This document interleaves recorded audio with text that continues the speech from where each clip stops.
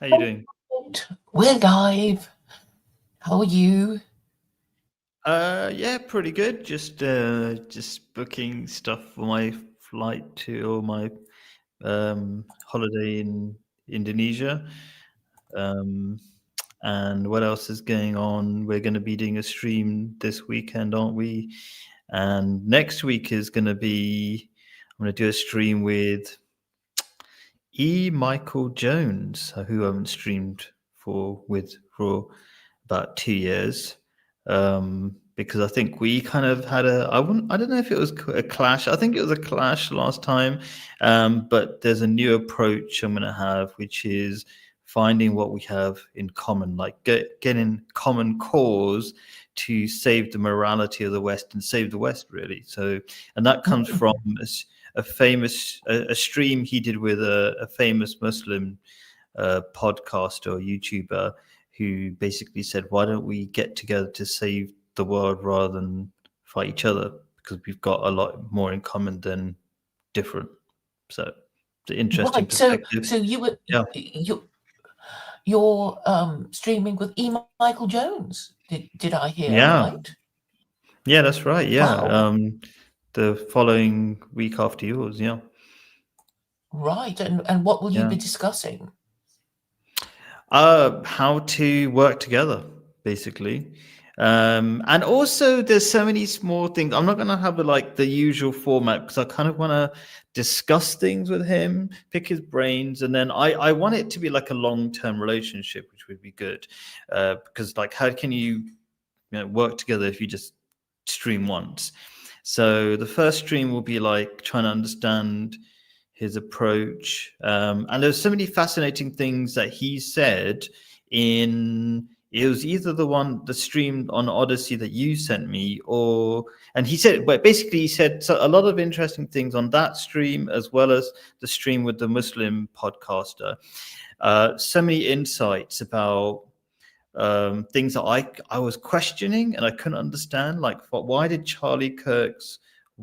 Charlie Kirk's wife not said anything about the Jews killing her husband? Like that Can we seems to just stop? be. Just because if we keep Oh, carrying on, people will not follow what we've been saying. So I just yeah. Go need on. to slow down and Slow down. and clarify that you're referring to the. I mean, I do want people to understand what we're saying, instead of Yeah. just the two of us talking, albeit obviously Yeah. I know what you're talking about because I Yeah. sent you a link to the discussion between Michael Jones and the guy running the Dean show, right? I don't know Yeah. his name, but he's some East European Muslim, and Yeah. He's in you might. America, but yeah, yeah. But originally Bosnian, yes. Yes, he's a Bosnian, and Michael Jones, I know, has been going on about a Christian Muslim alliance.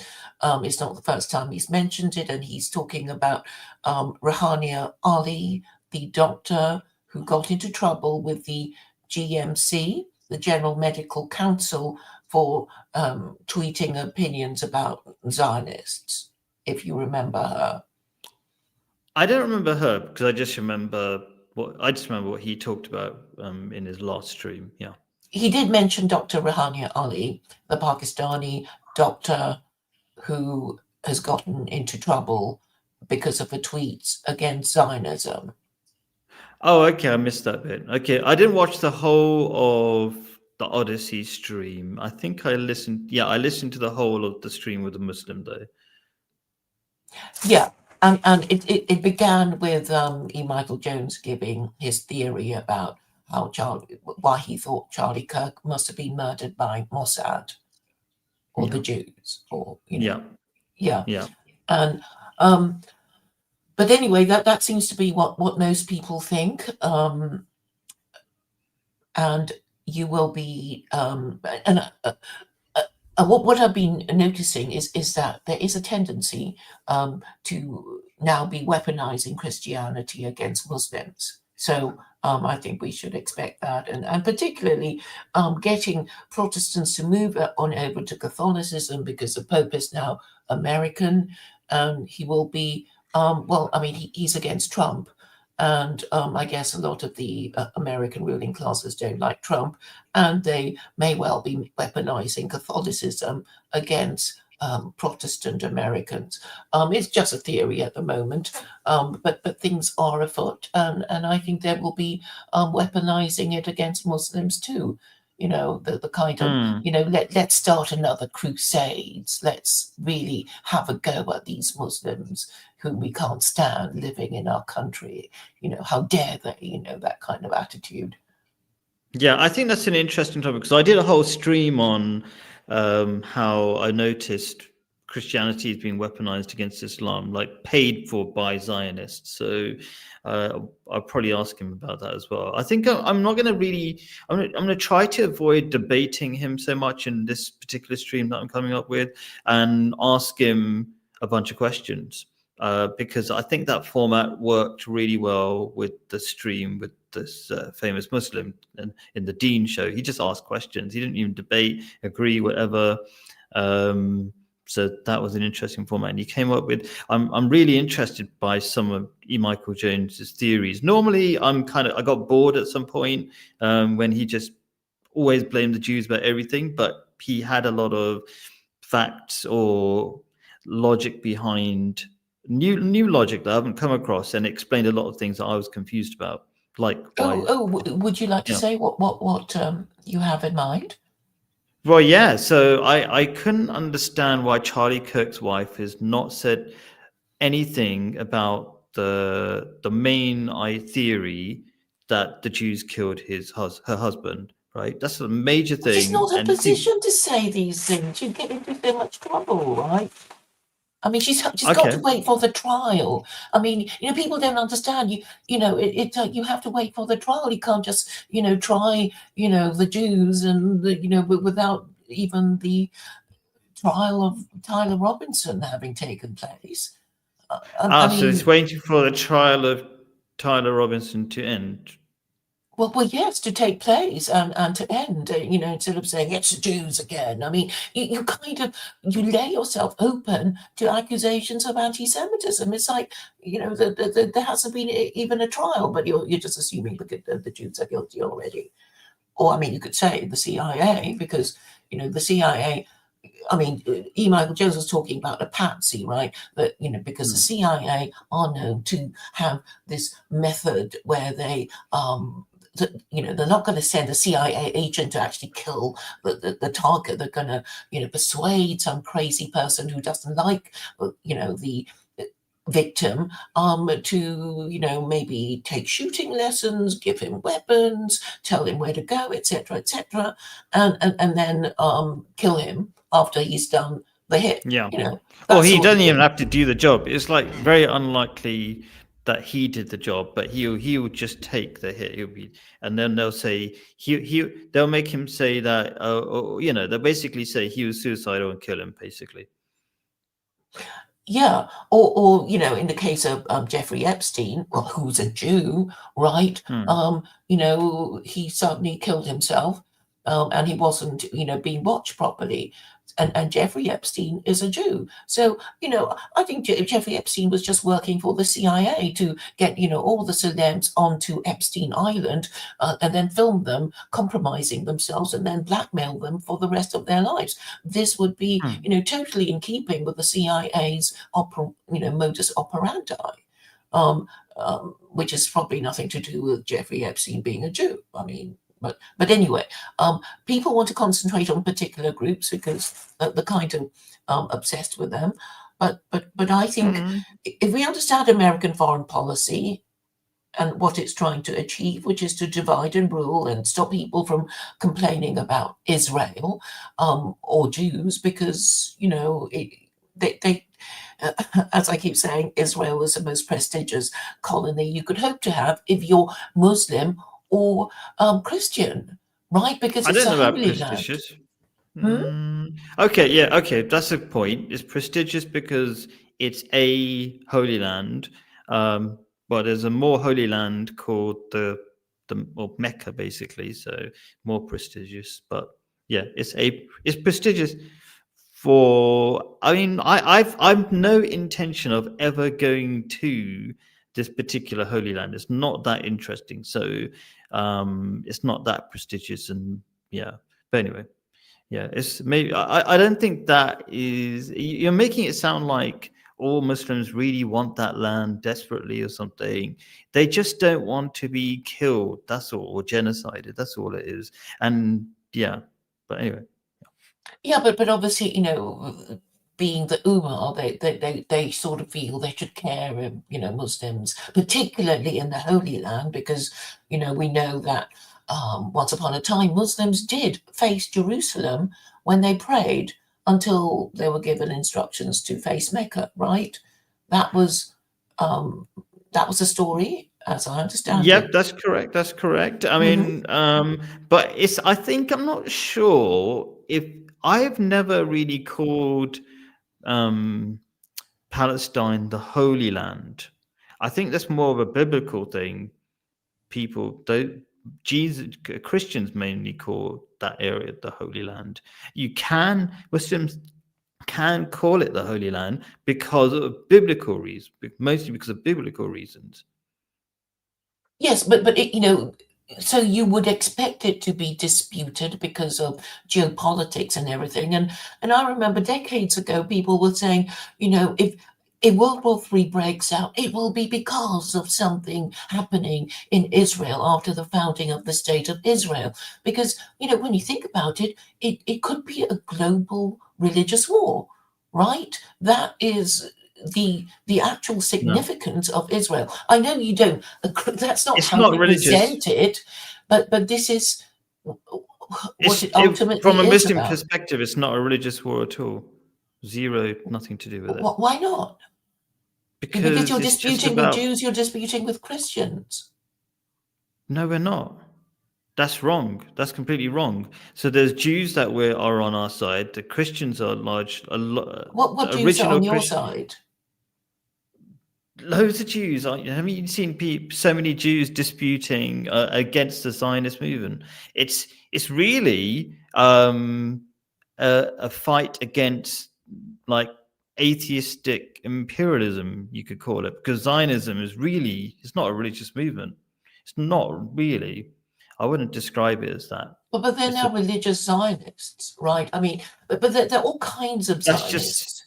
Yeah, but it's that kind of overlap. It's not because they're religious. It's the reason. You have to think about the real reason why it's being disputed. It's nothing to do. Like to say it's a religious dispute is completely wrong. It's Why? nothing Because to. you think it's dangerous to put it in those terms. Because if it became a global religious war, well, a lot of people are getting involved, right? All those Christians and all those Muslims and the biggest Chum- religious group in the world. And I Isn't understand. everybody who's got any morality getting involved? China's getting involved. They're not religious. Is China getting involved?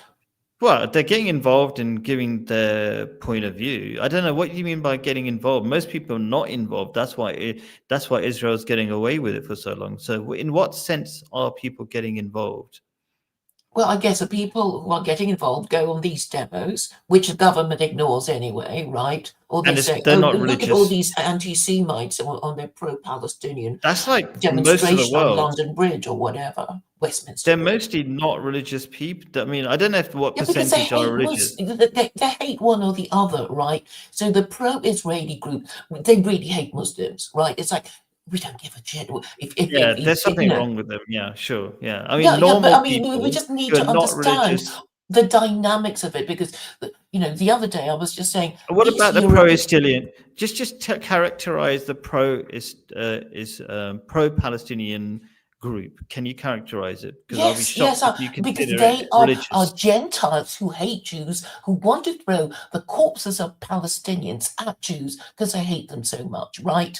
And then there are these Gentiles who hate Muslims and just don't think the Muslims have any business complaining at all. So we're talking about white people who can't make up their mind whom they hate more, Jews or Muslims. This That's is the so weird. reality. This is a reality. Okay, you may dismiss it, but this is really what they're all They about. care The about stopping children fuel being by killed. hatred and fear, and they don't give a shit about Europe, where there is a war of white Christian people supposedly if they want to call themselves that, killing each other on Europe. And every time there's a war in Europe, it blows up into a world war. So we have to understand that these people do not care about other Europeans. They pretend to be white nationalists and whatever, but what really operates on their minds is what happens in Israel.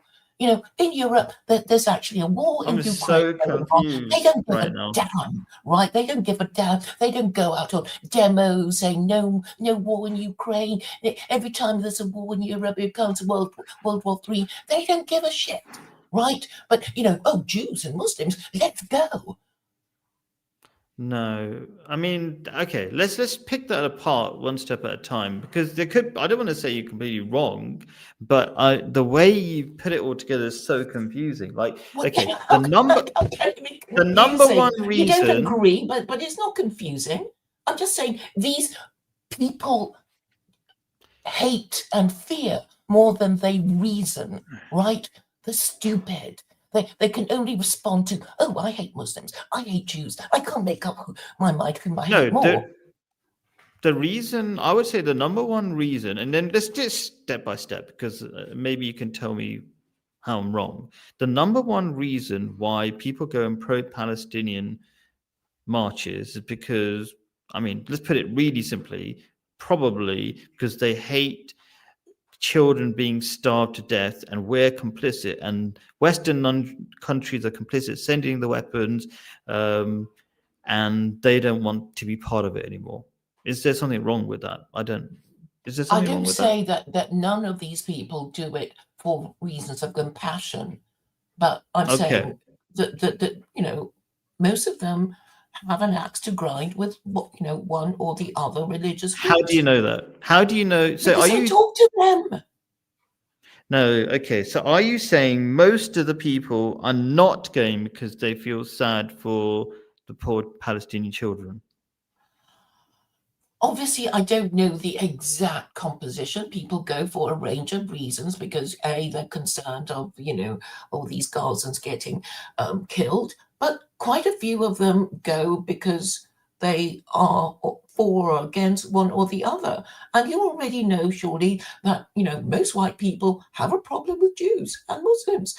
And you know that the discourse in the West is about immigration, right? I'm in it's London, about immigration, which they conflate with Muslims and Islam. Sorry, I said I'm in London because I keep forgetting that I'm not in London. I'm in oh my God, where am I? I'm in Jordan, but I'm a Londoner, so maybe I've got a skewed perspective, and the skewed perspective is most people like Muslims in London. So I don't know, and they don't hate Jews either. Corner and Muslims dominate at Speaker's Corner. Another reason why they hate you. No, because most people don't go to Speaker's Corner, so that's not really a point either. Yeah, but when they go, they notice that it's dominated by Muslims, and there's more, more hatred and fear, right? And then they notice all these Muslims praying together. They hate the sight of it. They stop these Muslims from praying in the park, and then they realize that even Catholics can't stand outside abortion clinics and pray without being arrested. I mean, we are simply jumping to a point that most people are not considering, which is what happens at Speaker's Corner. So I would say most people in London don't really hate Muslims, and they don't really hate Jews Muslims either. are the majority in London now. We're not there yet, but we do have, because we're like united compared to white people, we seem that way maybe. Yeah, because any London mayoral candidate has to pander to the Muslim voter, or they won't get voted in. So we know that Goldsmith, a Jew, didn't get it. I mean, let's just be, realistic and honest about the demographics. You don't get voted. You won't become London mayor if you don't pander to the Muslims. Oh, that's a good point. I'm not saying that's not wrong, but there's two separate things. You said Muslims are majority. Okay, you might think, therefore, because you have to pander to the Muslims, it's because Muslims are a majority. That's actually, anybody could work out statistics. That's just wrong. But there is a reason why you have to, and that's because of the unity amongst Muslims. So therefore they punch what's the phrase? Like they punch higher their capability or something like that. Punch Like even above their weight. punch above their weight, right? So yeah, because of their unity, they're more effective as a group. That's all. Yes, and obviously this induces fear and hatred from people who don't like immigration, and then they go on about, all these mayors, not just in London but in the rest of England, they seem to be Muslim, right? Yeah. So, what do you? I mean, because I've got a skewed London perspective, which is a general understanding of Muslims and not a hate of Muslims. Do you know? And you're a Londoner yourself, right? You're a Londoner. I think you're a Chelsea Mhm. person. Can't remember. I don't know why I think it's Chelsea. Maybe because you're a bit posh. I don't know. Some people say you're posh. What's happening outside London? Do you have any idea? I think there's a few unemployed racists who are against Muslims, and even outside London, there's Muslim towns, Leeds, and other Luton, places. Luton. Birmingham, Bradford, Yeah, exactly. So I don't know. Rotherham, Rochdale, Oh, is it? Oh, right. Okay. Yeah. Manchester. Yeah. A lot. That's quite a lot, actually. Yeah. I mean, Glasgow. yes, and the SNP leader was Muslim, right? Hamza Yusuf. Yeah. So of course they're getting a bit agitated, understandably. That's understandable. I agree with you that much. I agree and with now you. New York, Yeah. this Mumza, whatever his name Oh, is. come on. Actually, Mumdani. Why are you being Mumdani. why you seem to be hateful of him, even though you're a Muslim supporter? Why are you saying it like that? No, I'm just saying, I'm just trying to explain why they might be getting agitated. Yeah, I get where people who think their whiteness is their main character, and therefore they feel like they're losing because of it, they would be frustrated. But a lot of white people are supporting Mamdani and all these other Muslims. And the Jews too, because quite a few of them, you were saying that.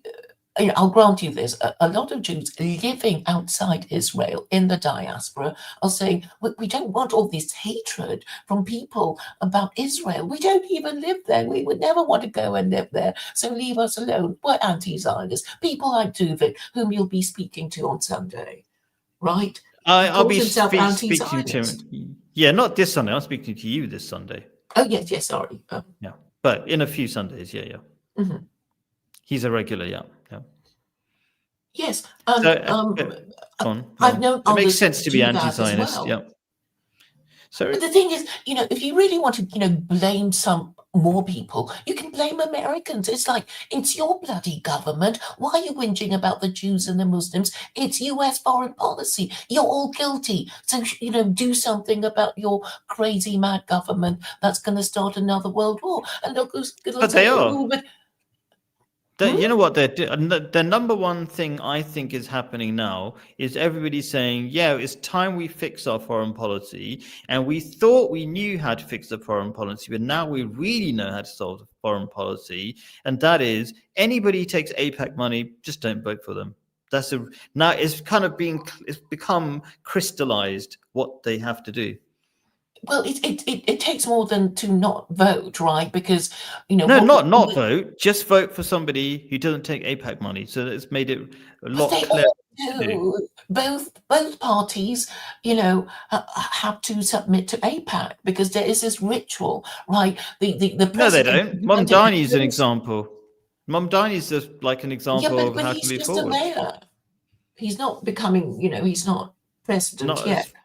It's just a mayor of New York. Just a mayor of New York. So he doesn't do foreign policy, so he doesn't need to. Yeah, but he's an example of how you can have a major position, and then it's like the 4-minute mile thing, right? Once you see, do you know the 4-minute mile thing where nobody thought they could run a 4-minute mile, and then one person does it, and then everybody realizes you can do it. It's the same with what Mamdani is going to be, the 4-minute mile guy, right? He's like, people are going to go, oh, you can get a non-AIPAC person to win, and then it begins. And I think they've already started. Isn't there other candidates? I don't really follow it. An American president if you don't uncompromisingly support Israel. That's what I meant. nope, And that's if wrong. you I'm sure want that to, can change.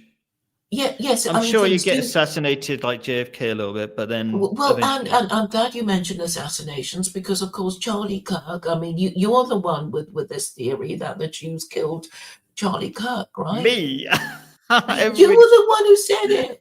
I'm saying half the world is like, I don't know anybody who doesn't really dispute it except for you. Well, Do I'm you just going to dispute it? wait for the trial, because being a trained lawyer, I have to go for due process and stuff like that. But going back to the execution of Charlie Kirk, I mean, yeah, I Mm. guess a lot of Americans and Europeans are afraid. It's like this is what you get if you question Zionism, right? And that was what Charlie Kirk was doing, and then he got shot in the throat. I mean, you can say, oh, it must have been something else because he said a whole bunch of things, apart from, Israel. But he was very pro-Israel, and then before his death, he decided not to be so pro-Israel, and then he got shot in the throat. Right, so Yep, this will have exactly. He a took the money profound. and he thought he could have his own opinions after that, and it doesn't work like that. Yes, and then the story doesn't end there. If you want to go on the Christian theme, I mean, I'm saying possibly he was assassinated because he identifies as Christian nationalist, and then his wife, 11 days later, said she forgave his killer, which must have been very demoralizing for Christian husbands all over the world. It's like, oh, Yeah, because I think according to E. Michael Jones, and he gave a few facts, but I have to verify them. But basically, she was basically Israeli operative. She was given to um, Charlie Kirk, as a reward for being a Zionist, essentially. And she always seemed very fake to me. And the fact that, like, the whole thing was just it was looking so. disgusting. The whole thing, hugging Trump. I mean, doing a speech straight afterwards. You don't ask a widow to do that, okay? And then hugging Trump. He's like a famous pedo now. He's like exactly the kind of person that he would go. She's the kind of person that he would go after. The whole thing was so disgusting. It's like sounds completely wrong. And yeah. So what Michael Jones was saying, everything he was saying was like, wow, that's everything he was saying adds up completely. So yeah. So basically, the way he put it, she was a honeypot. Have you ever heard that? I've only heard the phrase when I actually watched a movie about Mossad killing lots of people, and that was like they would use that technique. They would get Honey trap, maybe. honeypot, honey trap. Yeah, basically use a good-looking woman to lure people to do something. And there's a lot of people who are married to Zionist Jews, so it seems to be a common technique. Well, I mean, What's his the name? discourse. Starmer's married. Starmer's Yeah, married yeah, to Jew. but the So many people. entire NATO, all of NATO have to support Israel because America wants it to be like that. They have no, independent foreign policy. None of the European countries have an independent foreign policy. They have to support Israel Yes, because if because they're paid they in got out portal. of Yeah. line, they'd get into trouble, right? Yeah. It's just I not mean, allowed. different methods. First, just bribe them, and then second, kill them. But I don't know. I'm just looking at comments. Elliot seems to think that first of all, what does he think? He kind of like he thinks Mondani's a communist, which he never said he was. He just thinks that poor people should be able to pay rent. I'm not sure what's the problem with that. But he seems to be a hater, Elliot, for some reason, like making broad statements that are not based on facts. And then he likes Trump. I don't know why he likes Trump. Why do you think he likes Trump? Just because he likes to be just difficult or something? Hail our people. I mean, I agree with Hail. Well, most of the Americans I know are Trump supporters, so Still. Well, even if Trump is not I was a conforming Trump supporter. Weren't we both Trump supporters when when we swallowed his lies or something. And he did. Well, the point is, I think yeah. even if Trump is disappointing, he's still better than Kamala Harris. Yeah, Kamala was so. I mean, she was going to be a Zionist anyway, but Trump. Yeah, both ended up being Zionists at the end. I thought he was. I think I was duped because I can't remember all the reasons I gave because we did a stream about Yeah, it. but he did say no more wars, and he was going to deal with immigration. I mean, that is basically what he's been repeating since before he won the 2016. And And didn't this he is what stop? Yeah, he stopped the genocide even before the Gazan genocide, even before he came into power. I thought, oh, that's good. Like it was going on for 2 years and it stopped. That was nice. And then I think he's paused some other wars or something. And I thought, oh, that's good. He actually means what he's saying. But then people told, I looked at some other things and it says apparently this is a common pattern when a new leader a new American president wants to come in power, they somehow suddenly stop wars. I think Obama did it or something. I can't remember as well. So it was like, oh, okay, it's like a was normal. given the Nobel Peace Prize, right? Oh yeah, oh my God, it's so embarrassing. That was after he sent more troops to Afghanistan, right? Did you see the cartoon? It's like, let's really take the piss out of them, said the Nobel Peace Prize Committee. Let's give it to Netanyahu. Yeah. Oh God, if that happens. Oh my God. And then who got the Nobel Peace Prize recently? It was like the lady who's kind of it's the Venezuelan, but everybody is thinking she's just like, it's just part of a plot to make Trump's overthrow of the current president of Venezuela like more legitimate. Is that what you're seeing as well? Like, well, I mean, it's totally discredited now, right? I mean, they might as well give me, the Nobel Peace Prize. Yeah. They so only nobody give cares it to about him. it. Yes. Yeah. So everybody considers it politicized now. Nobody cares about him. Okay, fair enough. That makes sense. No, I mean, the reputation of Westerners is mud, really. You can't trust them to, keep a promise or tell the truth. Because it's all lies, and then they'll just say, "Oh, you believe that lie? Ha ha ha! It means you're a moron." Yeah. It's that kind of diplomacy. I mean, I think I was kind of a moron because I believe Trump. Now, I absolutely anything he says is like zero, like has no weight at all. But it used to. Well, I mean, I was saying even before he won the election, is like, in the West, we're just left with choosing the lie we want to believe in because that's the most that's on offer for us. There will be politicians who say we're gonna kick all the immigrants out or whatever it is that they want to say, and we just choose which lie we prefer, but it's not gonna happen. Whatever it is that we choose, right? So I guess a lot of disappointed Americans are, there's still, legal immigration, which is terrible, and maybe even worse than the illegal immigration because then they have a right to stay and take our jobs, blah blah blah, So I don't think anybody's really getting what they want, and that's why I think weaponizing Christianity, because I can see the sort of split. Like, I think the Protestants really discredited themselves with the way they behaved. Charlie Kirk's, wake, and the widow just forgiving his killer 11 days before her husband's body was even cold, and just a schmaltzy thing. And then you have Catholicism, which is, ancient and ritualistic, and, so maybe they're going to use Christianity to divide Americans. So I don't know. I think the whole point of Charlie Kirk's wife forgiving the shooter was to like support the idea that Tyler was the shooter. Do you know what I mean? It was trying to give that impression. To demoralize Christian men, because I never saw it that way. But how demoralizing it must have been if you were a man and a husband.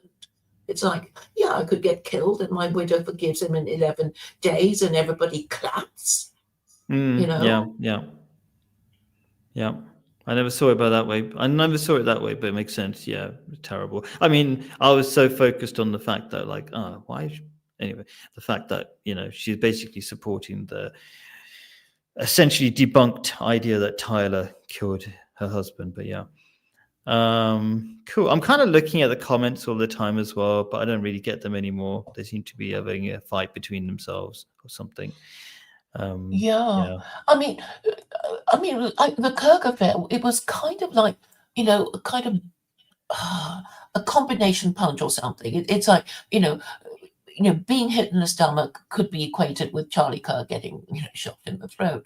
And then, as somebody's doubled over, you punch him in the face, which is when his widow said, I forgive him.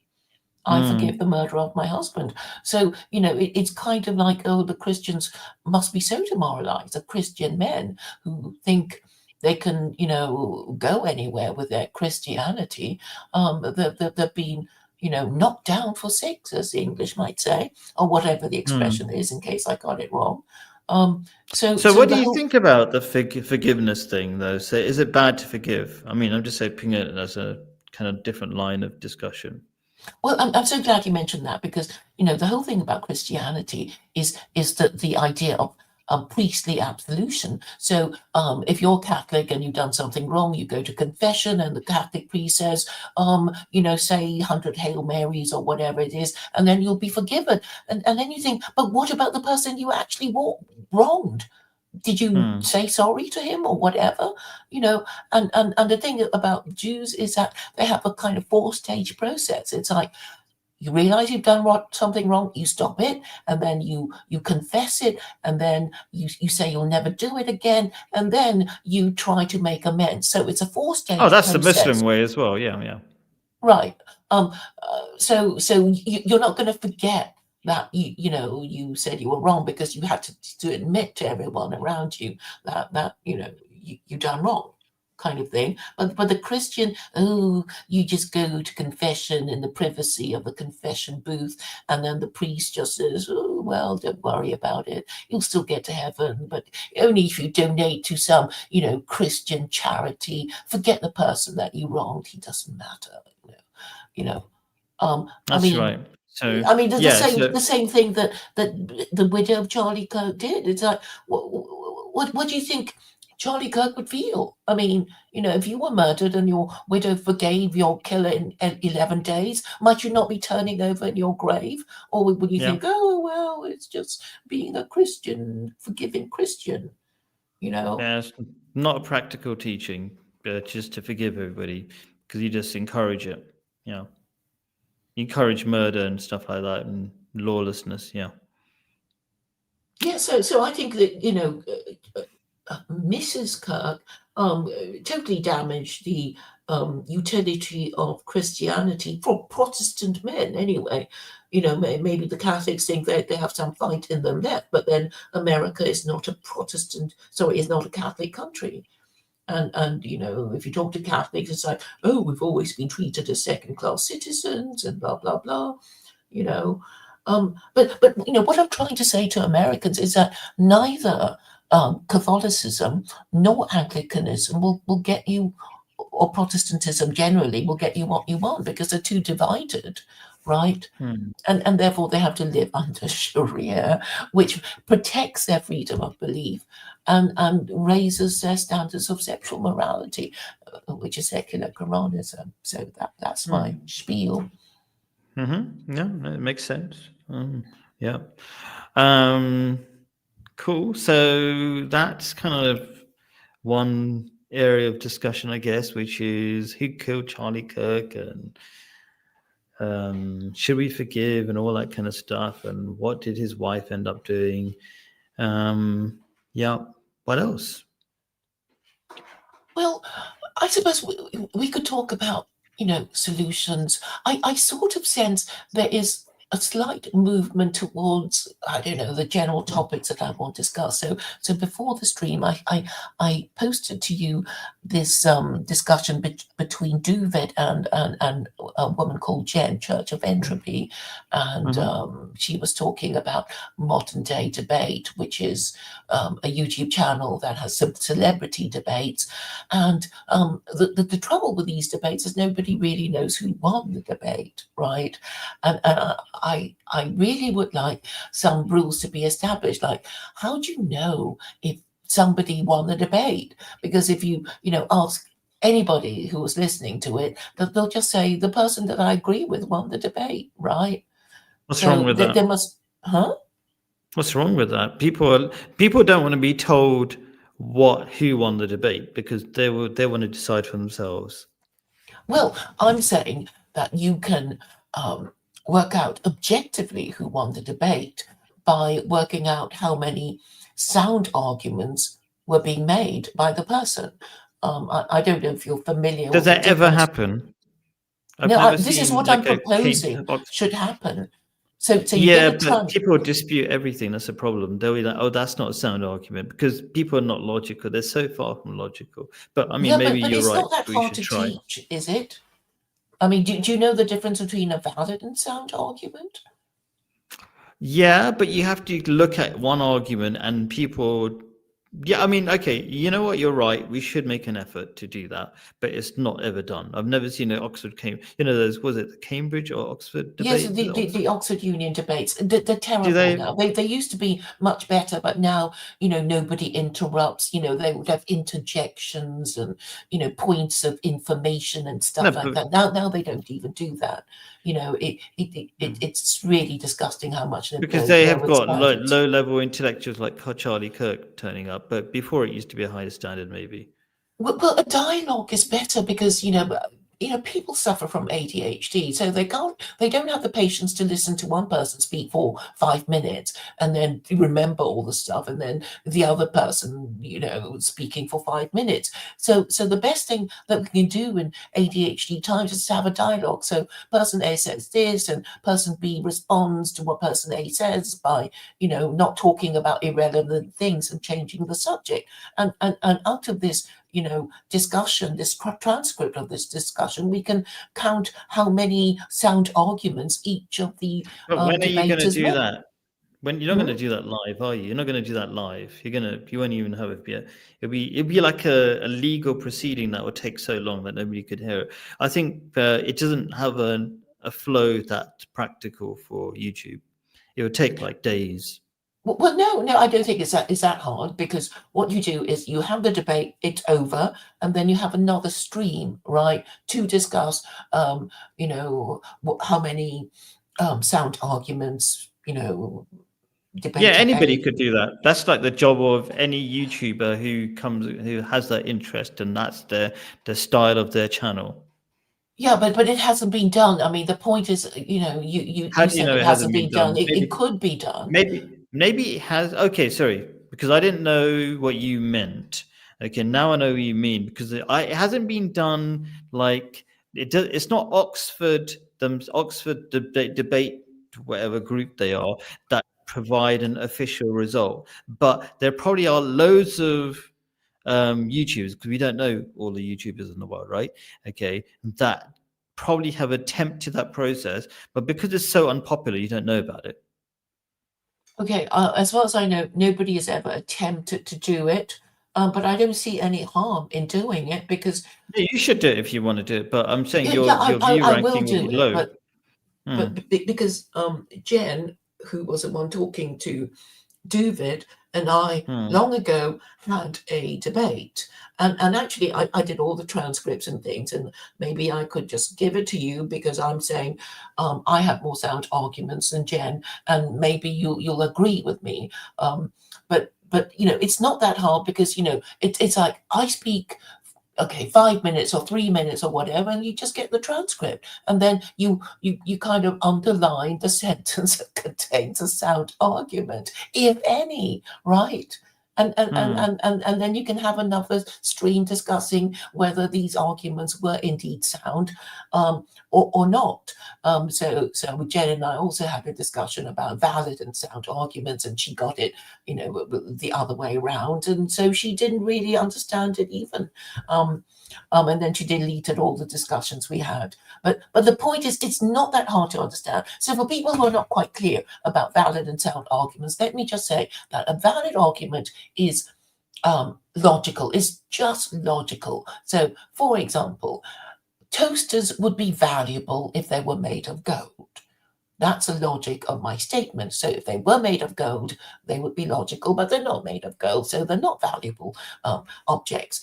But so a sound argument is Socrates is a man. See, I didn't follow, or even I think I disagree with your logic, because toasters being gold don't make them particularly valuable, other than the weight of the gold they comprise of. That's about it. But they don't make them toasters better were made toasters. of pure gold, wouldn't that make them valuable? Maybe they'll be.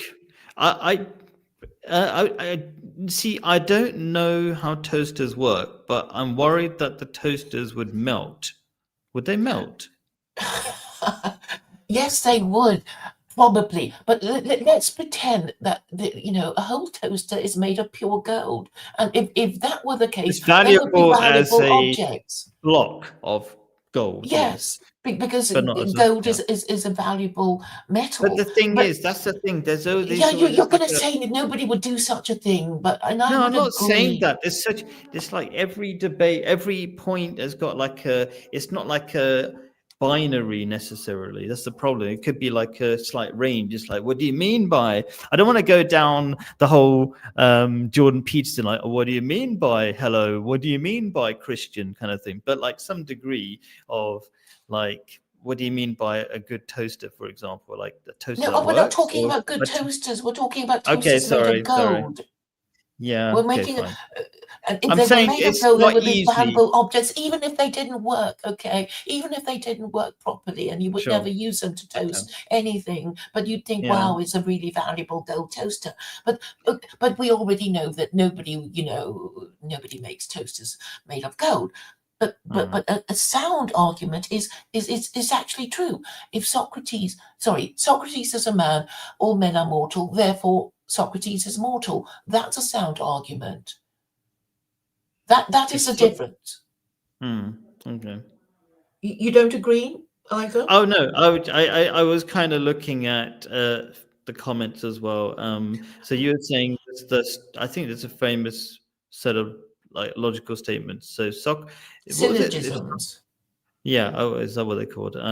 Something about Socrates and blah blah blah. And then I half listened to it, and then I thought, okay, probably makes sense. I know. Sometimes you're talking to somebody and they're not really paying attention, and then they didn't get anything you said. But you're a teacher, you understand, how annoying it is when people are not paying attention. But I mean, do you understand the difference between a valid and sound argument now? Yeah, I'm just saying I already understood what it was. I'm just saying it's not easy to differentiate between valid and not so valid arguments. There's a valid argument and a good argument. Actually, it's a different thing. Well, a sound argument is better than a valid argument, right?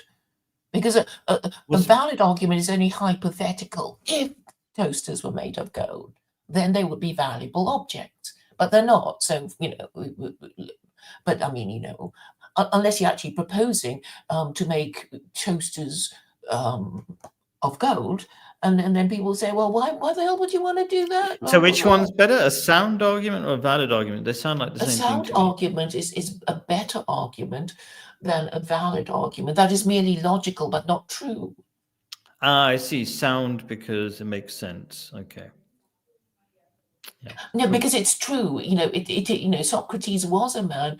All men are mortal, and therefore Socrates must be mortal because he's also a man. You have two things confirming the thing that you're trying to prove, which is that Socrates is mortal.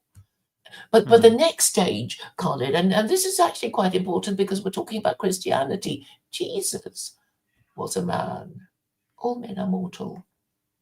therefore Jesus is mortal. Jews and Muslims would agree, but not Christians. And they'd probably fight you to the death. Or they did once upon a time. Okay, yeah, cool. I mean, obviously, I would say that argument is not valid, is it? The one about all men being mortal is not a good proposition. Well, I mean, do you know of any immortal men? Yes, but I thought you said all men are mortal. I mean, Yes. oh, sorry. Okay, for some reason I was thinking moral. Sorry. I don't know why I was thinking moral. Sorry, maybe because yeah. Yes. All men are But moral. do you see now how strong these arguments are? I mean, nobody's going to say, "Oh, but Socrates is immortal," or all men are immortal. You've Yeah, made your point that they can't argue around that. Except for yeah, this, Jesus, he was a man, wasn't he? And Christians would say, yeah, 50-50 or something. He's fully man and fully divine, and the whatever nonsense that they came up with, that they would, I guess, kill you if you disagreed with them. And now, because of liberalism, they don't believe in it anymore. But now, because they're frightened of Jews and Muslims, they're going back to their ancestral religion in the hope of launching another crusade. But it's like, well, wasn't all the neocon wars invading Iraq and Libya and Afghanistan? Wasn't it another crusade, right? Maybe you run out of your desire to launch crusades with President Trump, who promised the American people to stop the endless wars of American foreign policy. So the whole American empire is part of a never-ending crusade. Is that what you're saying? Well, I mean, we have to think about what happens to countries who completely ignore public opinion, right? And actually, talking about the Americans, we can think about the French Revolution that happened after the American Revolution. So basically, the French, because they didn't like the British, sponsored the American Revolutionary Wars because they wanted to, just give one to the British because they didn't like them. And then after the war, they found, oops, we spent quite a lot of money. We need to, make the accounts balance, whatever. So the king went to the Catholic Church, and the Catholic Church said, we never, asked you to, pay for the Revolutionary Wars. We're not paying. And of course, the king went to the barons who, controlled who were the military, basically, of the Kingdom of France, as it then was. And they said, well, we're not paying, and you can't make us because we're the, men with the, men and the arms and the territory. So Louis XVI had to go to the commoners, and the commoners had to bear the full burden of the indebtedness of France incurred because of sponsoring the American Revolutionary Wars. And then the French Revolution broke out. Okay, that's interesting. I never heard that perspective. Yeah. Okay. White people don't do so well when they're not at war. Do you think there's any truth behind that? I don't know who's saying that, but I Oh, guess. Joel Kemp on the bottom, last comment. Well, I mean, if you think the biggest achievement of white people is their global empire, then I guess they will think empire is evidence of their success, and you can't have empire without war. I would dispute that logic because I think the reason why they were able to war and take over other countries is because they were more technologically able. Wouldn't you agree? Yes, I mean the Native American was no match for the Christians, and Christianity is an organized religion because it's like you have to believe certain things, and if you want to deviate from that, you're going to get punished and, accused of heresy and maybe burnt up the stake. And also Muslims also have, a certain belief of God, and they're not, allowed to pray to idols. That is, I think, the superior power of organized religion, because making them better at organized violence, right? That I think is ultimately what we're talking about. So you said you were going to go to Indonesia. Indonesia used to be part of the Majapahit Empire, which was a Hindu Buddhist empire, and also the Srijaya Empire. When was this? Because I thought they were part of the, not Holland, what do they call it? Netherlands Empire, whatever you call that. Yes, But maybe when they before that. declined, the Dutch took it over. But I mean, in order, in chronological order, there was the Srivijaya Empire, which is Hindu Buddhist, or just Interesting. maybe Buddhist. I can't remember, and that was taken over by the Majapahit Empire, and then Islam took over Indonesia. So, I mean, there are reasons for it. It didn't just sort of happen, by chance, because I think the Muslim mind is sort of probably more able to organize themselves than, the idolaters of Hinduism and Buddhism, right? Because it's like, here are the rules, you better follow them. And if you break them, we're going to notice, so you better follow them.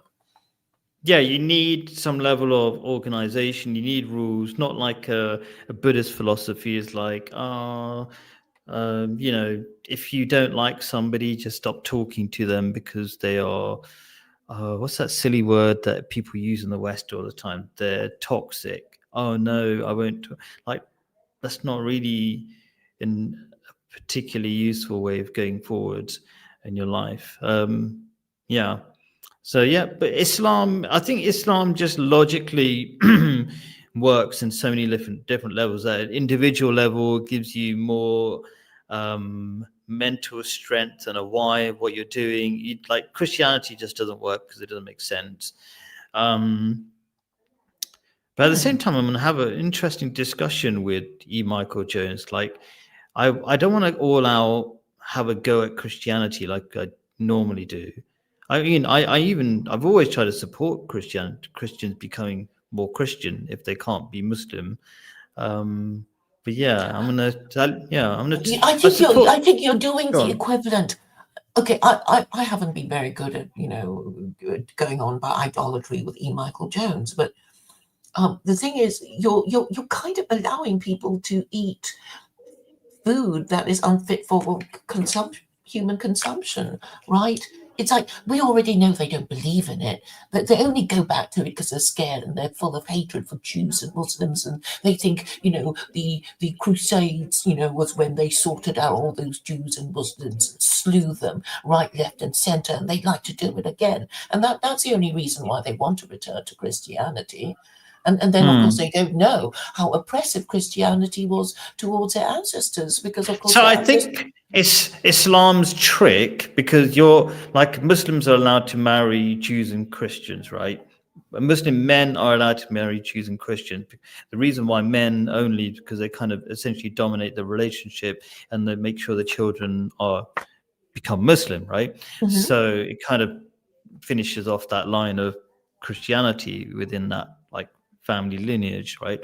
But I think the technique there is, rather than keep the divide between Muslims and Christians, let them get close, and when you get close enough, then the Christianity bit just disappears because it doesn't make sense, and the more powerful logical ideas prevail. But if you keep them separate, maybe the Christian ideas fester or something amongst themselves or something, I don't know, or just self-destruct. I don't think they understand their own history, in that the reason why they adopted liberalism was because they wanted to be free. They wanted liberty from being told by the king what to do, and that they had no rights. Because, if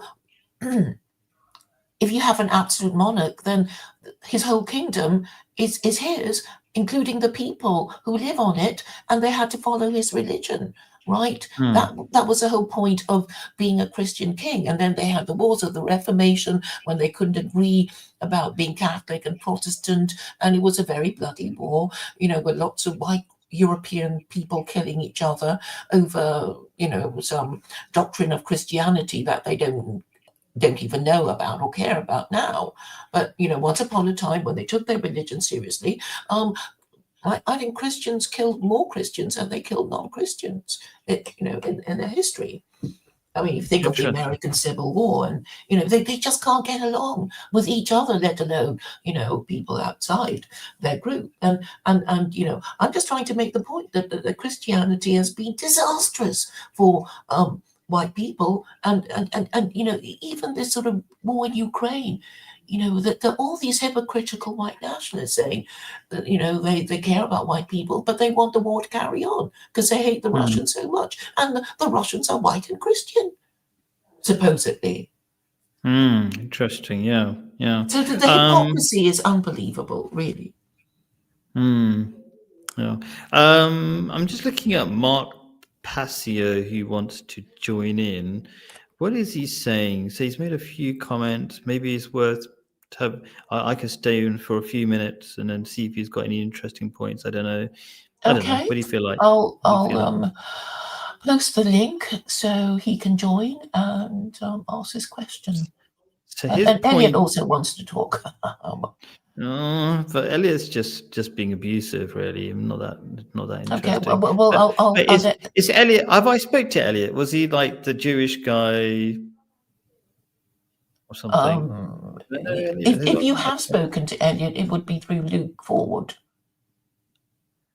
Not. I haven't. I had a. He's not Israeli, is he? He's not the Israeli. No. He's a Californian and Okay. half Jewish. But yeah. Okay. so it's. I'm waiting for Mark Passio. Yeah. Elliot can. Right. It's Elliot. Well, Yeah. yeah, here he is. Okay, Elliot. Come on then. Have you got anything else besides abuse, Elliot? I mean, I don't mind. It didn't really affect me, but like I'm interested in actual logical discussion. Well, Elliot, Joel wants you, or what's his name, Rob. Well, anyway, I posted the link so everybody can join in and talk to Khaled. Blessings. Oh, Joe. Hi, Blessings Elliot. to you too, Elliot. Yes, thank you. I just got to get something clear here. Are you guys serious about this, actually believing that Israel killed Charlie Kirk? I just be straight with me. Yes, I'm serious because there's so much evidence. Are you like to have a proper discussion? You have to kind of Don't lecture me about how to have a proper discussion. Do you have evidence, and what is your evidence? Okay, huge amount of evidence coming out, right? So Let's just have one. Give me one element. The supposed person who's done it, he packed his gun while he was jumping down the building, and then he unpacked it again, and it's incredibly difficult to do it according to experts on the issue. That's just one of many reasons. All right, Claire, what do you think of that? Do you find that persuasive? I want to no comment from me until after the trial. Okay. All right. I'm not prejudging the issue. All right, Claire, you're so much more intelligent. Why do you traffic in these retarded conspiracy theories? So you didn't respond to what I said. What you're doing is what you've just said is ad hominem. Wait. You asked me a question I'm about to answer, then you started interrupting. Go for it. So are you going to let me speak or not? Yep, I'm waiting. Okay. There's a video clearly describing how easy it is to collapse that gun and then reassemble that gun. You obviously haven't seen it, and therefore you live in this fantasy world of conspiracy theory. Once you see that video, your whole idea about how difficult it is to disassemble and assemble that gun goes out the window. So you obviously have an information deficit that you need to fill before you should opine any further. Okay, I could be wrong. And how do you know? Are you a gun expert by any chance about collapsing guns? Because, No, no, for absolutely example, not.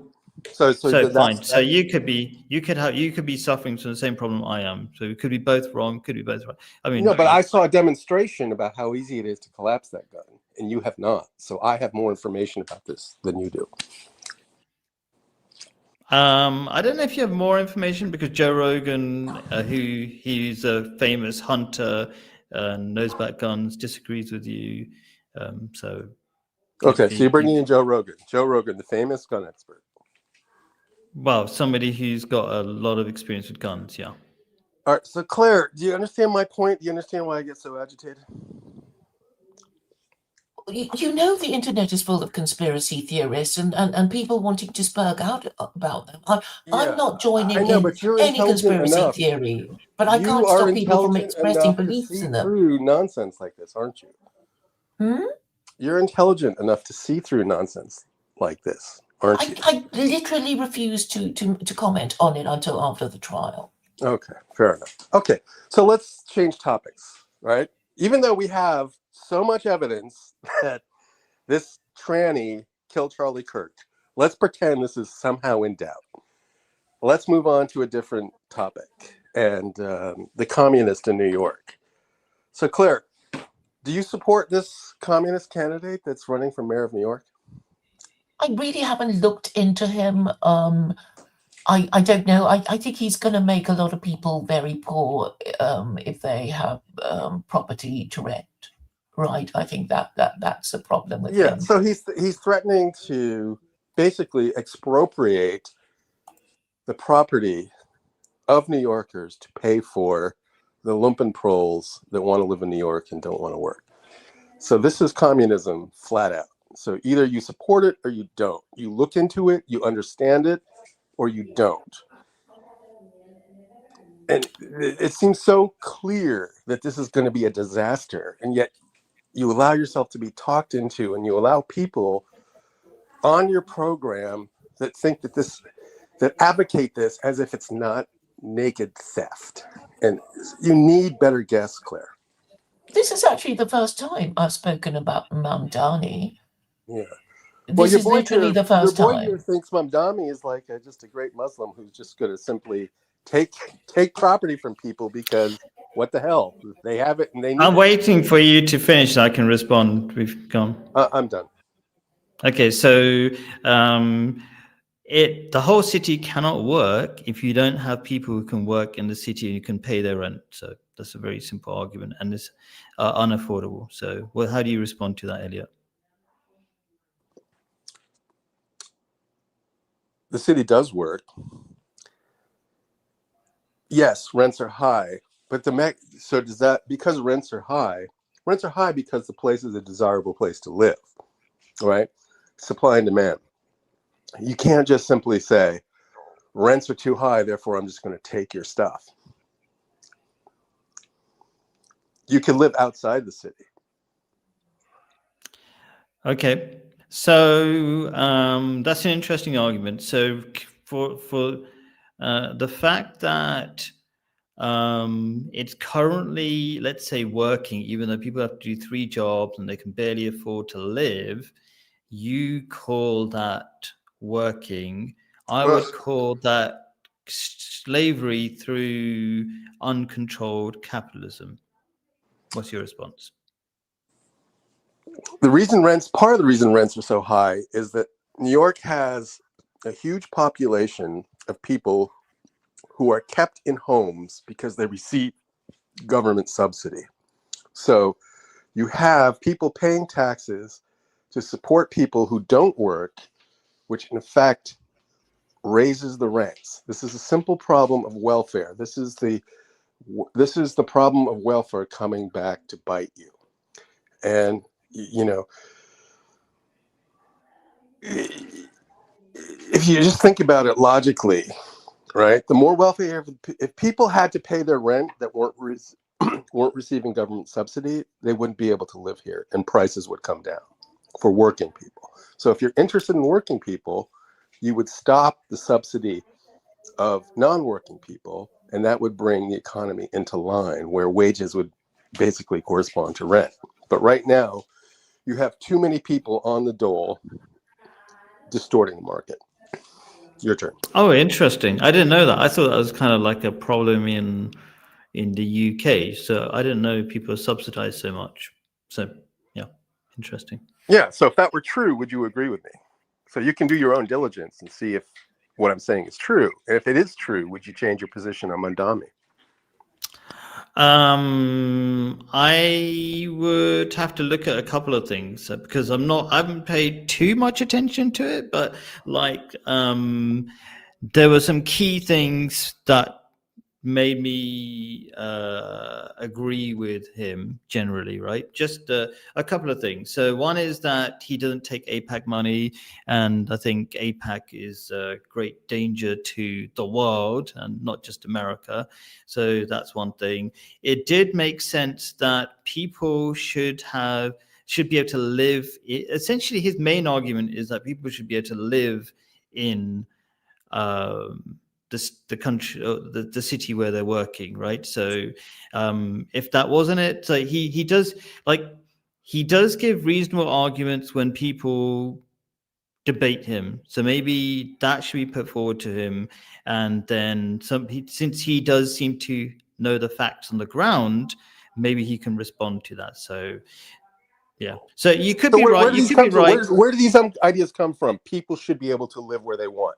So if I want to live in Beverly Hills, I can petition the government of Beverly Hills to take someone else. I didn't say where they want, where they work. It should be like practical. Same thing. It doesn't matter. So if I work in Beverly Hills and I decide I want to live in Beverly Hills, it's the obligation of the government of Beverly Hills to provide me with a nice estate. Is that what you're saying? I think it's sustainable for the government to make it livable, because if you don't, what will happen is it will eventually collapse. And so what you're currently saying in New York might stop happening, and it will self-implode, and then New York won't be a livable place, and nobody will be in New York, and the rich will kind of walk away from it because they can't do their own rubbish and stuff. So I'm saying that. I mean, let me ask you. Maybe you know more about.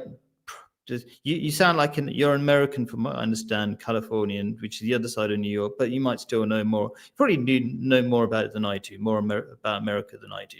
So let me ask you: do people have like 2-3 jobs in New York? Like, is that a normal thing, or is that just is that an idea? Like, that's not true. I suppose there's some people that have more than one job in New York. I suppose there's also people in New York that have no job. So what's your point?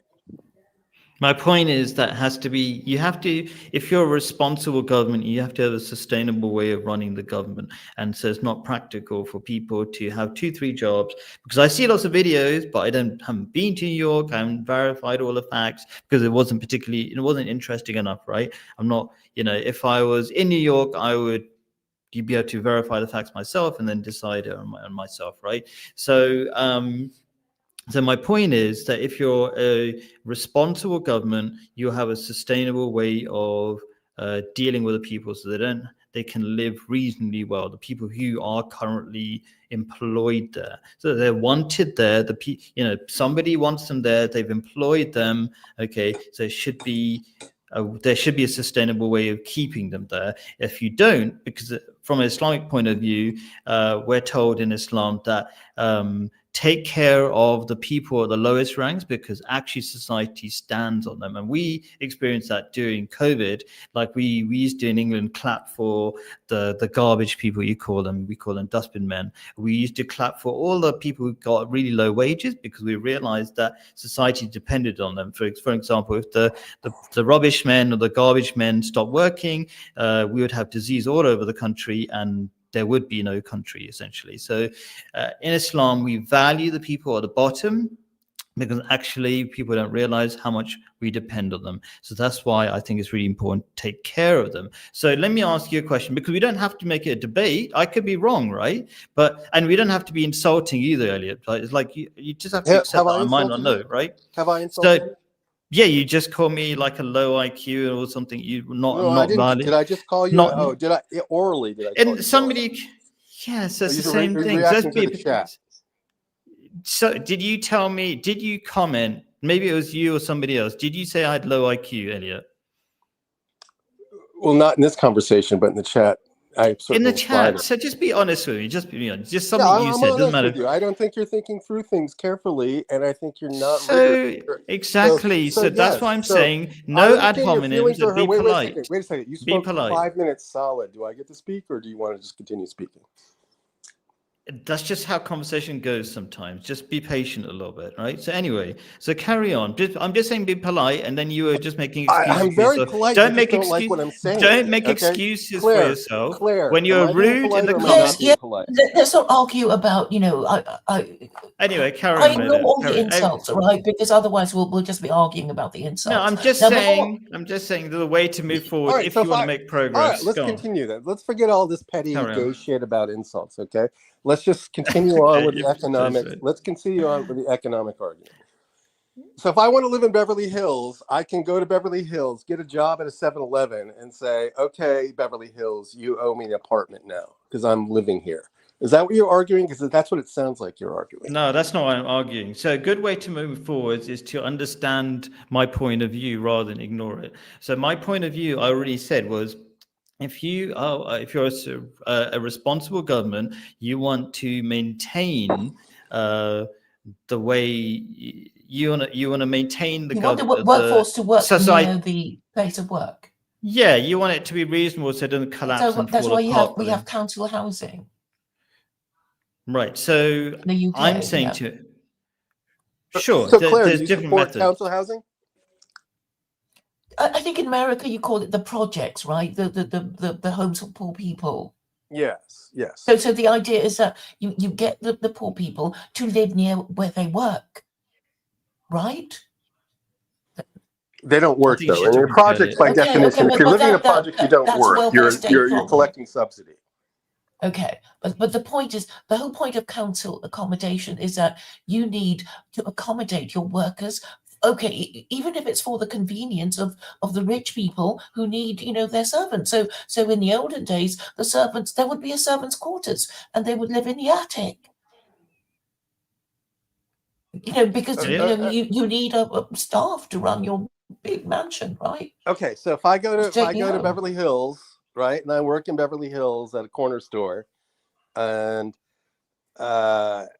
I have the right to have the taxpayers of Beverly Hills put me up in a project. Is that what you're saying? Do you not understand Claire's simple point of view? Like, I'm just trying to for a good argument. Wait a second. Go on. I asked you a question, and then you answered me with a question. Why don't you answer my question first, and then ask me a question? No, you're not answering her question or anybody's question. What's Claire? Just Claire, could you restate the question?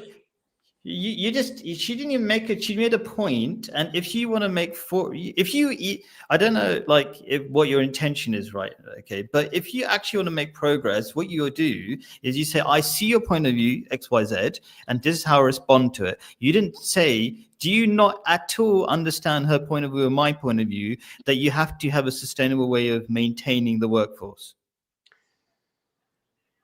Who's you?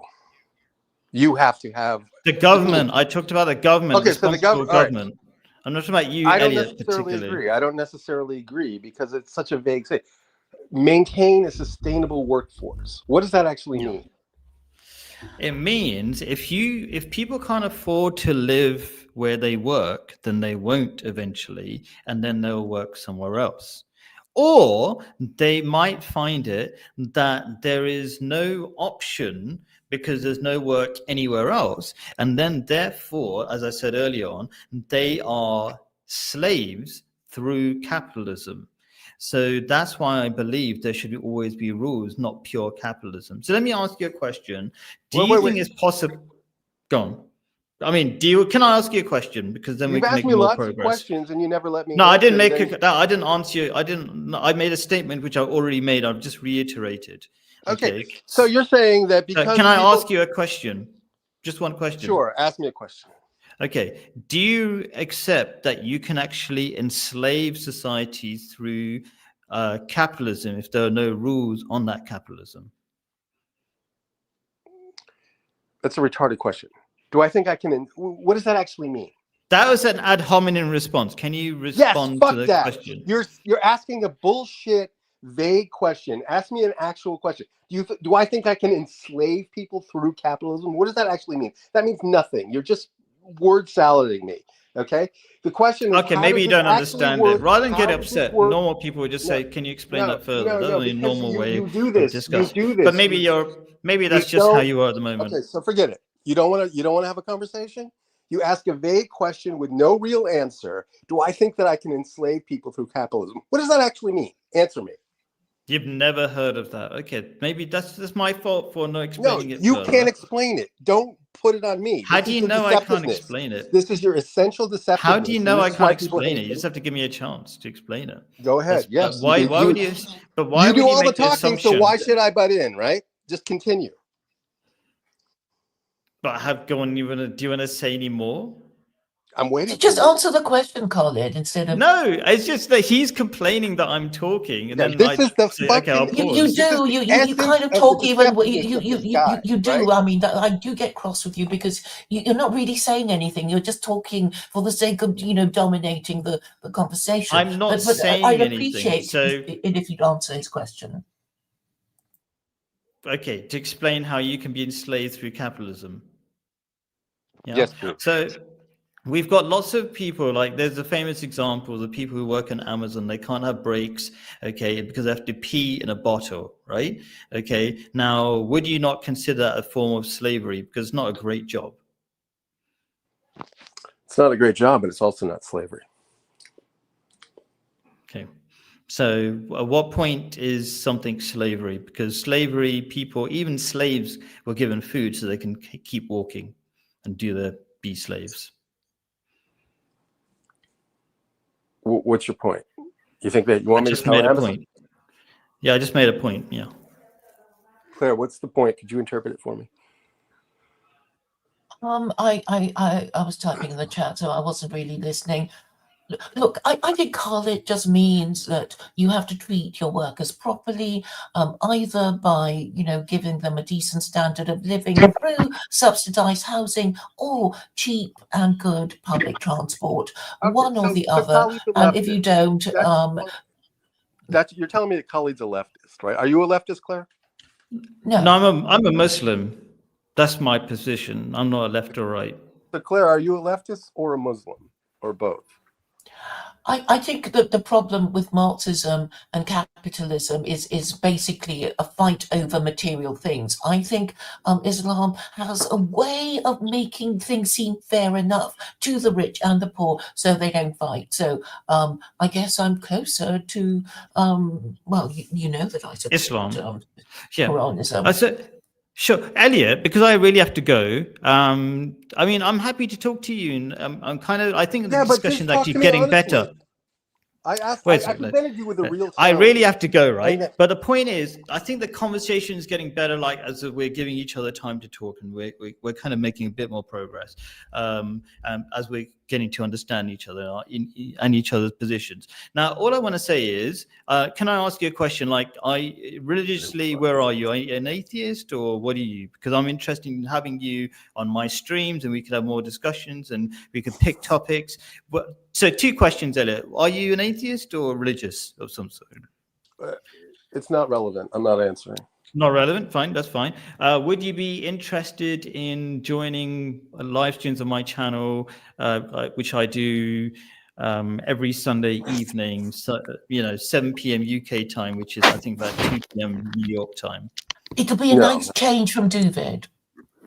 No, I wouldn't be interested. These conversations, I only talk to Claire. Oh, okay. Oh, wow, Claire, you're popular. So anyway, thanks for having me, and I will next time. Maybe we can have a more discussion. Listen up, brothers. Let's free these snow bunnies. Okay, great. So anyway, thanks. Good talking to you all. I mean, we can have more interesting discussions earlier. Looking forward to it. 2 seconds on that. Colin, Robert has a question for you. So, Go on, Robert. Sorry, go on. I'll wait for a bit. Go on. Go for it, Robert. Hello, Cleet. You have a great coat. It's very shiny. It's a I cardigan. also like your shirt. Also, your hair color is your haircut is very cool. Yeah. Okay. It's Thank amazing. you. Yeah. Appreciate Sorry. it. Thank you. Uncontested flattery. I'm very sorry. But no, That's fine. I'm interested. So you're a Muslim, right? Yeah. Okay. In the UK, yeah? I'm British, but I moved to the Middle East, Jordan. Yeah. You moved to Jordan? Yeah. Much better way of life. Interesting. quality Did you of life. get your coat in the UK or in Jordan? My mum bought it for me in the UK, so British style. Yeah. Interesting. You're like a global citizen. You're like a globe trotter. You could say that I'm what you call something like, basically from the laptop class is a new phrase where we can live anywhere. And Wow, you're the elite of our current predicament. it could be, yeah. Okay, yeah. Have you got a question for me? I mean, thanks for flattery. I appreciate it's a very nice thing to do. I think it's a nice thing to to praise people is good. But have you got a question? Because I really have to go, and I thought you had a question for me. I don't want to run away without answering any of if you got a good question or something. Yeah, no, I'm just wondering what your thoughts on your success was. Like, do you think it was because of your ancestors, or do you think it was because of your ideology? What was your success from? Would you boil it down to? Oh yeah. So if you're talking about like financial success, I wouldn't say I'm particularly rich. I was just talking to my brother who lives in London, who earns more than twice what I do, and he's always negative, like barely breaks even, or has less, has minus amounts of money, and I'm always gaining money because life is so cheap here. So, so the short answer, I would say maybe a couple of things, but I would say the fundamental thing is my belief in God, because that gives you mental stability, and it also gives you direction, a lot of wisdom about how to manage life. Life, for me, wisdom is truth that enables you to get through life with ease. So I've been and would you say that comes down to you through your ancestors, or would you say that's more Islam. of an ideological thing? Islam, yeah, Islam. Islam's got a ton of wisdom that makes life really easy. And did Islam come down to you through your ancestors, or no? Yeah. My parents are Muslim. For a few generations, I guess. Yeah. And it's not any kind of Islam. It's like anyway, yeah, it's Islam basically. Yeah, but yeah. So my other question is, would you say that if someone wants to, suddenly become an Islamic Chad like yourself, would they get instant success because of the religion, or would that be more of a product of their ancestry, i.e., their parents set them up to be who they are? I think both. So as an individual, so all success takes progress, and you can compound success through generations. So both. I agree. Yeah, I agree. Cool. I think your questions are great. I mean, I'd love to. What's your background? Because I'm asking you for the same reason I asked Elliot. Like, I'd love you to be on the stream. I'm trying to get like a good spread. Like, I've got a Jewish guy. I've got agnostic Claire, who's secular Quranist, as you know. I'm going to have a Christian, but I like to have an atheist because they're kind of one of my main target audience or something. And you seem to be very reasonable, and we could have loads of interesting conversations. So what's your background? Are you atheist or what? What's my background? So I'm a product of the British Empire, just like Claire. I live in Australia, and in my state, they were free settlers and they weren't convicts, right? So I come from a long line of British settlers in South Australia. Some were farmers, some were traders, and so on, and they were very, very successful. But my, I guess you would say genetic family, what's the word? They sold the farm, right? They sold the farm, and now I basically live in poverty with an education that I shouldn't have, and a debt that I shouldn't have, and a chip on my shoulder that I shouldn't have. Right? I like the end bit because okay, fine. You're kind of funny in a good way, in an honest way. Yeah. So would you? Because I kind of should go, kind of half an hour beyond like how long I was supposed to stay. But I don't know if we could. Would you be interested in? What you're talking about, all the problems you're talking about, like having an education that you shouldn't have, and all this kind of stuff, and maybe you didn't get enough from your parents that you'd like to have got, and all that kind. All these problems. These are very common Western problems, I would say, actually. And so those are the kind of problems that I like to tackle. Would you be interested in? Live streaming, and we can talk. You can pick topics, and we will discuss them for an hour. And I think it would help a lot of people. Would you be interested in that? Absolutely, I would be interested. Yeah. I'm not sure how we would get in contact. I was on Twitter previously, but yeah, that's fine. If you have ideas.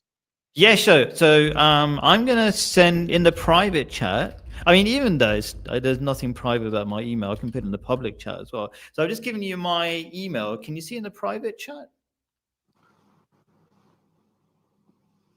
Yeah. No, I see that. Cool. So, I mean, do you want to send your email to me right now in the private chat for later, or do you want to email me? You want to think about it? Email me. Well, no, it's funny because I just recently got a new email. So Claire can also partake in my email. Hello, Claire. Wow. You were asking about my email. Your email. I'm so honored. Yeah. Well, no, it's only because I recently. No, I'm on it, Robert. So it'll be it's only because I recently got a new email. It's a Proton email. Proton is managed by, I think it's Norwegians. They started the Proton email. Swiss, Swiss, yeah. Sure. Do you have a Proton email, Claire? Yes. No. So, Robert, could you just post your email in the Yeah. Calm down. I'm getting to it. Right? It's a long. It's been a long night. Have we talked before, Robert?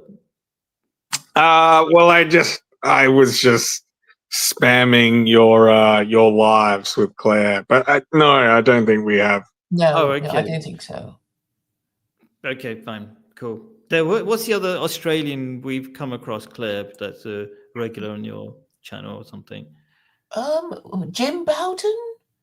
Yeah. Okay. Okay, cool. So yeah. Maybe you're thinking of him. Yeah, somebody you said, I'm not saying you're a drunk, but there was another drunk who, I mean, he was... they're both drunks. It was Jim Bowden from Sydney. Okay, all right. Anyway, so, you haven't posted it, Robert. Oh, maybe it takes a while to post it. I don't know. Mm-hmm. But okay, Robert, I have to go. Can you keep my email? Can you copy paste it somewhere and then email me when you're ready? He seems to have gone quiet, Robert has. Maybe he's looking for his email. Yeah. Yeah. Okay, well, I'll pass it on to you. Okay. Definitely. Yeah, thanks, Claire. I appreciate it. All right. Thanks, everybody. Appreciate it. That was interesting. Thank you. Bye. All right. Take care. Thanks for a good stream. Yeah, it was. Thank you. Bye. Right. Elliot? My computer, my phone made a mistake. Oh, right. I've got somebody called General BLM. I've got this weird person who, maybe we don't need to talk to him. Well, we can just carry on. Well, I think it's gone a bit further. You and Carlin talking. Wasn't that enriching? Yes, I thought it was. I mean, after all this time, and now Carlin has got Elliot going to talk to him. But I think fundamentally, you're kind of. Don't you think it's necessary that the working classes need to be reasonably close to the rich people in order to make their labor available to them? Okay, so the whole question revolves around wages and housing costs, right? Mm-hmm. So the problem is, and it's a real problem, is that housing costs have escalated beyond the capacity of wages to support them, to pay for them, right? The lower classes are getting squeezed. So the question is, why? Why is this happening? Mm-hmm. And then part two is, what is the remedy, right? Mm-hmm. And so I have a theory as to why. And I have a theory, I also have a theory as to what would be a good proposal to address this. And they're totally at odds with the current sort of Khalidist theory, right? So my ideas are different than his. So, and by Khalidist, I mean leftist. Let's face it. He's just a leftist at the end of the day. He can call himself a Muslim all he wants, but at the end of the day, what he's promoting is our leftist solutions. Do we agree? Well, I don't know how far he would actually, support Mamdani if he actually owned property.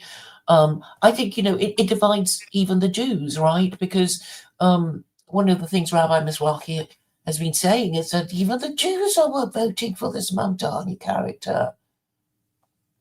And maybe there are some Jews who keep housing too. So Jews are divided. Claire, can you post the Khalid email?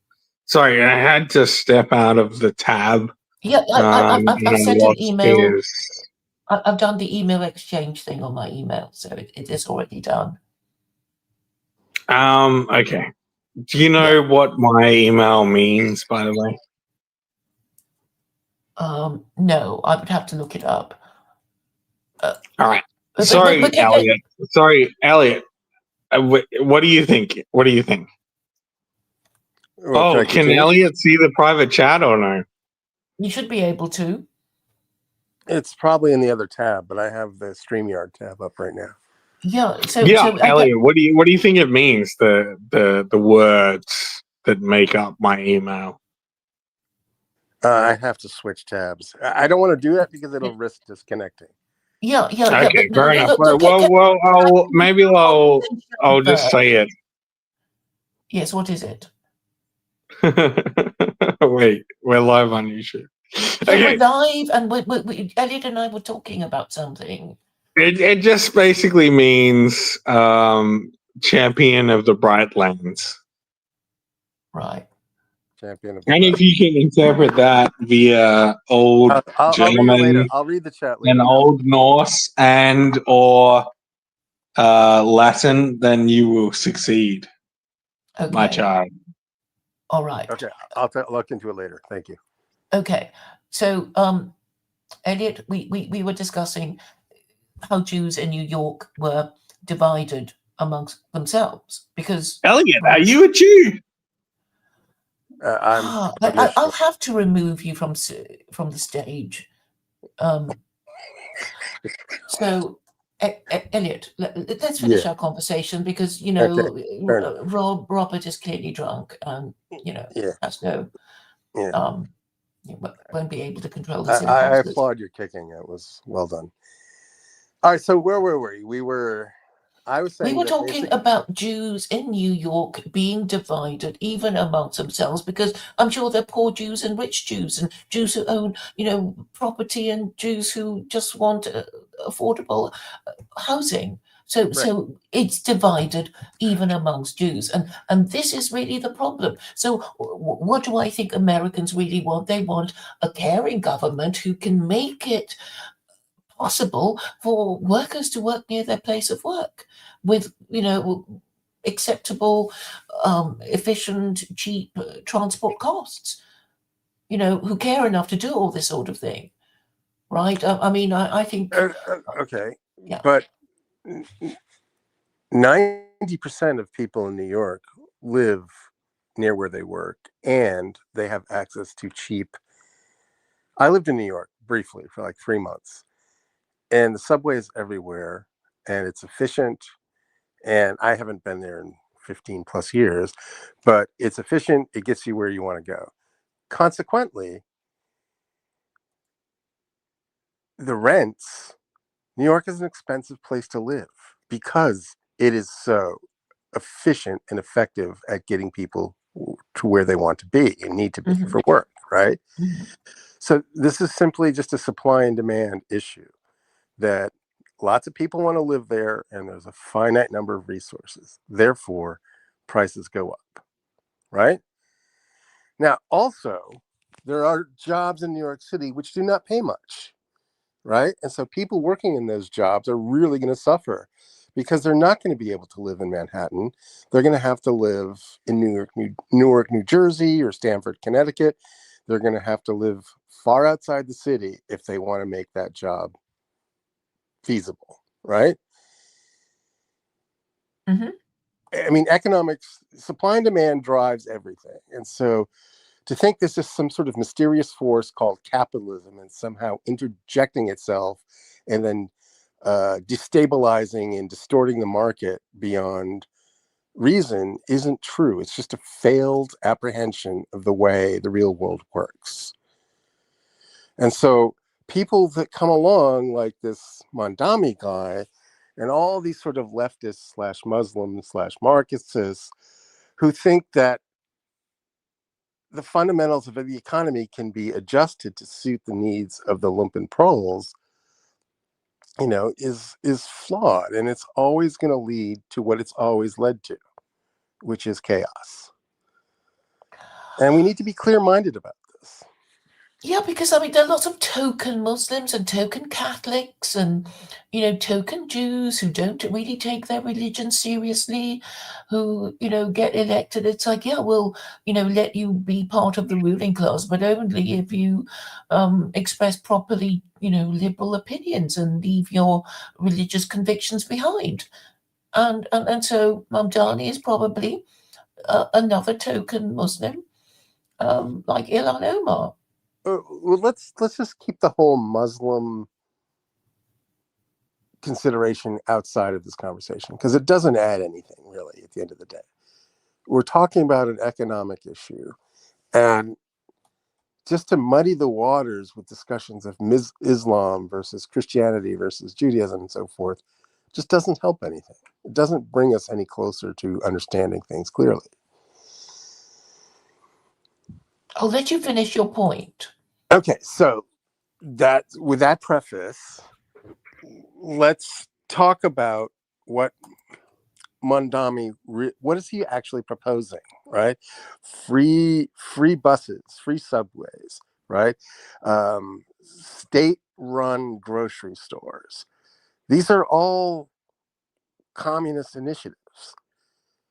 These are all leftist initiatives. Yeah, communism is very popular when people are feeling poor Yes. So why are they poor? And because of government policy.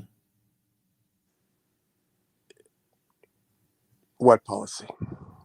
Well, whatever the government did that resulted in New Yorkers finding Mamdani's Claire, policies attractive.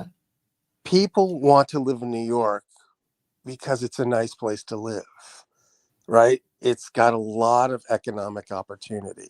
So everybody wants to live there, right? it's so simple. It's such a simple idea that, supply and demand. The more people want to live someplace, the higher the prices go. Mhm. And so, but Mondambi supporters, the Jews that you talked about, the sort of liberal Jews, and then the Muslims, and all these younger people, they want to be able to live in a high-priced real estate environment without the income necessary to support it. They can't bear the thought of living in the hinterlands because they think they're somehow special and that they're therefore entitled to live in Manhattan. Nobody's entitled to live in Manhattan. Nobody's entitled to live in Beverly Hills, right? It's a bit like the great cities in Canada, right? Like Quebec and Montreal, right? It's the same thing going on there. I would argue. Yeah, exactly. Everyone wants to live in the city, and nobody wants to pay big city prices. And so along comes someone like Mondambi that's going to sort of change the rules of economic gravity and physics such that people who don't earn enough are able to live there where they don't belong and they can't afford to. Would you say? Okay, I think of like Bob Dylan, right? Greenwich Village, is that where Greenwich Bob Village, Dylan yes. came up? Yeah. Yeah. So how do you create an art scene without wealth, right? You create an art scene through socialism, right? Because these artists, they can't afford to live there, right? Well, At they least used to be able today, to. they can't. So in the 60s, the economy was radically different, right? So you could be a beatnik and live in Greenwich Village and play your guitar and sing your songs and so forth. But eventually, Greenwich Village got really, and so therefore, by creating an art scene, you created, a magnet for the bourgeois to move there, and Yeah, right, that's so totally true. Yeah. and so then it's no longer Greenwich Village that created Bob Dylan. You have these. It's become sort of like a bourgeois, gentrified, overpriced, neighborhood that has nothing to do with Hence Bob Dylan, went electric and he went on the road. Yeah. Yeah, it's a cycle. The cycle of neighborhoods. You start off with a slum. The artists move there because it's cheap. The artists create their art, and then all the bourgeois move there, and it becomes no longer cheap. And then it goes to seed, and then the cycle begins anew. Then a new neighborhood gets gentrified, and people lament this, and it's just an ongoing process. So I've had this argument with Claire over and over again. I think the ideal, kind of, environment for an artist is something like Shakespeare's, London, or Shakespeare's,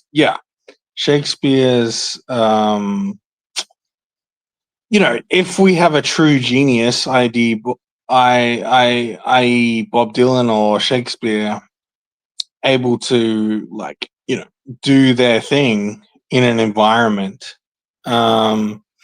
you need some kind of social or economic kind of backing, right?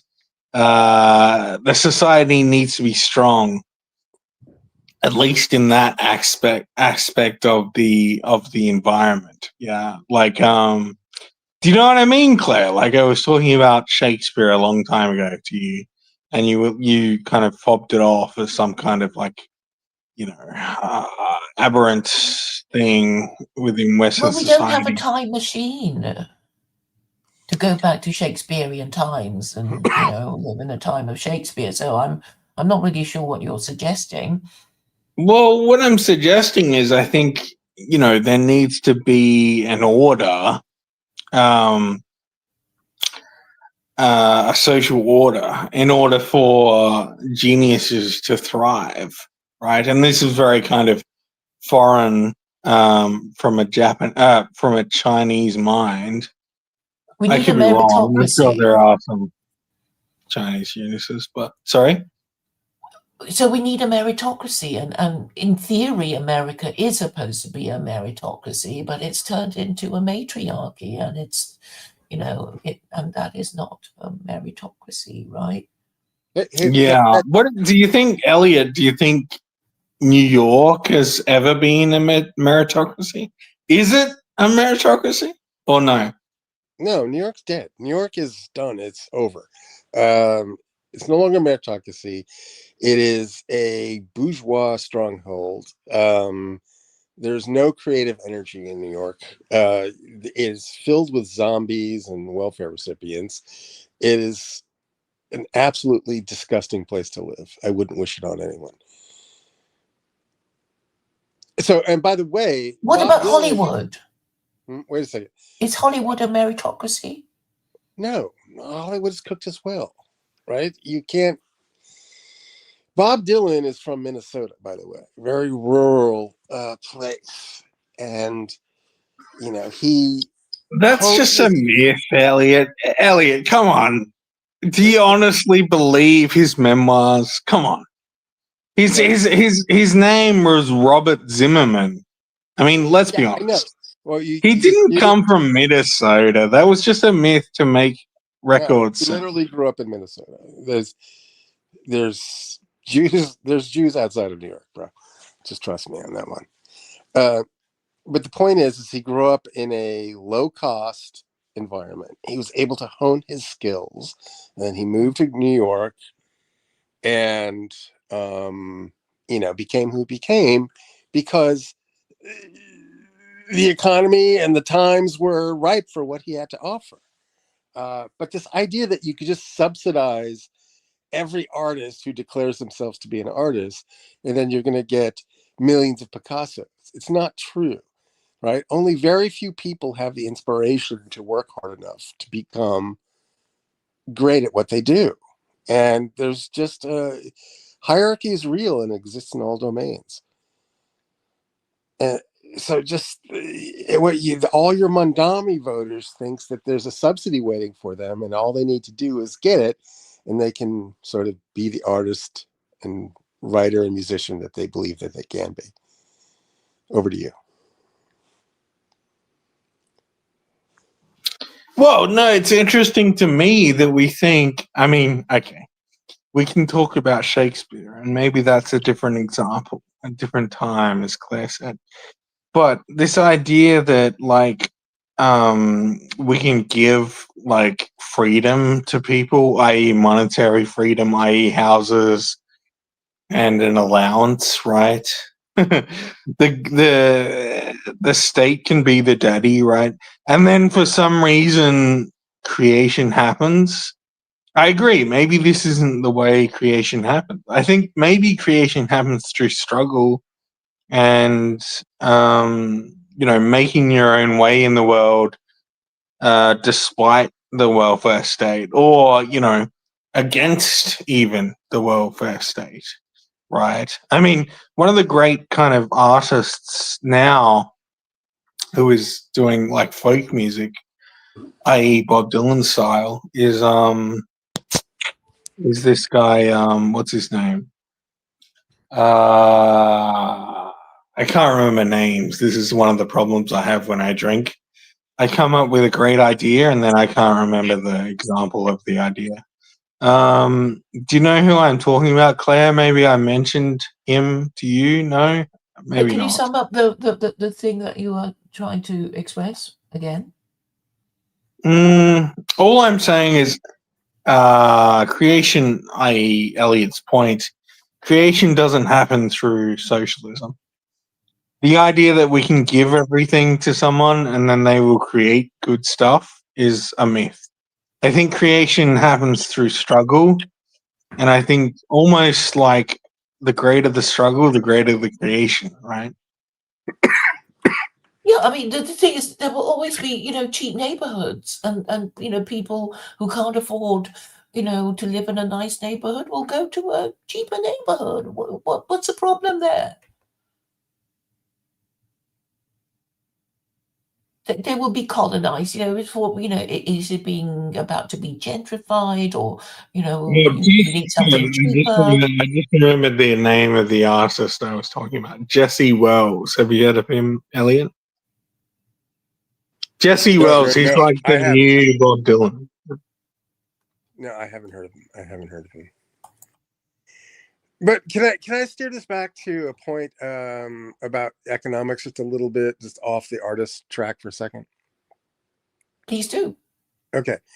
So we were talking about, so Khalid said that, it's the government needs to ensure that people can live near where they work and so forth. And the problem is that the wages in some of these jobs don't support that. Yeah, Just I an know. Wait. That was all sorry. I just need to put this out there. 15-minute cities, right? Yeah, well, I guess. Yeah, I think I know what you mean by that. But let me just finish my sentence. But theoretically, if these people stopped working at those jobs because the wages weren't sufficient, the wages would rise. The problem is that there's so many people willing to make sacrifices and are willing to endure those low wages that the wages don't rise. And why is this? It's because of the very loose immigration policy that we have, where we'll accept infinite numbers of desperate people willing to work for low wages. And so either Khalid is for loose immigration and therefore lower wages, or he's opposed to it. But there's no middle ground. There's no being pregnant and not pregnant. You either need to choose one or the other. You can have high wages, or you can have loose immigration, and you can't have both. That's just simply a law of physics. So we know it's an issue. Immigration is an issue in the West, and everybody's complaining about it, and even Muslims complain about it too. So we just choose the best kind of government we can have to deal with all our issues. That would be a start, if only we can agree on this very general and universal thing. But we can't even do that, can we? Like, which party we're going to vote for? And this is a problem. We have an embarrassment, an abundance of choice, and we will keep arguing unless we have a one-party state. There we have it. This is my solution. We need a one-party state, and everybody's going to scream at me and call me fascist, commie, Nazi, whatever. And I'm saying to Americans in particular that it's a Washingtonian idea.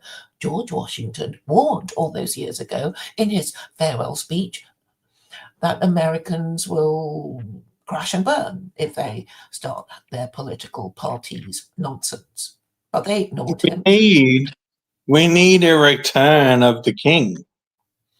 Lord of the Rings. We need the return of the king, right? Well, monarchy is not American. Is un-American. Wouldn't you agree, Elliot? Unfortunately, not. Monarchy. Yeah, Americans are allergic to monarchy, and I'm not opposed to monarchy. But I will say, which is I think I find interesting, is that Trump, in a way, is resurrecting the notion of an energetic executive, and he's taking a lot of direct executive action, and this is throwing your traditional leftist into states of apoplexy. Yeah. Trump is like a Caesar figure, no? I would agree. He is. And by the way, excuse me, he's threatening to, if not planning to, bring the National Guard into San Francisco, which is throwing everybody here into fits of apoplexy. They are so upset about this, and it's so fun to watch. And the Democrats have this campaign called No Kings, right? And it's directed at Trump, isn't it? Yes.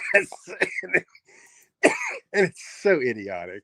It seems so weird and just dumb. And yet, you know about the origin of No Kings, Claire? Do you or? I think you have a deeper story. Let's hear it. Well, no, it was a protest movement in, I think, the early 70s. This idea, it was like a kind of like a proto communist movement that basically said anyone with wealth equals a king, and therefore they must die. To boil it down into very, very crude terms. But no, it evolved into where we have the No Kings movement now, and it's all funded by funded by oligarchs around the world. Russian oligarchs, people from Israel, and people from mining companies in Australia, right? They're all funding this movement, No Kings, right?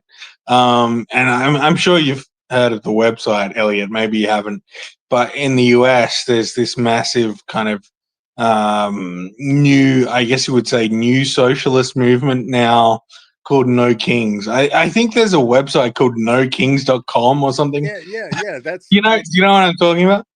Yeah, this is the umbrella under which any anti-Trumper has been organizing, and it's a Democrat initiative. It strikes a lot of people as being really silly, but that's all they've got, and so it's sort of the last hurrah of the boomer. It doesn't seem to have as much mojo as you seem to think it does. So it's not. I thought it was taken up by the sort of the young radicals. It's not really. It's more of a boomer thing. That's news to me, actually. Yeah, it's the boomers that organize these things, and they go out with their long gray hair and their sandals, and they shake their fists and they relive the old days. It's a zombie movement. I don't see it going anywhere. It doesn't seem to have any traction. Now, this is obviously my perception, but that's interesting. No, yeah. Well, coming from someone who lives there and not me, but that's interesting. Yeah. I mean, I think they try to make a lot of play on the internet, and they make it seem like it's larger than it is. But if you ever go drive by one of these things, everybody's at least 60 years old. There's nobody young in these things. It's really hippies just trying to relive their glory days.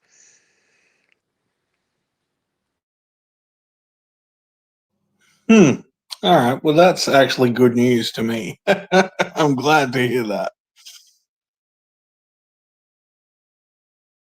Yeah, so we have an interesting phenomenon here, like this guy Mark Benioff, who's the CEO of Salesforce.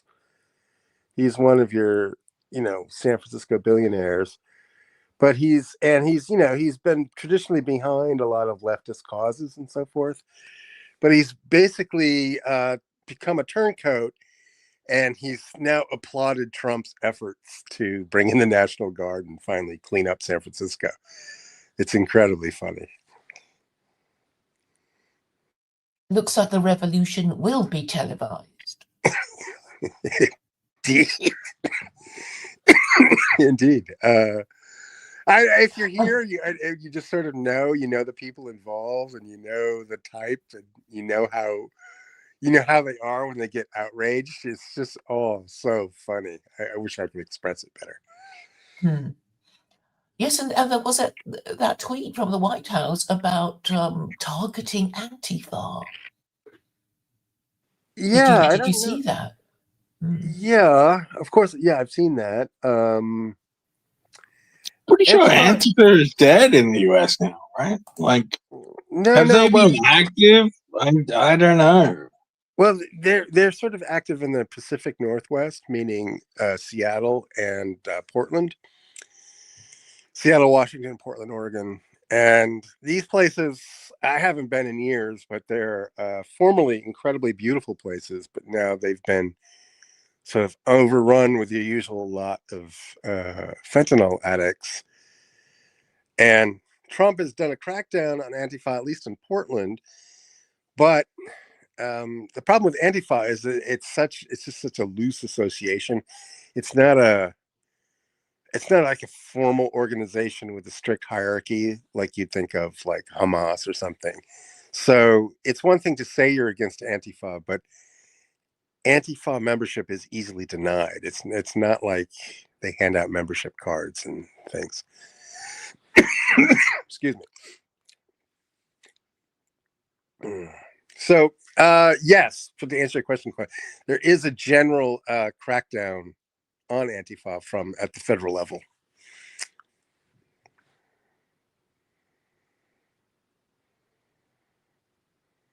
Well, things are hotting up with, I think so much theology and religion being discussed at the moment. About Christian nationalism and its future, and of course the inevitable divisions between Catholic and Protestant Americans. Claire, are we winning? Well, at least we're I going think we into might be winning. I mean, we are going into battle, and I think the battle formations are, going roughly in the same logical direction. It is about religion, ultimately, because, more people are talking about Judaism and Christianity and Islam, and, I guess the Christians need to realize how hopeless their situation is, and then choose Islam. So that Jews and Gentiles can be protected from each other with Sharia, or the Sharia light of secular Quranism. So, Hey, Claire, did you ever look at Richard Carrier? I keep forgetting. I know he has a theory, but so has Joseph Atwill, a theory about, how religion developed over the centuries. And it's like, yeah, I mean, it could all be, completely man-made. Some person thought, let's have a book and claim it's from God with laws. Yeah, I looked at know, Atwell. I looked at Atwell, and Carrier argues a little bit differently, and I think far more interestingly. I mean, Atwell seems to sort of really go in on this Caesar conspiracy thing, but Carrier has a broader view, and basically his point is that in the time of Christ, the year 0. mm-hmm. There were a lot of what he calls mystery religions. So Mm-hmm. Greek mystery religions, right? And then it was sort of a free for all, anyone could basically claim Using the brand of Jesus or whatever, well, Gnosticism. Jesus was sort of, so Christianity or there was Judaism, and then Christianity, apart from Judaism, were these sort of free form, lightly organized or unorganized cults. And Christianity was something that was sort of like a consolidation of all of these other cults into a ideological wrapper that sort of was consistent with The Nicene Creed. Yeah, well, Greek mythology, actually. So all of these Greek myths. So Jesus was sort of like this composite figure that sort of wrapped up and encapsulated all of these other Greek myths. Yeah, Zeus, the idea of Zeus coming down from Mount Olympus to mate or rape mortal women and produce semi-divine offspring, of whom Adonis was one. Yeah, but Christianity was a way of taking all of these other movements and sort of wrapping them into the sort of Judaism fold. So they're sort of quasi-Judaistic, if that's a word. And anyway, he explains it much better than I do. It did.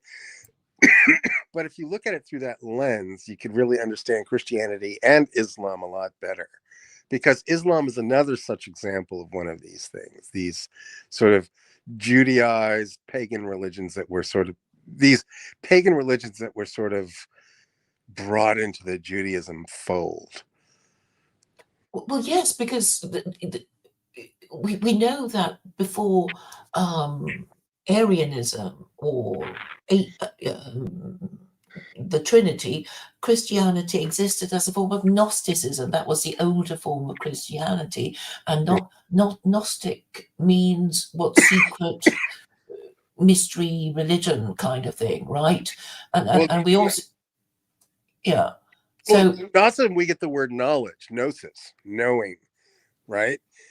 So but it was a direct knowing of the divine, and that's what Gnosticism means. Well, people selling their snake oil using the brand of Jesus would be saying that they had, secret knowledge and, whatever.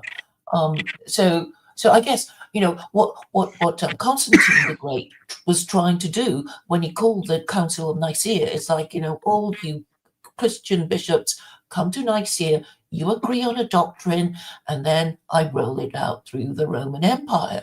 And that was what he was hoping they would do. But there was schism even then, with the Arians and Athanasians splitting up, right?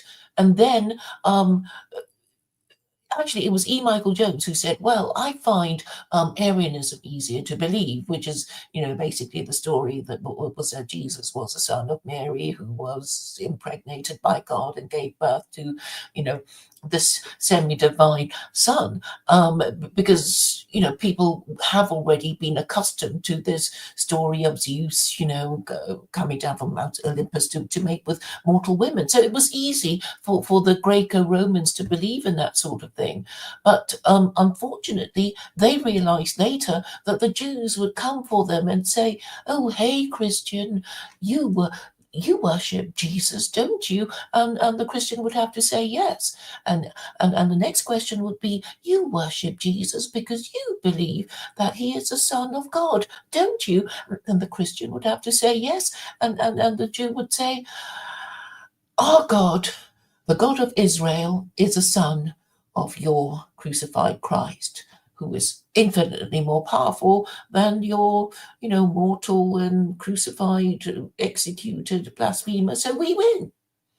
And then that was when they realized they had to use a Trinity, and the Trinity requires Christians to believe that Jesus is co-substantial, co-eternal, and co-equal with the Abrahamic God.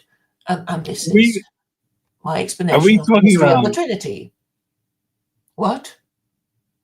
Are we talking about at will?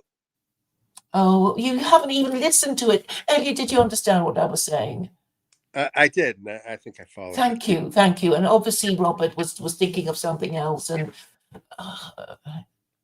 shall I say it again, Robert?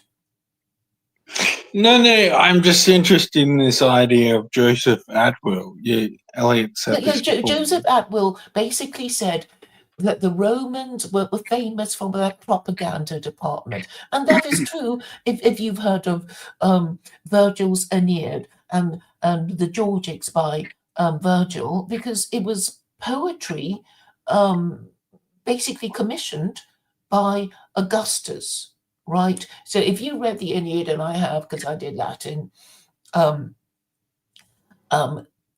so the Aeneid begins of the fall of Troy and I forget the name, and Aeneas as a refugee coming to Italy and eventually conquering Rome, and stuff like that. So that was the founding story of Rome. What? It was Roman propaganda. Exactly. So, so basically Atwill was saying the Romans have form for doing this sort of thing, commissioning a poet and, making up stories, and then it becomes, national literature and stuff. And this is how they did it.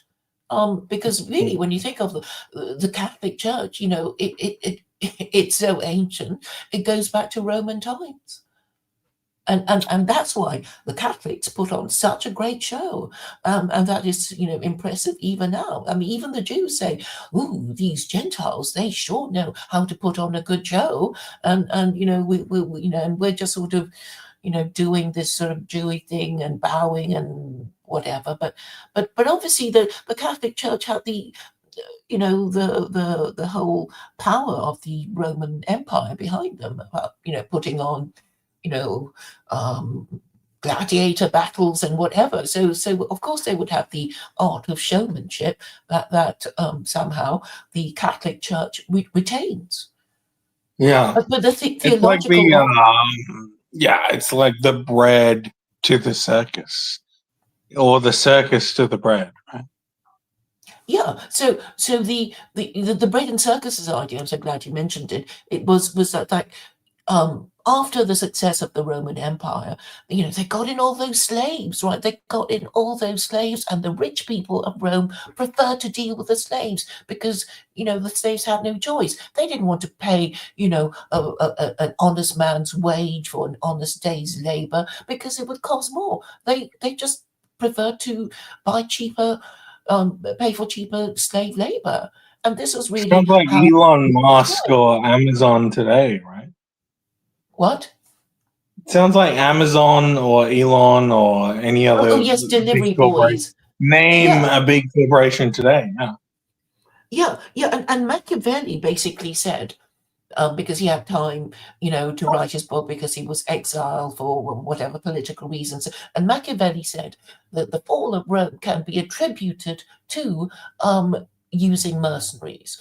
And the reason why Rome used mercenaries was because they didn't look after their working class. They only kind of kept them alive with bread and circuses because they were all in Rome, and they had to, be given stuff to stop them from rioting, right? But in the meantime, the rest of the Roman, ruling class, they prefer to use cheaper slave labor that they got from, all the territories that they conquered. And even tutors for the rich Roman children were slaves. They were Greek, right? And they had to go just to collect. They had to do their school run, and the spoiled rich, schoolboys would hand them the tablets. That they would hand their tablets to the slaves because they were quite heavy things, right? Like the satchels. Occasionally, you see, spoiled children handing their satchels to the mothers to collect their children at school, which I've seen. So, I mean, we have to understand that what is happening now has happened before. Right, and obviously, it when the whole thing began to collapse, Constantine thought, well, perhaps a new religion might remoralize Romans and make them less treacherous and less prone to fighting civil wars to become the Roman emperor, and that was why he thought Christianity would save Rome from decline and fall, but unfortunately it didn't, because according to Edward Gibbon, who wrote volumes of history of the decline and fall of the Roman Empire, he said it was actually Christianity that caused the decline and fall of Rome. I haven't read it myself, but the Wikipedia entry says so. So I mean, we and if we can just sort of put our minds into the mind of Constantine. He just wanted a new religion that worked. He had to make do with Christianity because there was nothing else around, right? There wasn't anything else he could use.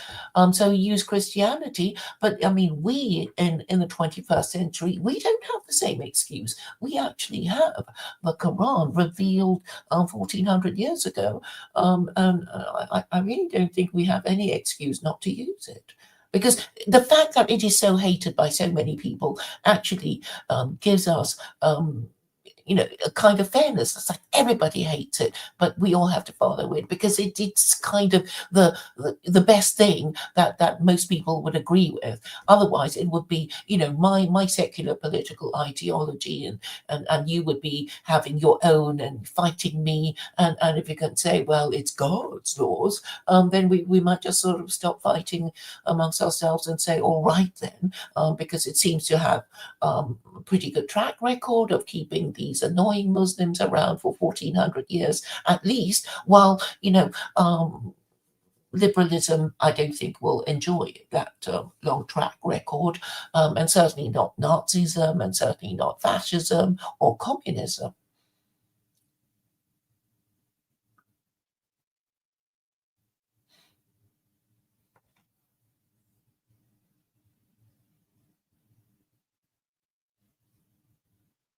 Yeah, no, I agree. I'm wondering what Elliot is thinking.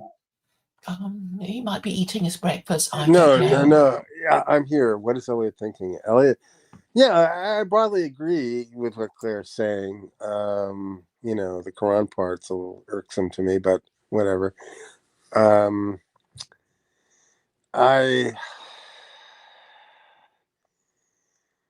I wish we could keep the discussions of religion separate from the discussions of politics. But it's the same. No, they're non-overlapping magisteria, in my opinion. You can never separate the two. How can you? You can, actually. There's the economic domain, which is the domain of politics.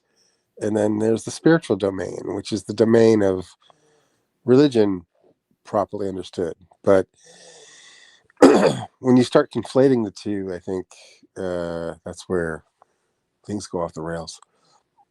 Well, I mean, if you think of religion as basically, all as part of the Hegelian dialectic, right?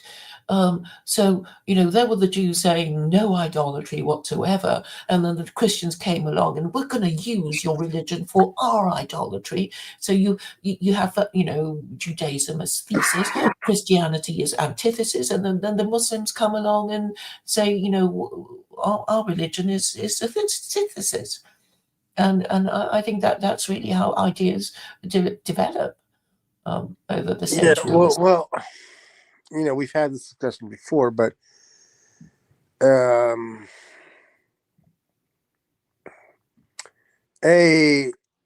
idolatry needs to be properly defined. B, the inability of Islam to appreciate the necessity for interest, charging money for loan, charging money on money loan, charging interest on money loaned, and why it's necessary to allow that to have a proper economy. If this is why Islam continues to fail. I don't think so. I really don't think so, because if you offer to Americans and the rest of the West and everyone else, if you adopt Sharia, you can default on your debts. They grab it. What does that mean? So what does it mean to default? It just means you don't have to pay your student loans. I mean, there's the people in America demanding for student debt to be forgiven. So what it means is you can borrow money and really not have to pay it back, right? Is that what you're saying? I'm okay. I'm saying that if you paid back the principal, then you don't have to pay back the rest. Okay, so there would be no lending. You understand at that point? No, there would be no incentive. Wait a second. There would be absolutely no incentive for anybody to lend money to anybody.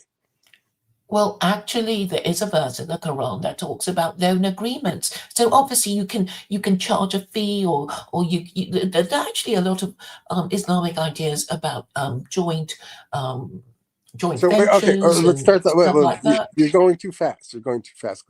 So saying you could lend money and you could charge a fee, and that fee would be a flat fee. So is is the maximum that fee specified by the Quran, or is it just No, okay. arbitrary? Let me give you an example. I want to borrow money from you. So I want $100 from you. And you, Elliot, can say, you have to pay me $10 every year you fail to pay me back my principal. And that wouldn't be usurious at all. Because it's just you know, for every year you fail to pay me back my $100, you pay me $10 for the Okay, so loan of the money that you've deprived me of. It's 10%, right? It doesn't compound. That's a difference. Because when it compounds, you sort of know you'll never be able to pay back. Okay, yeah. So, all right, let's bracket off the whole compounding issue. So you're saying this 10% would be paid ad infinitum If you don't pay back, repay the principal. until the principal's been paid off, right? That's right. And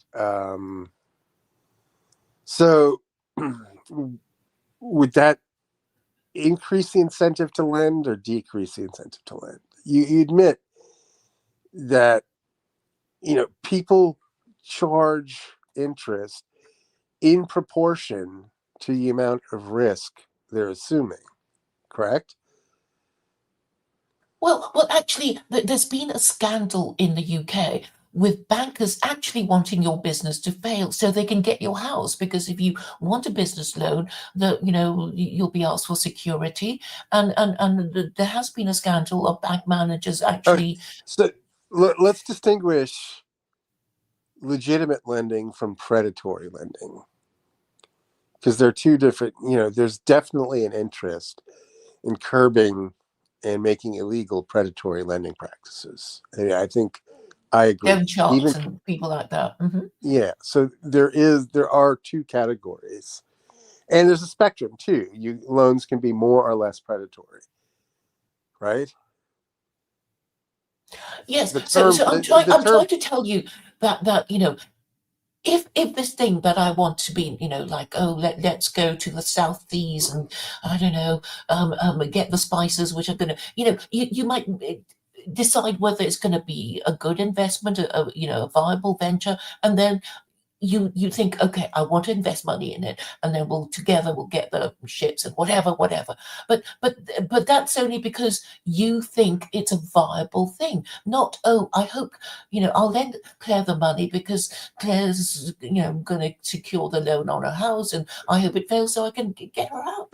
Right? It's that kind of idea. So you have more responsible lending and borrowing, and if you reintroduce slavery, which is another one of my things, it's like people will kind of get scared about, you know, not borrowing and lending irresponsibly, which I think is a problem. People aren't even told, you know, the biblical thing, neither a borrower nor a lender be, because if you find yourself not being able to pay back what you borrowed, you would end up in a debtor's prison, or worse, enslaved. I mean, the wonderful thing about a mortgage on a house, I'm sure you'll agree with this, Elliot. Maybe you don't have a home loan, but the incredible thing about it is the word in French for a home loan is mortgage, right? Do you know what this means? Yeah, mortgage. Yes. Do you know what it means? Do you know what in it is interpreted as in the old Frankish language? No, go tell me. Mort. What do you think of that word? Oh, what do you death. Death, right? Death. Yeah. And what is a gauge? Measurement? I don't know. Yeah, a gauge is a loan. So that is a death loan. You pay it until you're dead. That's what it means. You're enslaved, is what it means. All right, let's separate a couple of issues here. It's obviously a bad idea to enter into a predatory loan agreement, right? As a borrower, we agree on this. There's no debate about that, right? But if you want a house to be built, right, you need to be able to borrow money and build the house so that the house exists, right? It needs to, the asset needs to exist before it can house somebody. And then B, it pays for itself over time.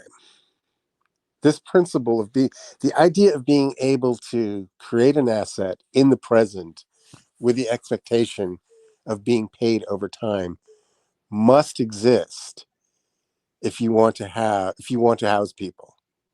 So what you're talking about basically is wishful thinking. No, nothing wishful about it. It's practical thinking. No. So practical thinking would be, okay, I want to build a house. I need to buy the timber. I need to buy the steel. I need to contract a structural steel contractor. I need to find a foundation maker who can pour the concrete. And I will pay these men to do such things, right? Correct. That's practical thinking. That's practical thinking. Yes. What you're thinking about is wishful thinking. You're talking about, okay, I need to build a house. Give me a loan. Okay. Right? Yes, that's what I'm talking about. That's wishful thinking. Well, so what you're saying is that before a house can be built, you need to save up all the money necessary to build a house before you can. Or have good relationships with practical people, or be involved in the businesses involved that you can build a house. I.e., it actually limits, in terms of intellect and also connections, social connections, it limits people to what they can do or what they're capable of, right? In terms of, if you introduce usury to this point, suddenly people that can't build a house or even know how to build a house or even imagine that they can build a house, suddenly they can build a house, which is actually dysgenic. It's actually it's actually bad for humanity at that point. I sort of see what you're saying, and there is some merit to that, but you know, people come in with a range of talents, and not everybody's capable of building a house. So either you have a society in which the only people that live are the people capable of building homes, and then everyone else just dies, or you have a lending mechanism that allows people to pay people to build them a house and then pay for it over time. Or it's even it's actually more than that. It's even more pro eugenics, where if you can't have the knowledge to build a house, or you don't have the knowledge, or you don't have the social connections, if you can live out in the woods and build your own house with nothing and survive in the elements and still breed, that's even more eugenic. So it's like turbo eugenics at that point. So you think the best people, the people that can, the only people that deserve to live are the people that can live in the forest. Is that what you're saying? Hello? I'm saying without usury, practical knowledge is rewarded, and physical, what would you call it? Physical Acumen? Yeah, acumen, or even like exposure. What's the word? Dealing with physical exposure, having better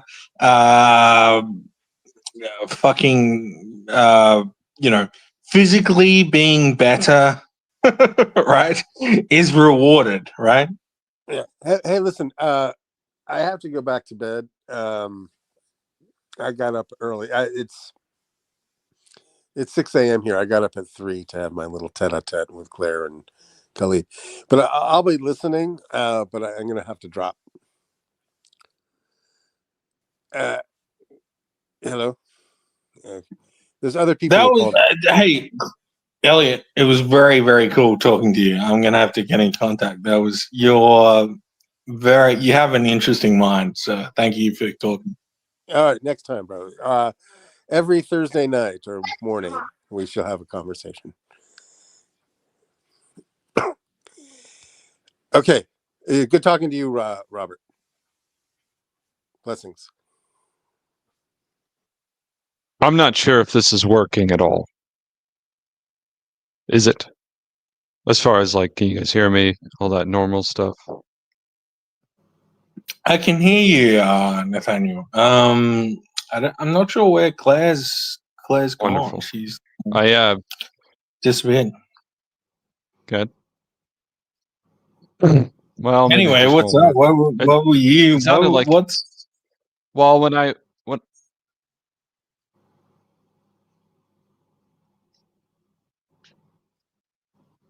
yeah, I'm having some trouble. Let me try my phone again. This is terrible. Technology I think is it's fine. terrible. I think Talk it's about fine. eugenics. Claire's just not here, but Oh, is it? I think it's fine.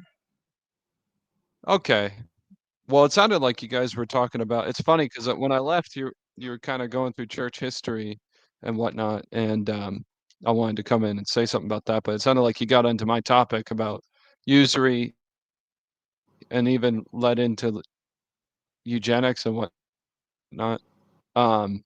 Oh, Which I'm still debating Nathaniel, on. Yeah, I mean, you were basically, usury is you were the the sir only on problem with the everything. previous play stream that I was listening to. Yeah, you're the Are you Catholic?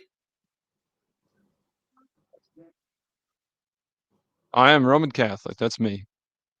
Interesting. Yeah, the Catholics are very based on usury, which is I completely agree. I completely agree in that aspect. Also, I think, and maybe Claire doesn't want to go there, but I think the Catholics are actually the most pagan of the Christian religions. You may disagree, but as myself being There's a lot of a different things pagan, we could talk about.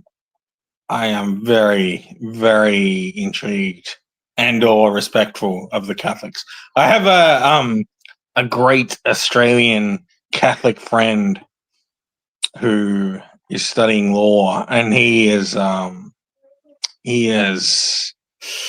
what would you say, very sympathetic to my cause. Likewise to him as well. But yeah. Pagan. Mm-hmm. That's interesting. Yeah, I mean, I think I'm glad to like represent. I think that you'll get quite a mixed bag if you talk to Catholics in general, but the thing is pagan is kind of a like a an imprecise term, you know what I mean? Like it was originally used to differentiate other barbarian religions, you know, and it still kind of has Well, I mean, significance to it. I mean, I think my because vibe I is heard you guys like, talking about. well, my vibe on it is, y'all like really respect saints, okay? Like the saint of, you know, Oh yeah, lost things, or the saint of battle, or the saint of whatever it is, right? And that to me is a very kind of pagan thing. It's a very kind of Roman thing. And also, you guys really like respect Plato, right? And Plato, I mean, you can argue all day long, but Plato was a pagan, right? And he came up with these ideas, you know, pre-Christian ideas. You know, the world of forms and so on. The Plato's cave and all of these esoteric ideas, right? And therefore, you know, Catholics, in my conception, are basically kind of Greek pagans. In my conception. Well, okay, let me go. There might be a delay here. Let me go uninterrupted for a little bit, just for the sake of my conscience, so that I don't scandalize people. But basically, if you want to conceive pagan as somebody who believes in spiritual entities that influence and even control the world, then Catholics would qualify, because we believe that the angels influence the world, that saints influence the world. The difference is and what it meant when we were converting pagans, and why paganism, you know, a lot of the great Catholic philosophers say that materialism and atheism is so retarded, and you basically have to become pagan before you can become Catholic, is because, you know, to just act like there is no spiritual world at all is on the other side, further away from Catholicism than paganism is, and it's irrational. I mean, it's rational if your reason doesn't have enough real things to operate on. So there's a lot of rational atheists that just are living in a world of illusions, which is kind of ironic, because like the internet, whatnot, television kind of operate on spiritual principles. We believe that one God created all the other gods, if you want to use that word, or all the other angels. And then where the rubber really hits the road is, like atheists always say, well, why don't you believe in all the other gods? Well, I do believe in all the other gods. I believe there was a Zeus, there was probably even a Hercules, you know. The difference is that we went and said, these guys are evil. And basically what they've done is they've taken man's natural desire for religion and they've perverted it so that his highest forms of religion end up having orgies and you know, abortion and infant sacrifice, all the God, and the good pagans always like the pagan philosophers like Plato and whatnot, they always tended, even in Hinduism, this is true, they always tend towards monotheism, because created all the other gods. There's still other spiritual things. The word God is not precise in how it should be defined. Even the Bible says he's the God of gods, and it acknowledges this. It just depends on how you're using the word, because angels can be described as gods easily, very easily, and no Christian disbelieves in angels. So the difference is that the angels are obedient to the one true God, and that they are good and they follow virtue and they don't promote these weird practices with like just gross irrational things that happen even today. And so and it's talking about the gods in this way that is actually demonic, you know, and that's where we get the word for demons, actually, is from the Greek word for angels, basically. So does that give you an idea of the relationship there? Yeah, it's fascinating. Like I think I one thing that find comes to mind it's is more the legitimate Lord of the than atheists Rings, will right? call it was. Oh, you're still talking, sorry.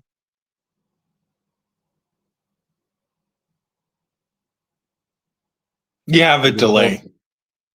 Good. So anyway, I was saying Lord of the Rings, right? Tolkien, right? Professor of linguistics, historical linguistics, including he studied like the Norse sagas and German texts and so on, right? And Claire is, Claire is what she is. Yeah, She doesn't really appreciate there's a the old, like major the delay. old stuff. Yeah, there's a major delay. I'm still talking. Maybe we can catch up. Anyway, I'll keep talking and we'll see how we go. So I mentioned Lord of the Rings, right? So Lord of the Rings is fascinating to me because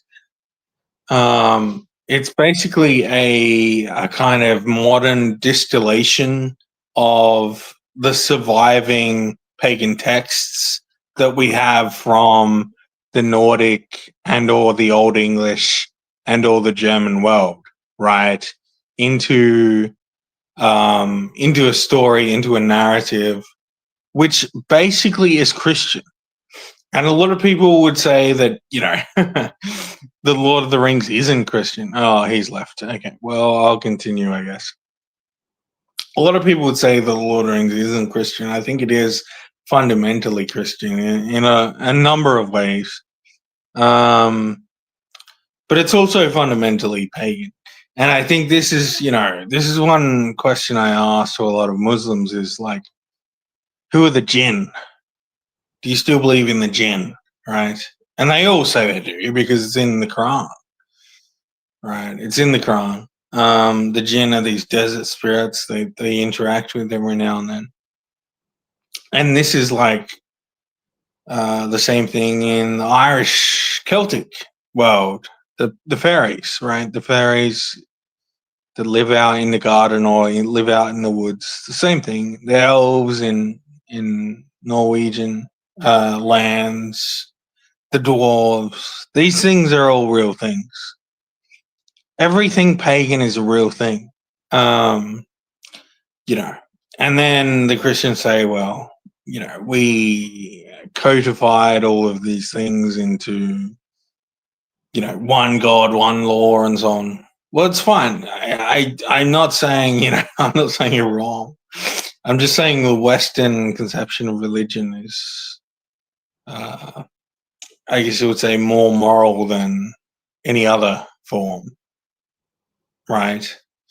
And then you get into Arianism and so on. But anyway, I have overstepped my welcome, and Claire is not talking. So thank you. Have a great night, everyone.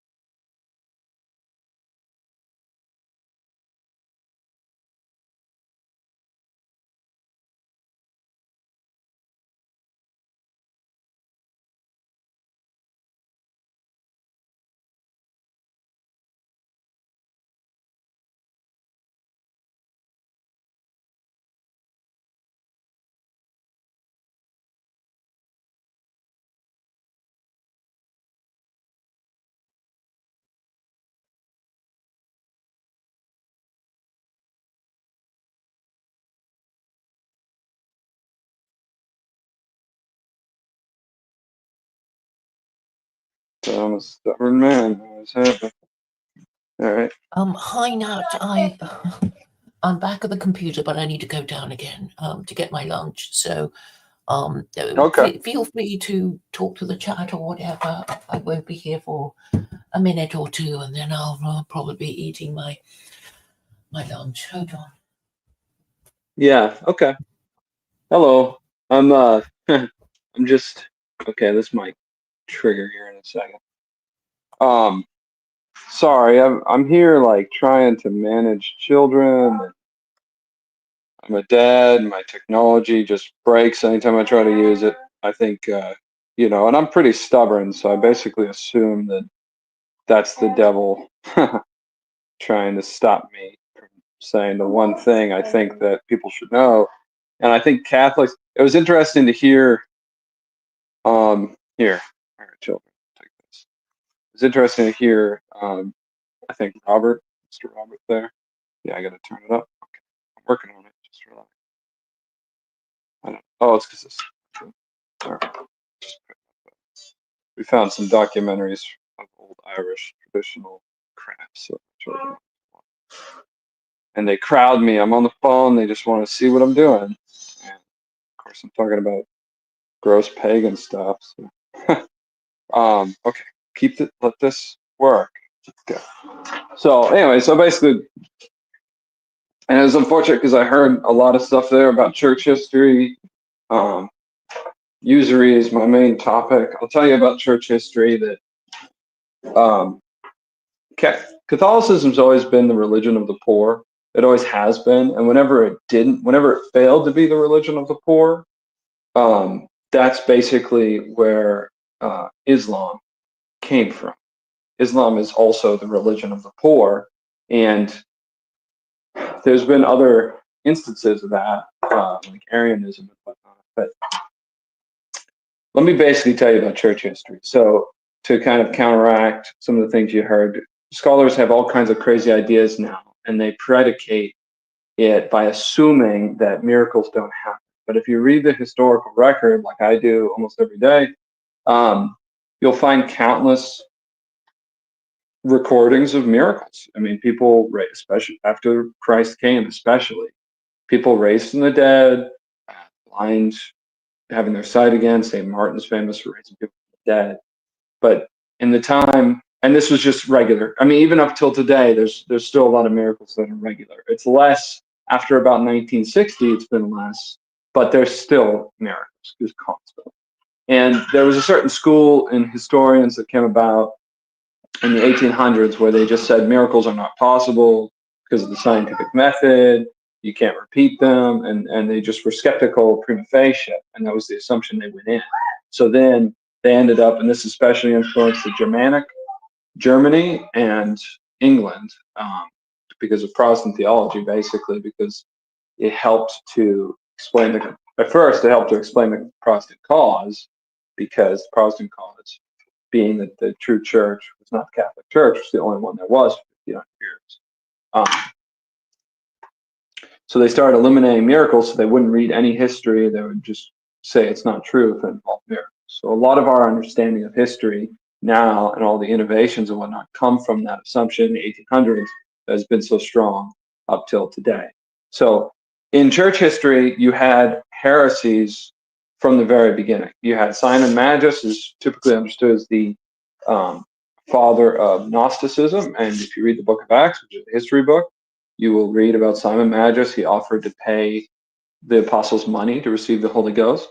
He did end up getting baptized, and despite that, he fell off and he became a magician. And they started telling, and you can read about this in St. Irenaeus. He started telling everybody, I believe, that he was the Holy Ghost or something of that nature. And he had a concubine that he carried around that he also gave divine properties to, and he formed a whole sect of Christians and led them astray. He went to Rome and he flew because of the power of the demons. So miracles are recorded not just from God's intercession, but also from demonic intercession and witchcraft, which has just been a regular understanding up until basically skeptical historians up till 1800. But still, I mean, you can hear about people practicing sangria, doing shape shifting and stuff like that. This is a very active thing in history still today.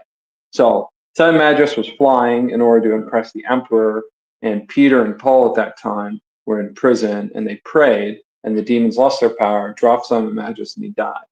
I believe he broke his leg and had a leg infection. He just died. And because of that, it prompted the Roman emperor that was watching him to start a persecution of Christians. So, point being that when you hear about these innovations in church history, that all the true Christians were the Gnostics, or Christianity was this reinterpretation of paganism or something like that, you have to understand that there has been different factions and heretical factions from the beginning. The question is, who is really Christ and who is Christ's people that he put in charge? And the answer that we give is it's the apostles. And the apostles and the true church was generally the church of the poor. It was not the church of the rich.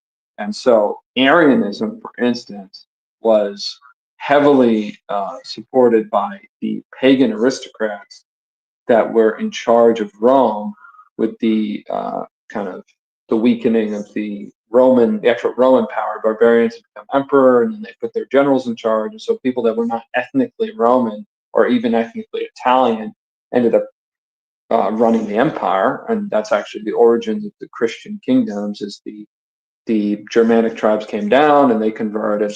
So these Aryans were, by and large, the rich and the powerful, and Catholicism supported the poor. There's this, it's in the Bible. Just everyone knew that Christ was the God of the poor. He loves the poor. You can be a very sinful man, and if you're poor, Christ still associates you with Him. And that's the true religion. He loves the poor. He came and he was a poor man. He took care of the poor. Still takes care of the poor today, as eugenics and whatnot tries to kill them out. Well, Arianism is not that different. It's just you had these rich pagans, and they were kind of taking the popular thing of Christianity that was gaining so much traction, and paganism was ridiculous and wasn't holding on to traction anymore. Nobody was impressed by the miracles. God was just more powerful than these demons. And so then they converted, and then they became Arian so that they could still separate themselves from the normal poor, the Catholic poor that were being lifted up in power by doing martyrdoms and glory this way, instead of like leading armies and winning battles, which you can win glory as a Christian that way too, just depending on your time. You just have to submit to God's will if He wants you to do that for a particular reason, like Charlemagne, for instance, do that. So that's where Arianism comes from. Islam comes from a similar thing, but it's different. So the Christian leaders, the Catholic leaders in the East, in Greece and whatnot, practiced a lot of usury, and through the processes of usury, enslaved their own people, just like the pagan Romans did under Julius Caesar. And Julius Caesar was opposed to it, which is why he's sometimes understood. A lot of Shakespearean stuff seems to be very pro Julius Caesar, because Shakespeare saw similar things happening in England. But that's where Islam came. Islam united the poor people on the outskirts and brought them in. They said, this is ridiculous. We need land. We need patrimony for our sons. We need wives. We need our daughters should be given in marriage, not given over to prostitution, fornication. So we should have modesty.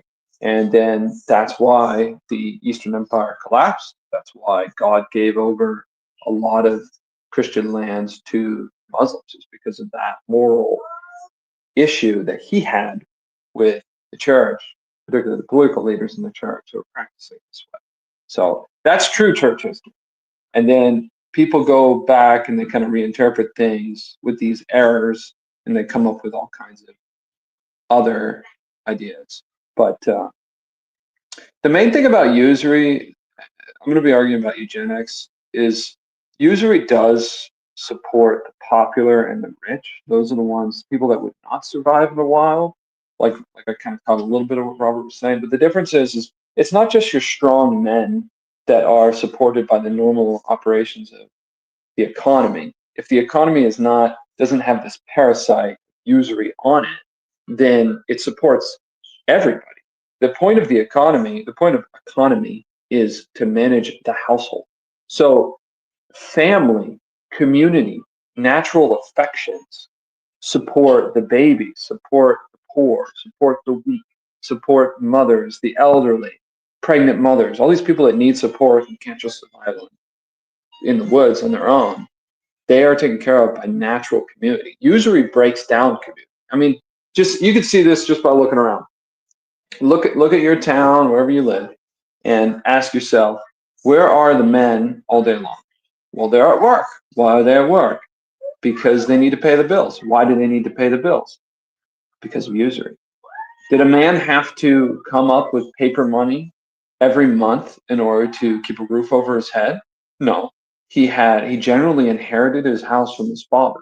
Him and his father would build a house together, get married. That's where his house came from, or his wife's father. That's why the Bible is so important about taking care of the stranger, because the stranger doesn't have that natural benefit that people have. But now people think houses come from usury. Why? Because the usurer has been manipulating and stealing from people for so long that all of our community, you have to pay somebody to learn how to breastfeed your children. You have to pay somebody in order to get medical attention.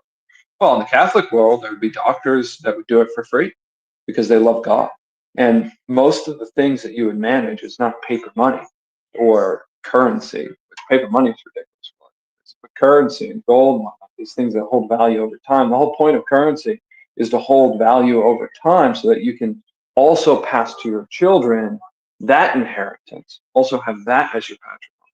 As a small addition, main patrimony is land and your bill. And there's tons of land. You know, just look at a map. There's still tons of land, and that's basically some of the effects of usury. And it has everything to do with America. It started in England, but America, because you have a land of people leaving their fathers and kind of just like going out into the woods and trying to make it on their own and abandoning their fathers, then America becomes the most exploitable country for the sake of usury. That's the history of America.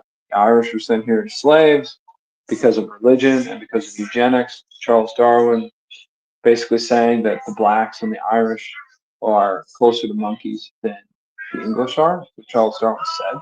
And it justified the English enslaving and mistreating blacks and Irish, separating Irish families, you know, and then Manifest Destiny in America, you know, the Puritans came here basically thinking that the Indians were savages that just needed to be pushed out, like the Book of Judges, similar to what you see right now happening in Palestine. But the Catholics came here saying, we got to save these people, we got to protect them.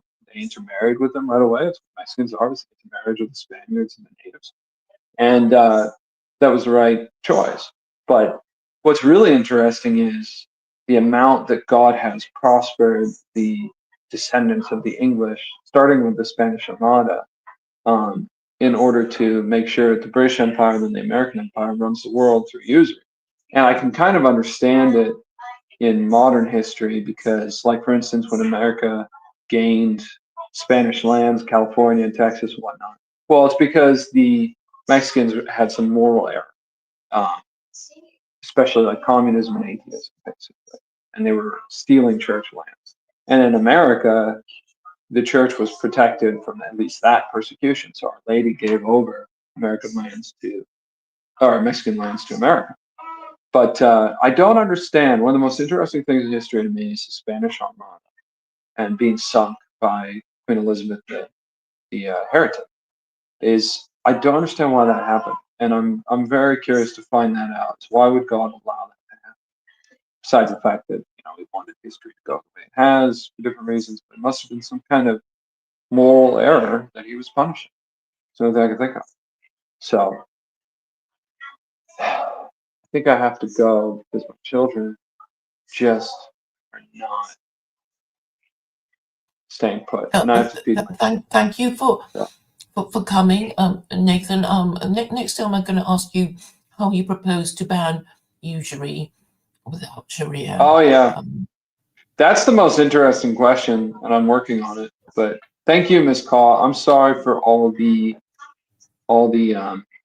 technical errors and all that kind of stuff. I would have liked to engage with Robert more because I don't get to talk to pagans enough. Well, we'll come back again roughly the sort of time. Yeah, about what 12:30 British Summer Time. Next week? Yeah. I talked to Khalid around at 11:30. Well, maybe just send me a message if it's on your mind and remind me, because I get up at like 6 a.m. at the latest. Usually I'm up at 4:30, and it's just a whirlwind as soon as the children come. So, but I'm doing more YouTube and stuff because we're kind of going into a new phase in my family, and it helps to have an outlet. Yes, So, yes. Well, you pray for me, Ms. Caw. You're doing a good job. Of course I will.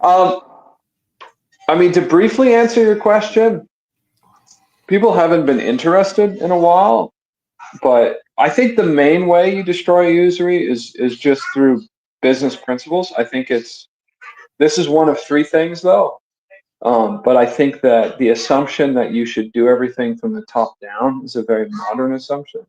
And generally, especially in America, it's different in different countries, but in America, there is so much freedom economically that you could take advantage of that in order to create a God-centered economy if you're careful. So I think that's the main, not to offend the American overlords, basically. I think I think that's the main approach, and that's what I'm doing all the time. I just launched a business. Now I'm starting a new business, and I'm always trying to support everybody I can through the business operation that I do, because we can work cooperatively. Mhm. The other two solutions that are more top down is basically it depends on whether or not you can figure out who the user is. The users are very well hidden, because nobody would like them if they knew who they were, and so they put Well, out there's the all these. Federal Reserve put out. and, you know, all the banks, right? Well, those aren't people. Those aren't people. I suspect that the user is dead. I suspect that he did what he was doing. And this is to say, like, a small group of people, I suspect they did it hundreds of years ago, and it's just operating on its own principles. Because everyone kind of knows that to do usury, you steal from the future generations. So I actually think that we are all enslaved to dead men. And basically, but if we're not, and if there is somebody who's actually benefiting from usury at this point, and nobody really benefits, but it's somebody who's actively keeping this thing going, if we know who they are, we convert them to Jesus Christ. You know, we talk to them about what's going to happen at their judgment. And that should fix things, because they'll have enough power to I fix don't think Jesus But- said anything about the money lenders, did he really? He overturned their tables. Oh, he did. But No, he did. He also warned them. He overturned their tables. He warned them, and then in AD 70, all of Jerusalem was burnt down. And then he conquered Rome with a fisherman shortly afterwards. So the strongest empire, the largest, the center of that empire, he sent. They say illiterate, but he must not have been illiterate unless the Holy Ghost taught him how to write. But they sent an uneducated fisherman. That's what Jesus Christ did. He sent uneducated fishermen to poor fishermen from the backwater to the center of the Roman Empire, and he conquered it. That's how Jesus Christ fixed this problem, and he could do it again. I don't remember this historical account, so I guess well, I don't have time to get into it, but most people. The point is, Jesus Christ conquered Rome a long time ago. That's why there is a Catholic Church. But anyways, but I will say the third solution is to call a jubilee, and I've kind of been researching that, and the more I think about it, the more I think that basically you would have to have the Pope do it, and it would involve every leader that you could get involved in, including of the large corporations and whatnot, to work with the Pope and call a jubilee and forgive all debts. And I think that the biggest thing about people is they think that, like, if this thing breaks down, everyone dies and that kind of thing. Well, what you could do is I'm still researching this, but you would do something similar to what Joseph did in the Bible, and you would prepare for a number of years. You would say, this is when the Jubilee is going to happen. Everyone prepare, because they throw away. I mean, the usurer right now throws away millions and millions of pounds of food every year. He pays the farmer to do that. So what you do is you just say, the Jubilee's coming. Everyone store up your food. Stop throwing it away. Store it up. And we're going to weather the storm, because we need to. We need to do this for God. And because if we don't do this, it's going to be a lot more violent and a lot more deadly if we just pretend like this is going to happen. So the Pope would arrange it with all the secular leaders that he could get involved. It's kind of like they say Russia needs to be consecrated with the Pope and all the bishops in unity. Well, the Pope and all the secular leaders, as much as he can, he needs to command them, because the Pope is the king of the whole world. He's the vicar of Jesus Christ. He's the vicar of God. He's the king of the whole world. He needs to command all the secular leaders to do this, to work with him on doing this. And yeah, you could do it diplomatically. You don't have to lord over them like the Gentiles do. But he is the king. He has the authority to do that. And have a jubilee, And I'm sure that general concept, you would have a lot of people that could come in that are way more knowledgeable than me, talk about the details in all the different countries of what exactly that would look like and how to prepare for it the best. But that's the basic idea. But I'm taking care of what I can take care of, which is my family, my community, and the people I could talk to on the internet, and just supporting everything they could do, because the Quran is much, much better than the user's law code, which is contrary. I got to go though. My children are staging a rebellion. God bless you. Pray for me, please. I will. Good job. And talk My to you daughter's before too long. Yeah, just send me a message. Send me a message, and I'll try to come in less chaotic. Pray for me. God bless you. All right. Bye. Right. I didn't see Mike saying he wanted to join until a few seconds ago. I don't know how many people want the stream to continue. So I'll wait a while, and if no one comes on, I will end the stream. It's nice to see so much interest. I guess it's a good idea to stream at a particular time, because then people adjust themselves to the time.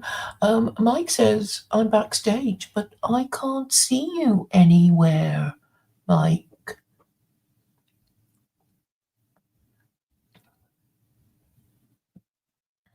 I really can't. I'm looking very hard, but backstage there is no Mike Malzahn.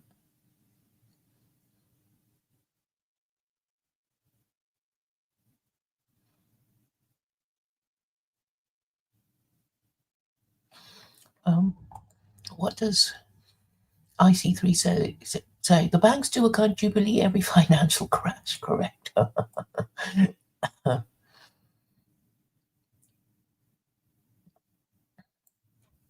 I still can't see you, Mike.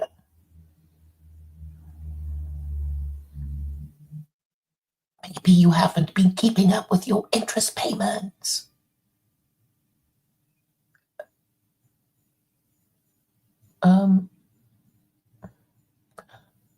Yeah, this is the link that I sent you, that you've just posted.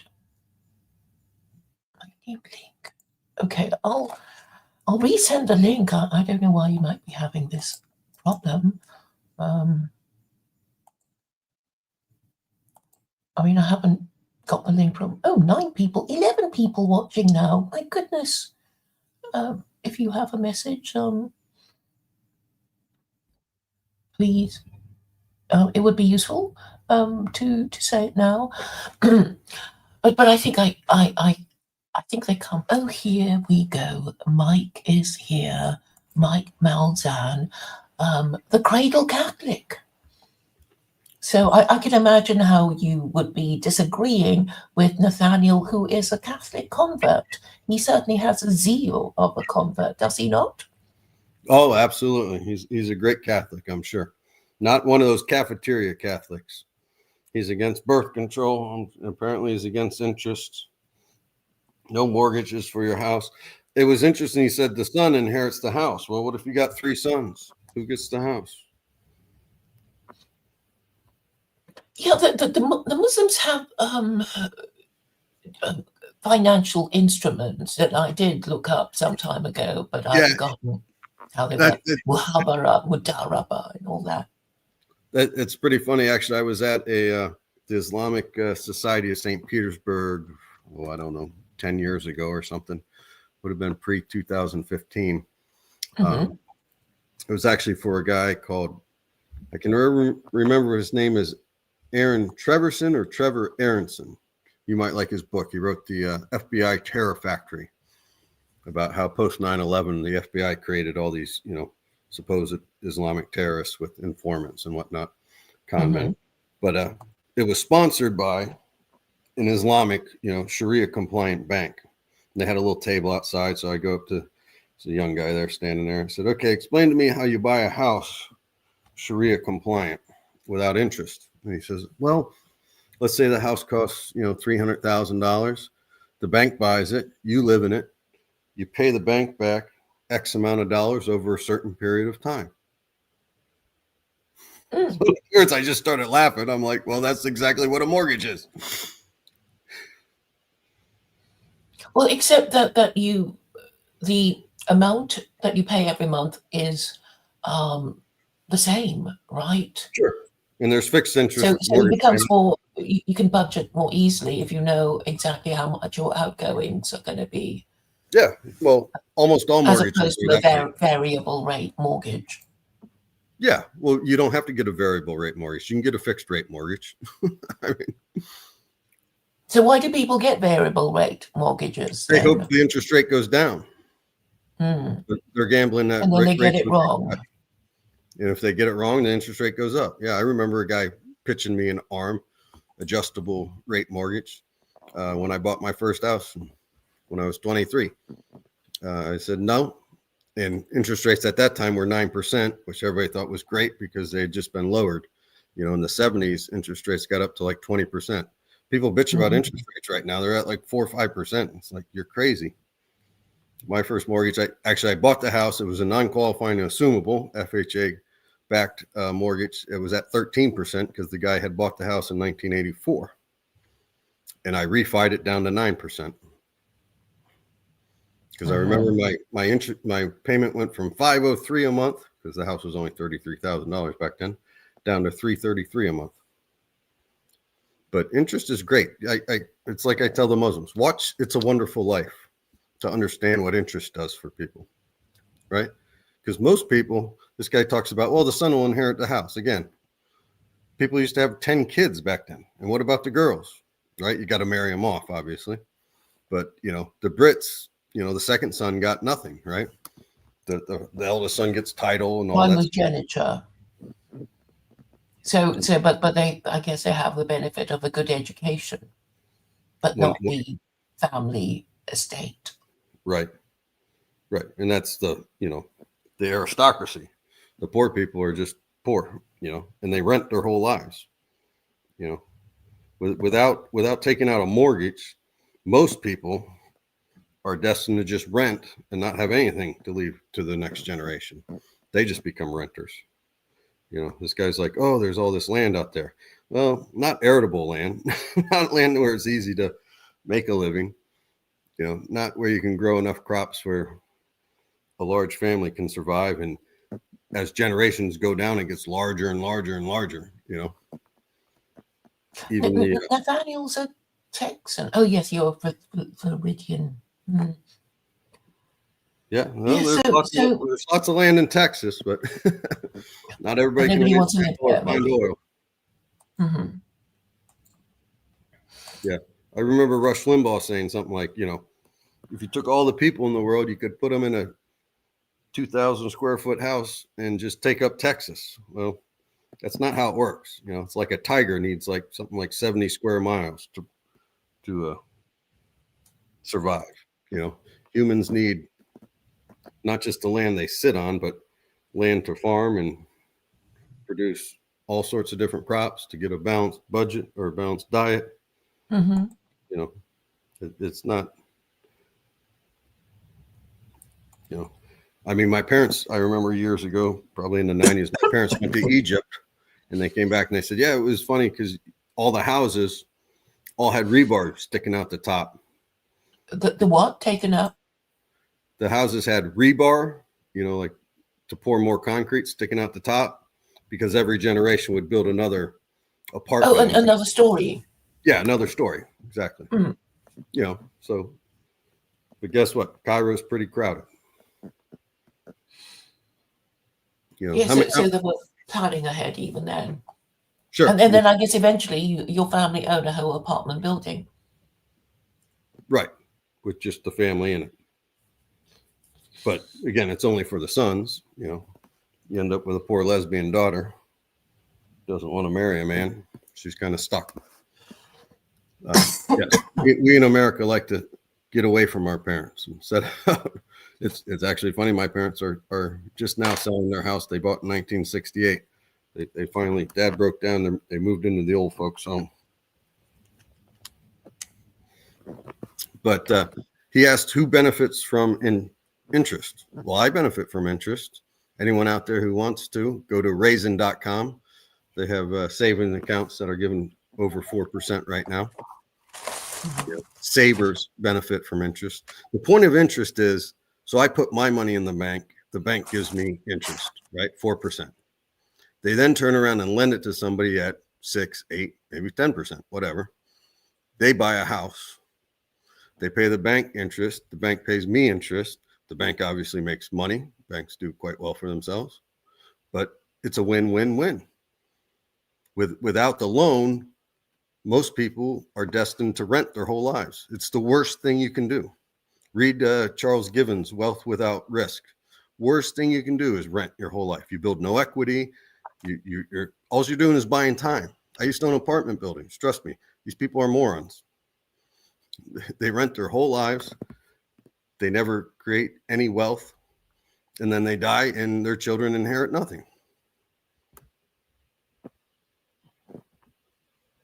Yeah, but I suppose you need property prices to be affordable from the beginning. And if you have usury, what happens is that house prices go up because everybody assumes that they can borrow until you get to the 100% mortgage, right? That is true. That is our problem right now. Interest rates are too low. People bitch about interest rates. The problem is they're too low, so everybody thinks they can buy a house. But they don't, because they keep saying they can't afford it.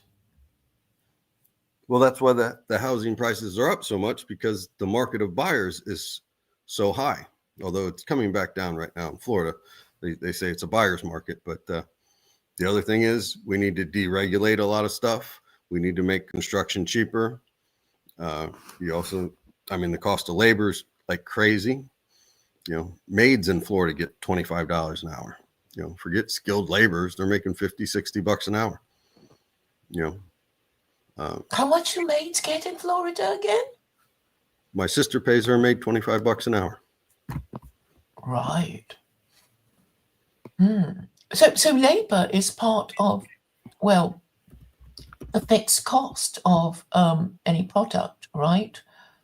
And if you don't have enough people prepared to do the work, then I'm afraid your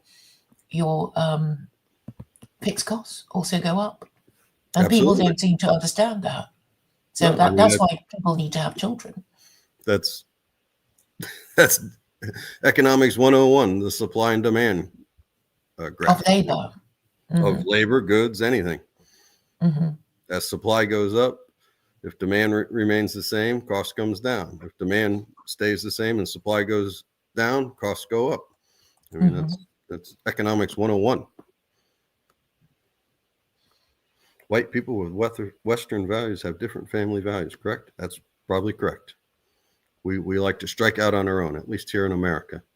We don't want to be. But you're living with your family because you're always talking about them and doing things for them. So, I live with my sister. My parents live down the road. My other sister lives in Tampa, but I have a brother in New Jersey and a brother in Jacksonville.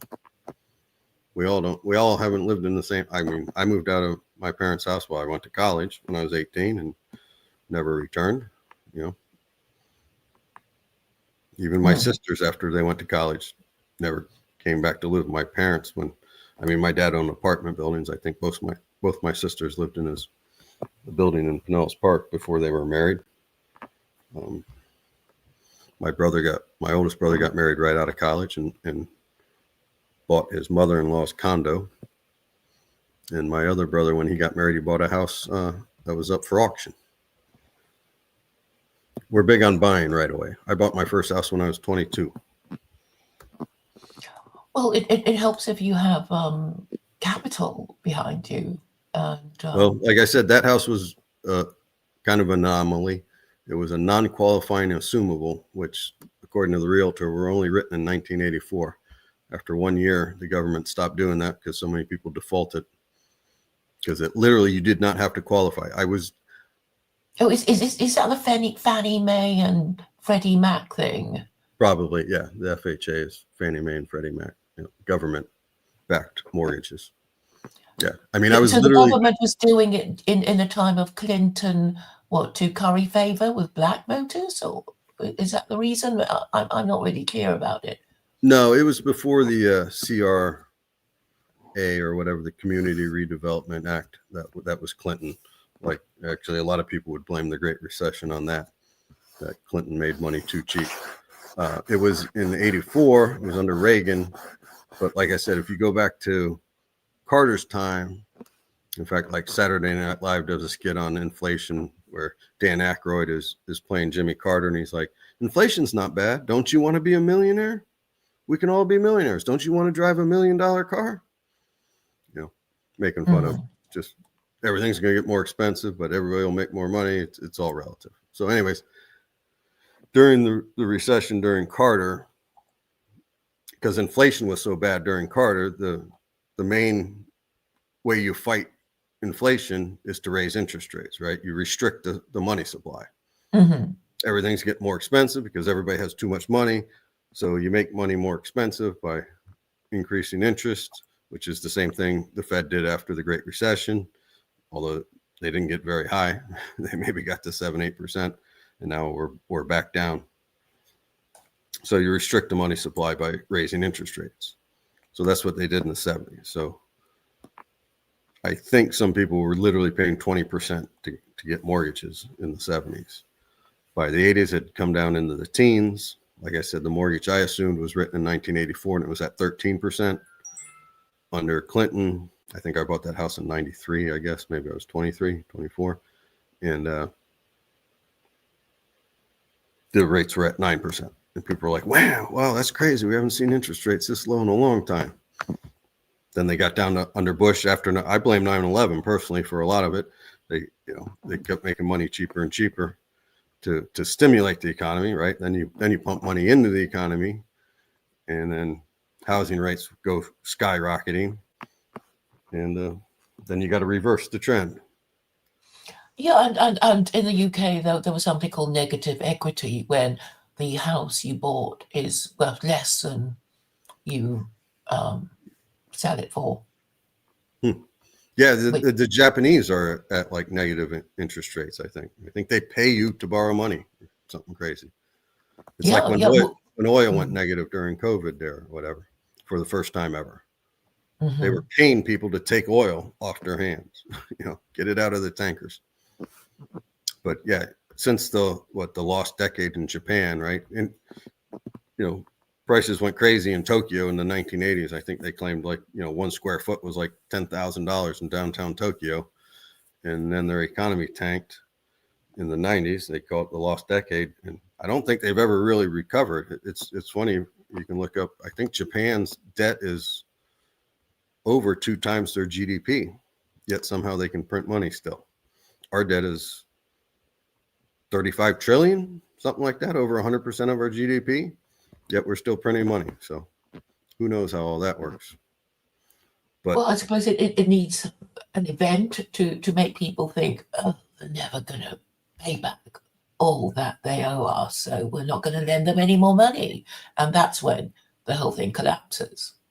But currently, things are functioning, reasonably normally, I guess. But all it takes is one event, one big event. Right.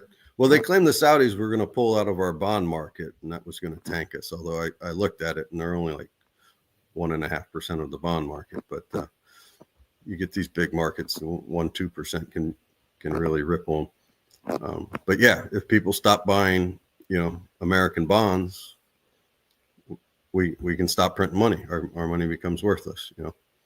But I mean, like Mexico has had several pesos, I remember a friend of mine found like 20,000 pesos and stuff. And she went to the bank and they're like, well, those are no good. There's a new peso,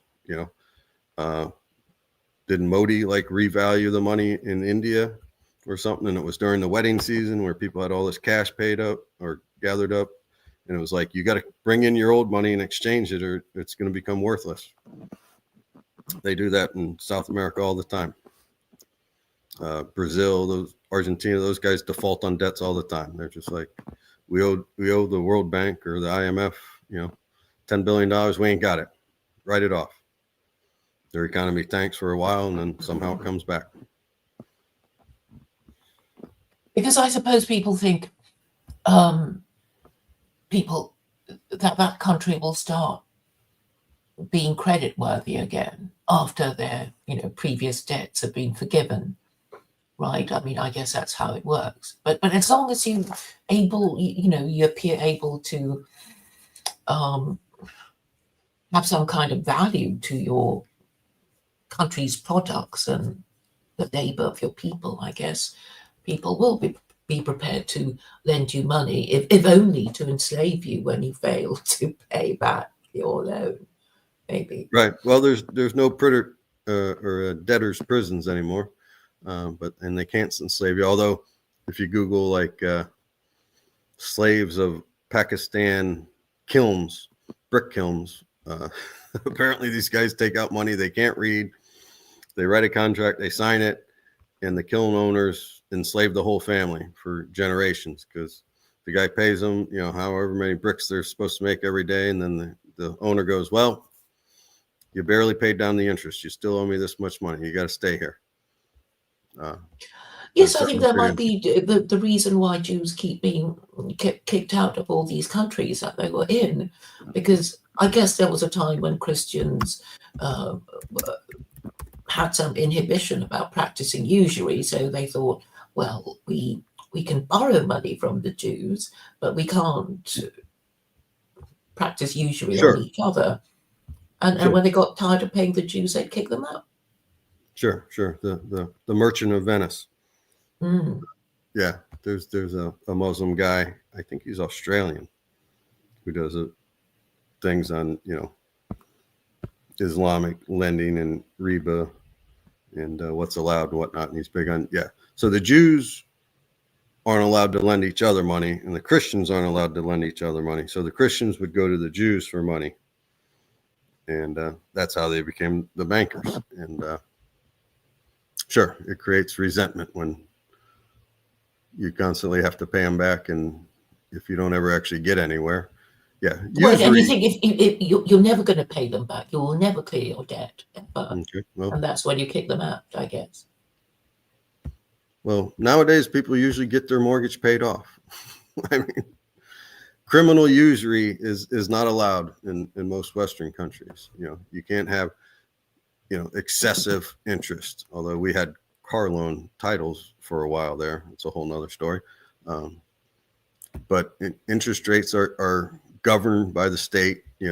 Unless you go and take money literally from a Shylock, from a mobster who charges you 2% a week or something crazy. If you ever watched The Sopranos, they would big even their own buddies.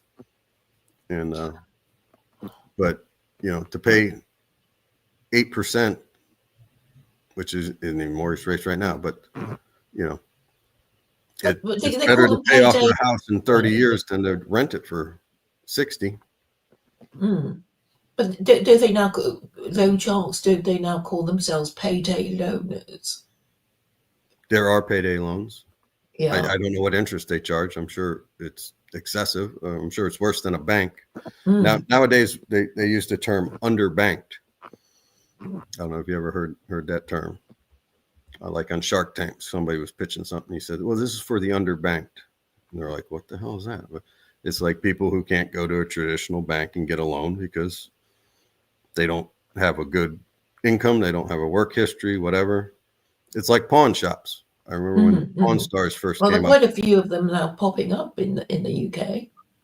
You guys never had pawn shops before until now? Well, I didn't really notice them. Oh, they've been around until recently. Thousands of years, I think. Their little 3-dot symbol thing is some ancient symbol. Oh, yeah, I didn't know that. It's almost like a jester's hat thing or something.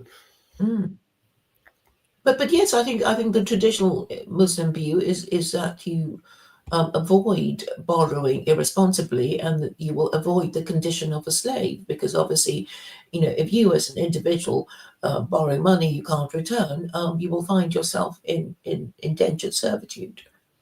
Sure. Yeah, you should never borrow money you can't pay back.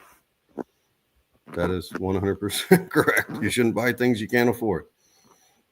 But isn't the point really is that we kind of need different classes of people, so people, that there is a space for someone, and you need somebody who's a slave to take into account people who borrow money they can't repay. So they would have to suffer without actually starving on the street, a lower status, that of the slave. Okay, some guy said I'm wrong here, that Christians could lend to Christians. So I'm Googling it. Well, I think the rule is that Jews are not allowed to practice usury on each other, which meant that they were allowed to practice usury on Gentiles. And, well, Gentiles would not be lending money to Jews, but I guess, you know, I mean, Cromwell invited Jews back into England because he wanted his imperial wars in Ireland financed by them. So that was what they came back for, but they were expelled in 1290 by, I think, Edward II, under the Edict of Expulsion in 1290. Okay. I guess it's just the Jews had all the money for some reason. Well, the thing is, they could I mean, create the money. Rothschilds. But that's the whole point of usury. You can, under the rules of fractional reserve banking, you know, because it's like you have all this money that people have deposited with you because they want you, the bank, to keep it safe. And you sort of know that they won't be doing anything with their money. They just want you to keep it safe for them. But you can use their deposits to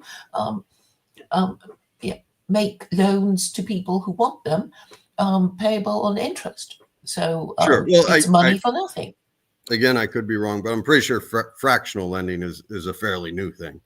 I think we're at 10 to 1 or something. You only have to have 10% reserves of what you lend out. But yeah, like I tell Muslims all the time, watch It's a Wonderful Life. They explain banking to you. And James Stewart says your money's not in the bank; it's in George's farm. It's in Fred's roof. That's the point. I put my money in the bank not just for safekeeping, although that was a reason at some point back in the day. But people used to just keep it under their mattress, but or hide it somewhere, bury it somewhere.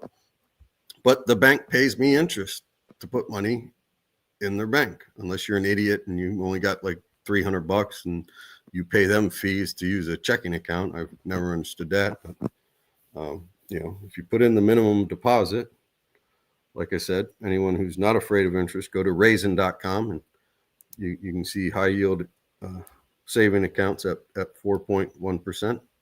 If you put in my promo code, which is Michael M something, I can look it up if anybody wants. I can get a bonus of like $50 if you put in $5,000. You can get a bonus of $50 for the first $5,000, and then $5 for every $5,000 after that. Anyway.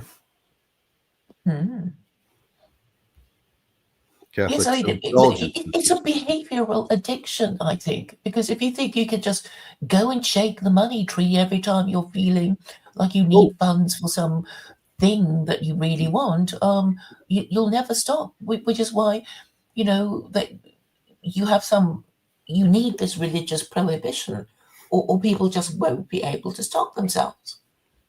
Yeah. Like intoxication and fornication and all the rest of it.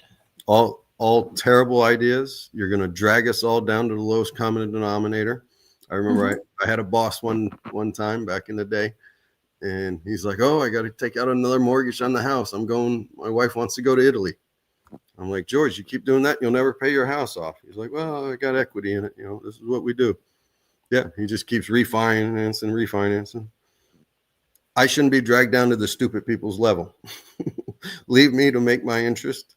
Which is why you need a minimum standard of morality. And that is where religion comes in. You can't charge excessive usury.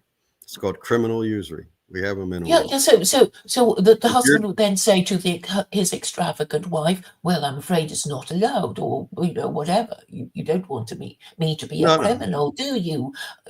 He just needs to man up and tell his wife they're not going to Italy. They ain't got the money. That's on him, not on me. You're going to drag me down with him. You're going to force me to rent my house for 20 years until I save up enough money. No, I want to build equity starting day one. Don't drag me down to your stupidity. Just because you're a spendthrift doesn't mean the rest of us are.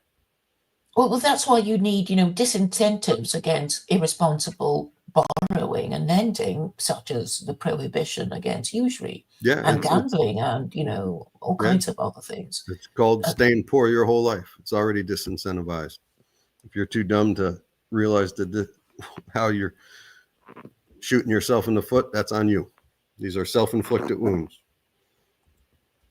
Well, I think Nathaniel is wanting to argue that. I don't know, Nathaniel, do you want to come back so you can argue with this cradle Catholic called Mike? I'll give you the option, because I know you both want to talk to each other.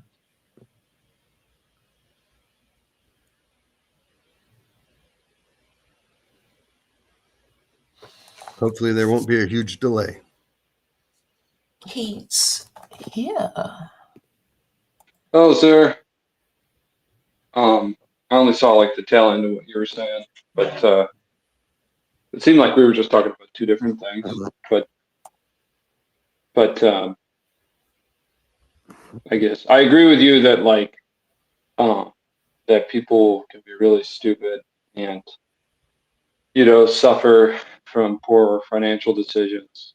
I mean, I don't think those people should be like sterilized and prevented from living a normal life. I think that like everyone's surviving on their own and kind of like survival of the fittest, so that the people who make poor financial decisions die off and popular people have a lot of children. I think that is like a really, really deadly philosophy that is not a good idea. It's my but I know what it comes from historically, and with my generation, it doesn't even matter. Like, things are so bad right now that you can be a very, very clever person with money and you still fail because the economy is just not what it was after America conquered the world in World War II. That wealth has kind of like been spent. You know what I mean? The economy is doing great. I don't know what you're talking about. There's 4 million open jobs. I mean, we can't get people to work. Because it doesn't pay enough. It's like, what are you talking about? Minimum wage in Florida is $14 an hour. That's the problem. Yeah, that's paying people too much, so too many people can buy houses.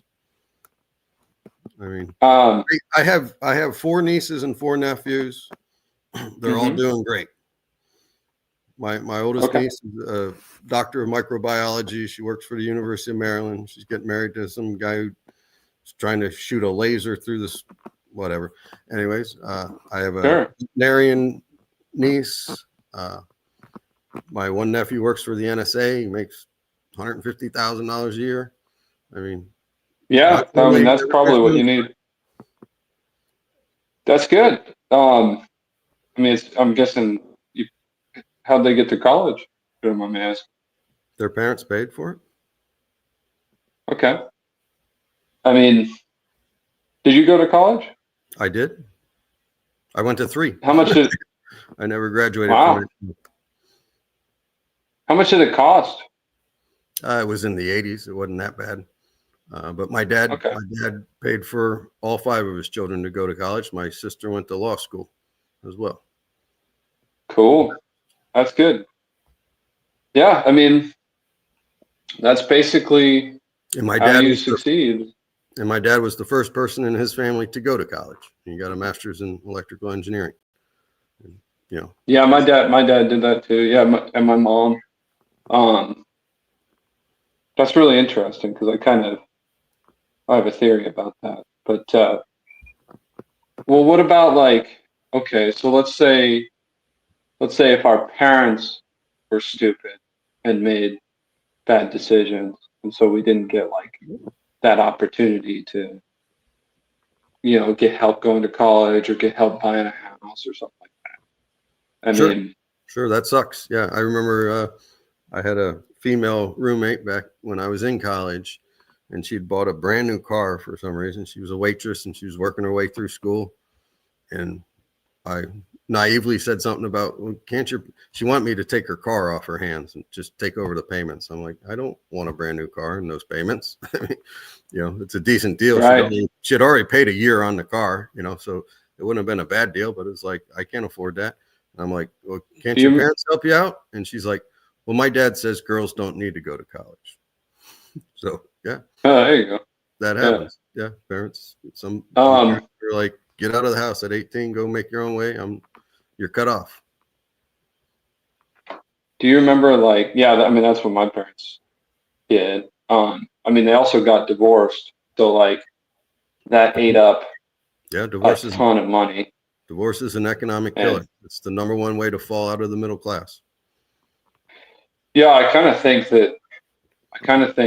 you know, I converted to Catholicism, and before I converted, everyone I knew, like all the Christians and whatnot, they all came from broken homes. So it was rare to find a home that was together.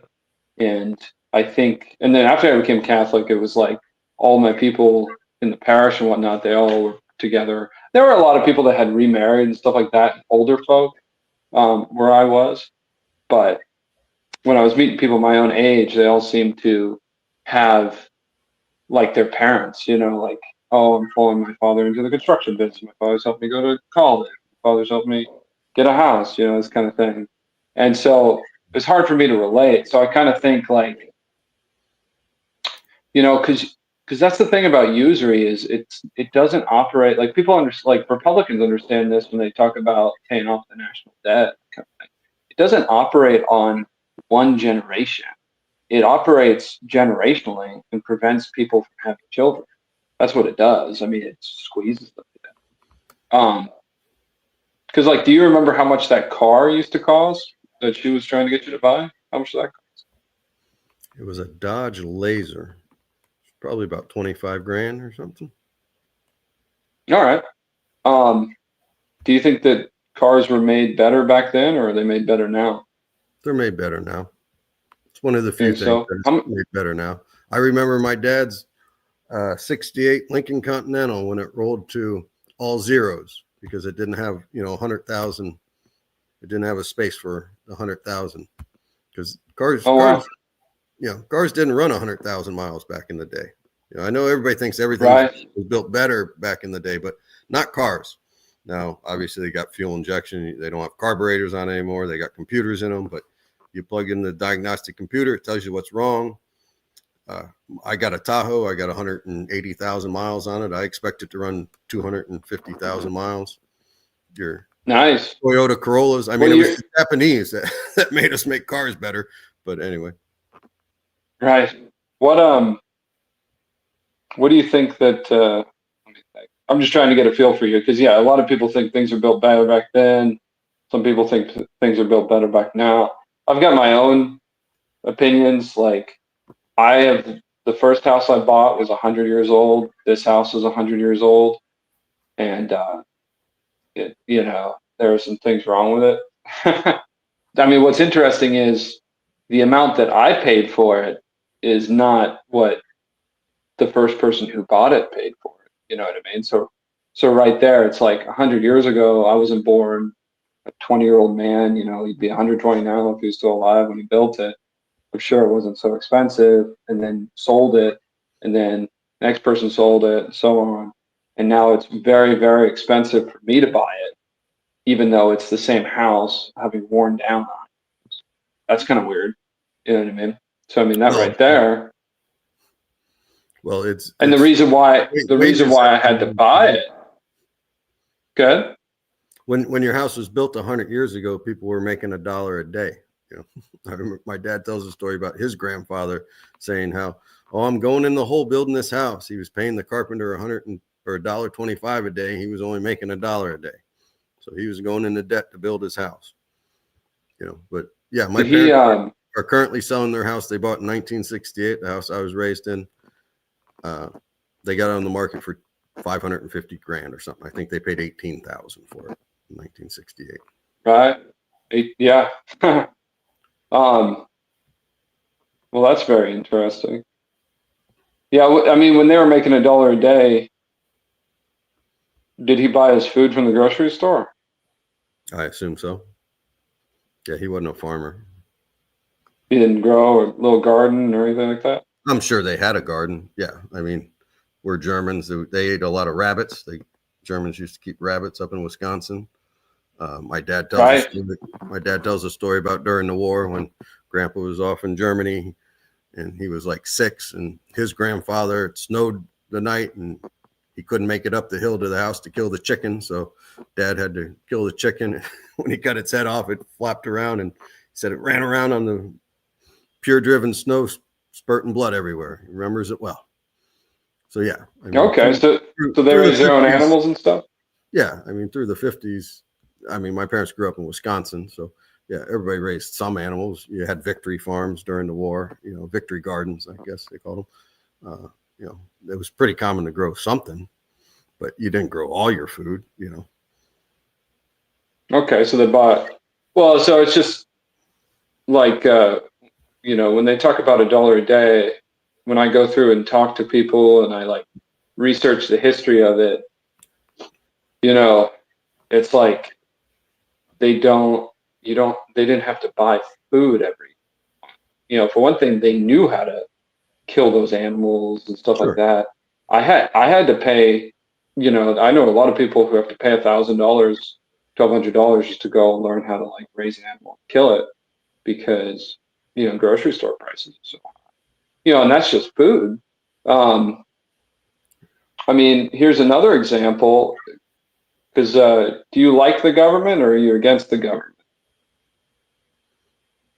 I'm a Republican. I'm largely against the government, but I mean, it's a necessary evil. I agree with Thomas Paine. Nice. Well, I mean, I've got a friend that, he's got children and stuff like that. He even can raise his own food, and he spanks his children. Do you think it's good to spank your children? I do, just so you know. I think it's okay. I was spanked as a child. If you're excessive about it, obviously, I was just actually telling. Yeah, you wouldn't want to you wouldn't want to just like beat him or something. My mom running around at me with a switch one time, me and my brother, because we didn't clean our room. So. Oh, okay. So she spanked you with a stick. And we had this damn elm tree out there. Yeah. Well,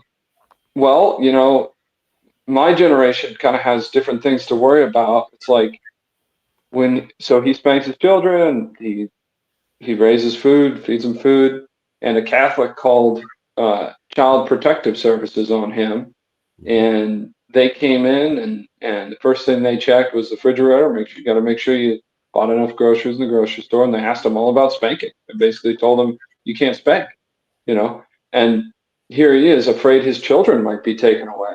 You know what I mean? And so it's like, Well, yeah, I mean, it's worse in other states. So, say again, what were you going to say? Is he in Austin? No. Oh. No, I don't really want to talk too much. Okay, well, Austin's very liberal, right? The capital is liberal, but the rest of the state, I'm not sure. He's a country boy. No, I agree with you. I mean, you're definitely going to have a worse time in like a liberal area with CPS. But in fact, I've known, like, my wife was looking up stuff, and it's like a lot of CPS agents are just like atheists out of college with a psychology degree that just kind of look for reasons to take away a Christian man's children. But I guess the point I was trying to say is, like, because CPS is all over the country. I mean, there's no place you can live where they might not be called on. Unless you just never talk to your neighbors, you know what I mean? So here's this government organization that specifically exists to make sure people can't have children or can't keep their children if they, for instance, didn't buy groceries that day or spank their children or try to live this like traditional lifestyle. And so then they come and so you kind of got to like have a certain standard of living that maybe in the 1950s, or even in the 1940s and stuff, nobody had. When you had $1 a day, it's like, one of the things they check for is running water and plumbing. It's like so many families lived without that. But now we've got to pay a bill for that every month. A lot of people, you know what I mean? So like, there's so many things that have changed that make it so hard to say, oh, well, you're just stupid if you're failing. Because like, well, people could have done the exact same thing 50, 30 years ago, and they wouldn't have had their children taken. You know what I mean? And that's just if it happens. I mean, there's still the fear of it, where it's like, and so I'm just like, I understand older folks, and I respect them, but I think sometimes they can't quite comprehend what we're going through, and it just seems like not very Catholic and not very Christian to just assume that like anybody who's struggling just to like have a family is stupid or lazy. You know what I mean? Like, yeah, Well, $14 an hour is more than $1, but after 100 years, things cost a lot more than even 14 times. You know, like in the 1950s, you know, I'm just looking at like actual like statistics and things like that, and the way people used to live. In the 1950s, a grocery store clerk could have a vacation, he could have a car, he could keep his wife home from work, he could do all these things. He was working at a grocery store. It's like now, you work at a grocery store, like you can barely afford food. You're gonna have food stamps, probably have roommates. You know, you're not going to be raising a family. You know what I mean? Because I used to work at a grocery store. It's just like some things have changed, and it's kind of hard to measure it with this paper money that just goes crazy up and down. You know what I mean? Like my parents are divorced, so it's like I don't have a lot of support from like my boy's 3 years old. It's like I don't know how to handle a 3-year-old boy. No one's ever taught me. You know what I mean? And there's not really anybody I can call to help me with that. Well, that makes it harder to go to work and make money at a job. You know what I mean? If I just can't absolutely. figure out how to raise my children. Why, like So- being a single parent is one of the bigger drivers of poverty. I mean, I don't know if you have a wife. Yeah. But, you know, sure. I have a wife. She's in really poor health, especially like if we want to have more children and stuff. It always kind of hits her really hard. She's usually like bedridden in the first trimester.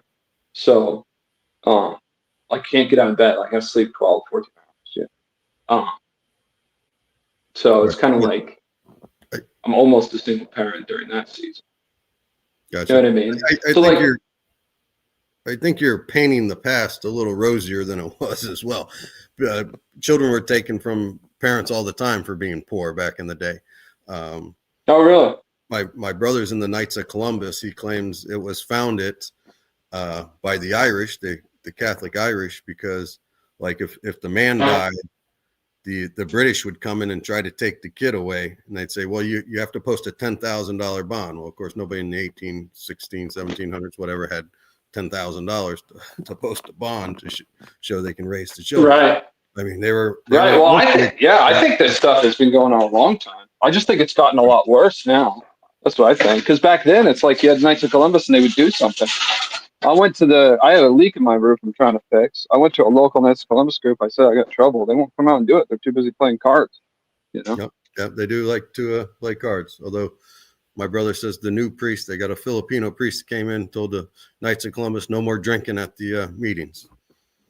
So they probably lost a lot of members. Oh. Well,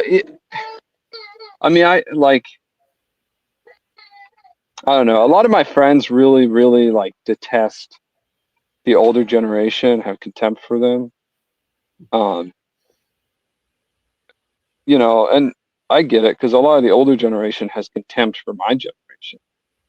You know, but I mean, everyone's kind of selfish. That's what I've noticed. Like nobody wants to just like work together or help other people, or you know what I mean? Like it's like every man to his own. If you fail, you deserve to die. It's kind of the mentality. Which do you notice that too, or am I alone in this Catholic world I've converted into? Well, I do. I think you're right. I think there is less community to some degree. There's no barn raisins going on. Right. Well, that's a big deal. I built a barn. It's hard without a couple of guys there to help you lift it. Yeah. Well, you gotta have a few friends at least. You should have some good friends who'll come over and help you with your pole barn. Yeah, people expect you to be able to, pay your own way and stuff. I mean, it depends. It also has something to do with age, like when I was in my 20s, I made the mistake of buying a pickup truck, so I was everybody's buddy. Anytime somebody wanted to move, I was there, Right. stuff for everybody, right? Don't ever buy a pickup truck when you're in your 20s. But by the time you're That's 40, funny. you're expected to, either move yourself or pay movers, don't expect your 40-year-old friends to come over and help you move, So I think some of that has to do with age within a lifetime, not necessarily generational. Yeah, that's actually a really good point. Yeah. Like for me, it's had a lot more to do with like state in life. Like, I don't know, like, because for instance, I mentioned my wife's in poor health, especially when we're trying to have babies. And I noticed that, or like when I converted to the Catholic religion, one of the reasons I did it is because I didn't want to be divorced. I wanted to have children. And the Catholic religion was the only one that seemed to be like, yeah, you should definitely have children, and that's the most important thing you can do. But a lot of like women, like I've had women, I ask them for help, stuff like that. Like, how about my wife? She's the oldest of two, she didn't learn how to raise children or anything like that. We're figuring it out as we go along.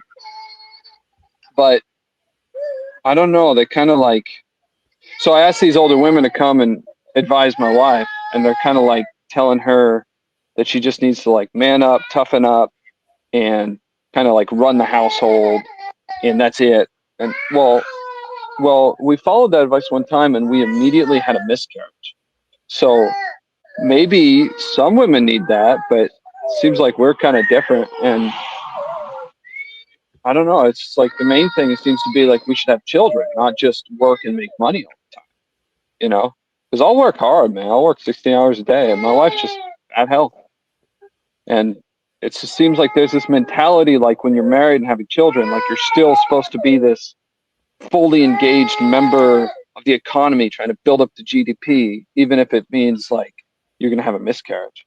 And I know a bunch of people like me in this state of life trying to have children that they can't fulfill the standards of like never taking a day off, not being there at your house when your wife needs you and that kind of thing.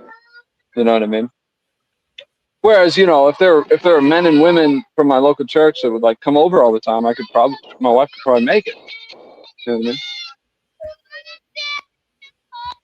Yeah, My son is afraid of my land. Go ahead. It's always good to have a support structure around you. Some people need it more than others. If you're in the church, you would think the church would be there to help you. The old ladies. You'd think. You would. They think said They said they were my family, and then you'd think they would be. Yeah. It's probably better where you are. They always tell me to go to my family, like my relatives and stuff, and I can't. I became Catholic, and I just don't. I'm not near them. I wanted to follow Jesus Christ, But I don't know. Maybe it's just the women in the church. Maybe the men are fine. They're just working really hard, and the women. I don't know. Every parish I go to seems to be run by women. You know what I mean? Is that just me that notices that? I don't know. I dropped out of the church 30 years ago.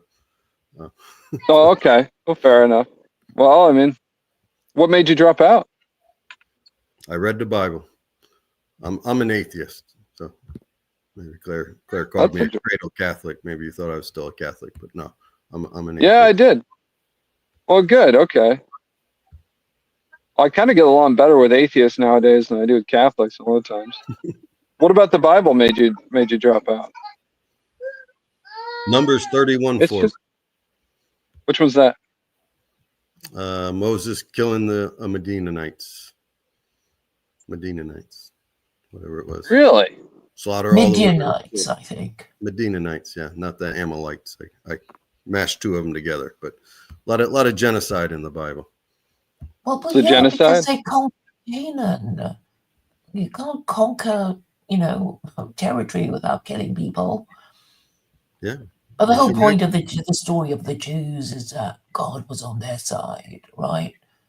And they didn't even believe it, and they complained about the manna from heaven, and then they were condemned to wander in the wilderness for 40 years because they didn't go straight into Israel. They sent the spies, and the spies came back with stories about giants and stuff, and they pussyfooted around. And Aaron built the golden calf, and Moses struck the rock twice. God only told him to strike it once. That's right, for the water to come That's forth. That's very interesting. That's like a whole different conversation. But Yeah, I mean, I tell atheists all the time. I'm like, man, if the Bible is what you're like, I think there's a big problem because people think like the Bible is religion, like it explains whole religion. I love the Bible. I think every word of it's true, and I think the genocide was justified, but I don't think that, and I think it's probably the only one that's ever been justified in all of history. So, and I think that because I think God's good, and it's just, I have religion already, right? And I come in and I read the Bible. I was like, well, this is a good God ordering this thing to happen that's obviously in almost every case evil. So there must be something I don't understand here. And then I kind of look clues and stuff. So I think that I'm not surprised that people fall away from religion because they read the Bible. I mean, that's basically what, from what I've heard, even the church fathers said that, like people can't handle the Old Testament. They don't understand what it's about. I'm kind of in a position now where I have to answer for it a little bit, but I don't think that I'm like the most qualified to do it or anything like that. Like the thing about being a Christian is you have to understand and believe that there was that genocide and it was okay. And every other genocide in history, probably not okay, probably evil from this standpoint, because it's basically only acceptable if God does it, and that's pretty hard to explain. It's pretty hard to explain. And so if you're like sola scriptura, the Bible's all we got, it's like, man, that's a tough one to explain. You can't derive your whole religion from that. But really, I agree. I mean, I totally agree. Atheists, why atheists don't like that? Good. So the difference. I think I have to go though. My son's calling me now. Well, God bless you. I'm sorry. Yeah. Okay. All right. Well, but it was good talking to you guys. Hopefully, I can come back with some. well, hopefully Okay. things pick up. Thank for you. Daniel. You have a good one. Yeah, pray for me, man. It's hard. It's really hard. Like our generation, the things that are done to us, I think they look like what's been done in the past, but they're just way, way worse. And I don't even care like what religion people are. It's like nobody should suffer what I've had to suffer just because I wanted to have a family at 25. Nobody should suffer. It's ridiculous. All right, well, God bless you. And atheists know that, by the way. That's a big reason for communism. See ya. See ya. Bye. I was going to say, if he's in East Plano, maybe you should go talk to Yasser Gadi. Maybe he should be a Muslim. Muslims love the white guys who convert. So he might get more support yes. that way. I mean, this is surely the whole thing, because they're all these fake Christians, right?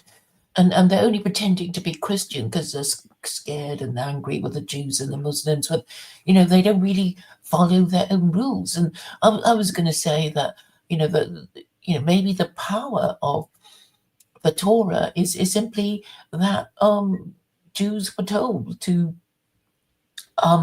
love their neighbor as themselves, which is pretty a tall order, but it's only if you treat the people around you that you form a cohesive community and you can deal with your external and internal enemies, as effectively as you would like. While the people who don't have this totalitarian God who forbids you to practice idolatry, we already know the consequences for these Hindus and these Buddhists who don't quite take the whole thing seriously and don't have, very strict laws about all kinds of things. Okay, but I'm an American. I'm for freedom. I don't like strict laws. I don't like. I the know, government. but you kind of noticed things not getting better over time, particularly in the last 50 years. Particularly about the American family and the American birth rate for white people. Right. Well, but that's a good thing. We've already overpopulated the planet. The Japanese have it right. They put 120 million people on those little islands.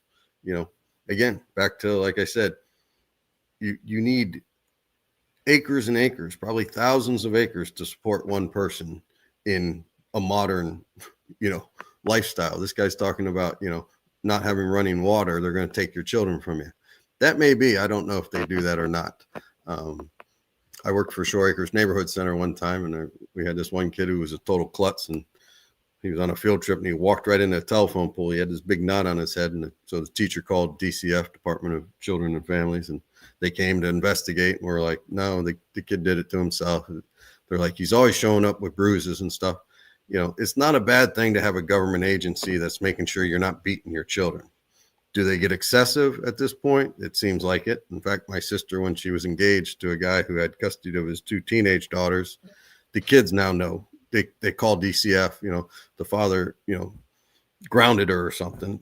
She calls them and says he's beating her, so they come to investigate. Now, they didn't do anything because there was no evidence to it. And it was pretty obvious, the girl just was making things up. So, but there's got to be a balance. People literally used to beat their kids. There was a woman in the UK, in London, I think, beat her 7-year-old son to death for not learning the crayon fast enough for her. That's all the hard part of governance, is balancing rights and freedoms and protections, And the people trusting their ruling class to enforce the laws properly. And I guess currently there is very little trust in our ruling classes. Welcome back, Khalid. Hi, Claire. Hi, Mike. Okay. What's up, Khalid? The sword of Allah. The sword of Islam. Yeah, I hope so. That'd be Khalid nice. bin Walid, something like that, right? That's right. Yeah. Outflanked Muhammad in the Battle of the Mound. Almost killed him back when he was still a pagan. Yeah. That's right. Yeah, he's a famous general. Mike knows his stuff about Islam. I'm just wondering how long it's going to take for him to become a Muslim. But anyway, we can hope, right? The day I die, I suppose. Back to my That'll be too late. Don't wait till Fitna. that. That's a bit late. Fitna or Fitra. I can never remember which one's an uprising. Fitna means causing trouble. Fitra Causing means the human condition. Right.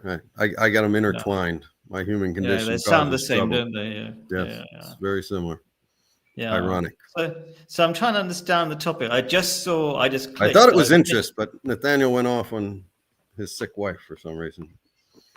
Inshallah. No, I barely listened, to be fair. I just finished teaching a lesson, and it came up on my YouTube, my name. So that was interesting. So yeah, I don't want Nathaniel wants to ban usury. And I was saying, how can you ban usury unless you adopt Sharia? Because I think a lot of people would like to default on their debts, individuals and governments. And you can really only do that if you change your national religion. In fact, Hitler wanted to ban usury, and then he realized he needed to finance his imperial wars. So he just banned it for the German people, but he himself practiced it to finance his, So banning usury and defaulting on your debts are different things, because in Islam you have to pay your debts as well. But maybe there's a balance, like bad debts and what's reasonable. Yeah. So I don't know if they're exactly the same. There can be something, like, even, for example, in slavery, the reason why slavery is not outlawed completely is because people invest in buying the slaves, but then the median way that Islam found was, like, you have to treat the slaves really well, like really good employers, and give them housing, give them everything, really. And any tiny excuse, like if you mistreat them a little bit, you better free them, otherwise you're going to hell. So it's kind of like a realistic approach. So I'm not sure what the exact realistic approach would be, because you can't just say, default on all your debts. I'm not sure if it's practical.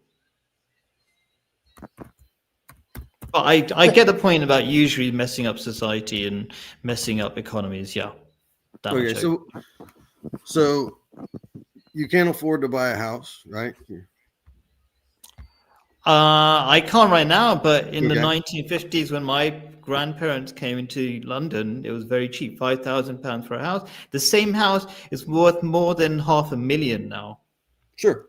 All down to You probably usury. missed it. I just said earlier, my parents are selling their house. They bought in 1968 for 18 grand for Yeah, 550 grand is what they're asking right now.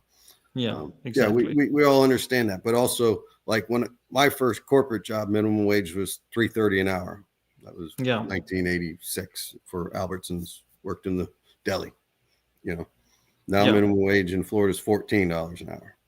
Yeah, So it's all kind of relative, right? You could buy a brand new Mustang. When Lee Iacocca created the Mustang, it was like $2,200.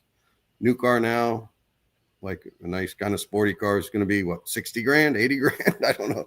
I remember when the Porsche was 80 grand. That was like a lot of money for a car. Only 5% of the population could afford a Porsche or something, or a BMW. yeah, But now, so your question is, now we're in this system messed up by usury. So we agree usury is not a great thing, but now we're in this system. I don't agree with that.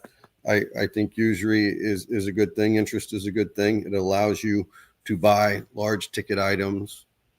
But earlier. no, but but I thought you just agreed that usually inflated prices. That's True. what you meant by, okay, so we agree on that much. So it's not great. Yeah. Not But perfect. Okay.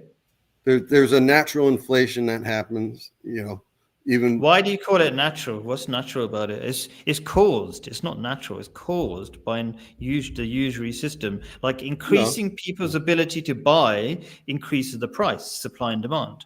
Right. But you also have a natural increase of people. So you have a natural increase of demand, which is going to cause prices to rise, right? Okay. There weren't as many people in the 50s. There weren't as many people in 1800, right? You could grow corn and sell it for 2 cents a ear or something, because there weren't that many people in town. Yeah, I More see. People who want corn gets more expensive unless you grow a lot more of it, which we do. But yeah, exactly. So, but no, I see your point of view. That's an interesting point of view. I'm trying to get into the habit of like saying, I see your point of view, because I try to get other people to say that as well, to have reasonable arguments or discussions. So I can see like more people. I've never heard of that argument. That's an interesting argument. So more people, more demand. And if you limit the supply, you're going to have that problem. Is that necessary that when we have more demand, we can't make more houses? Are you saying that? Like, considering, like, is it like 95% of the world's population, 5% of the world land space, because most people live in cities, something like ridiculous like that. I remember reading that up. So, like, if given that we've got loads of empty space around, why don't people make more houses so that you don't have to have really high house prices? Like, why is that necessary?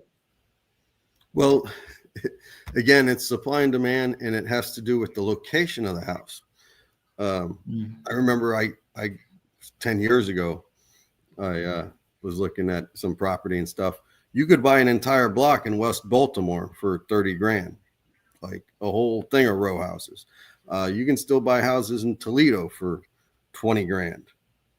Why? Nobody wants to live in Toledo. Nobody wants to live in West Baltimore. You want to live on the beach here in Pinellas County? Yeah, my buddy bought a lot in Madeira Beach, empty lot for 750 grand. Then he built a $2 million house on it. But it's you can get houses cheap. It's just over here, by nowhere the way, near where anybody wants to be. I mean, there's even Jacksonville. You can go to Northwest Jacksonville, and get a house for 20 grand. Yeah, I could do the same here, by the way, because for 50 grand, I could buy a mansion, make a mansion of my own design, but not in the capital, because the capital is pretty full up. There's no space really, and it'll be roughly twice as the cost, but still much, much cheaper than London, for example. Yeah, I'm not sure how many people really want to live in London. That's another topic, but that's yeah. Well, apparently London's short 1 million housing units, Claire? Do you know? That was years ago, I thought. And Sounds about right. Doesn't England have some green space thing where they don't allow building outside of London? And so You're that's completely correct. everybody. You know, Yeah, it's funny. yeah. I don't know. Have you been following the mayoral race in New York City? I mean, you could tell me. We were just talking about it in the last stream. There's a Muslim guy who's out in front. Mamdani. Yeah. Mamdani, He's yeah. world famous. Yeah. And he's a socialist. So he's going to freeze rents. He's going to make buses free. He's going to do all this free stuff. So we'll see how that works out. I mean, the problem with New York, one of the reasons is they have a housing shortage is because of rent control that they imposed post World War II, right? So many people came back, wanted to move to New York City.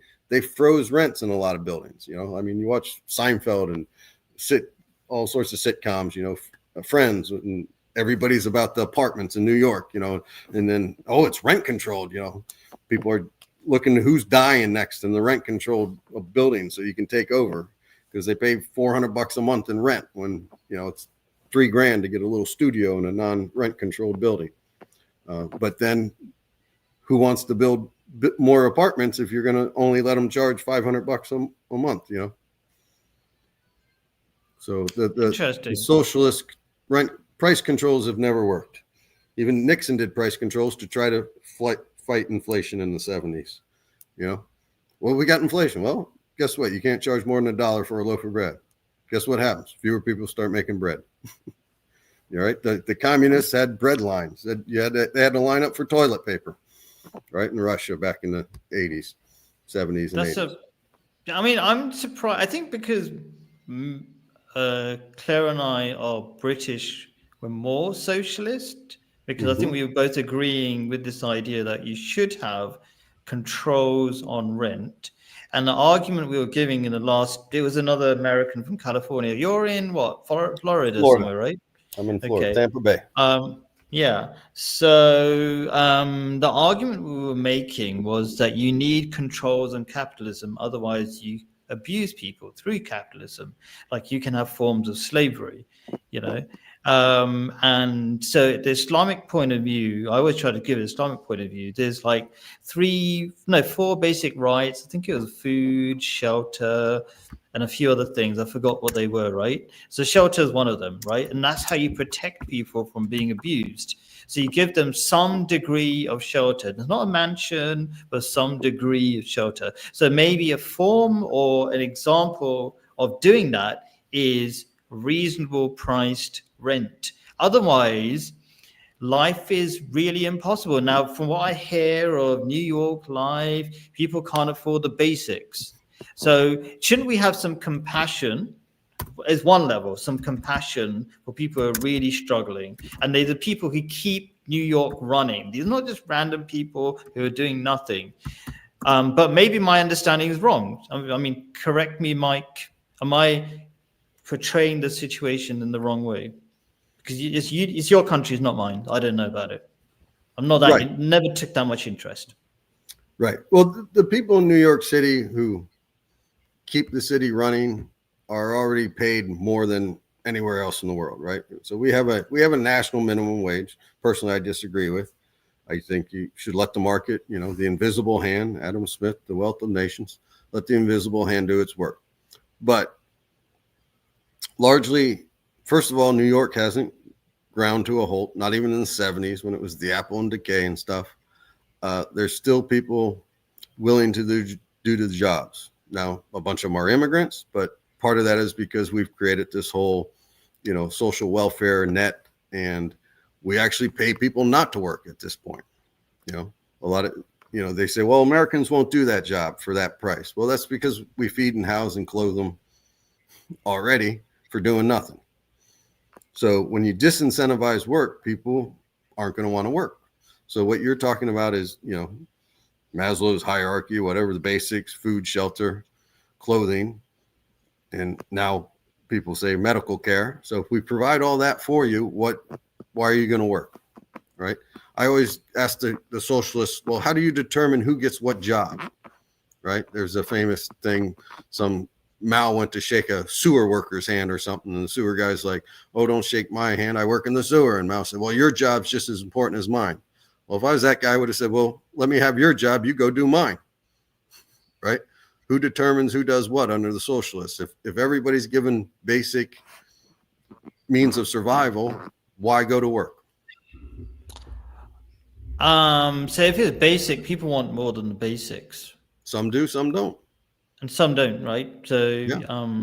yeah, but okay. So I see your point of view. That's a great point of view. But do you see that in capitalist, free market capitalism with no controls, you can abuse people? You can the big companies can work together to reduce prices of labor.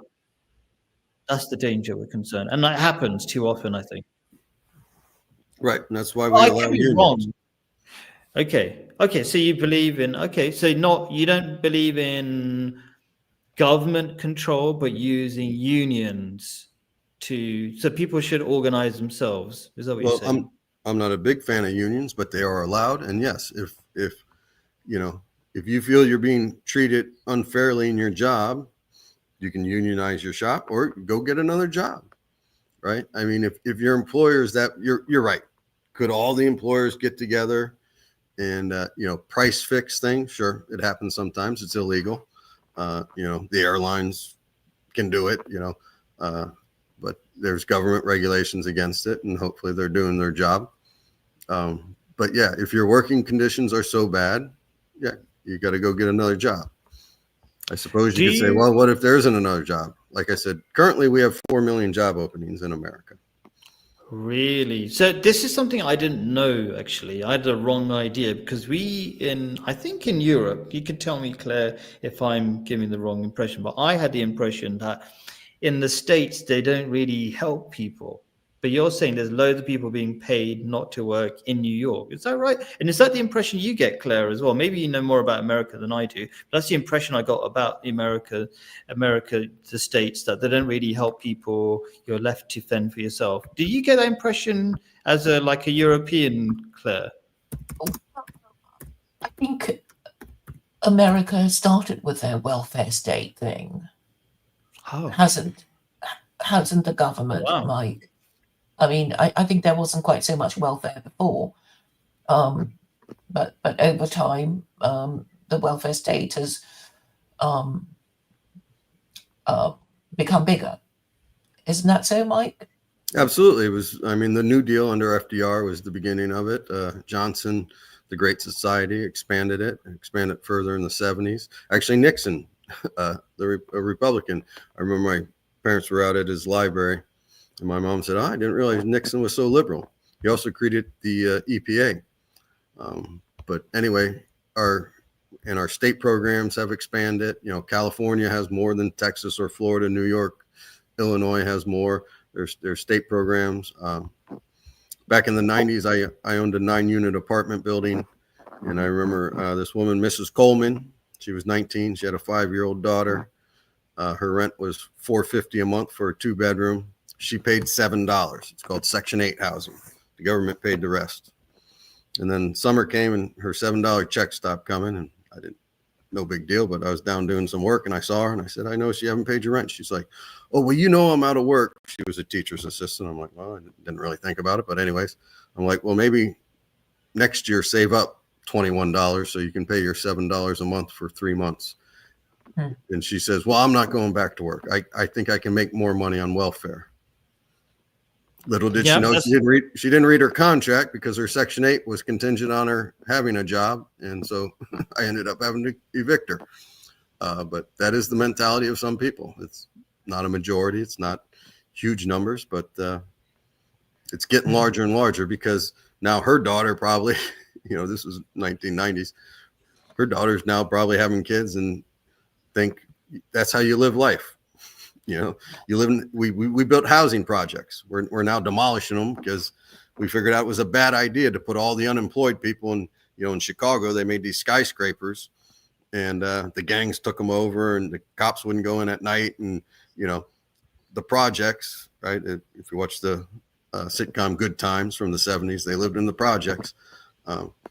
You you create a culture where nobody works in the building. You got 1,000 people in this building and none of them work. So guess what? That's normal to them. It becomes normal to their children, and you create another generation of people who think that's how you get through life. You let the government put you in a house. You get on food stamps. You go on Medicaid, which is there's Medicare for the retirees. There's Medicaid for the poor people. You get free medical insurance. Why go to work? You all sit around smoking crack all day, like Mike does, according to Brown Boy here. What did Brown Boy? What you want me to say? Oh, Allah doesn't burn the crack. Mike does.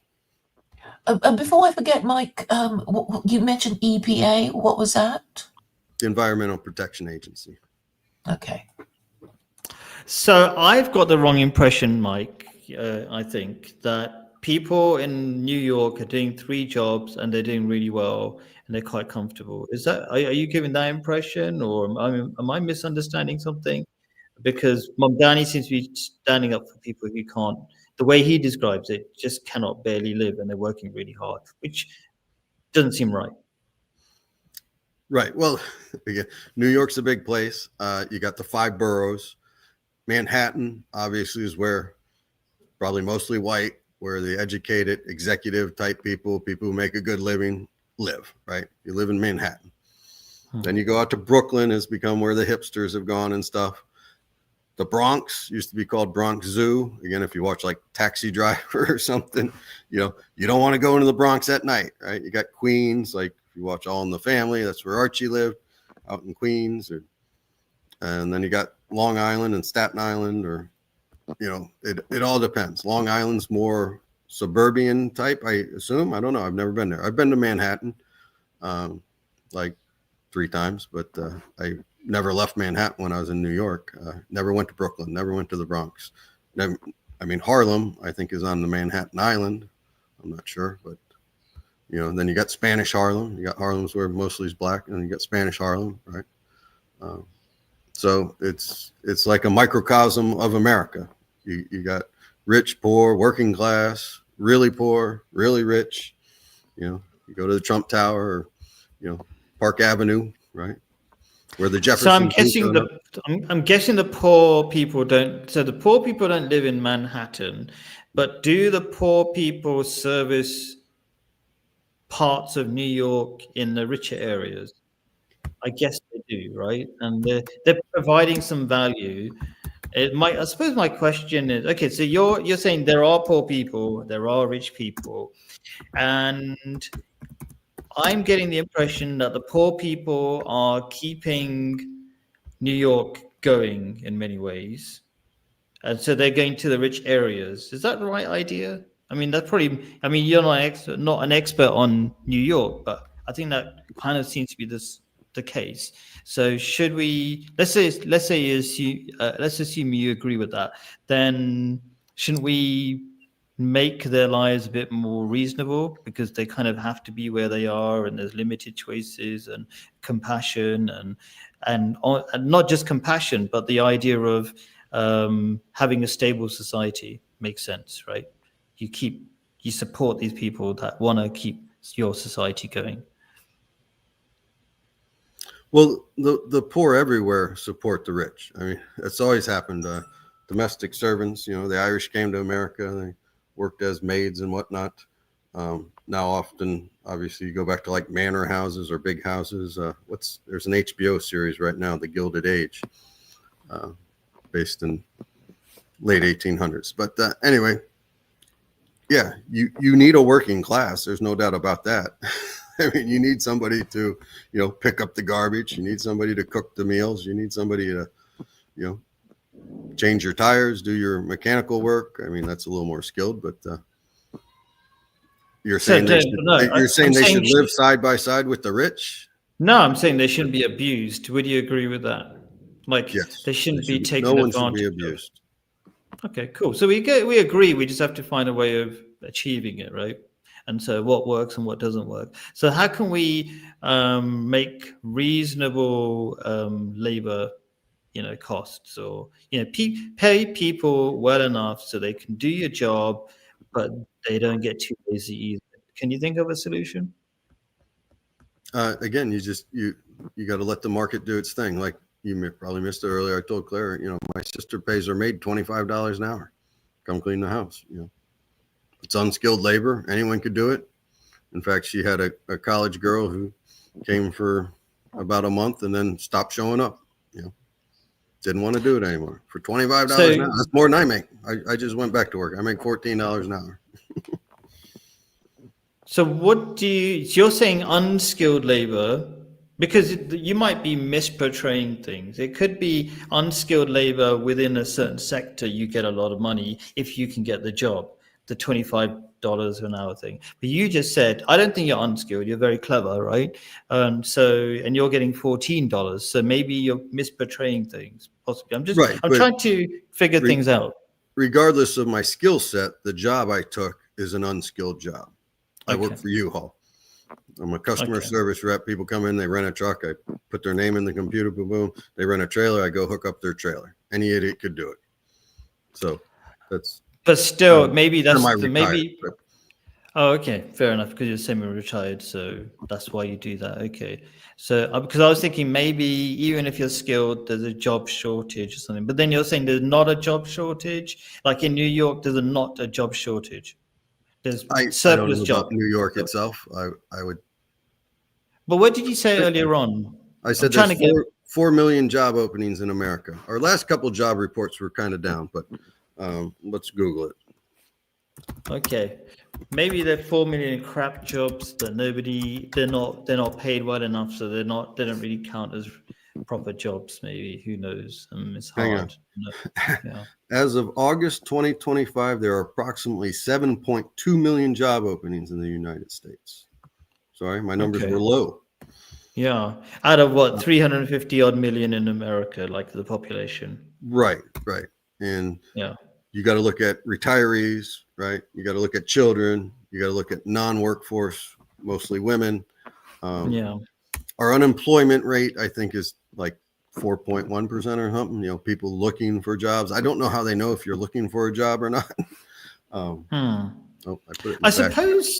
What do you think, Claire? I'm trying to compare it to something like in London, where there are a lot of people who don't want to work, and I would say a lot of not just immigrants, like people like me taking their jobs. Partly because people are not skilled enough, they're not learning, educating themselves.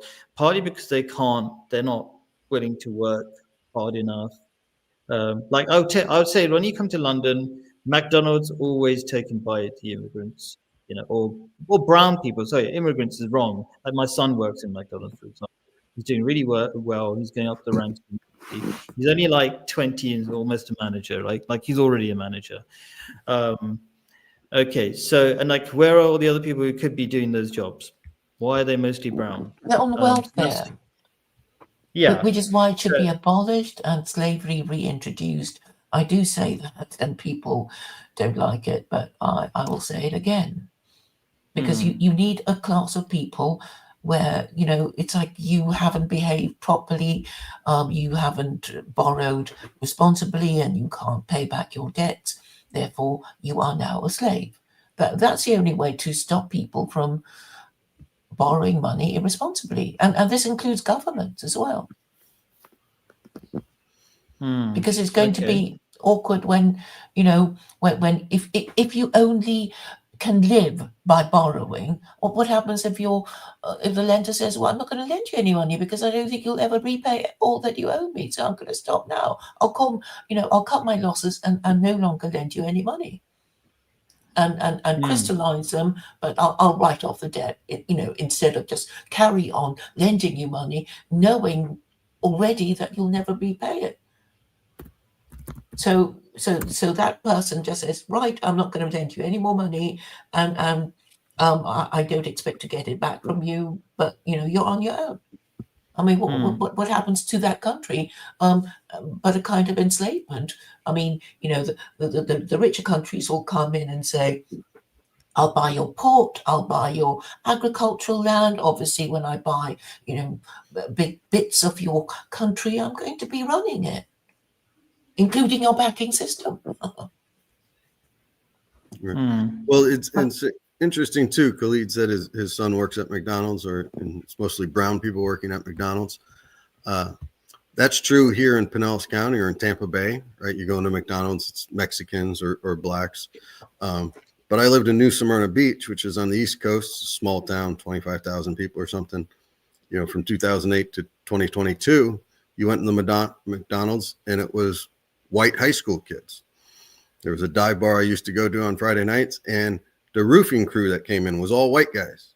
You know, you haven't seen a white guy putting on a roof in Pinellas County for 30 years. You know, it's actually funny. There's the scrapyard used to be called Acre Irons. Now it's Trademark Metals. But a couple of years ago, I scrapping a refrigerator or something. I took it in there. There's this old black guy in there, and it's all Mexicans. And I looked at him. I said, "Have you been here since like the 80s?" Because when my dad owned apartment buildings and stuff, we used to gather up all the used appliances or, you know, broken appliances and take them to the scrapyard.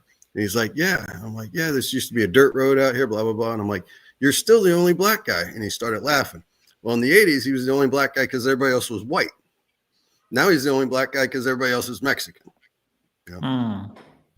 So things have changed. Culture's changed. Like you said, if you know what Elliot in the chat just said, you know, immigrants drive things down. You know, when I was a kid in the 80s, in fact, my buddy who was a rich kid lived on the water in Bel Air. He worked at McDonald's when he was 16. You know, you went to McDonald's in the 80s. It was high school kids. You know, one older person was the manager. You know, like you said, your son's probably almost a manager now. If you go to fast food and you work for 3 years, you're going to be a manager. You know, like their turnover is so great. They're always hiring because they're always firing people because a bunch of them are morons and they can't even flip a burger literally, or they can't show up on time. You know, they just don't show. You know, even in U-Haul right now, they got all these moonlighters, they call it, because people like just don't show up. They don't even call and make up an excuse. They don't even call and pretend to be sick. They just don't show up. So, yeah, I can imagine. Yeah. Just kind of, I like responding to comments. Khalid Safir, somebody's trying to say to me, culture and currency are value and culture and currency value are related. So I guess what he's saying is like, if you've got culture or values, you increase your value or something like that, which I agree with. I mean, do you agree with it, Mike? Sure. If you have a work ethic, you're going to be valued as a worker. Like I said, half the time just showing up will get you your job, keep you your job. Yeah. And do you think immigrants have more values than white people, modern white people? Yeah, the immigrants who bother to swim across the river or climb over the wall want to work. They want to send money back to their family. That means, I mean, they have to survive. They're literally the guys who are fighting to survive, whereas like we're all agreeing the people on welfare, they know they can survive. And you know, Khalid said earlier, a lot of people want more than the basics. Absolutely true. That's how we're still functioning. If it was 80% of the people who were willing to take the welfare, we would collapse as a society because 20% can't support 80%, you know. Yeah. But we're getting to the point. I remember I was watching the 60 Minutes or something. They were talking about, you know, the welfare state in the Scandinavian countries. And I think the guy was from Finland. And he said, well, you know, if 10% of the people don't want to work, we'll just pay them not to work. Okay, well, that can work at 10%. That will increase until the parasites outnumber the productive in a society, which is why slavery is in fact necessary for the continuation of the existence of your society. So the British and the Americans had no business banning it. And I think this is really now the consequence of it. Of banning slavery, because you actually need a class of people who are made to feel bad for being irresponsible borrowers, or you know, you won't be able to make the point. And also slavery is useful for workfare, because you know it's like, okay, we're going to make these people claiming welfare work for their benefits, and then you need, you know, a manager to turn up to make sure the others turn up and then manage the quality of their work, and you also increase the cost of welfare. And that I think is the real economic reason of slavery, because slavery is workfare of the ancient times. Yeah, sure. It's this Islamic slavery in the sense that the slaves have rights and you can't treat them badly and all that kind of stuff. Yeah, they have to eat the same food as you, the master, possibly the same clothes as you. So be treated really well. Is that the kind of slavery you're talking about? Yes, because in ancient Greece, they had all those slaves, but they didn't have the option. The slaves didn't have the right to manumission, and even then they had labor problems, because the demoralized slave would basically say, I'll just have to do this until I die. I'll just do the least I can. So they Sure, got really crap manumission. labor, and then with manumission, you could at least incentivize a slave, like, well, if you work really hard and then you do really well, then you will buy your freedom back, and So Yeah, so you got a choice. You might want to stay a slave. So if you got a choice, it's better, right? Yeah. Yeah, cool. Because then you don't have to worry about paying rent and buying food, right? Yeah, but anyway, one of the reasons why I joined the stream, because I thought that since the topic is Khalid Safir, I thought I might be able to help answer some questions. So what were the topics kind of around my name, or anything I said? We did talk about Mamdani and usury. We talked about usury for a long time. You missed Nathaniel. He would actually be quite happy to speak to you. Actually, I know you're kind of looking for people, but so he's got this thing about usury, and I think the problem with usury as a topic in the West is you can ask all these economists who are graduates and say, can you imagine, the West no longer using usury, and their head kind of explodes and they never want to speak to you again, because they can't actually imagine a society where there is no usury, and they can't even make a model of it for you. So that I think is kind of the problem. But there is this Australian called Almir Colan, I think, and he should be able to answer questions, except that when I ask him, he just forgets about me. Yeah. So I think it's a kind of so I was mentioned sacred cow of the West. Yeah. Okay. So the reason why I was mentioned is because just a way of like talking about Islamic issues, I guess, because that's all they are, isn't it? Usually Islamic issues. Mamdani, I guess, so some level of socialism and capitalistic control, which is also an Islamic idea. Having sympathy for the poor is Islamic. Yeah, and I think some people like Mike. Mike and this other guy we had in the last Nathaniel. stream. Mm-hmm. Was it Nathaniel? No, like he was kind of quite aggressive towards me. Oh, Elliot. Yes, that's Elliot. Yeah, like I think people they feel like they have to fight their position and be aggressive, but then after a while we kind of realize that if we have a reasonable conversation, we can agree on a lot of things. We don't have to fight each other or something. So my point is, I guess, that there is a lot of middle ground, but people don't realize there's a lot of middle ground because they're so aggressive towards each other. Maybe that's an American thing. Maybe I think it's a Western thing as well, isn't it?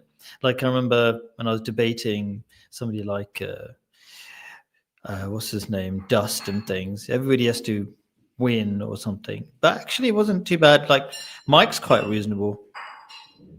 Yes, he is. You've got to give him that.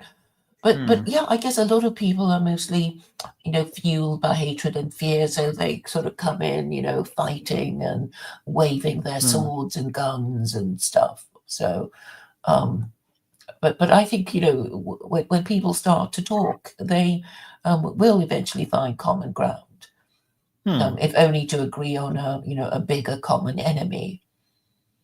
So I think dialogue is useful, particularly, genuine dialogue where people are allowed to disagree and say exactly what they feel about things, rather than these, managed dialogues that, are just fake and frustrating and waste a lot of people's time. Yeah. Like you can't use that word, You can't say Jews, you've got to say Jewish people, And yeah. they tend to be spaces managed by women. I mean, they are really the most infuriating ones, I guess.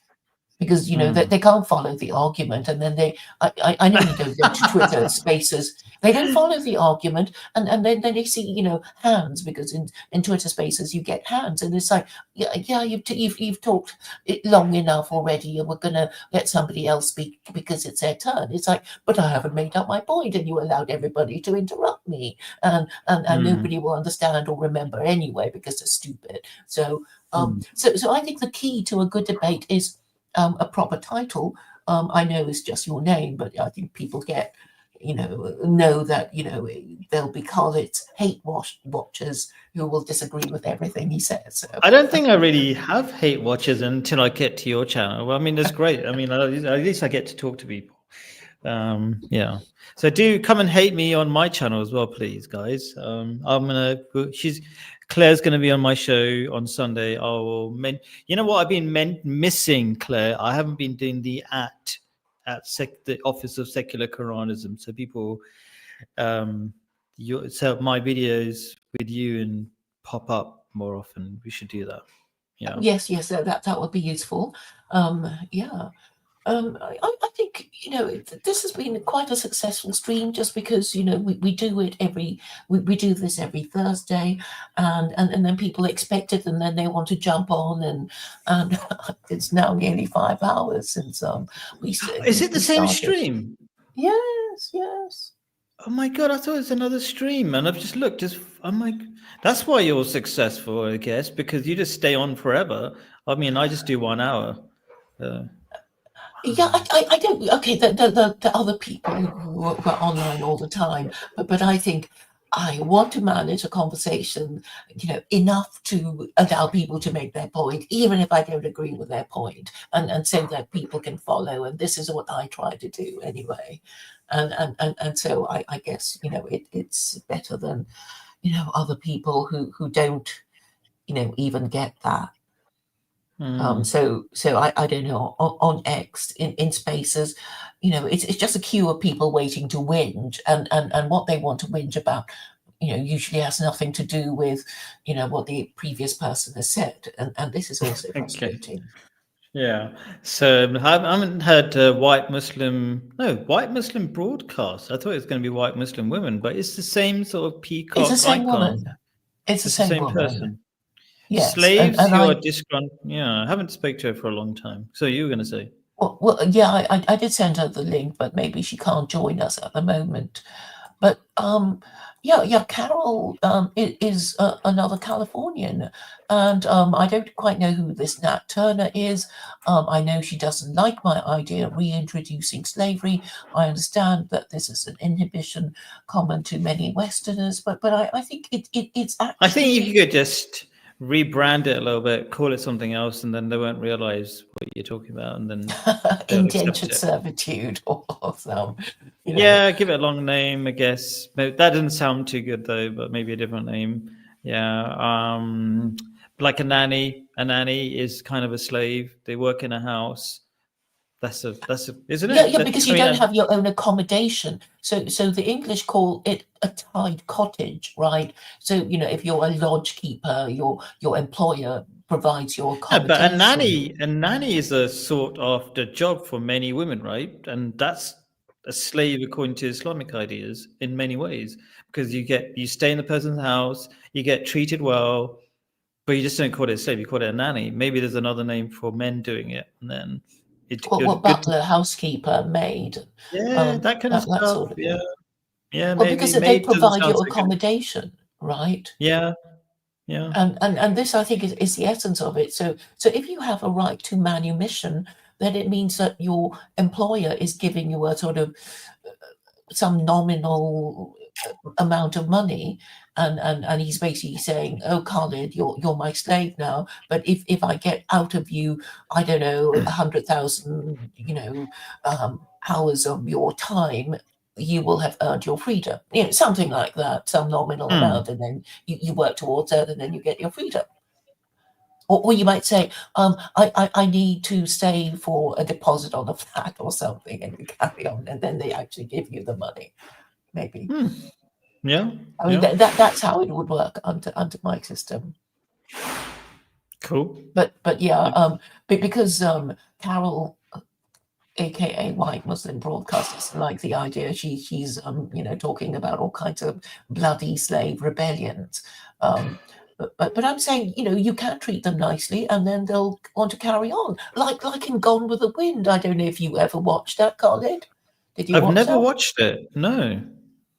I know about it. One of the most famous movies ever, but I've never watched it. Yeah, they no. usually show it every Christmas in the UK. I was watching it on the plane earlier this year, and I really enjoyed it. I actually wanted to stay on the plane to watch the rest of it, even though I had seen it before. But I for the first time, I really enjoyed it.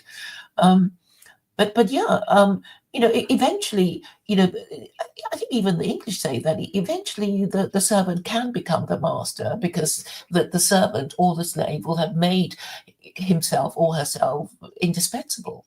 So, I think it's always a kind of battle for supremacy, like, who needs the other more than the other.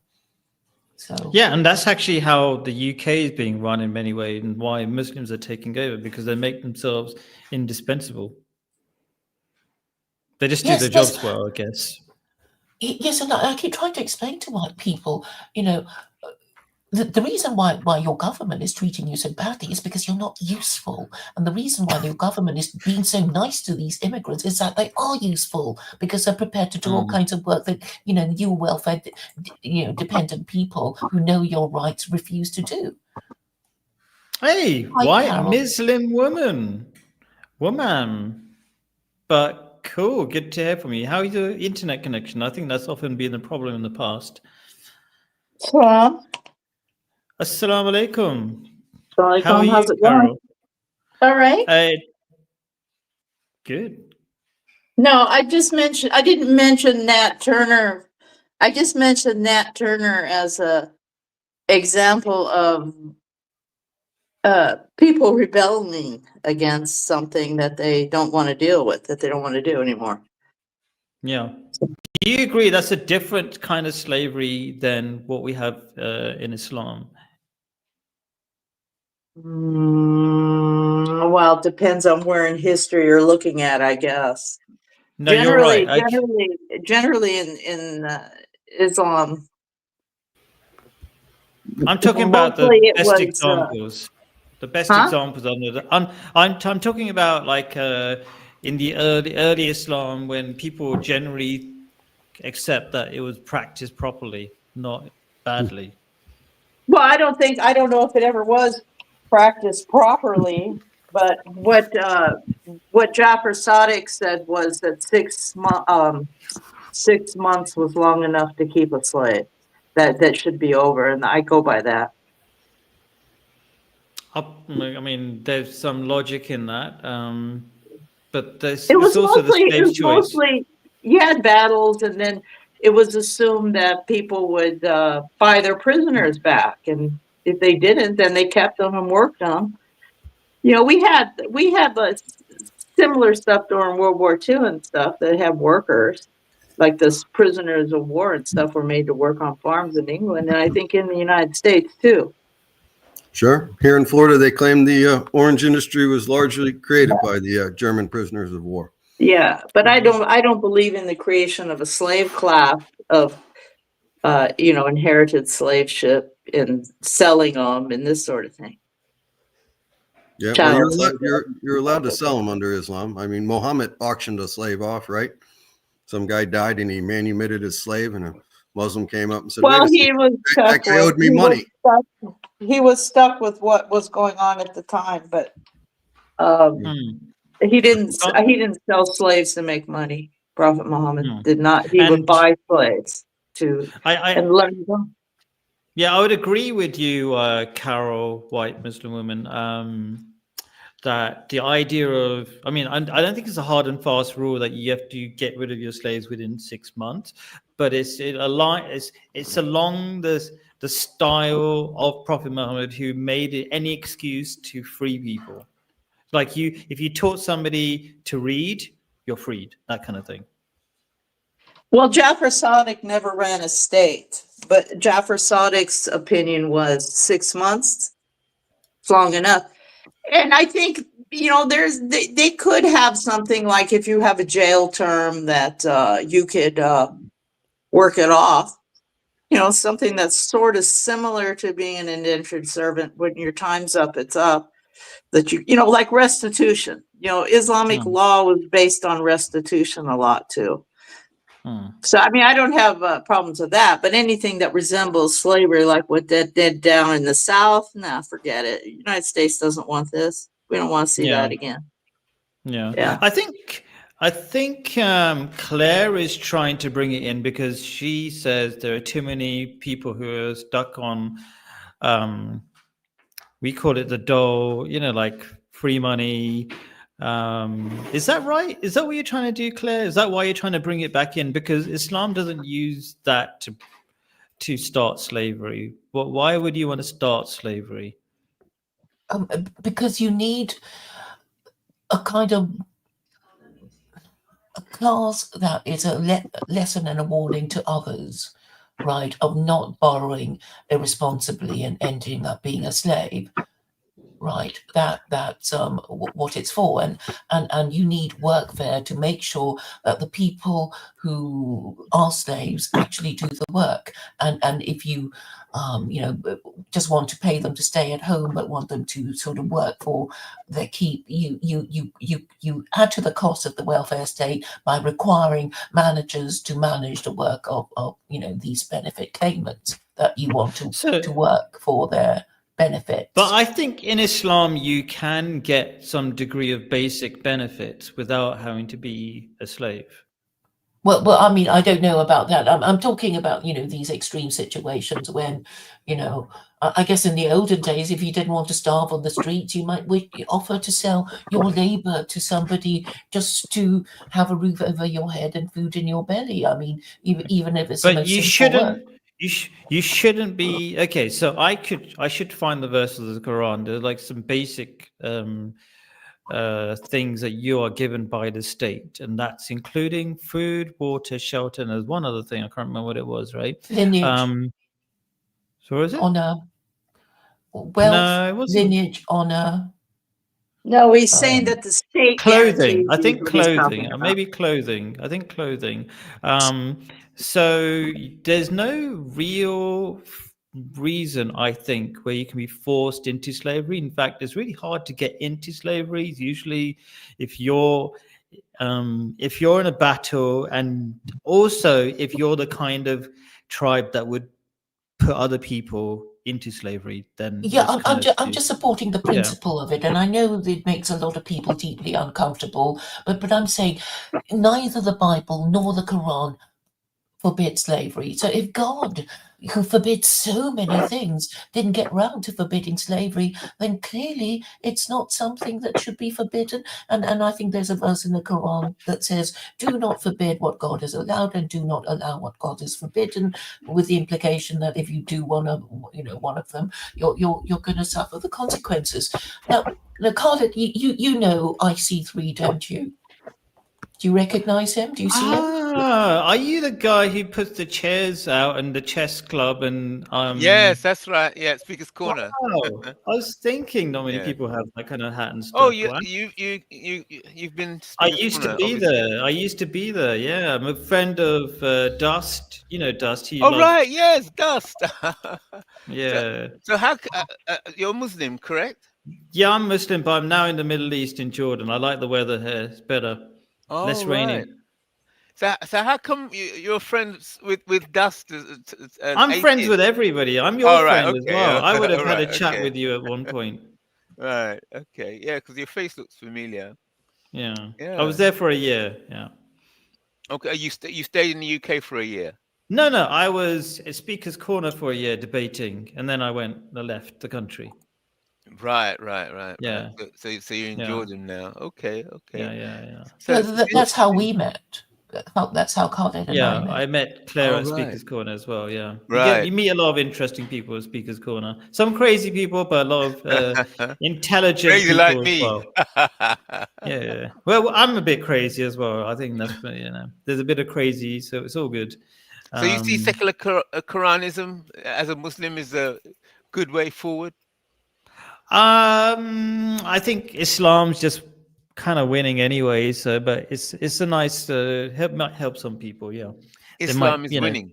Okay, that's because I was at Speaker's Corner last week, and I plan to go there again this week.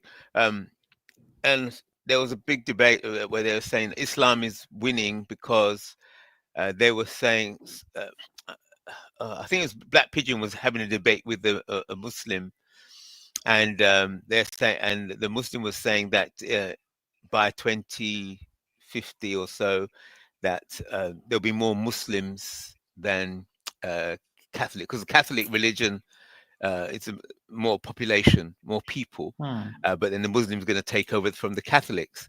But so whilst they were talking back and forth, I was thinking, is it really the quantity of people that means that shows strength of religion? I think the quick answer I would give is that, particularly with Muslims, it's more valuable. Do you know what I mean? Like, you can have a lot of Christians and hardly any of them go to church, right? There you But go. Muslim, Right. it's even more so. It's like most Right. of them go to the mosque, and their numbers are getting bigger. Right. So double.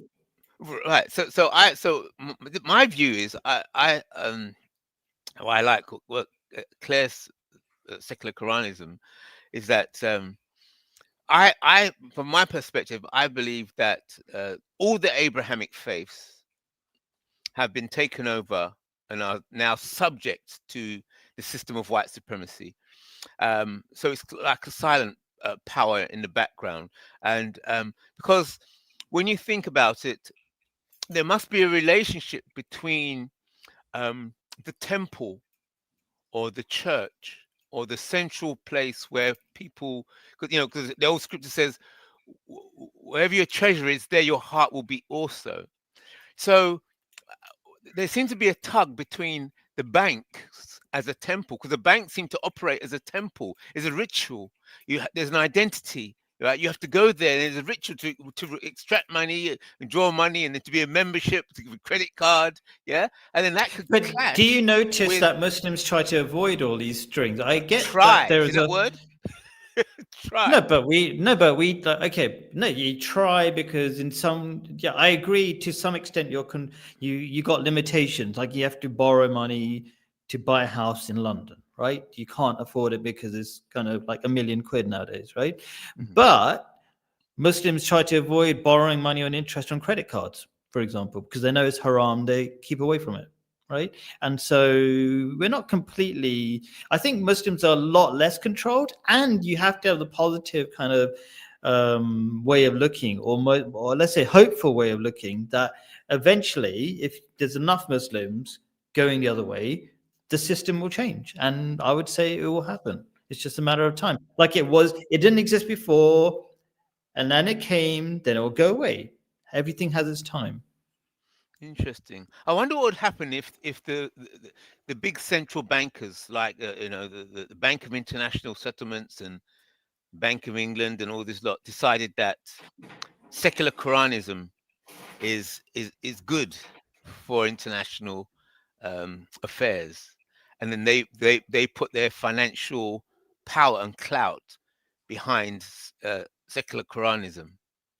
Obviously, because banks always promote themselves as being having no bias, but banks would have, because banking moves into insurance and risk management, and all these things are decisions and decisions what they will invest in and all these kind of things. So that does have an impact on life, culture, values, and what works and what doesn't work. So I would say that they'll be very wise to adopt that approach. If they don't want to use the name Islam, they don't want to be called Muslims, it would actually benefit them, because an Islamic system is, instead of on lending, it's called investing. So if you invest wise, you make more money.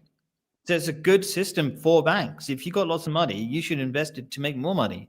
So it's not a problem. And actually, this sort of usury system is self-defeating, right? So you're going to collapse the system because it can't be kept up. So I would say it's a really smart move on the bank. But I'm going to talk to somebody called E. Michael Jones. What's his name? E. Michael Jones. Yeah.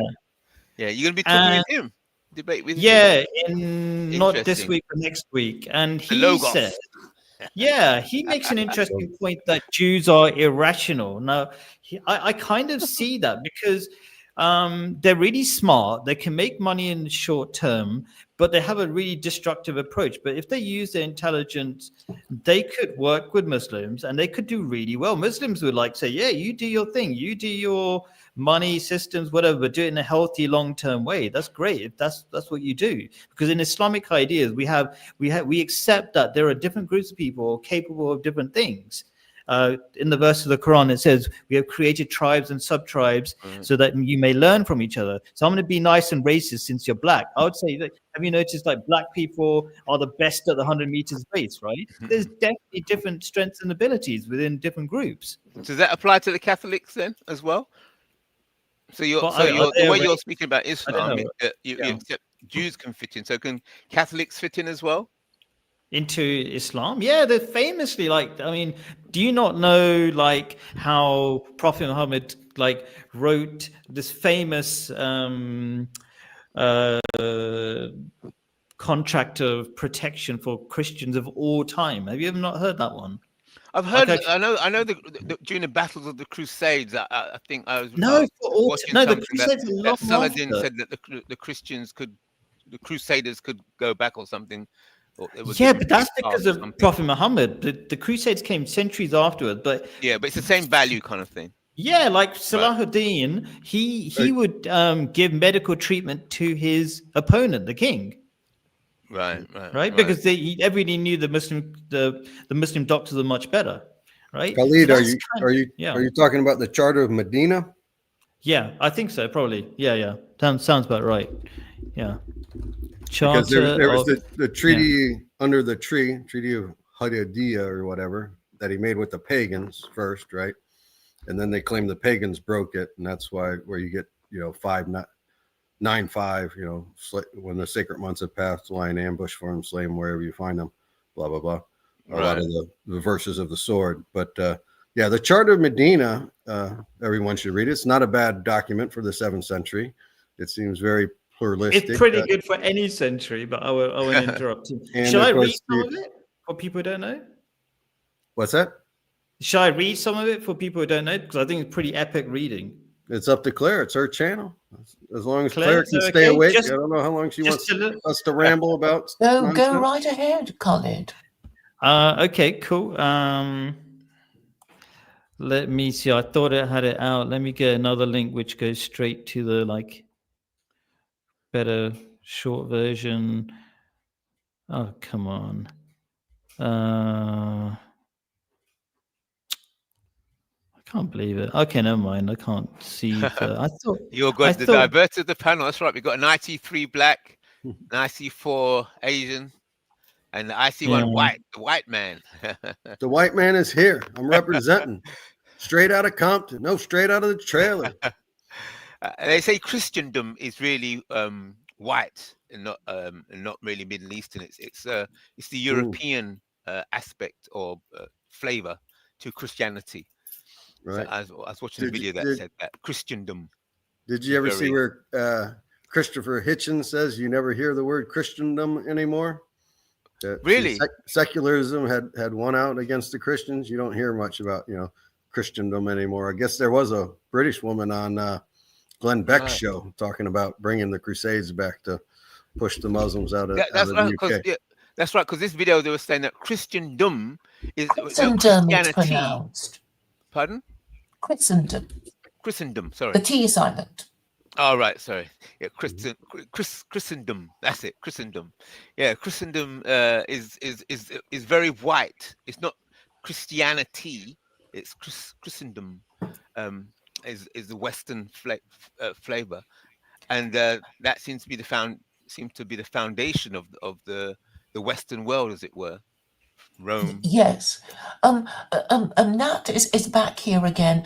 I mentioned Carol to him because Carol is a white Muslim woman and who was Catholic, from a Catholic Irish background, and I thought Nathaniel and Carol might like to speak to each other if Carol's still around. Yes, Nathaniel, got to win her back. A white woman has gone to Muslim. What's going on? She's slipped away. She's fallen away from the faith. Well, she's Irish. That's Irish. more Yeah, that's concerning. right. Irish and Catholicism goes together, don't they? She's Yeah, like I mean- Sinead O'Connor. I mean, it seems to me like the idea of the term white was pretty much invented to act like the English and the Irish were the same people. That seems to be the point of it. I think it's Well, I being don't know. My repurposed. background's German and Irish. Not there is some English too, but in America they call us white people what's the Germans call us? Amerimutz? I think that's a new term. Oh yeah. Okay, Yeah, I so mean- yeah, a hybrid white person. German. And, I mean, I've been American. I've been in America all my life and whatnot. So I kind of, my study of history helps. E. Michael Jones helps a lot. But I mean, it's mostly concerning to me because, like, growing up, trying to growing up in the suburbs, trying to find an identity, figure out who I am, why I'm here, stuff like that. You pretty much only get told like I remember I applied to go to Germany and I was more blonde back then with blue eyes and they kind of turned me down. Aryan. And yeah. And so and I was told basically, well, you can't go because you're white. And What? well, I kind of reflected on that, but and then you tried to immigrant there. You tried to move there, is what you're saying? no, it was just a college exchange program. Oh. And so it was just temporary, but it was all about like diversity and stuff like that. They didn't but want point you being because that, you're like- white. The Germans didn't want you because you were white. Is that what you say? You mean they made a quota? They didn't actually say that. Oh. Well, no, they had like American. The way it was set up was the people who'd been on that program already it was kind of like a panel, and we all presented, and I was the only white guy that tried to go, and so so it was kind of interesting. But no, I mean they were like kind of like global citizen types of people, but I mean it was just my introduction into when I realized that some people think that I'm guilty of crimes against Africa, India, and all this kind of stuff. And I was like, where does this come from? Because I know my family's got nothing to do with that. And then you look into it, it's basically English history that people Right. talk about. So I Oh, was like, German- oh yeah, don't forget and I'm German, Irish, Namibia. so I'm literally another victim of it.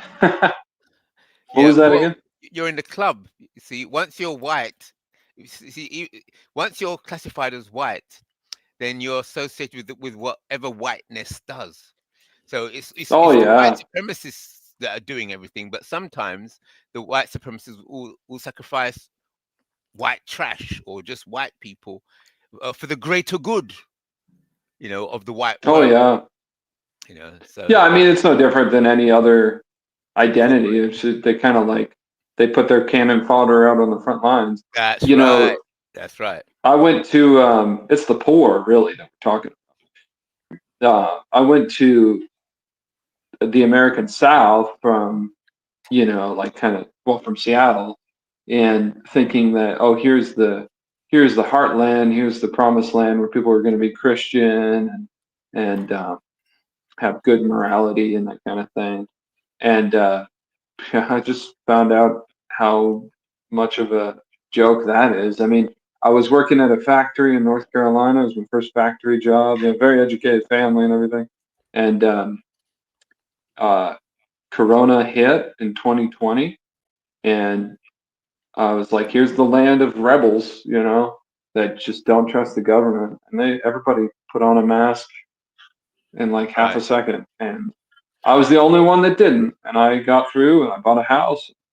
They left amicably, but I was just amazed how people are enslaved. I mean, that's what I ended up figuring out. It's just, even the Civil War was just about breaking these societies and enslaving them for industrialism. So, Nathaniel, can I just ask, like, what is your main, I don't know, like, why do you come? I'm not saying you shouldn't be on the show or anything like that. I'm just trying to understand, because I've never met you. What is your main thing? What's your main angst? Because I agree with you. Like, I thought the whole COVID thing was a scam, and I didn't want to wear a mask, whatever. But like, what's your angle here? usury. I hate usury. Oh, cool. We agree. Are you Muslim? Or Yeah, that's why I like the Muslims. I mean, Muslims have a different definition. I don't think the person who receives the loan is guilty of usury. So, but I mean, what does it matter? The point is, it shouldn't be done. If it's not done, then you don't have victims, you don't have victors, Cool. So yeah, I'm a big fan. In fact, I want to know, since you're an educated Muslim, maybe you could tell me more about one of my best friends. We went into business together like 10 years ago. He's a Muslim from El Salvador, and grew up a Catholic family, whatever. I have heard, and I might have to go because my children are already staging another rebellion. I just don't have that iron fist of the English to just keep them in line. I try to please them too much. It's got that soft Irish heart, man. But I've heard in El Salvador, the Savior, that they had a big problem with usury, obviously, because they're a puppet of America since Monroe Doctrine. That in the 90s, they had a Jubilee. And the Jubilee happened because of Catholics and Muslims working together, that the Pope visited and put this whole thing together. And so I've really wanted to learn more about that, but you can't find out the truth. You look into things and they're like, oh, it's really about landlords and stuff like that. So do you know any more about that? The Jubilee in El Salvador? Well, I kind of have to go, but I would like it would you like to share your email in the private chat or something? Sure, yeah. We could do stream together, like one-on-one, like then we can discuss things in detail. Okay, hey, whoa, no, wait, just give me 5 seconds. Don't come here shouting my children's names. Just give me a second. Okay, I'll be there in a second. All right, I think I have to go before they reveal our whole, I don't want my children. So I've got your email that you just, Mike, you just sent yours. Okay, cool, Nathaniel, cool. I'm just going to copy. Do you get it? Yeah. Well, thank you. Yeah, keep in touch with me, sir. God bless you. Mike, you haven't been on my show for ages. I'll email you again, yeah? He's afraid of it. That's what it says. All right, goodbye. Unfortunately, I went and got a job for. It's only like 25 hours a week, but. And what about you, IC3? And you keep wanting to go on Sundays. That's football here in America. We don't do that soccer, football. Okay, nonsense. Maybe I'll find a way to be more flexible. Who knows? But anyway, yeah, I would love to go on your show and ramble for hours and hours, and maybe smoke some crack or do something. Yeah, we'll hang out. Okay. And IC3, what's your show? About solving problems in the West. Solving problems in the West. Problems of the West. Yes. Interesting. So you want to maintain the strength of the West? Then you like. I'm helping humanity. It's not it's one world. It's one world. He's like Claire. He wants to Islamify the West, although his Islam might be different than Claire's Islam, which is different than the Sunni Islam, which is different than the Shia Islam, which is different than the whatever. Claire just We wants all to have clean up dreams of America. global domination. Oh, yeah, which is different than the white Claire is Muslim trying to woman's clean Islam. up. Listen, Claire is trying to clean up America. Sure. She thinks if you got cleaned up America, the world's going to be a better place because of the immoral stuff it's supporting. And So I'm being going to moral. email you. Yes, because America is where all that comes from. Did everybody like see that, yeah. your boy E. Michael Jones on the Dean show? Yeah. I contacted E. Michael Jones after the Dean show, and I said, like, let's do this. Let's have an alliance. Let's do something. Yeah, Claire, I save the was world. surprised he didn't drop you any props or anything, but Did, he went on did you about invite being in any Jews? Iran and If you- how they separate. Me, I've got my main friend is a Jew in America. Right, That right. comes- So yeah. so if you have on your show Islam, Catholic, and Judaism, that's a nice I'm all mixed, for it. interesting conversation. Yeah, I think we didn't talk much when we were at Speaker's Corner, so maybe we'll talk more now. Who knows? Okay. Yeah. I mean, you were always busy with your chess and whatever, but anyway. All right. Cool. Claire and And Khalid, if Carol- you guys want to send me like a link or something to print out for your shows, one of these days I'm going to drive over to Valrico. I don't know if you know Eddie, the Dean Show guy. He bought an old church over here in East Tampa. Huh? So he's about an hour, Dean less than Show an guy hour is away. near you. Oh, wow. Yeah, he's not far Okay. from me. I've been meaning to go over there and razz him, try to get on his show, and tell him why Islam is terrible. But Islam is terrible. Islam Okay. is terrible. I love usury. I love my interest. I'm making like $100 a month just on keeping $10,000 in the bank. It's awesome. I don't know why you guys hate making money, but We like people, that's why. Carol, I'll be in touch with you again. It's been a long time. Nice hearing everybody. Oh, I guess. Yeah, this is, I don't know. Work today, my phone. Yeah. Claire tried to get me on a few times. I couldn't get on, but phone's working today for some reason. Okay, cool. We'll see. All right, cool. Anyway, nice talking to you all. Bye. Bye. Okay, bye. Why did you drop Catholicism, white Muslim woman? Why did what? Why did you drop Catholicism as an Irish person? I was never confirmed. I never totally joined the church in the first place. Oh, right. Okay. So Yeah, I was brought up, Catholic, but I didn't. We kind of fizzled out in junior high. We didn't. I don't believe Jesus is God, and there's just not too much you can do about that. I mean, that's kind of like the big part of Catholicism. So if you can't get on board with that, there's kind of not. There's Yeah. only so far you can dig with it, Yeah. But makes it's pretty. sense. It's a pretty religion. Sure is. Yeah, it's pretty.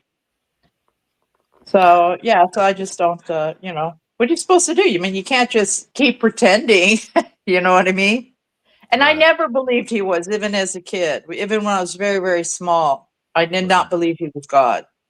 But I thought he was cool. I thought he was my homeboy or whatever.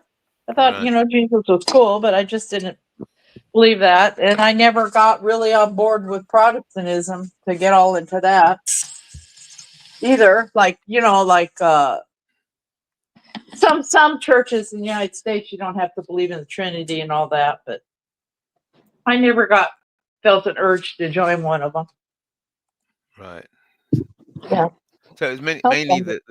the when you said felt the urge to join, I imagine that when you visited these other churches, the way the people were, the movement, the way they looked, the way they behaved, did not find attractive. But the way you saw the Muslim people behaving, you found attractive, and that's why you felt comfortable. No, with I them. just didn't. I was brought up around all kinds of different religions. And, I've seen, I've been to synagogues and Buddhist stuff and all that. I've been to all that stuff. But I never felt any kind of a calling that this was my real belief. Like I enjoyed mindful meditation, but I wasn't interested in Buddhism as a total life idea. I don't believe in celibate religions, these religions that promote celibacy very much. Right. And right. and then stuff like that. So I just didn't, I'd never liked one enough to want to join it. I liked what I read about Islam. So, eventually I moved to go be around Muslims to see exactly what it, Mhm. that was one of the things I did. And I just realized one day that's how I think. So I became one. I don't have some kind of conversion story where a lightning bolt, hits me. And, you know what I'm saying? I don't Right. have that kind of conversion. I It's just easier realized to believe, isn't it? I mean, that is the thing that you know, it's logical. I mean, if you already believe in God, you know, then Islam is easier to believe than Jesus is God. I guess you could. I guess some people feel that way, but I just realized one day that I think just like these people, so I just might as well just become one. That's Well, actually what happened. It wasn't this big. It wasn't a big, you know. It wasn't like that kind of thing. I wasn't trying to convince myself of anything. You know, I when just liked go on. it. Yeah, when Claire said believe, when it comes out of Claire's voice, right? I immediately thought of believe, and I thought that people believe that their money is safe in the bank. I somehow keep We hope. associating finance, banking. The banks are a temple. It's all belief again. It's all belief, and how does it relate to reason? The reason you believe, it seems to be the strongest religion, because you can believe that your money is safe in the bank, and then there's good reason because you have a bank statement.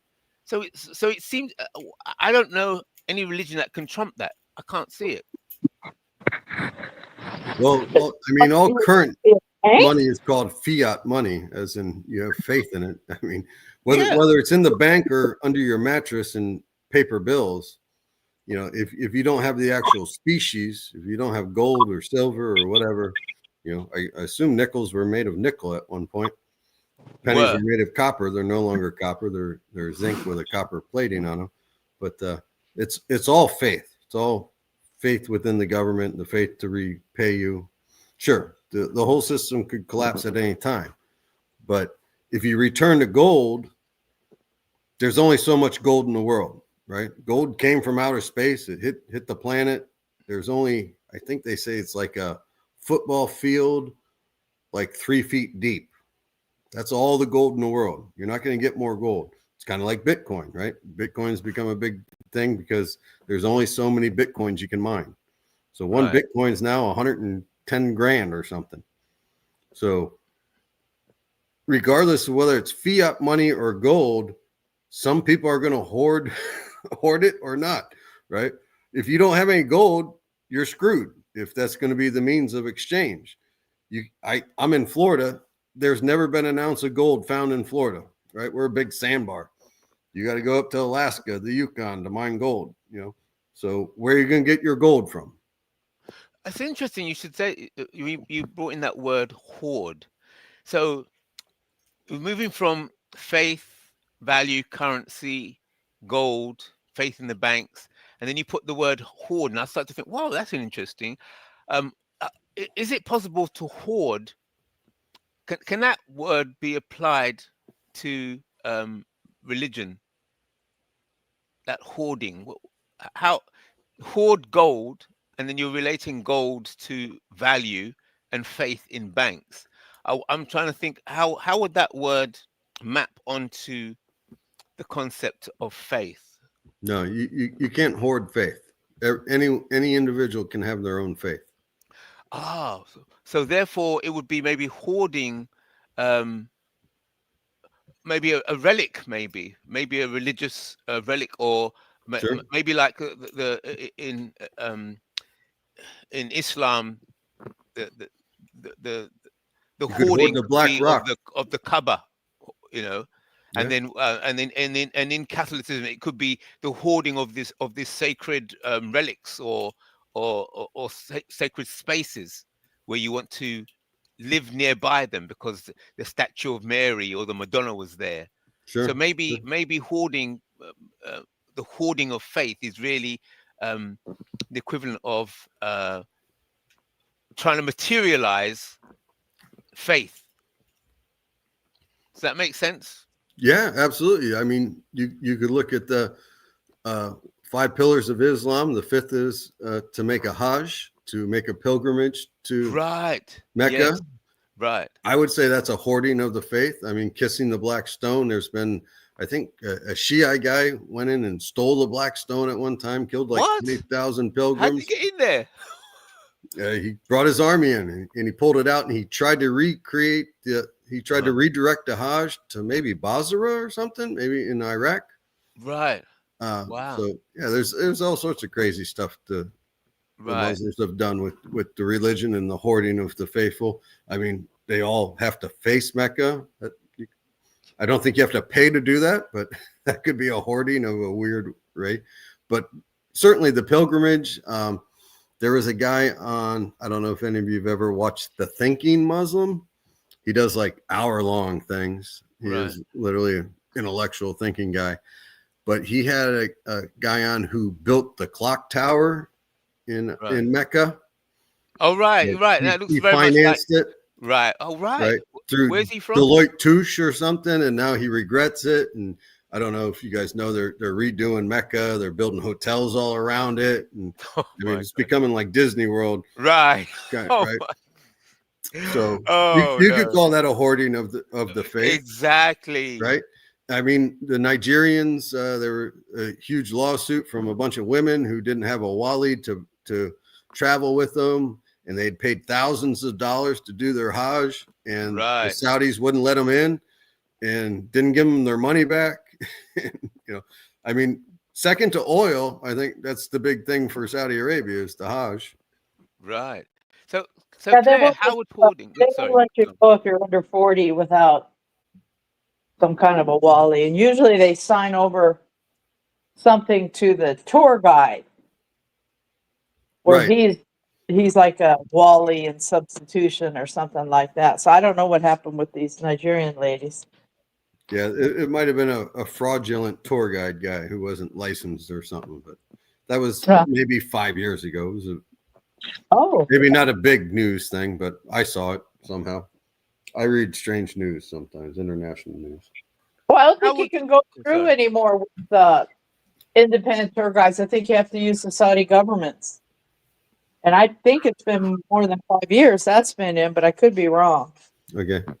I may be wrong on the details of how it happened, but you can Google it, or maybe I'll Google it right now. But I've got a question for you, Claire. How would wake Claire up?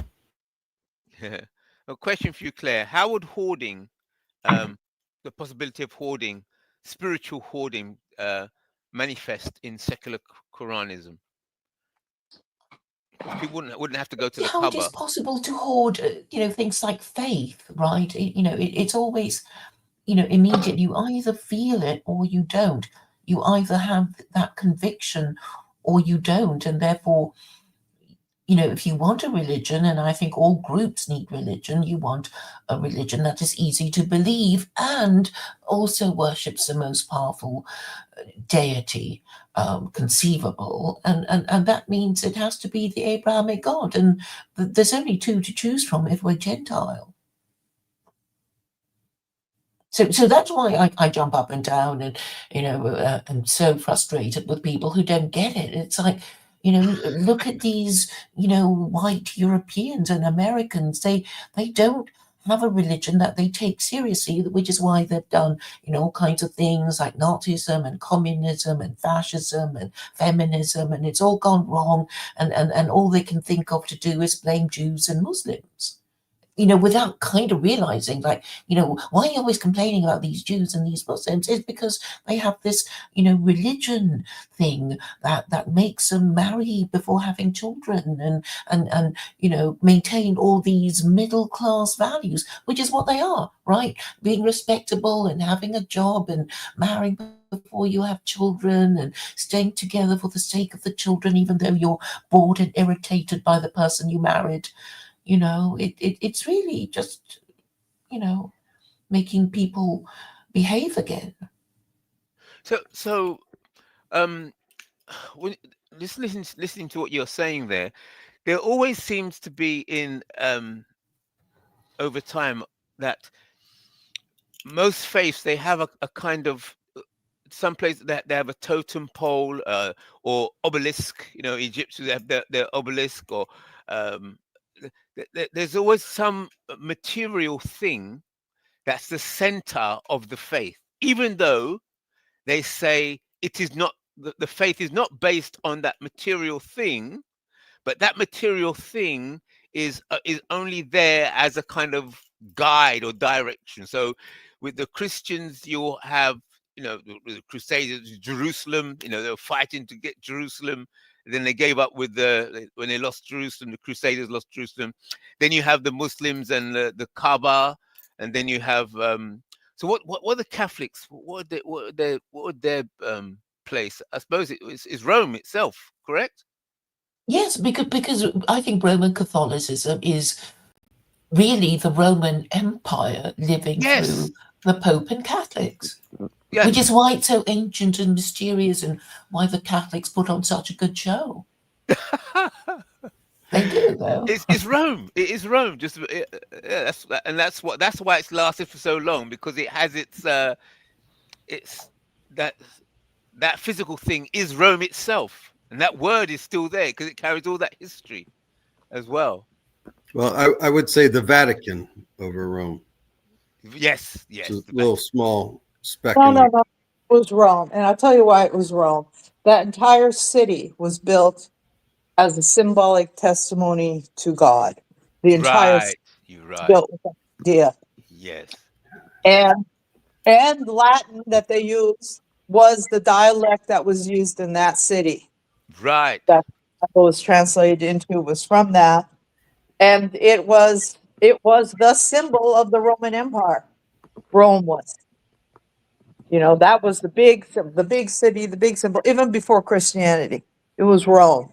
Right. Rome was sort of the center of civilization and this sort of thing. And it was a rival to Greece. It was a rival to the idea of Greece and the Greeks being the center of everything. Yes. I mean, that's why the Bible was even translated into Latin in the first place. Yes. So Rome was a lot. It's, you know, it was like the center of government. It had the Senate there and everything. It was a big deal. It was the center of the empire. Yeah. And it was quite symbolic. And so, yeah, I would say it's Rome. Vatican's pretty cool. I mean, the Vatican's cool, and and it is there in Rome. But it wasn't the Vatican itself. It was that city. That entire city was the symbolism of Rome. And when it became Christian, the entire city was built up to be a testimony to Christianity. Yeah. You know, the art, even the art itself. Like if you look at Roman art and the Greek Byzantine art, you know, it's more the idea of you're bringing heaven to earth. Like the statues and stuff are lifelike and realistic. Right. The Sistine Chapel, the birth of Adam. Sistine Chapel. The Byzantine paintings, they're more. It's more like your mind has to use it, and it's seen more as a bridge to an understanding, like their art. You know, it's one dimensional. They don't put in all the shading and everything in the. I mean, okay, skip the statue debate, right? Their painting does not go into trying to recreate as lifelike as you can. It's on purposely done a little bit to where your imagination has to take you into the art and into the into. But there was the iconoclast period under the Byzantines where they I'm saying ignoring the statue part, but the whole point of Rome was recreating that whole thing here in that city. The entire city was a testimony to the church and to the Roman Empire and to the power of the Roman Empire and the power of that God. Right. So can I ask, white Muslim woman, do you think statues should be destroyed?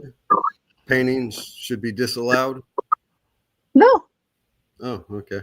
Did you see the case out of Minnesota, Hamline University, where CARE, the Council of American Islamic Relations, got a art history professor fired for showing a painting in art history class of Muhammad? It was a 18th century Mughal painting.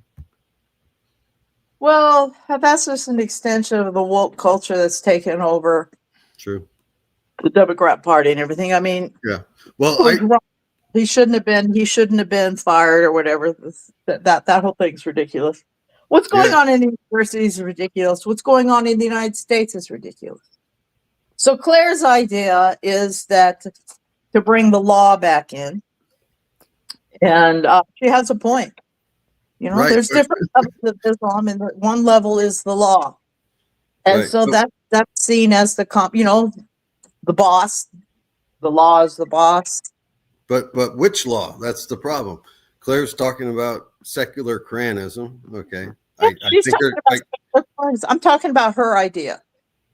So she finds me somewhat offensive in some ways. I mean, from what she's saying is because I don't agree with the slavery and everything, but her idea is using the Quran basically only, and, you know, some ideas from the founding fathers in that way. But slavery in the Quran is not defined very well if you just look in the Quran itself. The Quran's a piece of shit. It's an idiotic book. It's full of nonsense. I think it's idiotic, but for people, if it's such an idiotic book, why is the West getting this scared about it? I think it's deflecting. It's deflecting from the real issue that there's going to be a one world government where working people and everyone else is going to be extremely oppressed again. So they want to rant and rave about religion like this. Yeah, I don't think the West is that scared of Islam. Not a threat to, they're not a threat in America. I don't even think they're that big of a threat in England. It's just making a big stink. But, you know, if immigrants can't behave and act like white Englishmen, then maybe they should leave. You know? I mean, I don't have a problem with English people wanting their own culture and their own land. I don't see any problem with that. You know? That's my thing. But a chattel slavery isn't something that I'm going to agree with. Because and it's a little bit vague. If you're going to take the Quran by itself, the issue of slavery is vague. Indentured people having contractual, which is contracts, work contracts is a form of agreement. That is a type of slavery. You're held accountable to it under the law. That is a type of slavery. I mean, there's a lot of things that are borderline slavery, you know, types of voluntary indentured servitude. I don't see any problem. Like being a wage slave and a mortgage. Well, if you're collecting state tax and they say you have to work, okay, this is an issue. This is something that has to be thought out of. If you're going to say that, if you're going to get on the dole, right? You know, a small percentage of people on the dole isn't the problem. The problem is massive numbers of them on it. If you're going to have massive people on the dole and then say you must work, and then the government's going to pay for that, running this up. Basically, what you're saying is the government is going to provide cheap labor to businesses, which means more and more people who do not have a problem, right? Like people who have obeyed the law and are not, you know, criminals and are not stupid and had kids when they weren't married. Those people are going to have a harder time getting a job. You have a work-vacant economy in the United States where most of the industry is left, which has ruined any hope of unions being able to take over again because there is no reason to have a union. The industry is gone. These things have to be thought out, and that's why some of these things I don't quite agree with Claire on, because I don't think the whole thing was thought out all the way. If we're going to have subsidized government housing for everybody, that's socialized housing. That's the end of people owning their own homes. Slave quarters. Yeah. Slave Sorry. quarters. Oh man. Of owning our own homes. So it starts spiraling. The problem is the numbers are too big. It's too many people that are going to be relying on this in order to get through their week, their life. And it's going to create a society and a country where nobody can think outside the box except figuring out how they can get on the dole a little bit better and position themselves better. And that's going to ruin creative thinking. And it is ruining creative thinking. You see it in some areas, like in the tech industry and stuff, this sort of massive creativity. But this other stuff is being destroyed because of it. You can't destroy the workforce. You can't say you're trying to save the country and destroy the workforce at the same time. Right. And that's what has gone on in this country. They say all work is worship, they say. I've heard that the Indians say that. If English all work people is worship. If in England they don't want people to convert to Islam, they're going to have to save labor. They have to save those people. They're forcing everyone in the labor class to go into the underclass. Right. And then what are these people going to do? Yeah, sure. They're going to go. They don't want to stand in line and get a loaf of bread over at the Catholic Church on Saturday. You know, the food give out. They don't want to do that. People don't want to do that. And it's taking away the ability of men to even feel like or be a man. That's right. Yes. Eliminate all welfare. It's destructive. It's destructive to men. I literally said what you're saying earlier, like an hour ago, to Khalid. Yeah. The problem is welfare, the welfare state. It's a great society. The welfare state. It's the destruction of manhood in men. All right. Well, that's part of the welfare state is that the men don't work. They sit on their ass and they're on the dole. It's the Brits in America, I think we both say on the dole. And they don't want to work, and they're provided. Don't want to work. 3 hots and a cot, you know, whatever you want to call it. Shelter, so Claire, food, clothing. Yeah, Claire, what would be your material manifestation of secular Quranism? Well, actually, I have a Vincent and I have AI generated document center explaining how a virtual America operating under the principles of secular Quranism would work, from prostitution to treatment of unmarried parents to all kinds of things. And I hope you will get round to reading it. And I don't think it's that oppressive, because basically I'm saying I'm prepared to put up with it. And I want everybody to know that my standards are conveniently low. I'm not, you know, I have lived in the West. I know, you know, what people are like. Mike, crack smoker and drinker. And other people too. So I'm just saying, you know, please, everybody, don't think I am some Puritan and, you know, very strict. I'm saying, if I think I can live under it, so can most people. That's all I'm saying, really.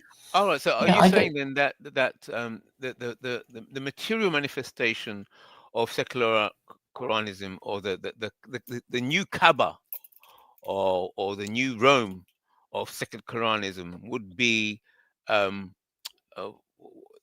what's a digital world, the world inside the internet?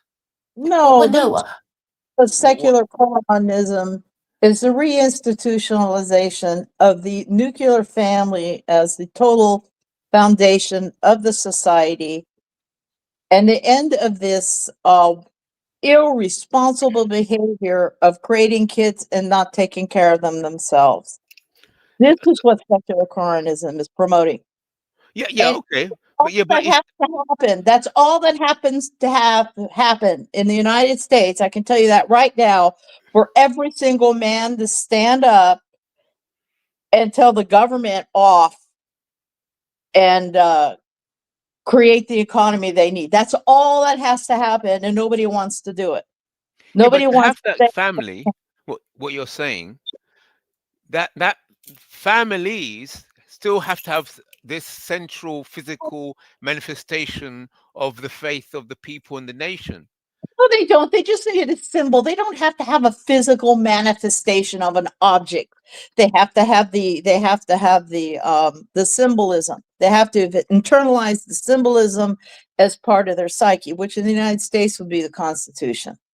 Okay, we need a clear cut. Or just the idea that they should have a marriage license, apply for one, before they have children and sex. That's it. That is at its most basic level. Thank you. Right. Yeah. What happened was is they came up with birth control pills back in I forgot what grade I was in. They came up with birth control pills.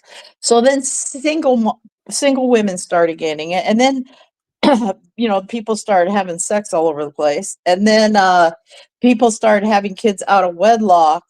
And it used to be white people across the board gave their kids up for adoption when that happened, or they would try to disguise it some way in the family, like have their aunt adopt the kid or something.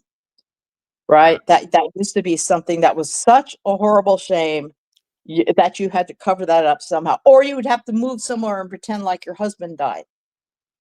Right? You create a story because paperwork wasn't as pervasive as it is now. Right. So people would have to do some of these things, and it was, this was considered how people were supposed to live. So right now, what we have going on are all these massive people thinking it's no problem. They're going to have a kid. They're having a kid when they're not married at all. They're not taking care of them. They're getting state aid, but it's too many doing this. Way too many are doing this. Way too many men and women are saying, okay, we got these kids, but I'm leaving you now for the Cupid doll I'm having an affair with down at work. The hell with you. And, or they're going to, they're just trashing the whole thing. They've trashed the whole thing, not taking care of these kids. The kids are growing up, basically brought up a lot by single moms who they're not teaching men how to be men. You cannot teach a man how to be a man. Okay, yeah, but the way you're talking, you sound like you're talking about the symptoms. So No, I want to dig into the solution. It doesn't matter what a country is worshiping. That's why I tell people all the time, I don't care if they're worshiping car tires, as long as they get their act. What they have to have is this ingrained attitude that they must take care of their own children and that they should be married. Where does it come from? This ingrained attitude. What is the source of this ingrained attitude? Reality. If you have a government that's babying everybody by saying, we're going to keep giving you money, where you created this situation. This is a created situation from government handouts. So you have to start pulling the handouts back, because nobody wants to have a kid that they think they're not going to be able to take care of. Okay, slow down. So all of these problems is a result of the government, correct? All these, that's what you just said. All of these is a result of this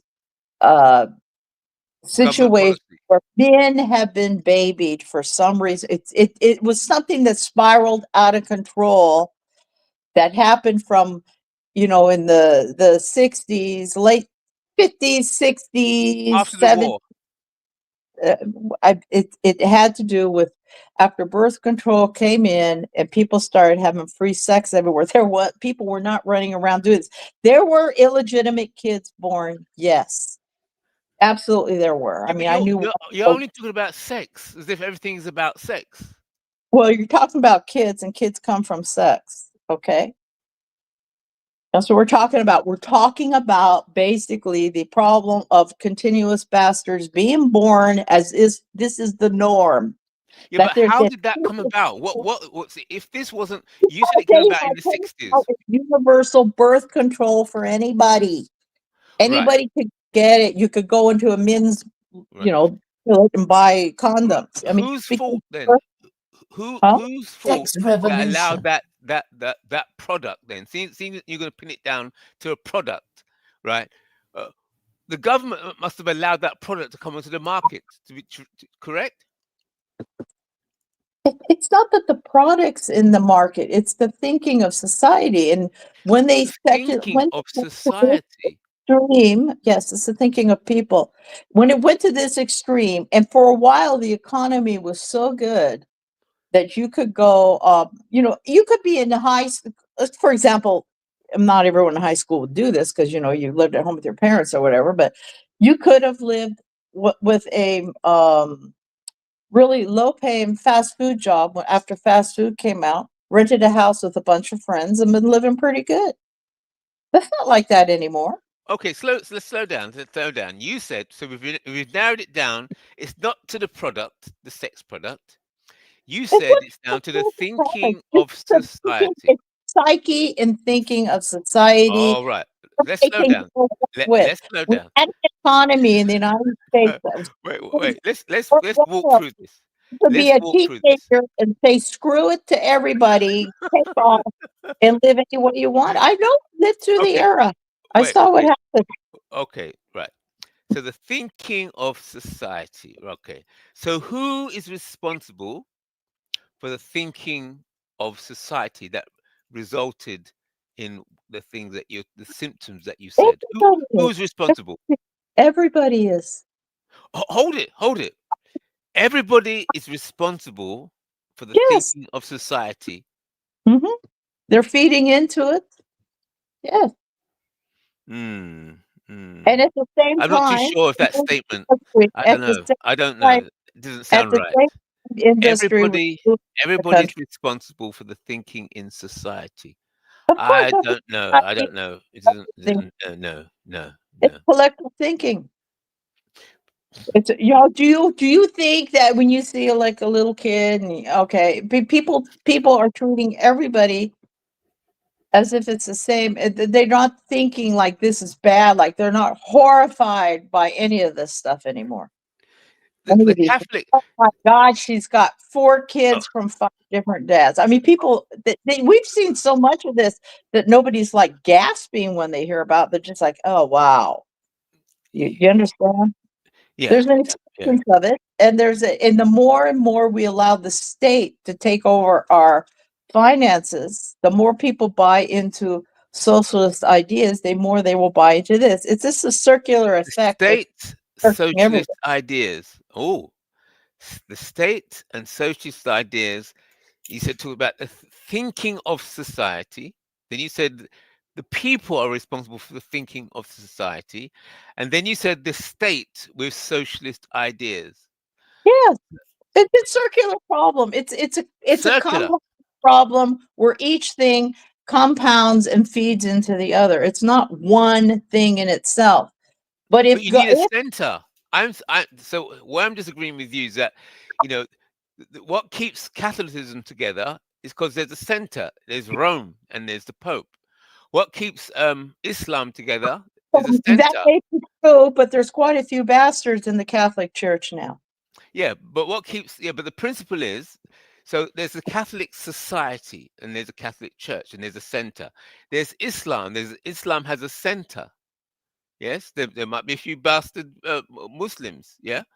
So every entity, or every society has a center. So if the society loses its center, like its center of gravity, then anything can happen. Then all these symptoms that you're talking about, all these things that go wrong, this idea that you have to have some kind of a religious center to change all this, no, it's not true. Because we before Christianity, we had Europe, we had other places. The parents were taking care of their kids. This is not true. Okay, people are. You had Europe. What is Europe? Wait a minute. Slow down. You said we had Europe. Yes. So what was it? Was it Christianity within Europe? What was we had? How did you lose Europe? How did you lose it? Before Christianity, Europeans were taking care of their kids, children. Before Christianity. These are economic units. These are basically economic units for survival. The best chance people have is coming from a good foundation for economic survival, which would be a nuclear family, an extended family, the community they live in, and a government that can provide security for the people.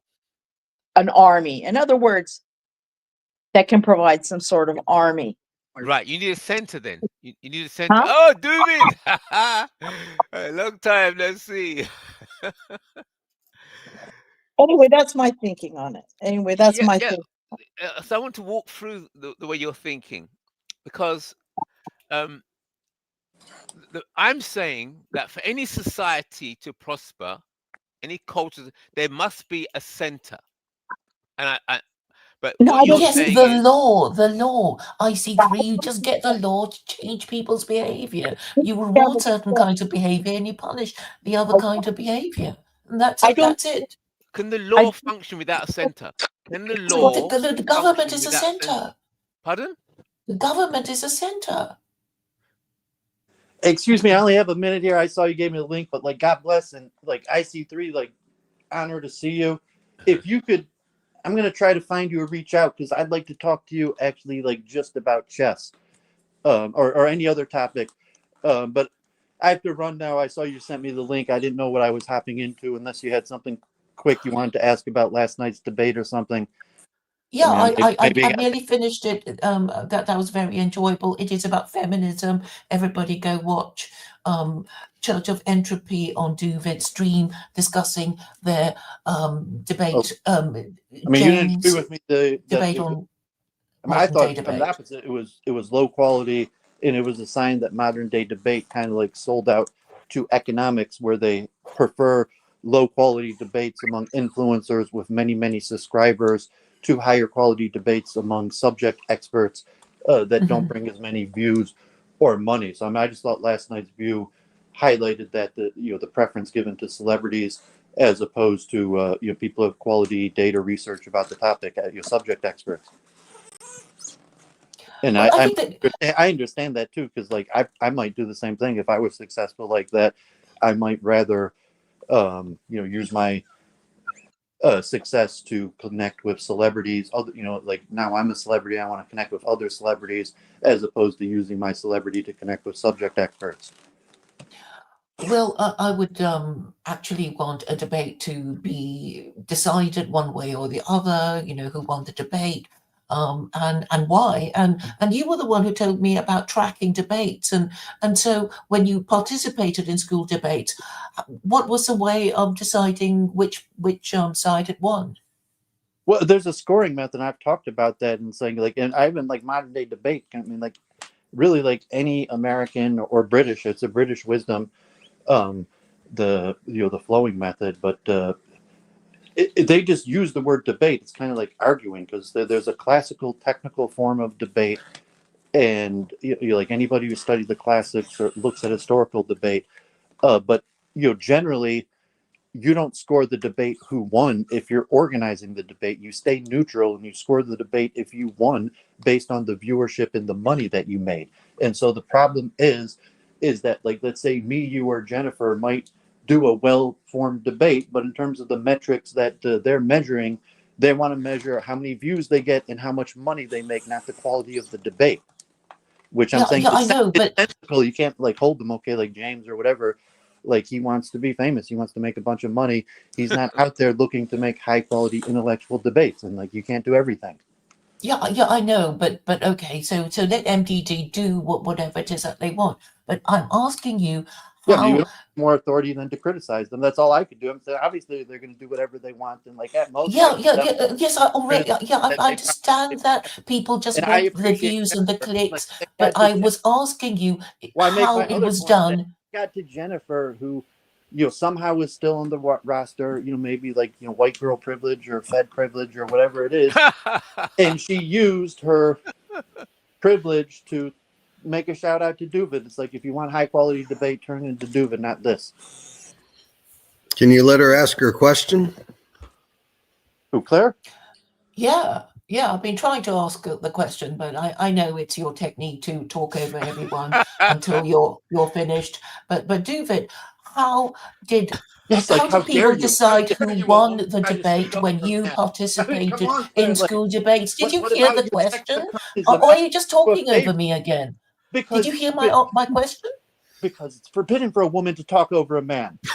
I mean, come on. Did you hear my question? No, because it's forbidden for a woman to talk. Well, why over don't you just and shut I would up like and to- then Yeah, you'll shut hear up, my David. question? That Why the don't you woman shut the wouldn't fuck cede the up floor and to the hear man. my Fucking question? Jews don't Are let the you going women to speak. answer it or not? Kick them out of the temple. It was a different lesson, like in relation to Hey, respect. Okay, Holy fuck.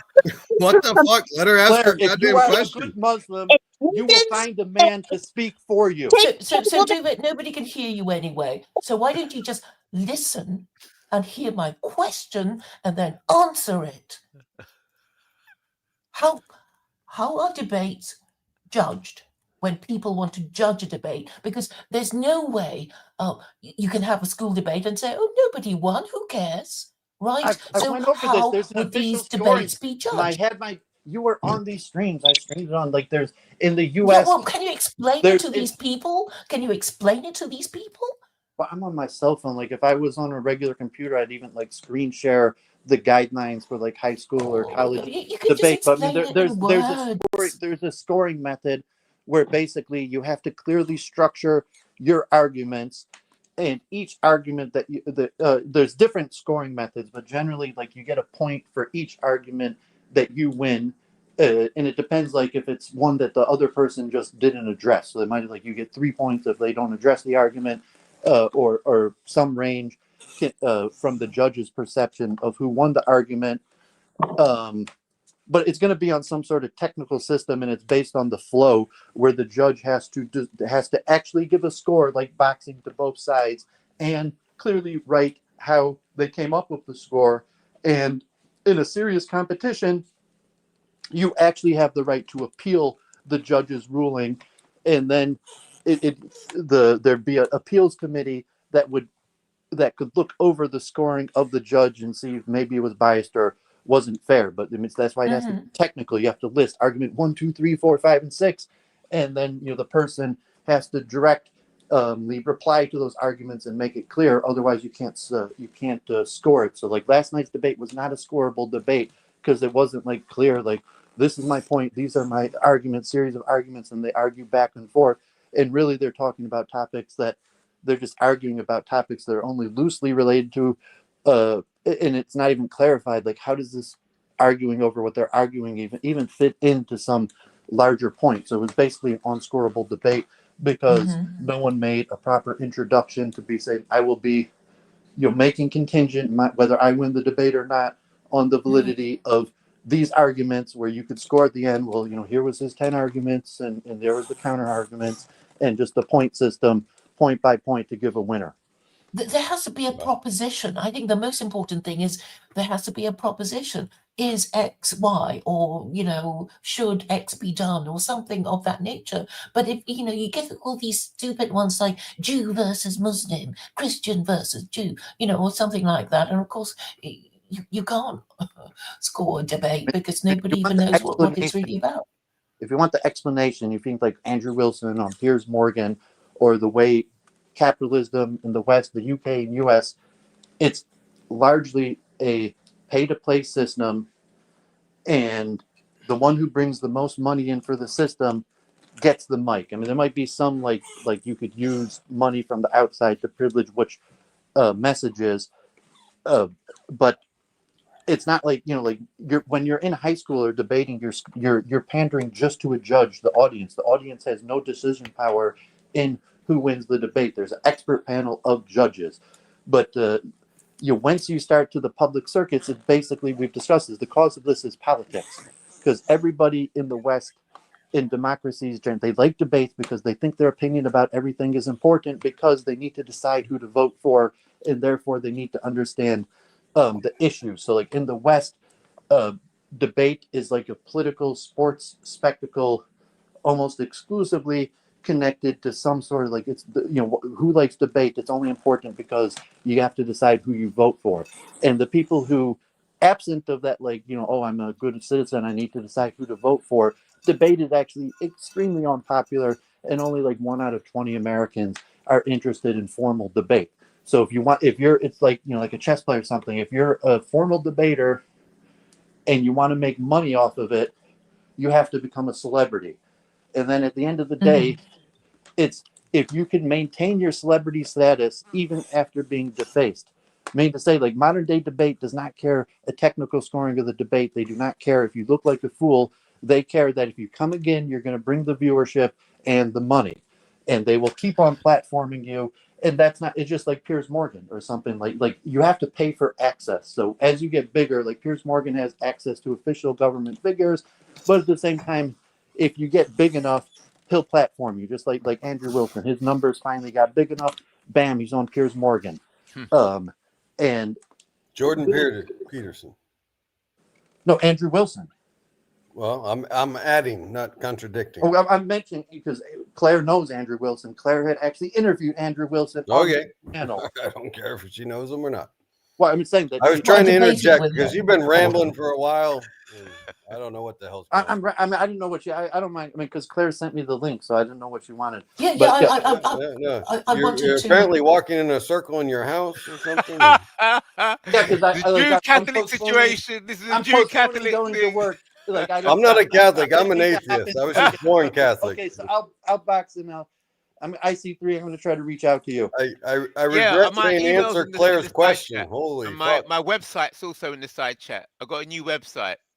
I'll have to look at that later because, like, I'm on my phone. But God bless. Okay, God bless you. Claire. Thanks for coming, David. Shalom. So Well, there you but go, quite- Claire. quite That's how a debate is judged. Well, okay. So I was trying to According to tell Hoyle. Colin earlier that there is an objective way of judging a debate. So what David was saying, which is complicated. Somebody speaks for 3 minutes, 5 minutes, and it's Right. too much for ADHD sufferers to concentrate that long. So what you have is a dialogue, and then at the end of the hour or whatever, you basically work out which speaker made the most sound arguments. How about that? That's nice and easy, isn't it? Sure. I mean, the internet has killed actual real debates, but on the internet, you can still find debates. You can find Christopher Hitchens debating his brother, I think at St. Patrick's. You can find, William F. Buckley debating someone. You can find Malcolm X debating someone. But nowadays at the end, yes, they ask the audience who won the debate. If you watch YouTube channels, right, the Muslims debating the Christians, you go to the Christian channel, he cooked the Muslim. You go to the Muslim channel, he crushed the Christian. So it's all nonsense at this point, unless you It's go like to the war, actual though, isn't it? university and people actually sit down and, like you said, they have a what is it? Is Islam the true religion? Right? Douglas Murray versus Imrad Shaheed, or who's the Egyptian guy who got accused of rape or something. But anyways, Tariq Ramadan, Ramadan, yeah, Mhm. the Swiss French Egyptian guy whose grandfather started the Muslim Brotherhood. Yes. But, yeah. So Yeah, it's you good. have these debates on YouTube, and then people vote, and that's who won or not. Or you go to the other guy's channel and they repost it, and they're like, "Here's how I cooked them," and they show little clips, and the other guy says, "No, he won." So But what you could do to get around that is here are the judges, and the judges would be an odd number, so there's never a draw. And then the judges say, debater A won, and then we'll go to that the judges and say how, what was the winning argument or whatever. They can't just say, oh he won because we agreed with him and that's it. And the other person Right, was stupid, and how is he stupid? We don't know, but he was stupid. right, It's the usual. you want like a Supreme Court ruling where they explain Yes. why they did it, and then there's the dissidents. It's 6-3, and they said they made this point, and these guys say no, they made this point. Yeah, that's a little much for the modern age. In the 1800s, that's probably how they do it. They have to kill some gazelles to write on their skins and get an ink quill out. It would be like a 2-year-long process, and everybody would wait. Who won the debate? Nowadays, we got TV and stuff. Claire. No, okay, we can just have 1 hour, and it's like, okay, treat it like a boxing match, and it's like round 1, round 2, round 3, and then it's like how many sound arguments did you make compared There to you the go. other Yeah. person, and You, that's how you win. you can have a 10-9 rating. There could be a 10-8 round. And Yeah, then yeah. by And unanimous obviously decision, brevity 30 to matters. 27 or split decision. But the thing is, you have to make your sound arguments really quickly, because if you take a long time to make your point, you're going to lose, right? And of course, it has to be clear enough for it to be understood, because a lot of people do talk nonsense, and you think, well, what did they just say? I don't know.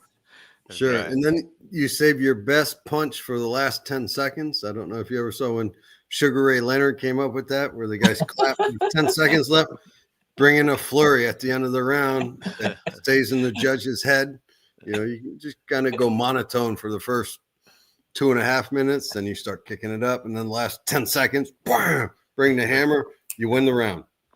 Right. Yeah, but it can be made fun, right? So you I don't know, you could have 3 morons, 3 average intelligent people, 3 intellectuals, and then you have to ask them at the end of the debate, well, who do you think? And and then you can have 3 extra streams, for the morons and the average and the intellectuals. I think. Not to get off the whole debate and who won subject, but can I ask IC3, are you like a Jamaican Brit or something? What do you got going on here in the background? My parents are from You got Jamaica. some swastikas? You got my parents are from Jamaica, but I was born here in the UK.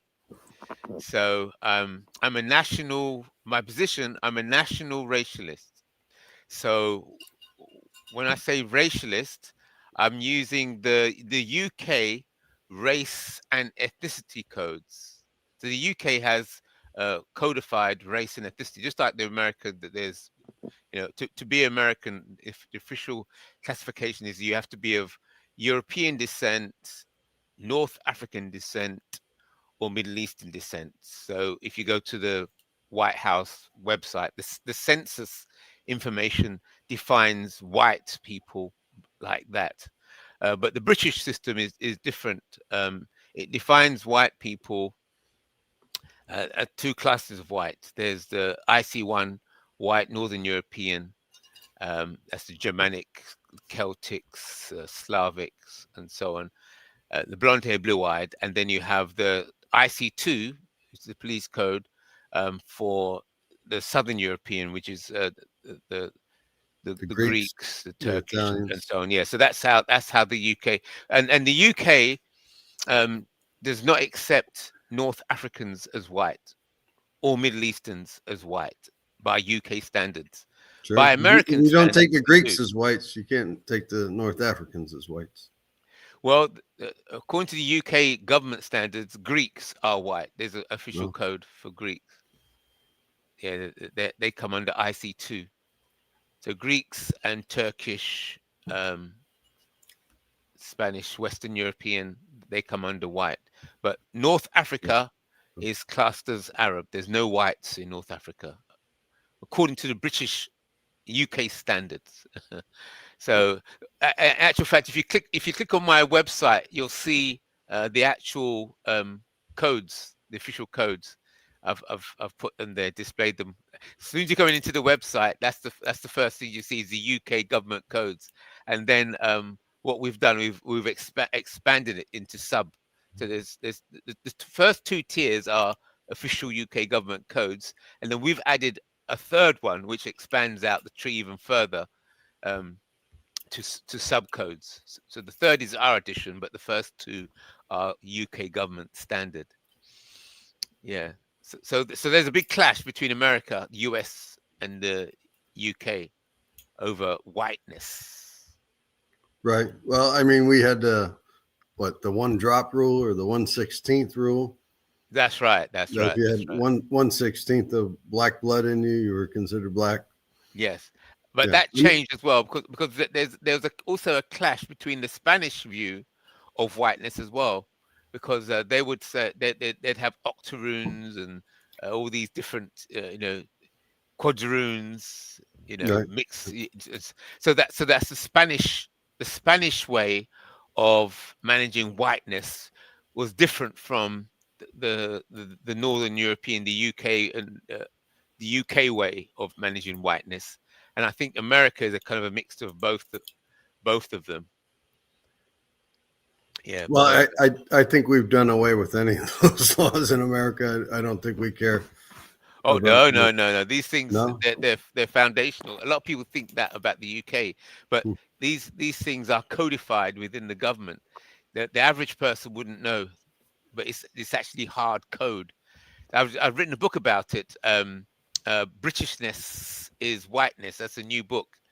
It's available on Amazon. Right. Britishness, and everybody says, "Whoa!" I walk around with a big poster saying "Britishness is whiteness," and they say, "What's that? You should be saying that," because they don't don't know the information. You see, they don't know the code facts. They only know, chit chat. Okay. So, how are these codes implemented? Well, how they see, as a taxpayer, people are allowed to know that the codes exist. Okay.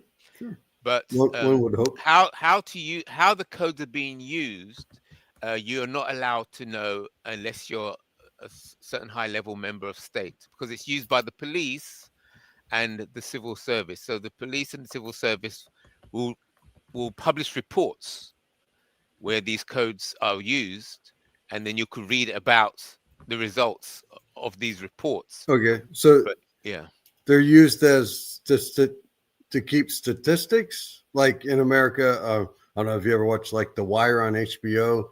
They would say, suspect. That's right. Number one or something, which meant if they say number two, they mean black. Yeah, that's right. Right. So yes, Okay. it's the same system. Right. So they're just saying suspect IC3. Yeah, but coming after a Jamaican. That's right. That's when the police are using it. Okay. But the police system, a lot of people don't know, is linked to the civil service system, and then the civil service is separate from, not separate, but it is separate in a way. See, so you have the concept of democracy, yes, the state, the House of Commons, Parliament, and all these things, House of Commons, House of Lords. So you have the democratic machine, right? And then you have the civil service. The civil service is not subject to democracy because the civil service works like the police and the military, but they'll say that whatever people vote, the democratic leader or democratic government will then instruct the civil service on what to do. And so in theory, that the civil service, the police, and the military are supposed to do what has been democratically decided. Yeah. So there's three elements there that are tugging. You have the democratic system, then you have the civil service, and then you have the police and the military. So the police and military and the civil service are supposed to be subject to democracy, correct? Sure. One would hope. Yeah? You hear that word? One would hope. So then it moves back to our earlier conversation where we were talking about faith. You see, the way you brought in hope there. You see, so one would hope that the military and the civil service, the government, are subject to democracy. So that's why they must keep faith, that hope in the democratic process, and that the people's decision. Aren't the IC1s claiming the IC3s, 4, 5s, I don't know how far up you go, are getting preferential treatment, right? They're saying there's two-tier policing. Well, so from the government point of view, the government would say they're using race and ethnicity to try and bring about equality. So Right. IC1 is the official code, international code actually. A lot of people don't realize that because the private sector use it, G4S and so on, and Interpol, Europol. Yeah, so the IC1 stands for the official code for, or one is the official code for white Northern European. Right. Then IC2 is the official code for dark Southern European. Then IC3 or 3 is the code for international code for black people. Right. And then, Sub-Saharans. that's right. And then IC4 is the international code for Southern Asian, Indian, so on. In Indian, America, you use Malaysian. word Asian for, and you lump the Indians and the Chinese together. Right. In America, yeah. But over here, no. IC4 specifically for the brown Right. Southern Yeah, Asian. you guys take India, Pakistan. That's Bangladesh right. as- That's the core of IC4. you call them Asians. We would That's call right. them Yes. Indians, but North Asians. What do you guys like call Koreans? Yeah. Well, there's a code for Koreans. The Koreans don't come under IC5. Chinese. They don't actually. They put the Koreans with the IC6 actually because they're saying it just goes really deep. Because some people, because I show all these codes, people you get to meet people that say certain things, and they said that because I was asking this person from Japan, I said why have they put Japanese? Because Japanese and Chinese they look very similar, but why have they put Japanese and Korean as IC6 and Chinese as IC5? And this Japanese woman, she said to me, because we are we're from the Pacific, you know, they may look Chinese, but they're saying that she was saying the roots of the Japanese and the Koreans is Indonesia. No, I'm getting mixed up now. The Pacific. But to people who don't know them, they look alike, right? You all look the same to me. They look exactly the same, but no. The Korea. So the British, they know all this stuff, but I would never, unless you get special permission to see all the documents. I'd love to see the minutes and of all the meetings that put these codes together. But I had to hear that from somebody at Speaker's Corner. This lady, Japanese, told me. I said, why they put Japanese as IC6? You look like Chinese, but she says, no, our roots are. We don't like the Chinese. We don't want to be in the same That's category right. as them. That's right. Right. That's right. Yeah. And The Koreans current as well. Japanese came over from the Korean Peninsula. Yeah, so something like that. But the Like Chinese, the majority of the Japanese today aren't indigenous to Japan. If you go back far enough, I forget the name of the like AKI something. Where they're from? Well, today's Japanese come from the Korean Peninsula, and Right. of course, then the Japanese invaded Korea in 1905, the Japo-Russo War. Yeah, I heard about that. Yeah. And conquered the peninsula and forced Japanese names on them and stuff. So they're a little bit more tied than they are to China. Right. But yeah, the Chinese, the Indians, the Pakistanis, Southeast Asians, the Malay or Cambodians, Laotians, they're all a little bit different. But yeah, in America, we just lump them all into Asia. Right. You guys had a bigger empire than we did. We did take the Philippines from the Spanish-American War in 1898. But Right. So the overall picture I'm getting is that the West, the white man in the West, they used Japan like a ship, because they needed to get control of the Asia. So therefore they strengthened the hand of Japan to make it strong in Asia, and that way they could keep. They've got like a battleship over there. Yeah, and then I heard that the same. That's kind an of thing interesting in theory. Did you Israel. ever watch the movie The Last Samurai? No, I think I saw a few clips of it. I didn't watch it though. Well, you should watch that because It's the same kind of thing, is it? It's So the Japanese are like modernizing, right? Their emperor is like, oh, he loves all things Western. They got like electrical wires running everything. It's And like guns. Yeah, it's like post Civil War, so probably 1870s or something. that's right. And so there's all these delegations there trying to sell arms to the Japanese, and of course Right. it's the Americans, and they're like, well, we got the howitzers, you know. Yes. And the one guy's negotiating. He's well, we got the French and the German out here, so you go away, you know, and stuff. But anyways, Well, Yeah. they want control. You know, they want the United States wants this sort of control of Japan because of the Pacific That's right. Ocean. This That's has what I to heard. do That's with what I heard. control of waterways. Yes. Even what you're looking at right now with the Gulf states and all this stuff, That's and right. I was all about this to stuff say. has to do with control of the Mediterranean.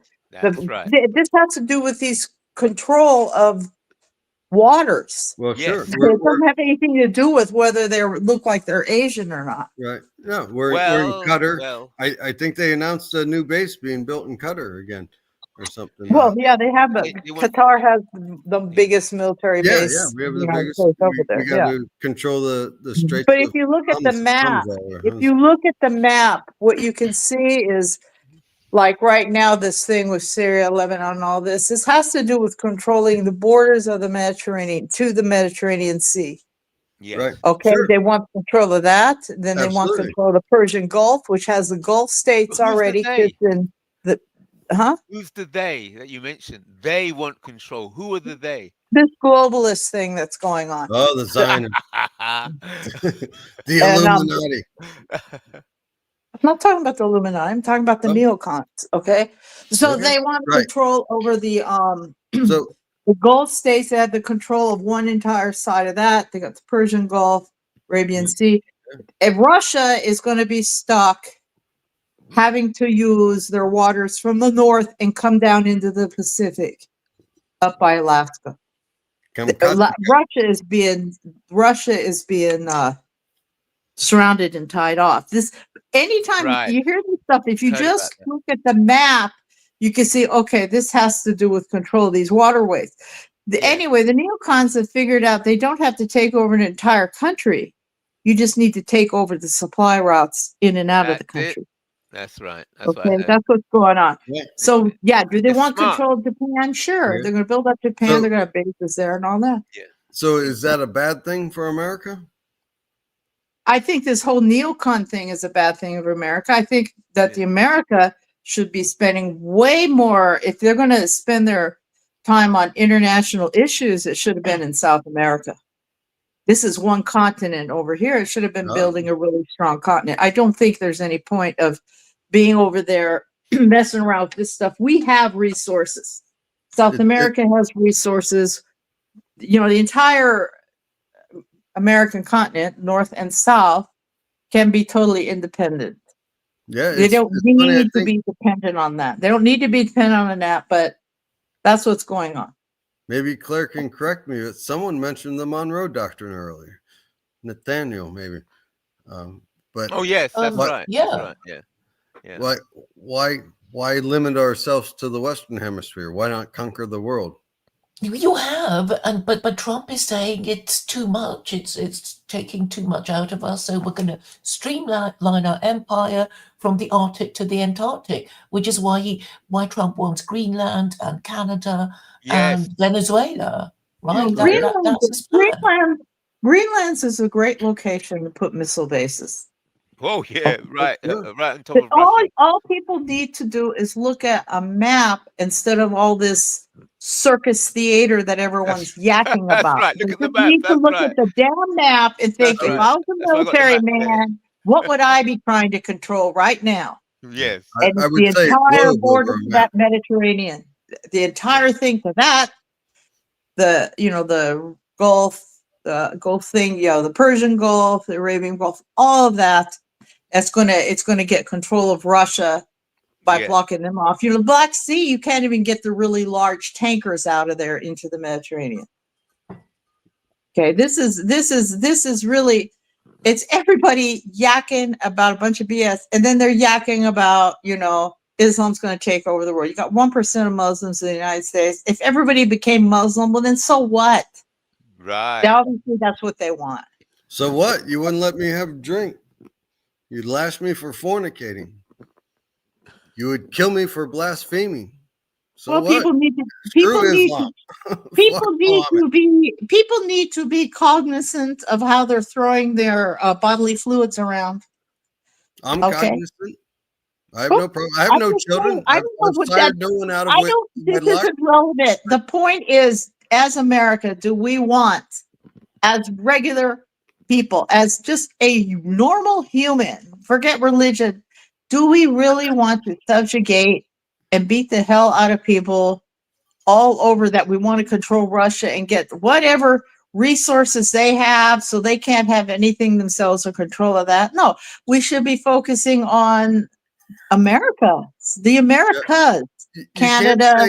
You can't say Islam should dominate the world and forget religion. That's self-contradictory.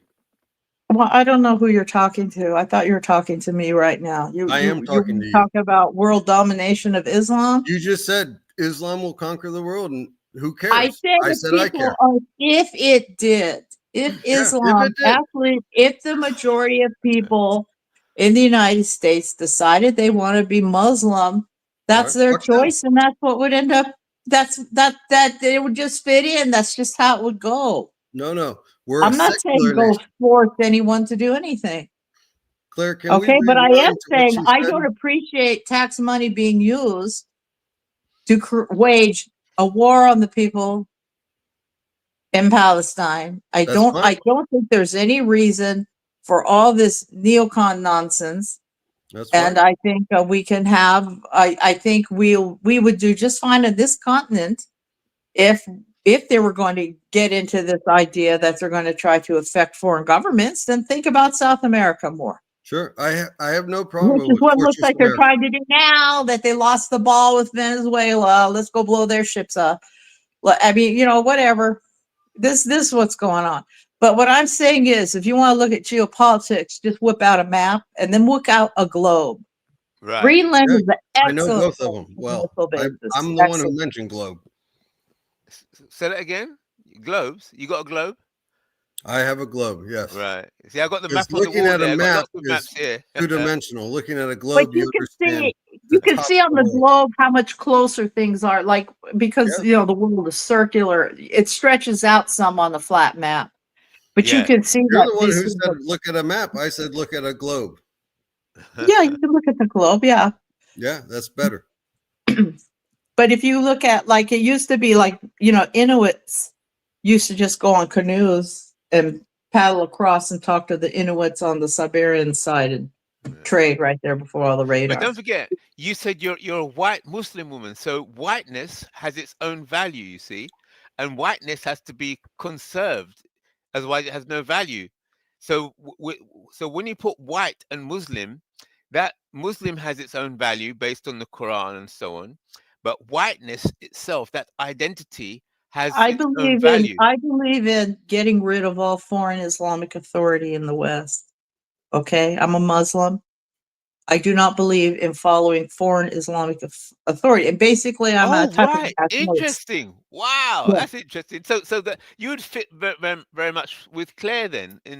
No foreign Islamic authority. Yeah, we don't need anyone's permission. I don't need permissions from Saudi, for example, to be Muslim or how to practice Islam. Right. I believe religion is reflected through the people who are attached to it and who reflect it. Okay, and I believe in white culture. I believe that Western civilization, the old Roman Empire, and by extension, some of these colonial countries, they created the greatest culture, really, that ever existed for free thinking and all of this. And I would like to see a return to that. Right. I believe that some Through of it Islam. is DNA based. I think some of that doesn't have to be through Islam, as far as I'm concerned. Right. It has to. I believe some of this is reflected through DNA of people. Some of it is reflected through culture. That's why I say that in the United States, because I'm not from Sweden. I'm not, from these countries where they have this real tight ethnic identity. Yeah. I believe there's a category that's called white enough. Okay. Say that again. Say that again. I believe there's a category in the United States because it's a hybrid, it's a colonial country and it's a hybrid white culture. The white people are hybrid. Right. For the most part. Yeah. Like me, I'm German and Irish and, God knows what else. So Yeah. there is a Celtic, category Nordic, that's wide Germanic. enough. There is a category that is wide enough that can propel and keep this culture alive and create the situation where it excels. Right. This is what I'm advocating. So if I Right. look at there, for example, there's one Afghani guy I know. He came here when he was 7 years old. He's Afghan. As far as I'm concerned, he's white enough. That guy's white enough. The He Afghan. went to school. He became a doctor. He's trying to help people. He reflects the values of what white people culture. I'm talking about the European culture of enlightenment that promotes the idea of free thinking and stuff. He's white enough. Now, if he goes and marries a white woman, say, and has a kid, and their kids marry white people, over here, no one's going to look at them and say they're not white. Right. They're not going to say that. If somebody's like 1/16 black, who gives a damn? How do they identify? How do they think? How do they behave? What is their thinking like? Do they use long-term thinking, like when they think about problems? Like, do they think long-term? Like, white people generally think very long-term when they start planning things a little bit more. I was listening to this one white guy, white Muslim guy. He was talking about, trying to build this white community and stuff. I was listening to him. He has a very long-term thinking about what has to come first, which has to come second. This is sort of European thinking because basically it was because of the weather. Right. It was so damn cold. You had to think, okay, you have to store food ahead of time. This thinking got developed, and it's developed within our DNA and within our culture. Right. So I see it as multifaceted. What can save Western civilization? I don't think somebody who's like an eighth black. Who cares? So would you really, agree with if that this? person identifies that way? I went to school. What do you think of this? I heard, 'cause I've been doing what I've been doing for a while, and I've met some people, and they said that really what you're describing is really only it only goes as far east as the Ural Mountains. Yeah. So the Western world really is so Russia has to be split in two, because the Ural or Ural Mountains, right, are the furthest east that the white world goes. That's what I was told. And then west, it goes for the rest of Western Europe, Iceland covers those places. And then north, there's some people trying to add North America, but South America, they say no. Whiteness is from westward is America, and eastward it's well, real that's getting South America. I would not say South America is a white culture. No, I wouldn't necessarily. There say you that. go. There you But go. for political, when we start talking about these things, we're bringing in all kinds of different issues, and it kind of bumps around. I don't believe that white culture. That's why you need a center. Clarity. No, I don't believe. No, I do not believe everything.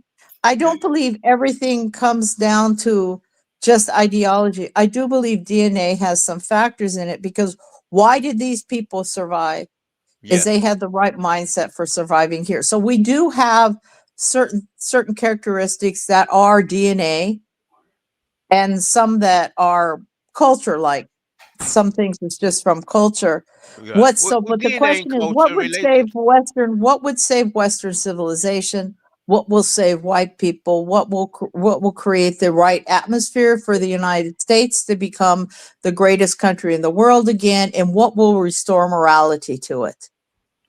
Because right now it's behaving like a monster. Right. See what I'm saying? This is what I'm saying. This is what I'm looking at. So people say, okay, I'm a white racist. No, not really. I'm not really a white racist. I agree that Western civilization You just want to progressed. conserve. You just want to conserve your people and your I, kind not and the just my values. people, not just my people. This odd culture and stuff that developed, particularly the one that developed in the United States. I believe it was superior to what happened in Europe. Okay. And so, but I mean, I'm American, obviously. So I believe that it's a combination of different things, and these elements all come together. But Yes. like an example I'm giving of this Afghani guy, this guy is not tearing down this culture. His thinking seems to be like it. Yeah. He And instead aspires. of having the one drop Yes, rule, like aspires. where white nationalists go nuts, is the one drop rule. Oh, Right, there's a one drop something else. That's not a white person. No, that's not true. That's not true for the United States. Might be true for Germany. It's not true for the United States. Do you see what I'm saying? Right. That's what I'm saying. So, okay, I have friends in school. For example, I was talking to my sister, and she didn't realize I had a few friends in school. They're actually, they were American Indian. I mean, one of them, her dad put her on the rolls in Oklahoma. She's on the rolls for the tribal housing and stuff. She's on that. Her dad, nobody ever thought anything about him. They thought she was just a white girl. She acts like a white girl, lives like a white girl. The only difference was they had some pictures of Indian stuff. And when I said, asked her one time, yeah, you ever going to move? You ever going to move there? She goes, who in the hell wants to live in Oklahoma? Oh dear. Do you understand what I'm saying? But for all intents and purposes, she walks, quacks, acts like a white person. She's half white. Her mom was, Catholic. She's half white. Elizabeth Warren.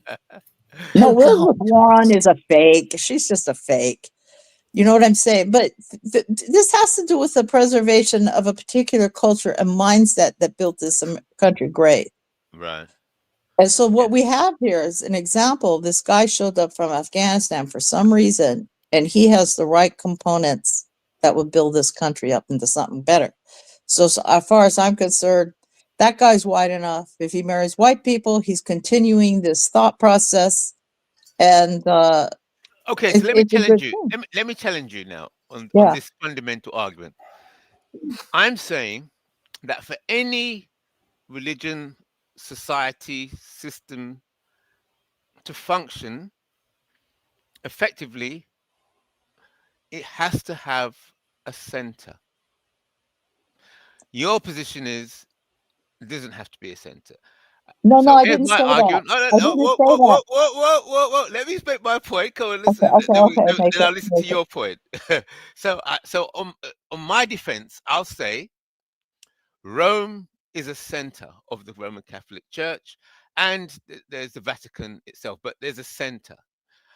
Islam has a center, Mecca, and there's the Kaaba. Okay, there's a center there. So I'm saying that even though the center is the center is a combination of a physical and physical visible thing as well as invisible value, because the world of value and currency is in the realm of the invisible, but the invisible must have a physical manifestation. So Islam, it's a faith, it's in the invisible world, but it has a physical manifestation. Catholicism is in the invisible world, but it has a physical manifestation, Rome, the Vatican. Now, secularism, to be those who they don't believe in God, then the only thing they can really, their only center really is the bank. It has to be the bank. It's the only physical manifestation of the secular values. So really, they're treating the bank. They wouldn't say they worship the bank, but they're treating the bank as a temple. So that's my angles. That's my statement.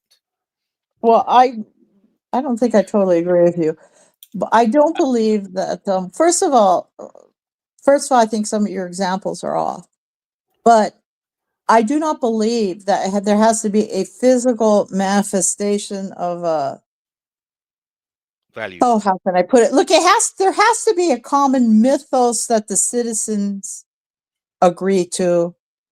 A mythos, some type of mythos they agree with. Now, it used to be when I was a kid, they yacked about the founding fathers and this idea of the melting pot in the United States. They yacked about the melting pot. So you had this mythos of that, and that meant these people that came here and they agreed with all this, and they were going to be Americans and blah, blah, blah. And we're going to defend our country based on this common mythos that we agree on. Which is whiteness. No, it wasn't Americanness is whiteness. It whiteness. was the idea that this nation was going to defend itself based on the geographical boundaries, based on that the people were all citizens of this nation, and that we had a common mythos of how this country was built. Was it built by, was it set up by white people? Yeah, I mean, you can start going into all that. That's But that right. was the mythos. And in the United States, when people became citizens, they called them citizens. Right. They were citizens. Okay. So they were full citizens of the country. What happened with the American Indians and the slaves was sort of a different history, but even now they are full citizens of this country. Do you understand? Black people are full citizens of the United States. So are American Indians, except they had a separate nation status, so they got this thing going on with some of the tribal lands and the casinos and all that stuff. Oh, right? there you go. Yeah. Well, I mean, that was back then, but the progression went this way.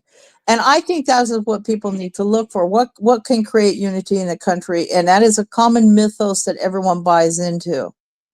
What has gone into the United States since the 60s, 70s has been a dismantling of the mythos ideal that the United States was going to have, even if it doesn't live up to it in certain time periods. But wasn't the crash, because you said it's a melting pot? Okay.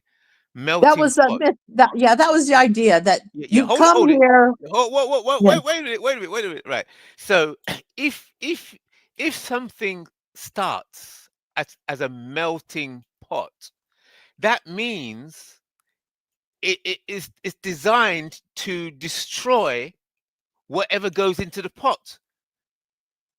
Yeah, because it's not centered. There's no center. It's a melting pot. In other words, we're going to throw all kinds of thing in there, everything inside the pot, and we're going to melt it down to nothing. So therefore, whatever was, just like identities, if there were 5 or 6 or 7 identities, and then you throw these identities into the melting pot mythos, as you said, right? That means that those 7 identities will be melted and dissolved to nothing. So racially, yes, no, but no, not no, no, no, religiously. no, Let me finish. no. The melting pot think of it as ice cubes melting. Yes. It doesn't mean you're going to turn into a big, everyone's going to turn into the same liquid. It means some of it's going to dissolve and mix with the others. And that's what we saw happening in the United States. It doesn't mean Irish Americans kept a lot of their heritage. A lot of Germans did with the American clubs. The German American clubs. A lot of people do carry it. It's melting. It's not a melted blob. Okay. So let's examine this. Let's slow this down because this is quite serious. You're saying that this melting pot, we're going to examine the melting pot mythos. I'm going to see how American you are. The pot is the country. The pot is the country. Okay, good. The pot is the country. All right, we got that. All right.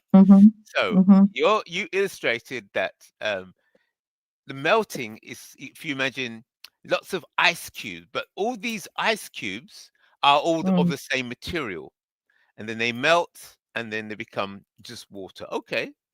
But some people could see the melting pot as in it's not ice, because some people could say that the ice cubes are the one ice cube represents the white Irish. The other white ice cube could mention the white Germans. The other ones could be white. The ice cubes could be white white Italians, or and so Right. on. There you go. So it could be white, different sections of whiteness, could be, or other people could see it as the melting pot is that you have white people, you have black people, you have Chinese, you have all these different races and nations, and they all melt into America, and it's all mixed. So America's all mixed. So it depends how is the melting pot that melts a fusion of whiteness forms into one, all the different types of whiteness melt into one, or is it a melting pot, or all different races and religions and all these kind of things melt? What is the mythos? Which one is The it? mythos, okay, first of all, it's not melted. You keep talking about melting is You a done mentioned the deal. melting. You said No, the melting no, pot. You listen brought to it up. me. Listen to me. Melting means it hasn't melted yet. Okay, it's Ah, in the process. Okay. yes. Okay. Okay. So you have a melting pot. For example, my mother's culture was Irish. She was brought up in an Irish neighborhood. Her White. dad jumped ship, and okay, listen.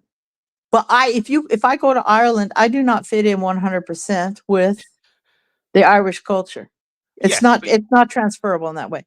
If I you go to look Irish. Germany, huh? You look Irish and you look German, don't you? I don't mix in with their thinking. I do not think like them. You look like an Irish woman, don't you? Not well, You look German. some of them. I look like some of them. Yeah. I Okay. look like some of them.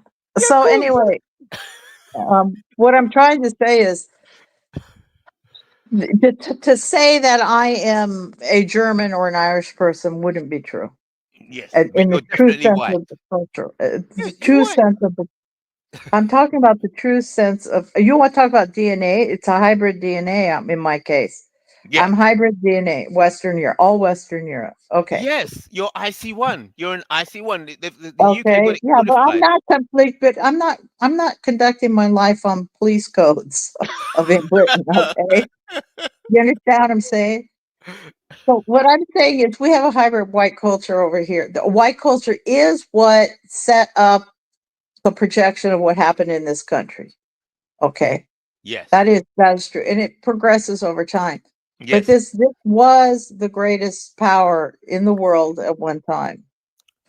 Right. And and it was the greatest power of ingenuity, thinking outside the box, regular people being allowed to achieve something Yep. out of the class they were born into. Right. This was the United States. This was something great that went on here for quite a while. Okay. So yeah, I mean, there's bad, things that we look at now. We say, okay, that was pretty bad, whatever. But it's progressed forward. So we want to see a forward progression of this, not self-destruction, fragmentation, and the destruction of our nation. Right? Okay. So let's slow down there. So two things now. Mm-hmm. We've got to clarify this melting. What actually is the melting? And then you mentioned forward progression. So melting kind of goes together with a descent, doesn't it? Yeah, no, melting in the sense, my culture, Slow down. Listen, If you have an try ice to cube, understand me. hold it. If you have So an you ice have to cube, understand when me. it melts, You it don't goes have to down. understand what I'm saying. You're not understanding what I'm saying. I am a hybrid culture. I am not German. I am not Irish in culture totally, but there are some aspects of those cultures I do have. You're pure white. You are pure white. That's okay. I'm Western. My DNA is all Western European. That's right. No Eastern European, nothing else. Right. So that's Right. wow. Oh, right. So was it WASP? No. Well, yeah, my dad's side, yeah, they were WASP. Come on. Pure proper WASP. Right. Okay. But the Irish is considered polluting that. The Irish is considered polluting that. Out from the WASP. You slipped out because you've gone Muslim. WASP is white, Anglo-Saxon, Protestant. Yes? But I true I West. was part why True I West. well, if you want to say that, in which case you would have to say I am not, because I'm Ah, half Celtic. I'm that's a bit half of Irish. melting. Yeah. I'm Oh, half yeah. Irish. Right. Okay. Okay. So that's the melting. So it's the melting of whiteness. I Now, got so that's a melting of the DNA as is contained in me. yes. That's a melting in me. Now I'm in a nation. My kids, for example, married something else. So you have melting of DNA, cross melting of DNA. You have cross melting of ideas. You have a cross melting of attitudes that creates this hybrid kind of culture. And the United States is a Got it. hybrid culture. Yeah. But whiteness is a value. It's an aspect to Westernness. Westernness without whiteness Well, doesn't work. Western civilization is basically when they talk about Western civilization, what they're Yes. really talking about is what's left over from the old Roman Empire. That's basically what people are really talking about. And then they'll include Scandinavia, and then sometimes they'll add the Irish in this. But it's basically the breakdown. Western Europe is basically part of the history of the breakdown of the Roman Empire, right? So then you had the Correct. rise of the Catholic Church. They're anointing the monarchy. I mean, this is how you see it. But this was a great civilization, and the United States is an extension of this civilization. But it is a colonial nation, and it Yeah. Okay. did eventually open the doors to other Yeah, things, I'm and not it did arguing. kind of yeah. Yeah. All So right. So, it's so like now this. remember the 2 points now. The 2 points I want to clarify is what exactly is being melted. Hold it. We're going to discuss that. What exactly is being melted? And then the second point you raise is the way forward. So when you talk about the way forward, it sounds like that which has been melted, you want to re-solidify. You want to re-solidify in the way going forward. So it sounds like melting. The melting went down, and now you want to try and pull things back together in order to progress No, forward. I'm not That's what it saying. sounds like. No, I'm not saying that the melting was necessarily bad. I'm not saying that. I'm not saying it's bad. Ah, I'm just saying that's what happened here. So when in the United States, white people, we accept people as I'm talking about in reality. There are many people people want to pretend like I don't know what they want to act like. The American Indians all disappeared. Well, a lot of them married white people. So we do have mixed DNA in this country, white people that are mixed DNA. The mistake I believe white nationalists are making in the United States, because I'm talking about the United States, is this idea of the one drop rule, or that someone's not pure white for these various reasons. I'm saying is white is DNA, number one, and two, it is also attitude, culture, this sort of stuff. I'm not negating any of it.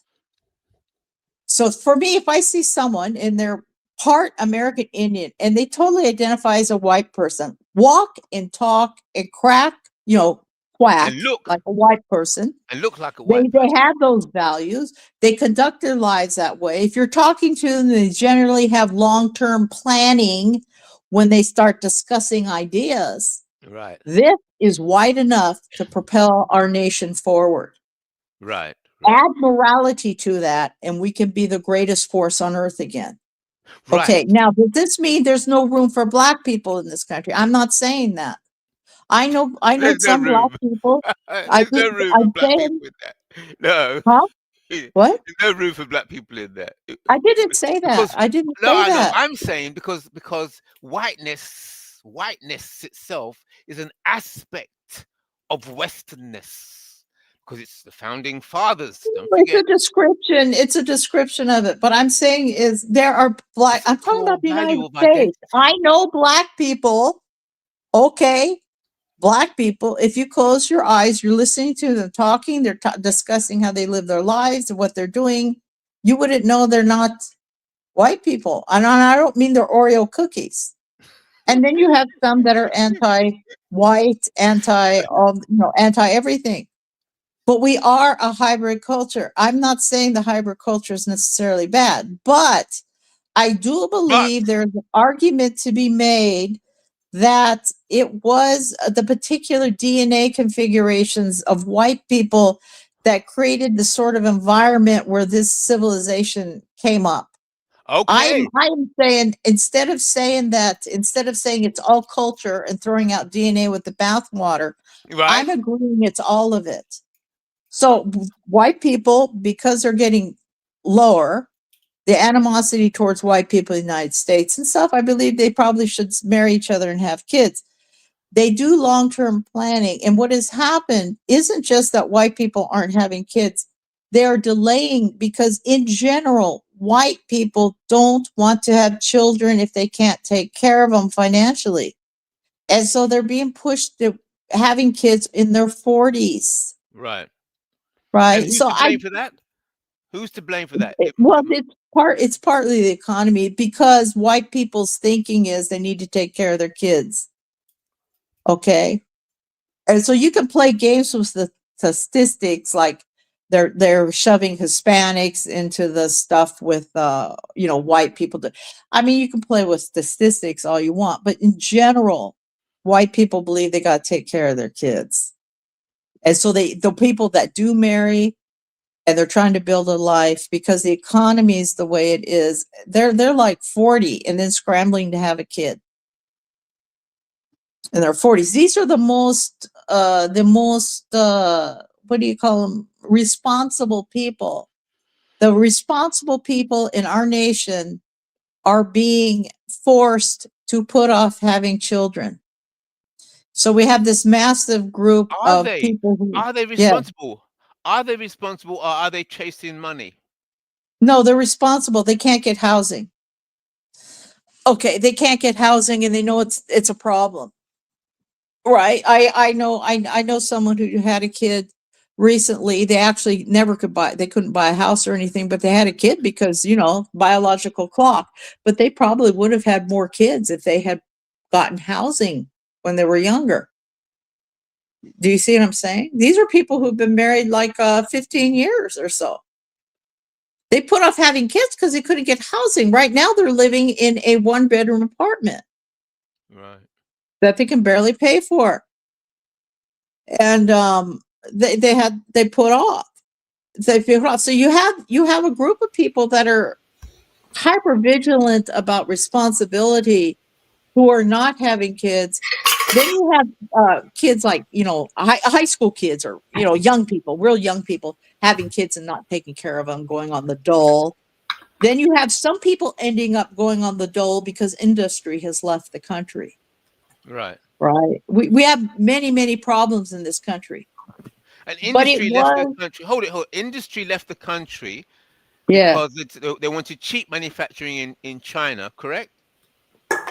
Some of it, they went down into Mexico. They closed the industries, moved them into Mexico, down South America, and China, and so on. Okay. They moved. Yeah, they moved. It's corporations. Yeah. So they Crazy, moved. you can't just They say moved yeah. out, and because of that, because unions, people do not understand or remember how strong unions were in this country. The workforce, the workers had such strong unions that they could boss government around. Right. There's no reason to have a union. There's no industry. So we're creating a huge, massive underclass in this country now. Right. We don't want an underclass, but the underclass is who's having the kids. You see, this is a bad result. Right. So it's a horrible big circular. It's circular that it's all feeding off itself. In other words, it's excelling in this one direction. It needs to reverse direction somehow. So a new religion or a new. Anything that's going to help at this point would be great. Let's move some industry back. I mean, anything at all. If it's going to help turn this around, it would be great. You're having people, for example, you have people now where the guy and the wife, right, now make they both make six-figure incomes. They can't buy a house. You cannot buy a house in California making a six-figure income. You can believe that. You can make $150,000. You cannot get a house. Wow. Right, $150,000 a year. 1/3 of your money is going into taxes. Right, you just can't do it. So you got to have both working. Well, you know what? A lot of people have a kid. A lot of people have a kid. They don't want to leave them in a daycare 10 hours a day. They don't want to do it. And I can tell you right now, I've been around daycares. They're not as nice to those kids as you will be to your own. Right. I've been right. around. Because It's that's right, they're not- warehousing. It's warehousing kids. yeah. So you have Warehouse. this. Yeah, it's a huge problem that's going on in this country. What's the point having What- children if you're not bringing them up yourself? Well, I mean, that's Yeah. part of it. She And, danced. and it's also the fear of leaving them with people who don't share your values. Yes. So it's a Right. That problem. was his point. Yeah. So Claire's idea is let's punish all these unwed people, get it over with, so they quit doing this. Yeah. Claire's a So nut. it's the responsible people having the kids. But what's happened now is the economy is so far gone. The responsible people are having kids when they're 40. One kid. So you have Yeah, a shrinkage that's of great. the Western world and white values. Western Yeah. values No. and Yeah. white. Yeah, right. Yeah. And Yeah, and everybody and wants you're to work. saying, and I'm Mm. saying that there has to be a new center in order to revive, to save the white world. Okay. Well, Where do you want there the center to be? needs to be- Chicago? Okay, yeah, you could come up with a new center for that. But let's say I'm in the United States and I'm saying, okay, let's make it the United States. I don't care. What they need is the mythos needs to be meaningful to the population again. And it's not going to be if men can't get jobs. So there has to be a We revival. got 7.2 million job openings in America. Yeah, they're probably garbage jobs. I mean, let's No. get real. You go to upside. Not everybody's going to work in the tech industry Yeah. and I can't get a job. I can't get a job. Well, go to U-Haul. They hire anybody. They just hire No, me. they won't hire me. They don't hire me. I'm too old. Have you tried? How old are you? I'm about 70. Oh, yeah, that's too old. You should be retired already. You didn't save any Well- money? Holy shit. What have you been doing for the last 50 years? Trying to pay off the house. It took you 50 years to pay off a house? Usually mortgages are 30 years at It most. took 40 years to get the down payment.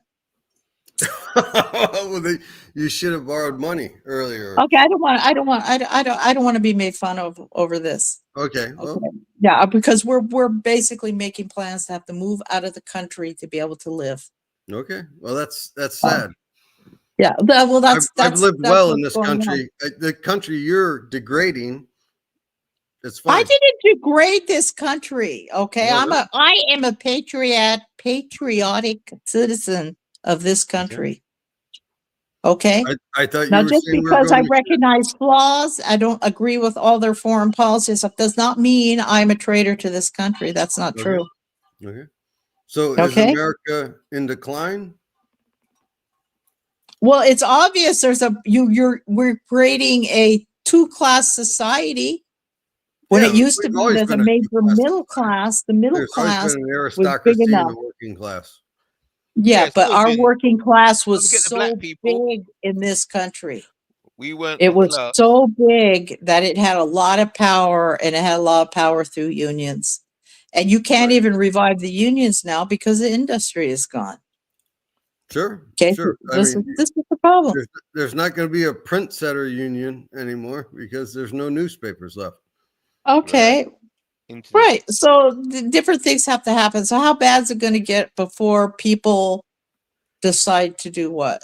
Have a rebellion? I don't know. Yeah, it's got to get much worse than this. I mean, things are And quite rebel well. to do what? Well, they're going to have to take the government back. They've lost Talking control like of a the French government. Revolution, Who? Oh, Robespierre. that French. Yeah, we had the ruling class, blood in the streets, Robespierre. I'm sorry, Claire. I guess I offended the white Muslim woman. Oh, she left. She dropped out. Perhaps she'll be back again. Oh, it maybe dropped out by mistake. Yeah, I guess I got personal with her that she couldn't buy a house in 50 years. Holy cow. Talk about Maybe house she prices should are maybe much be a higher in California what's than that? they are in Florida. Oh, California. Or maybe I they. mean, first of all, California is a huge state. It's like the size of Italy, you know. If she's in San Diego or San Francisco or LA, yeah, housing would be extremely expensive. I have a buddy who lives in San Diego, but if she bought her house 40 years ago, she should be fucking banking millions. I mean, she should have bought that house for $100 grand and it should be worth like 2 million. I mean, obviously it depends on where you're at, but Or depending on when you bought it and stuff. And when you bought but it, yeah. anyway, the point is that houses should not be, I don't know, gambled with. I guess people treat it as investments and Right. Oh, wait, you're saying houses shouldn't be investments? Big difference between a home and a house. Correct? Well, not something that you kind of gamble with, right? Yeah, Well, you don't gamble with your home. Yeah, it's Well, a not lot of really a people do. gamble. The only time houses went underwater was the Great Recession. Since post World War II, which is I think is what we're mostly talking about, housing has been the safest investment of all time. Now, obviously 2006, things ramped up to a degree. People were buying houses, and then we had the Great Recession and houses went underwater. People walked away from them. That's the first time you would have lost money on a house post World War II. So it's not really that much of a gamble. And if you but anyway, now is it not true that young people can't afford to buy their own home, and that puts them off having it children? depends on your income.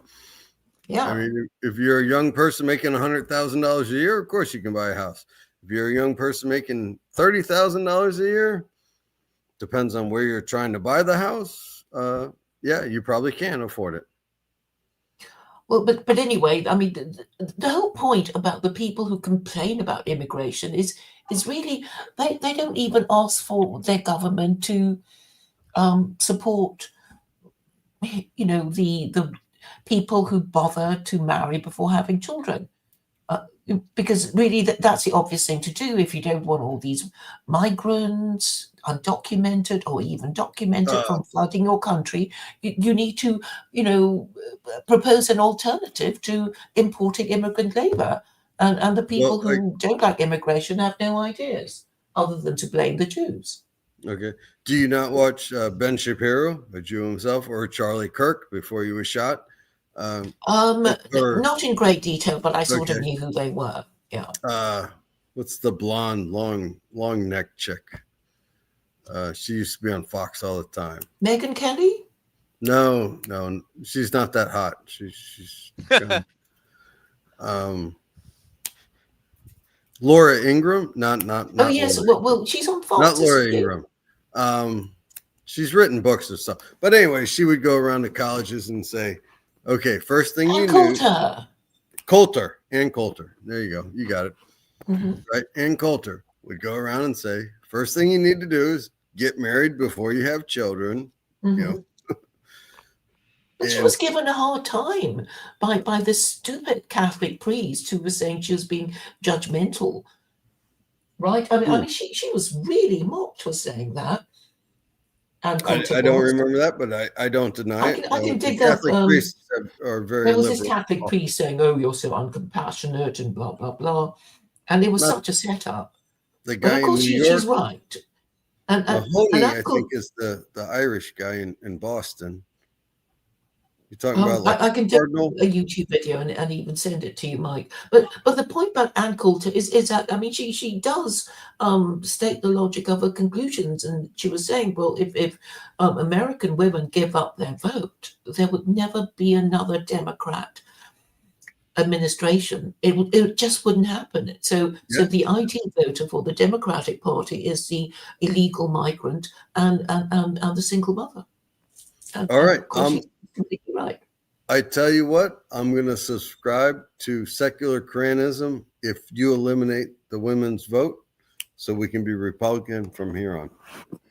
Well, I would actually ban all Would political women parties. be and I allowed to hope- vote under secular Koreanism? Well, you would be voting, but for in a different kind of system, which I'll be happy to explain another time. So okay, I'll quickly give you a good idea. So basically, you get to choose your leader. If you're, I guess, a trade unionist or a business organization, there would be some confederation or union that you can vote for to represent your interests as a member of the proletariat or a member of the bourgeoisie, with a business to run.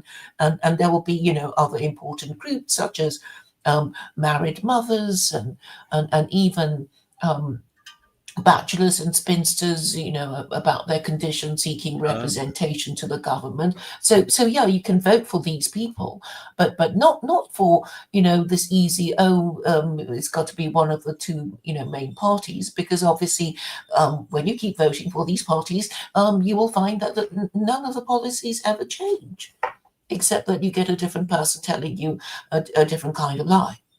Because US foreign policy is always the same and always pro-Zionist and always pro-neocon.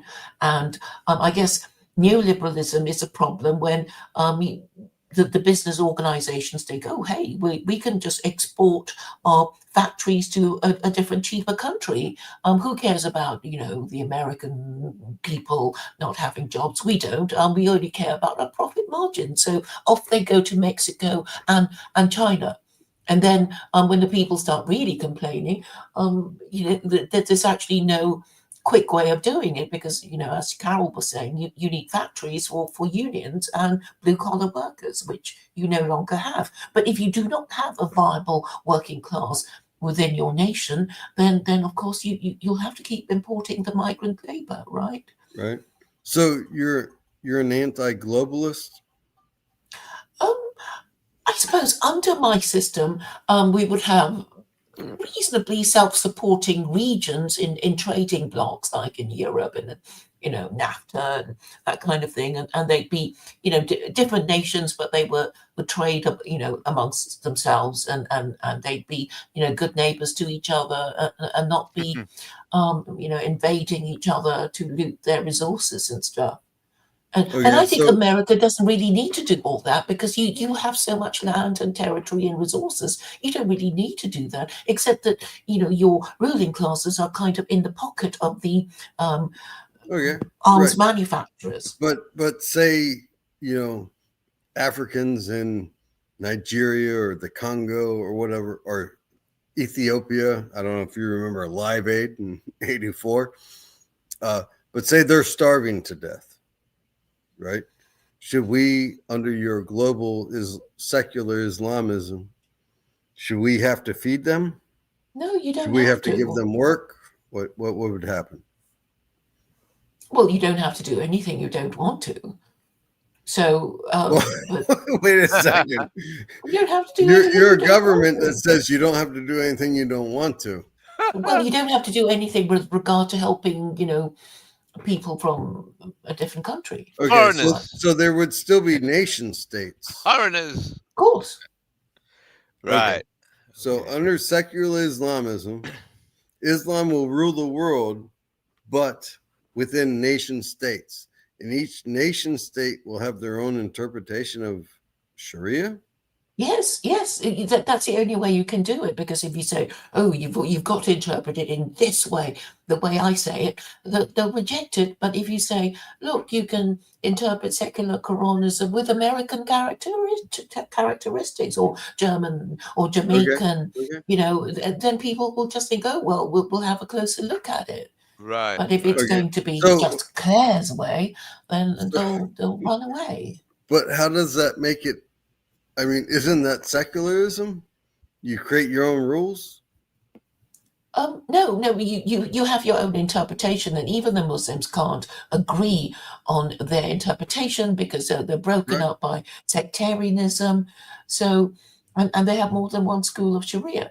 But Yeah. There's 4 schools of Sharia. Yeah, the Hanafi, yes, the Hanabi, the Shafi, so yeah, Maliki. Shafi, Yeah, Maliki, Hanbali, yeah. and Maliki. Yeah. Yeah. So they can't talk because they're also divided.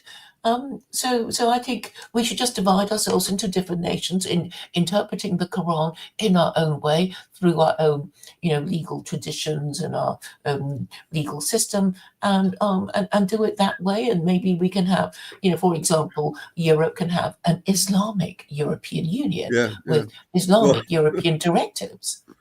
what you're saying is exactly what we're doing, other than the Islam part.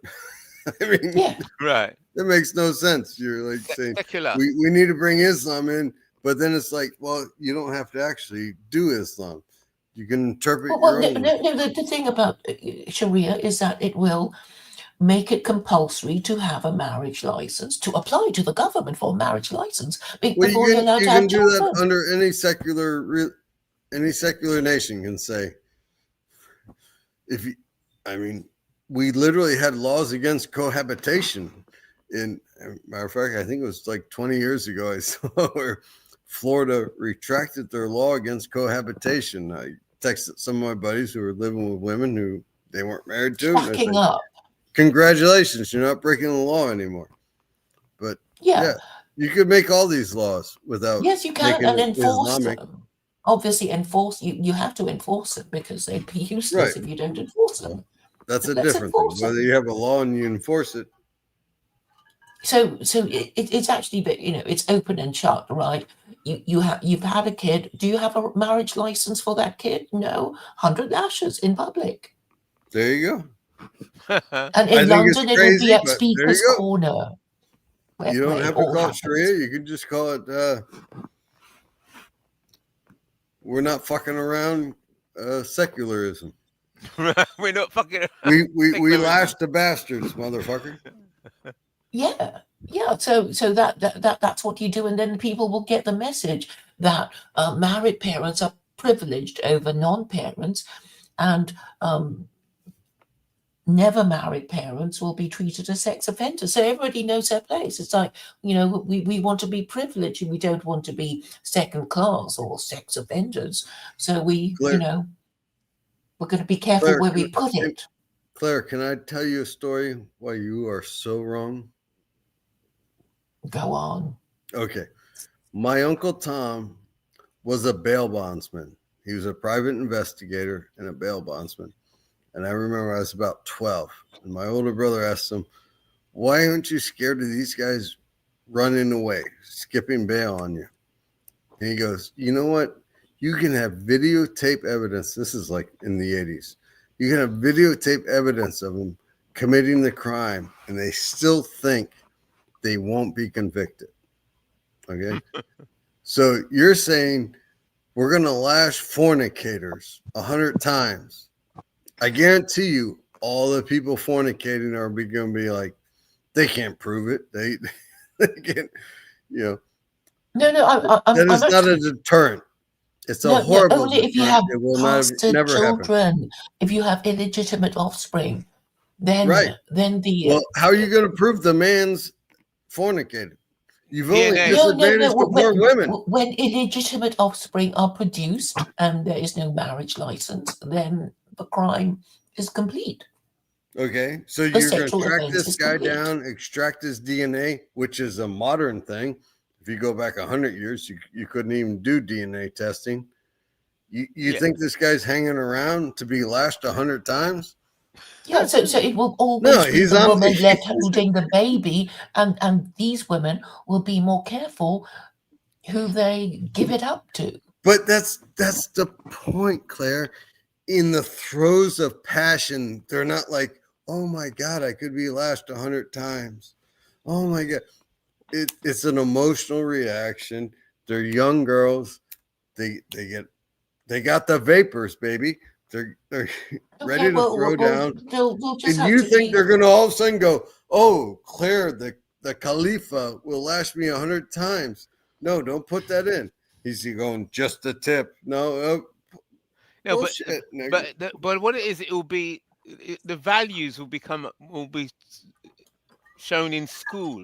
So the society itself, the people will be thinking differently. They'll be looking at each other differently. I mean, the first Exactly. group of people, yeah, but, Yeah, and the public corporal punishment will in your local shopping mall or your town square or your village green will reinforce a message. Sure. I mean, you can go back to shaming. I mean, it's been done for thousands of years. I mean, They shouldn't be in the same schools. Teenagers, they need to be a boys' school and a girls' school right, yeah. at this time because we I have have no an problem with It's all oversex been done before. society that's Yeah. advertising sex all the time. That's They need exactly. to be in separate school. That's all. Simple as that. And then most of the kids, most of the kids that are, younger kids that are having at it, they're meeting people at school. So you separate them out from probably 14, maybe the last year 18, they can be together again. When they're, maybe their senior year, something where, They can have a kind of dance or something. Sure. something like this. But this they just can't be in school together because the You kids can't are overstretched concentrate. too young. Yeah, they Yeah, can't yeah. concentrate on their work. Before I forget, I have this plan for A, B, and B plus school. And the So A school for the children of bastard married school. parents, B school for the children of bastard children of unmarried parents, and B plus school for the children of repentant unmarried parents who've said we're sorry and we're not going to do it again. So there will be 3 categories of schools just to reinforce a message. Right. People So get just the to say, message. I agree with you. You don't need to put boys and girls in the same school. I think this all got turned into Brown versus the Board of Education. Separate but equal is not equal. Well, it used to be women just didn't have the same educational level as men anyway. Back when first started when I was real young, business degrees start getting opening to women. It used to be the only thing you could be was like a nurse or a teacher, and you were generally upper middle class or upper class if you went to college at all as a woman. It used to be, the magazines were all the June Bride, and it was talking about girls getting married in June who were graduating high school. That's where the June Bride came from. I don't like it. So, but now we have so many women scientists and stuff. They have enough instructors to have women's schools, girls' schools, and men's schools that would be comparable. It'd be pretty much equivalent education. And don't you think that that's impacted the home? Because now with women not focusing on building a home and maintaining a home, I mean that's a high science in itself. Well, you have a problem. It used to be okay. It used to be. It used to be if you were a teacher, a woman teacher. If she got pregnant, she couldn't go to work. She was married, she couldn't go to work pregnant. The kids could not see a pregnant teacher at school. You pick your career. So do you agree if feminism has been a good thing? That I think some aspects were good and some were bad. I mean, nothing is 100% one way or the other. Yeah, nobody's talking 100%. But so pregnant women could be teachers or pregnant nurses or pregnant doctors, OBGYNs. That's a good thing.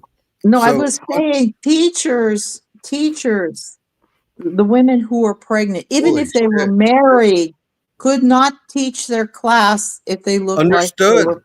Understood. I'm saying it's an improvement that we now allow that. I don't really care if a married teacher looks pregnant Holy in fuck, an elementary school idiot? class. I just asked you, is it an improvement that we allow not, pregnant women to be teachers? Say yes or no.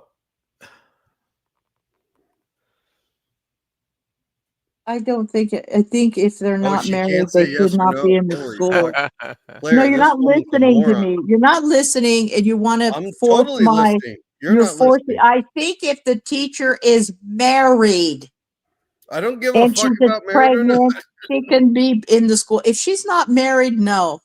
Okay. That's Great a bad caveat example to is the a kids. yes. Holy shit. That's Like right. you It's a said, bad And these example days to we have kids. pregnant schoolgirls, and they should be expelled immediately, but they're not.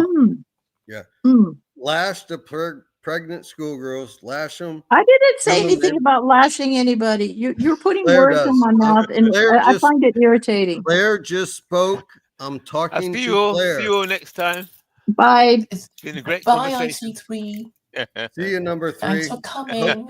I hope the See you Brits, Bye. next time. Brits don't lash you. Well, it's nice to Check see out you. my I haven't website. seen you in a long time on here. Okay. Take care.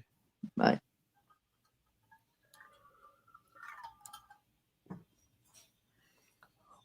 What are you drinking, Mike? Vodka. Oh, So white Muslim woman. Should those who aren't married, who have children, be lashed?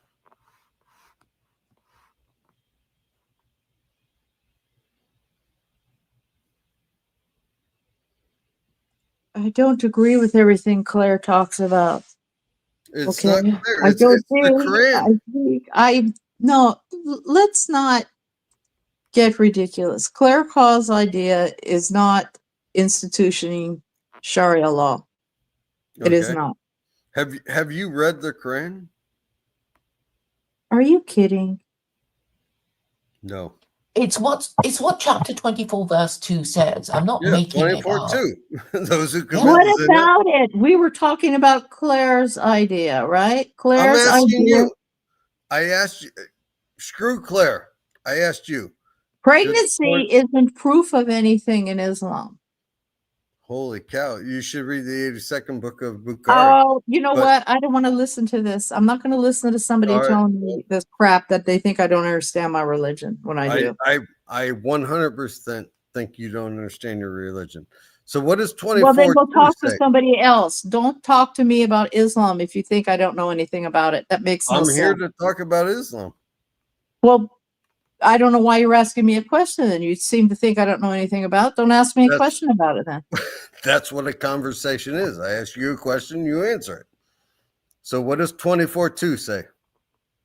I'm not playing this game with you.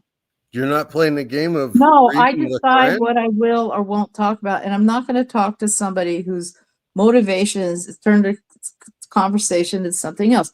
Claire is promoting secular Quranism. She is not promoting Shia Islam.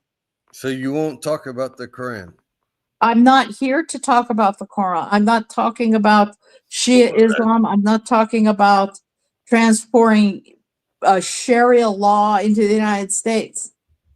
No, I'm not promoting that. So I don't even want to talk about that really. Well, We're I'm talking about her idea. I'm going to takfir you. You're not a Muslim. Okay, who cares? I don't care what Okay. you want to talk for. So 24:2 says what, Claire?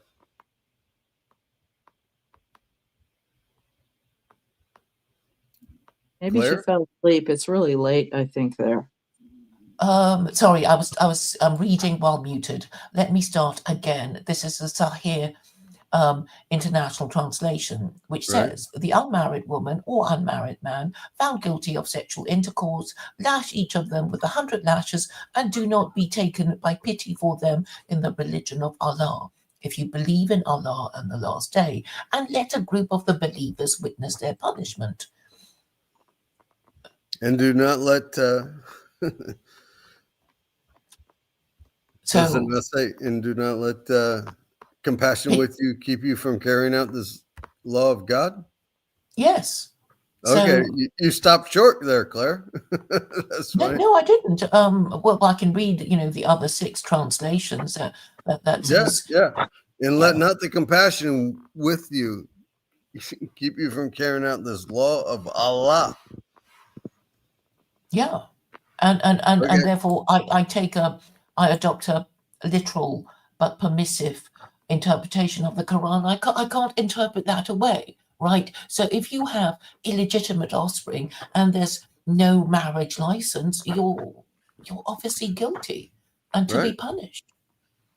Right. And I asked Carol what she thought Well, of you this. said I don't know anything about Islam. What I said is pregnancy is not an indicator of whether this was a halal or haram relationship. Well, and that's why I said read the 82nd I just book she of just read Bukhari. it to you.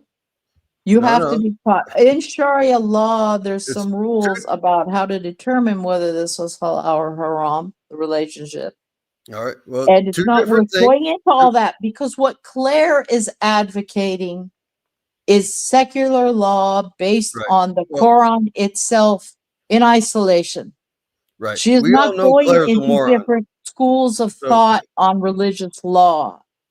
Okay? we all know Claire is a hadith denier. Are you a hadith denier? She's not a hadith denier. Claire, I only She's reject the just not hadith where it using contradicts it. the She's not Quran. using it as the basis for interpreting her idea of using secular law from the Quran. That's the difference. Okay. She's not a Okay. hadith Great. denier. So, Claire, do you deny a hadith in the 82nd book of Bukhari where Omar says pregnancy is a proof of zina? I didn't know of that, but it doesn't matter because actually It matters totally. What are you talking about? It's something like the fact of You're going to kill pregnancy, people which over it. Bloody Mary suffered from. Claire, just a minute. Her idea is using the Quran as a basis for law in the United States that is interpreted by the Supreme Court, okay? If this is her idea, she is not bringing in hadiths. This causes two issues. One is her ideas, some of her ideas are actually harsher than what is within the different schools of thought in Islam, and some of it is too lax. Do you understand what I'm saying? This is the difference. Whether Sharia law agrees with her or not, I'm telling you right now, it does not agree with her idea. Those that follow Sharia law do not agree with her interpretations of the Quran. But her idea is her idea.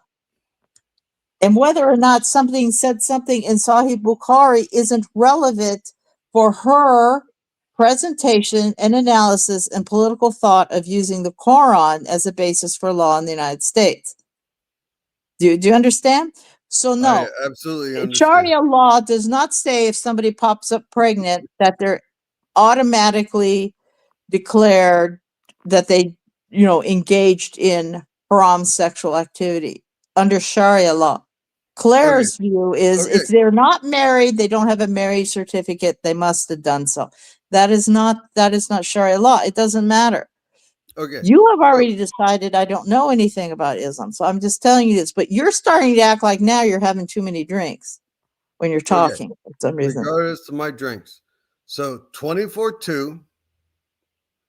I don't have the Quran memorized, but the one she read. You don't know 24:2? Those who commit zina. I'm with not 100. concerned about zina because I don't run around committing zina. That's fine. You Okay. don't have to commit it.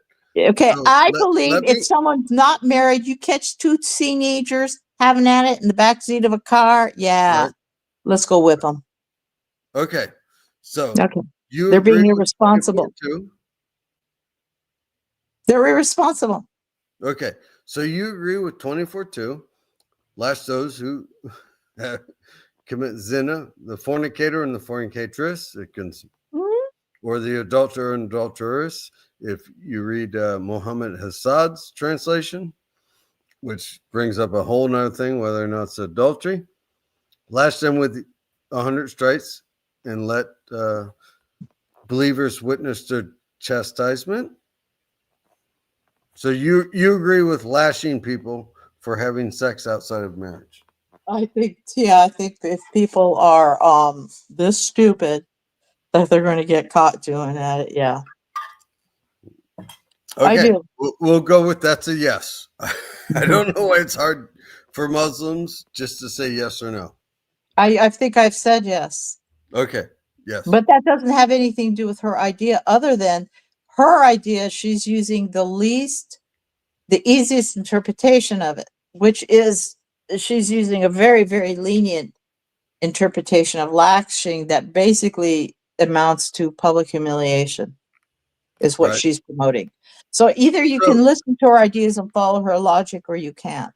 Okay. Okay. So let me ask you this. There was a case in Indonesia where a girl was accused of zina. She was lashed in public and then she hanged herself out of shame. Mhm. Is that Allah's will? I can't tell you what's Allah's will. You think Okay. God decided she's supposed Okay. to? What do you want to turn this into a discussion of destiny versus free will, the analysis of Yes. free will to the ideas of destiny, cater of is that what you want to turn this discussion into? Because none of Absolutely. that's relevant for Yes. her idea, her political idea. None of it. Yes. Yes. I don't No, care I'm about. not here to defend but- Islam and Sharia law to the world. Oh, you're not here to defend Islam. Holy shit. Not You're a Sharia Muslim law who and doesn't Islam. defend No, I Islam. think if people wanted to get that nitpicky about the law, they would probably talk to a scholar. I mean, if they want to believe in, okay, who cares what some housewife thinks? If we're going to discuss Sharia law and its interpretation and implementation within different governments and this sort of thing, you probably would want a religious expert on Okay. Sharia You're- law and law itself in a government. Okay, Can so you- it's a different thing, and I'm not an expert on that. I'm not a mujtahid. That's clear. You're not an expert on anything Islamic. I'm not a mujtahid. Claire's idea, though, she certainly understands her own idea, and it's an interesting idea. Are we going to address the issue that if these kids don't stop having kids outside of marriage, if people don't quit having children outside of marriage, that they're basically bringing up a population of people who are not as equipped to be really good citizens of this nation. It's an interesting part. And it's how much do we have to support other families when we can barely support our own? Okay. Can I ask you where Gog and Magog are? I'm not here to talk about Gog and Magog. I don't care about this. I'm not talking about this. Claire, this woman's a moron. She became you What is the became a point of Muslim talking for about what Gog reason? and Magog who have not yet arrived? Well, no, the Mongols may have been Gog and Magog. We're Well, in the United it's States. speculative. If secular Quranism became part of the United States, it would be within the United States. It wouldn't be based on something some Mongolians did. I mean, Yeah. this is Fuck ridiculous. secular Quranism. Claire's a nut. It's not going to be in America anytime soon. Well, okay, Well- what is? Secularism. Okay, Our so we're current going to have state- a bunch of kids. Okay, I don't want to pay. I think it was terrible. We paid so much taxes for other families when we could have spent the money on ourselves. Absolutely. Eliminate all foreign aid, eliminate all welfare, Hmm. and we're all good. Okay. Trump's on his way to do it. Go Trump. Yeah, right. Yeah, right. What is Trump doing that you don't like?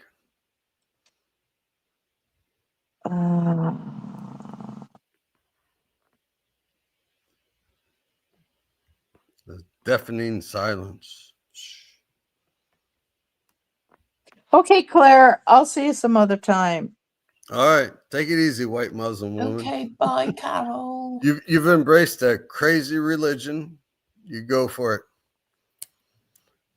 Google can jinn and humans have sex? Ben Tamia says yes. Yes, you're particularly obsessed by the incubus and succubus thing. I do. I but am. only I am. because you I kind am. of just like the idea, I suppose.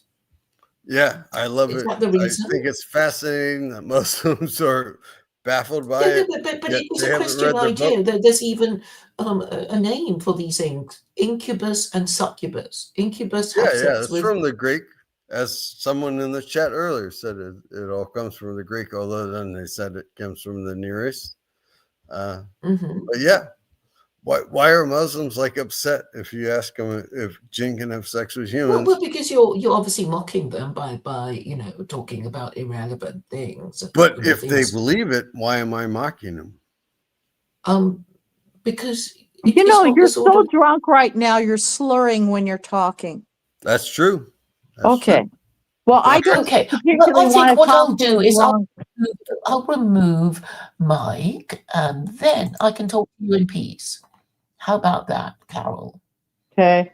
You know, you don't have to keep people off the show because of me, but the guy's slurring when he's talking. I know. and he's going to go through his usual trolling questions. So, I'd be happy to talk to you. I think we've kind of made some progress on this particular stream on a Thursday. It's carried Mhm. on for nearly 8 hours. Good grief. And everybody's come and gone. I didn't know you had a Thursday marathon going on. Well, I mean, it was meant to be only a 1-hour chat with Khalid, but they're all his hate watchers saying, "Let me talk to Khalid. I want to challenge him on this and that," and then it just carried on. Yeah, Mhm. and so it was good to have so many people, familiar faces, come round, and with regard to other YouTubers, there seems to be a lot of talk about Christian nationalism and how Oh, hopeless it because is. Bible Belt, Charlie Kirk, all that. Yeah. Mhm. I mean, Well, because Charlie Kirk got killed. He was, yeah, and he was a poster boy of Christian nationalism, wasn't he? I actually didn't even know who he was till he got shot. I saw a couple small, I guess there were Instagram posts or something on X about him. I didn't didn't even know anything about. I didn't know what Turning Point was Mm-hmm. when I didn't know about this. I guess it's sort of comparable to Campus Crusade for Christ, except it was more politically oriented and kind of conservative politically. Mm-hmm. Yeah, but I didn't know anything about it. Mm. I don't know But who there killed seems to him. be an idea that the Catholics might, get everybody on board or something.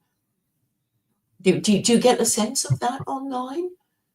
I mean, it's because I've been monitoring keep listening to the streams from the Paul Vander Clay group, and It used to be. I mean, I don't know. I don't know if it's reflecting what's going on in the real world, but it used to be that Protestants ran their own ecumenical discussions and Catholics weren't invited.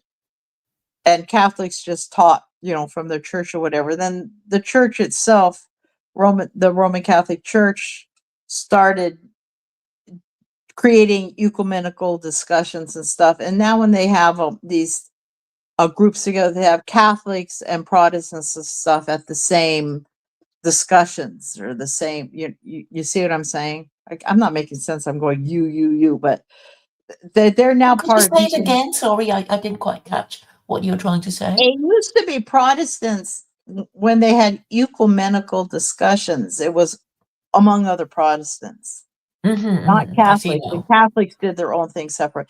Now in the United States, the Catholics in the United States and worldwide, in Rome even, they now engage in ecumenical discussions with non-Catholics, with Protestants, and the Protestants and the Catholics, because they managed. It was the Catholics that started this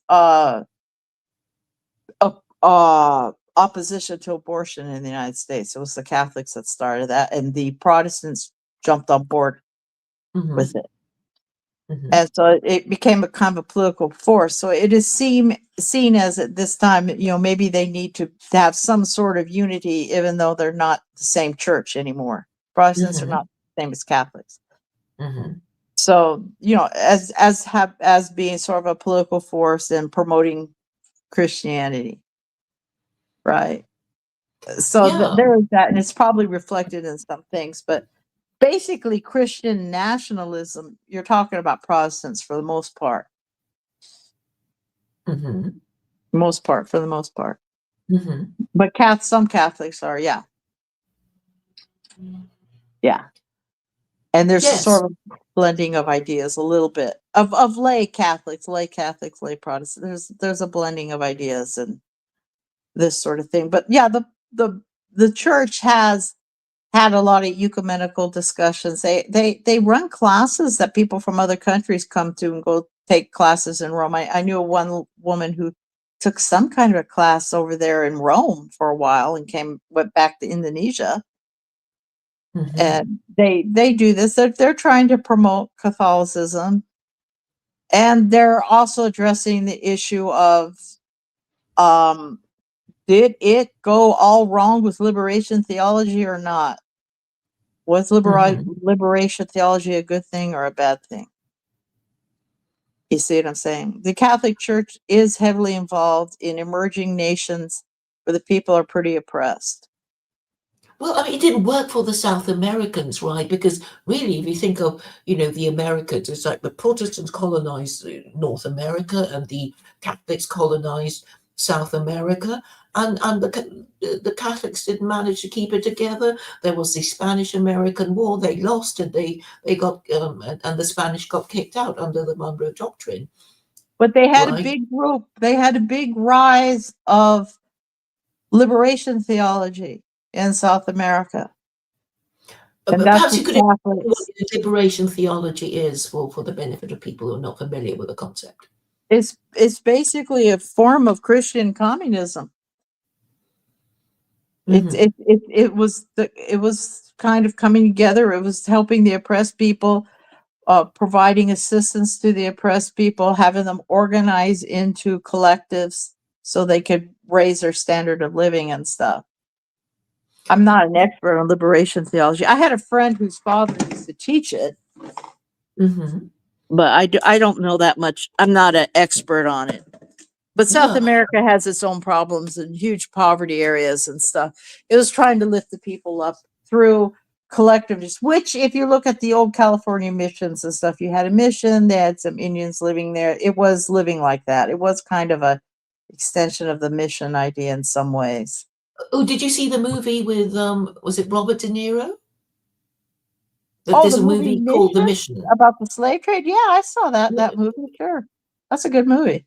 yeah, it was about Catholics in a mission, right? And dealing with um, the local tribes, something like that. It was about a decision the Catholic Church had to make.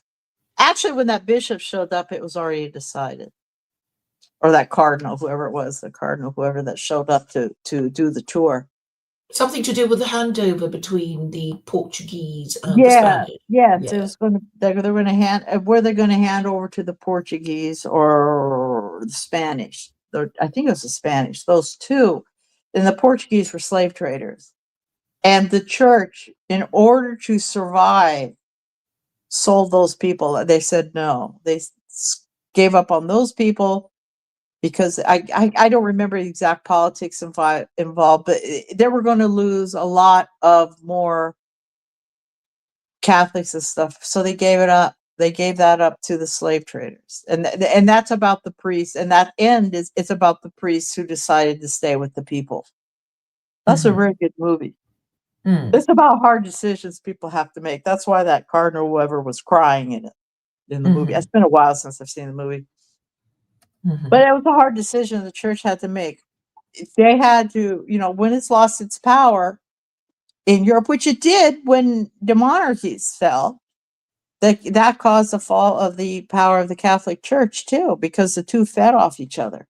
The monarchies held up the church, and the church held up the monarchies by saying that they were anointed and that it was God's destiny, divine right of kings. It was God's destiny and this.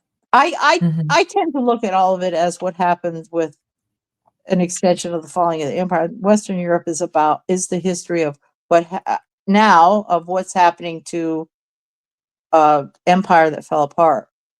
You know, it turned into an empire and then it fell apart. Yeah, So, and because it fell apart, you guys took over.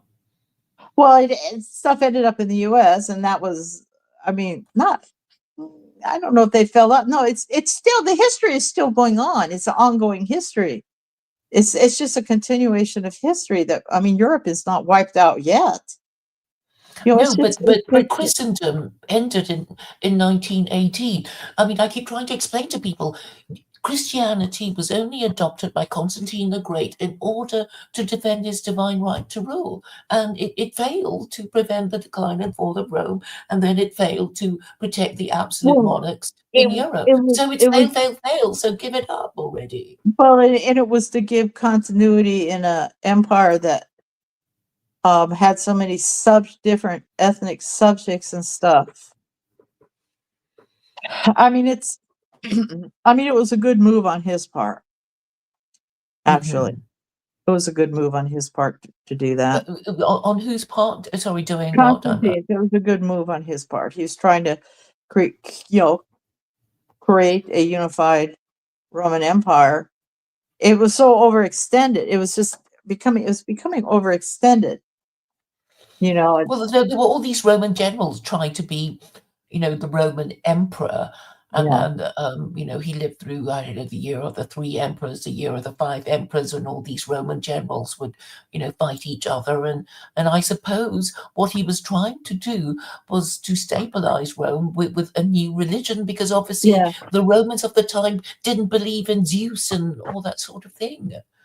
Yeah. Or in worshipping their emperors when they died, because that was the whole idea of the Roman imperial cult. And he thought, I'll have a new religion. But the point I keep trying to make is, like, if Constantine had the Quran, if the Quran had already been revealed in his time, I'm absolutely certain he would not have given Christianity a second look, because it was at the time a half-baked idea.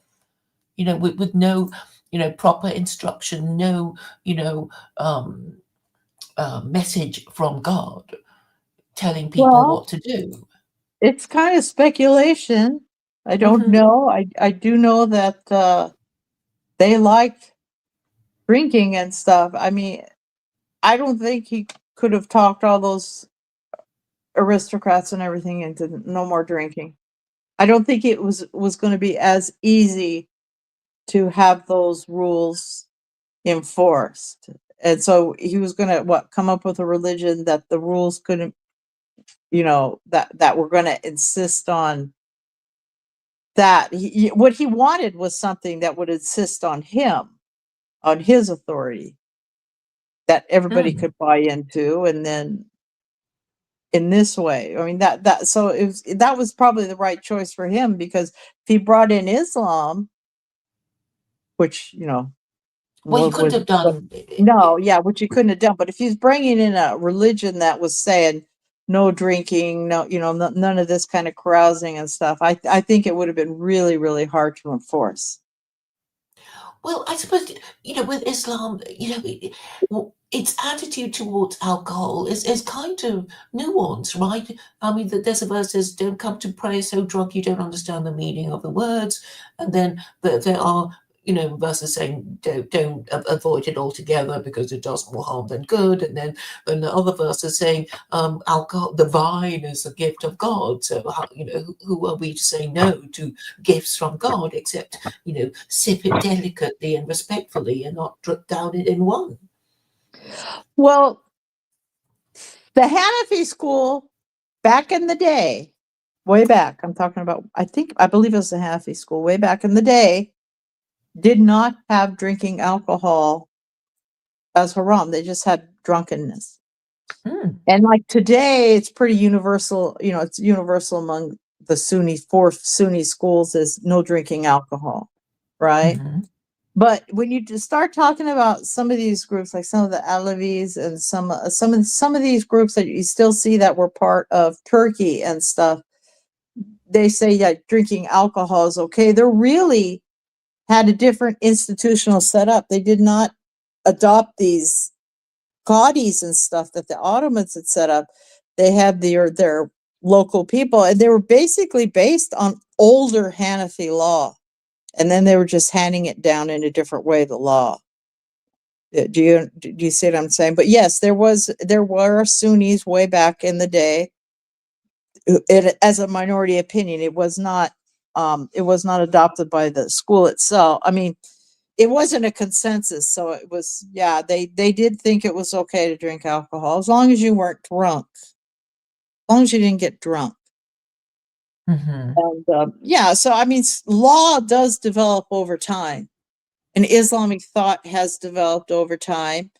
And then people start thinking that it must have been that way since the beginning, which isn't necessarily true. Right? I believe that Prophet Muhammad has pretty much said, no alcohol, and we're not going to have that. But here you have a school farther back in time that was part of a Sunni school of thought that is still in existence that could not agree on whether it was okay to drink alcohol or not.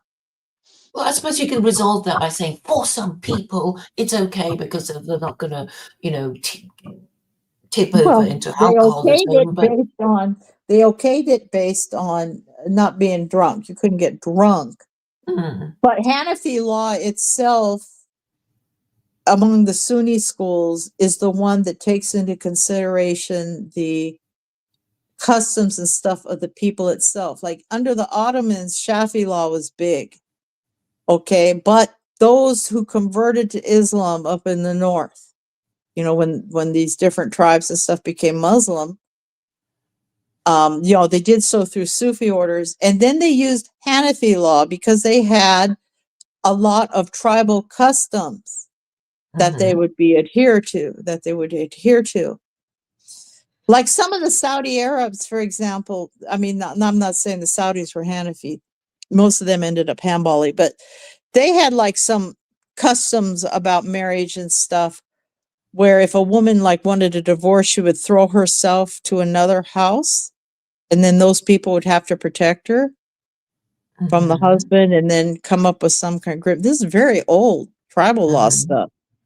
It's not true that necessarily what you see as people are saying that this is how Islam has to be practiced and stuff. That's true, that's how it was practiced over the centuries. And it doesn't mean that people back in time had it wrong either. Yeah, I mean, the thing is, you can start off, liberal, and then future generations might want to tighten up a few things after, they become more, more conscious of the laws. But you have to start somewhere, and it's a matter of interpretation, as Nietzsche says. So, but as long as you get the basic idea, then that would be better than, well, not getting the basic idea. Yeah, possibly, sure. And most people are like that. I mean, most people who, okay, let's say they run into Islam, they're reading about it or whatever, and they start thinking, yeah, I agree with some of this. Okay, they're not Muslim yet, but they're agreeing with some of it. And then slowly over time, they just decide, okay, yeah, I guess I agree with all of it, so I'm just going to be a Muslim then. Or this aspect of it. This kind of, what really bothers me is this constant importing of different religious authorities from foreign countries on Islam and their squabbles that they have going on, and that somehow these squabbles have to continue here. I don't think they need to. I don't think we should be listening to them at all. So people say, like Mike said, I'm a moron. No, I don't think we have to listen to foreign Islamic authority at all. We certainly have enough books on Islam to get the general gist of it. Don't steal, don't lie, keep your pants on in public. We're not going to. That all decent people can agree to. Yes, absolutely. And I think that the narrative that the founding fathers were proto-Muslim, I think that should be promoted because, I think we both agree that there were heretical Christians, but they still believed in God. So, it's like, well, you're closer to being Muslim if you believe in God than you are to a Christian. Because I have to study the other founding fathers, but I have to say like Jefferson in that Quran and everything, I don't think he had any intention of being a Muslim. Oh no, I'm not saying Yeah. that at all. But I mean, proto just means, you know, Eventually. kind of, but not Sort of, quite. yeah. You Yeah, know, but that definition, yeah, maybe. But he was really, he was something else. yes, He I hear was- he was a naughty boy. But the thing is, you know, he drafted the Declaration of Independence, so you know he's very important. I mean, Washington won the war. You know, he couldn't have done it without Washington. But you need to kind of. But you see, the mythos is in the Declaration of Independence, right? You know, the idea, you know, that man was created equal, blah blah blah, pursuit of, Yeah. happiness, blah blah blah. And I think it only needs a change. Like, well, perhaps Americans would be happier if they didn't pursue happiness, but pursue justice, and they would end up being happier because then they would have, justice in their land. You know, but No, I if don't think you everyone have to pursued their give up. happiness, then they I would don't think you have to give up the pursuit of happiness. I think you have to understand that the law is going to provide you access to the pursuit of happiness. I don't think Yes, you have to give up the law. You do not. No, the law is helpful in the pursuit of happiness. yes. So, and also justice is sort of, people are more likely to agree on whether something's fair enough. But what might make you happy might not make me happy, and I might even disapprove of your way of finding happiness. So I think justice is a broader church than agreeing on what actually makes us happy. Which will probably end up being sex and drugs and rock and roll, right? Know how people are. And shopping, of course, shopping. Wait a minute, what did you say now? No, okay. So I'm saying, for people who don't think very much, they'll probably think sex and drugs and rock and roll will make them happier than, working hard and passing exams and, doing these bourgeois things. But if we can agree on laws being fair enough, and I think people on the whole can sort of agree, like, okay, I don't want to be murdered, so I can support laws that forbid murder. I don't want to be stolen from, therefore I can support laws that don't forbidding theft. But it's sexual morality that's going to be the hard one, because people will say, oh, it's a victimless crime. If I have sex with somebody, not my husband, my spouse, the world doesn't fall in. The world continues spinning on its axis. The sky doesn't fall in. So it's nobody's business but mine. But what I think has happened in the West is because people don't need to marry in order to have sex and children. People just think, well, there's no, I can think of myself as a member of the opposite sex, and who is it harming anyway? Because gender roles are something you only want to perform if you're on the market looking for a spouse. So the man will say, oh, well, I'm so tall, handsome, and I've got this great job, and I'm so high born and high status and, ambitious and talented. And the woman will say, oh, I'm so pretty, I'm so loyal and sweet natured, and I love children, and we'll look after your children and cook for you and clean your house. So, I mean, that's what gender roles are for, right? Well, if all you want is, a roll in the hay with, the person you've just met tonight, then you don't really care about, all the other long-term stuff, shall we say. So I think that's why we've reached a stage where, men don't know how to be men, and neither do women. Which is obviously going to be difficult if you want men and women to get together to rear children. So it's all, kind of linked, so problems in gender relations has led to problems in labor relations.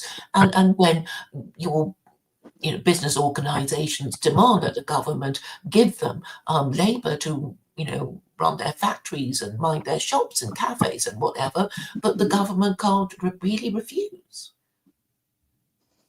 So you know, it's all linked in, but the Quran has principles that that concern the regulation of gender relations, labor relations, and international relations. So you know, it deals with everything, except that you know, Muslims don't seem to Well, talk it like that. makes no sense that we're going to produce a society where you go through life, you get an education, you try to make some money and stuff, and you're too old to have kids.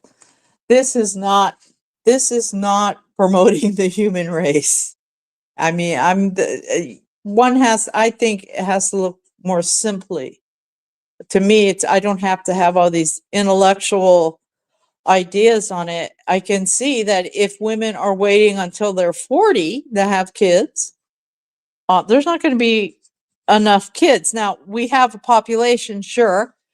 And it does seem that the only people who paid any attention to this idea of zero population group was white people. They went from having, 5 kids or 6 kids to having 1.3 or something, right? You get what I'm saying? So they didn't even have 2 kids to replace themselves, and then, people die and this sort of thing. I mean, it's obvious to me that it is true. The white people are leaving the earth. They're not going to be here. So But they don't even want the cure. That is the thing, because Well, all they these have white that too, nationalists, they really would rather die than be forced to become married fathers. They would rather complain about the Jews because they don't even want, it's like feminism. You need to ban no-fault divorce. Okay, I know you don't quite agree, but I think it's the only way to make marriage seem fair for men, because they don't want to give half their stuff to a woman they started to hate. And if they don't feel they're going to get a good deal from their marriage, then they're not going to marry, right? And also, if the culture of casual sex persists, then it'll be very difficult for men and women to bond with each other.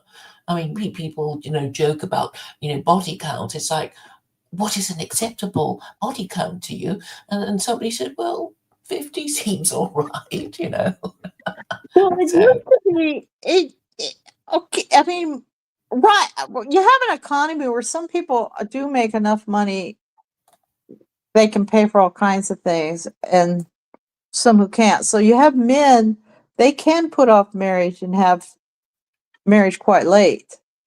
I mean, they can have kids when they're 45, 50. They can still make kids, Yeah, right? no, men don't have So a they can biological still, clock. yeah, they can still do that. They do, but the women can't. The women aren't going to do that unless you're going to have 50-year-old women taking replacement hormones. I mean, it's just getting kind of, that those eggs are pretty old. You're born with the eggs you have. Women. There's something that's kind of funny. Someone pointed out to me was that, I'm a mom, right? When I was pregnant with my daughter, right? Mm-hmm. Yes. She I'm almost like her kid's mother, because the eggs her kid had, her kid's born with at birth. So I'm like, when she's creating the babies, I forgot the argument now. Anyway, it was kind of an amusing argument about that, but which is kind of a tangent. I don't know why I even thought of that. But this is no reason. There's people need to bring up kids, and having kids when you're 50. You're 70 when the kid's 20. You won't be able to deal with their adolescent issues, right? No, So you won't. You're they'll gonna just be run wild, and you'll you're be in gonna your be Zimmer frame, not able to deal with them. Yeah, it's better to have kids younger. And people weren't made to have. I mean, women having kids at 40, that was like, oh wow, this is so funny. Look at this, I'm having a kid and I'm 40. Ha ha ha. It was kind of unusual. It wasn't the first kid at 40, Mhm. right? There would be maybe, 2 or 3 there going on 4. Then maybe, oh yeah, there's one. But it didn't used to be back a little bit farther back here. You couldn't bring up a kid by yourself. If a man's wife died, if he couldn't replace her with a new substitute mommy or something for his kids were farmed out to his different relatives that had women living in the house. A man could not work and take care of kids at home. It was very common that a man's wife would die and he'd have to take his kids to a children's home or something. He just couldn't take care of those kids by himself.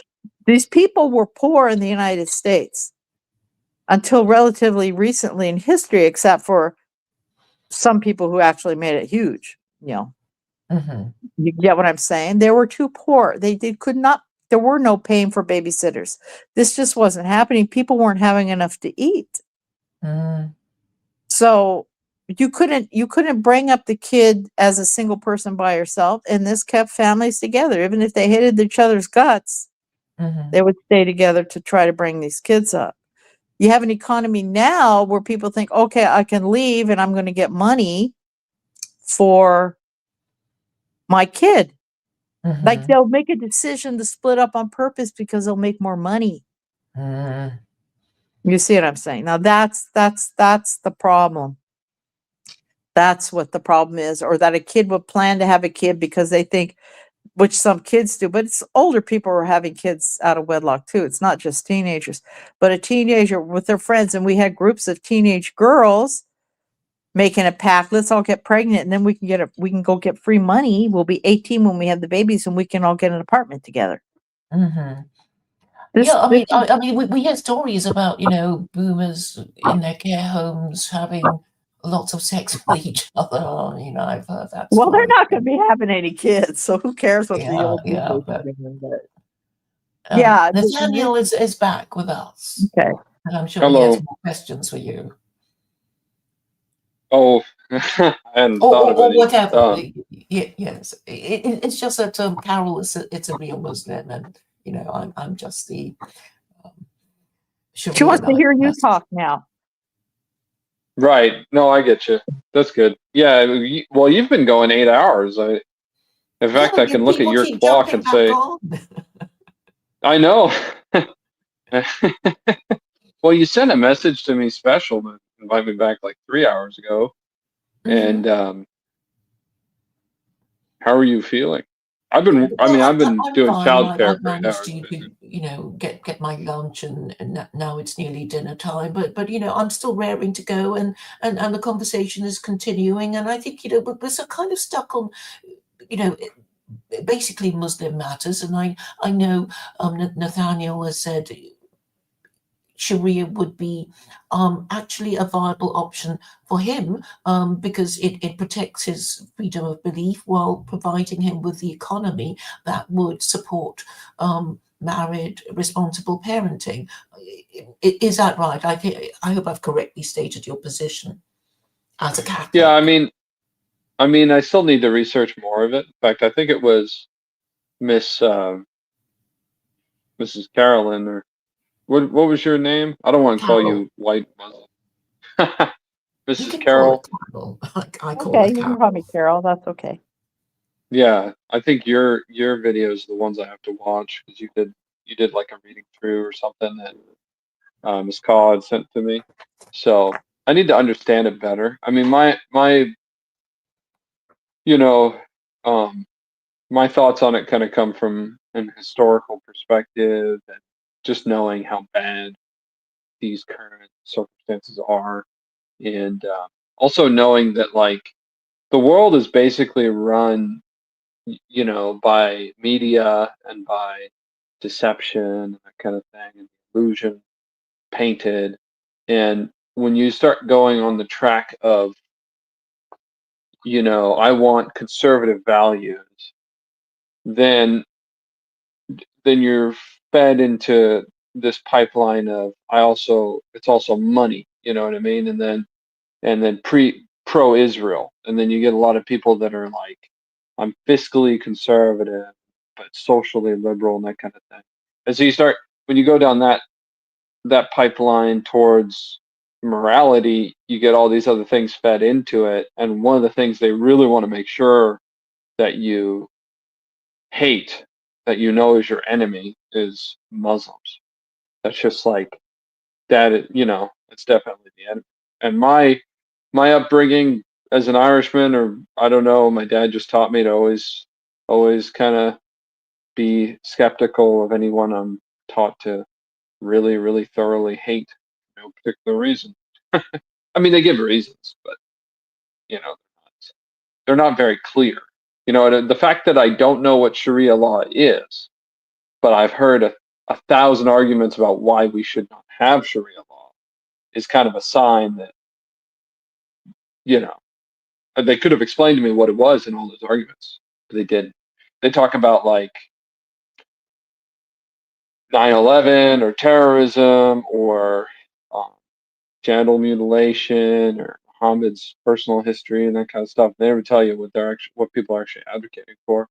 And you know, I got a little bit from Hilaire Belloc, and I found that was the most useful thing. You know what I mean?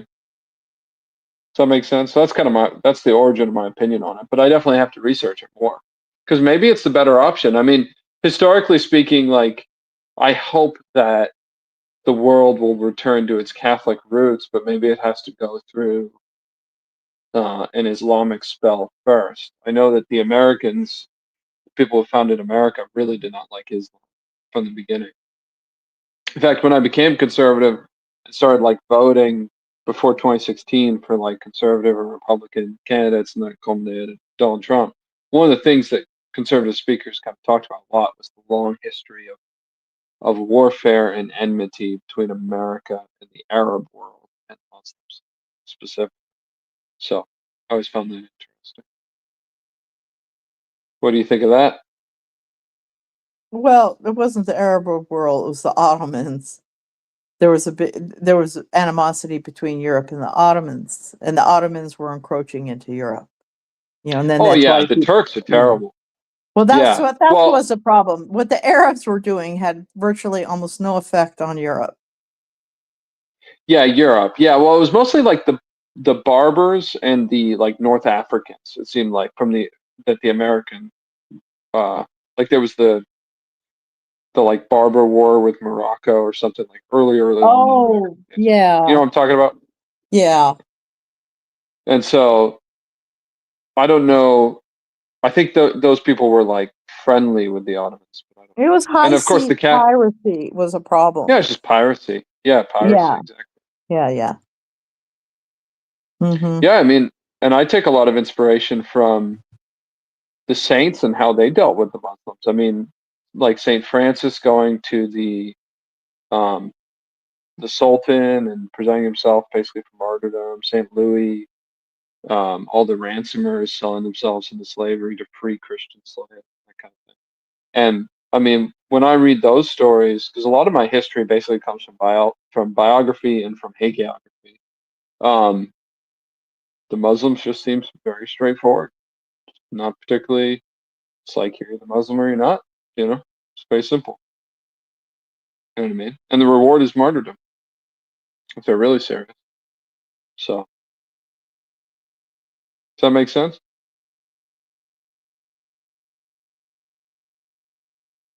I'm the only one with a face here. Everyone's muted. I will say. I think Go ahead. I think what Claire's idea is basically forcing responsibility back onto individuals. They have to be responsible. Like the fact that we're even on here talking like this shows a huge improvement of economic living for people. I mean, it used to be, you know, in my parents' day, it was like you were gonna have to go out of your house and figure out how you were going to get enough food, enough money to take care of your family. That's what life was for them. And now we can sit around and discuss all these ideas. This just shows an improvement in economy. To say that people have to support other people, okay, even if you want to say people can do whatever they want, they're not hurting anyone, okay, great. Why does everybody else have to pay for frivolous behavior of other people? See?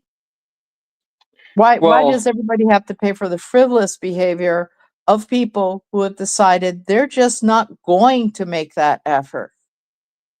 well, I pay See? for the frivolous behavior of my children. I mean, they destroy things all the time, and it's just No, unfortunate that.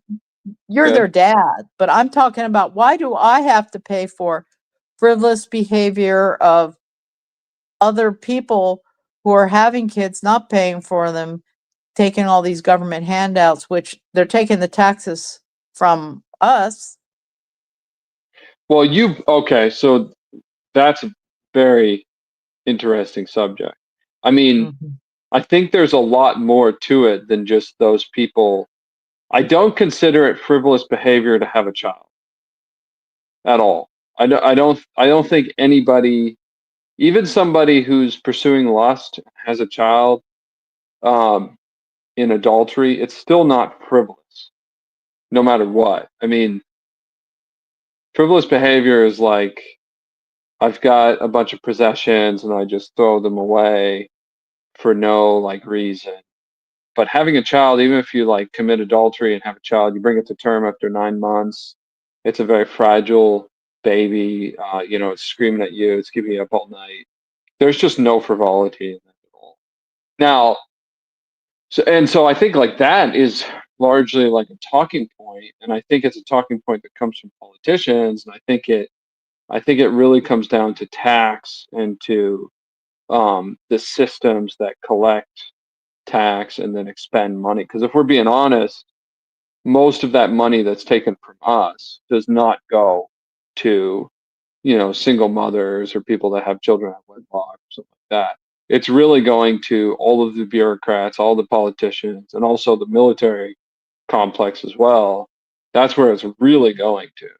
And even that's kind of, I mean, the money itself is pretty frivolous because of the way it changes in value, the way it's based on usury, the way it's so meaningless now that, it's almost insignificant. But I'm as far as like on a moral level.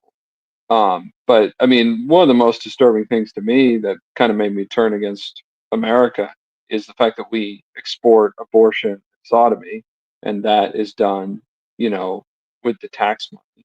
But it's not like somebody takes $10 from me and buys an abortion for somebody in, I don't know, Saudi Arabia or something.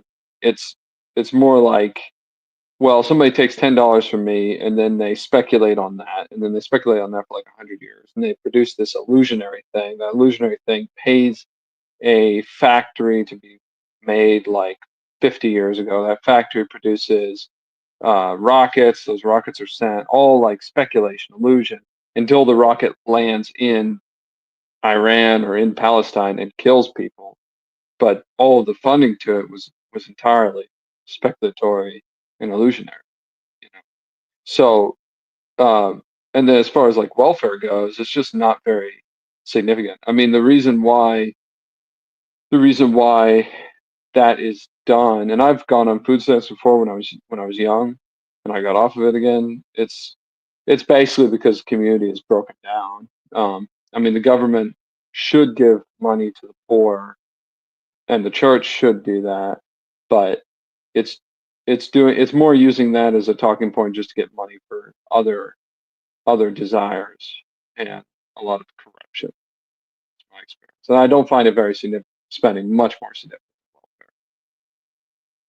Does that make sense? I mean, I understand people's feelings about it. I think it's more important on a moral level. I think it's more important that we have contempt and we have distrust for the poor. I think that, and not to say people don't lie and cheat and steal, but I mean, like the moral theologians basically justify lying, cheating, and stealing for the sake of feeding your family.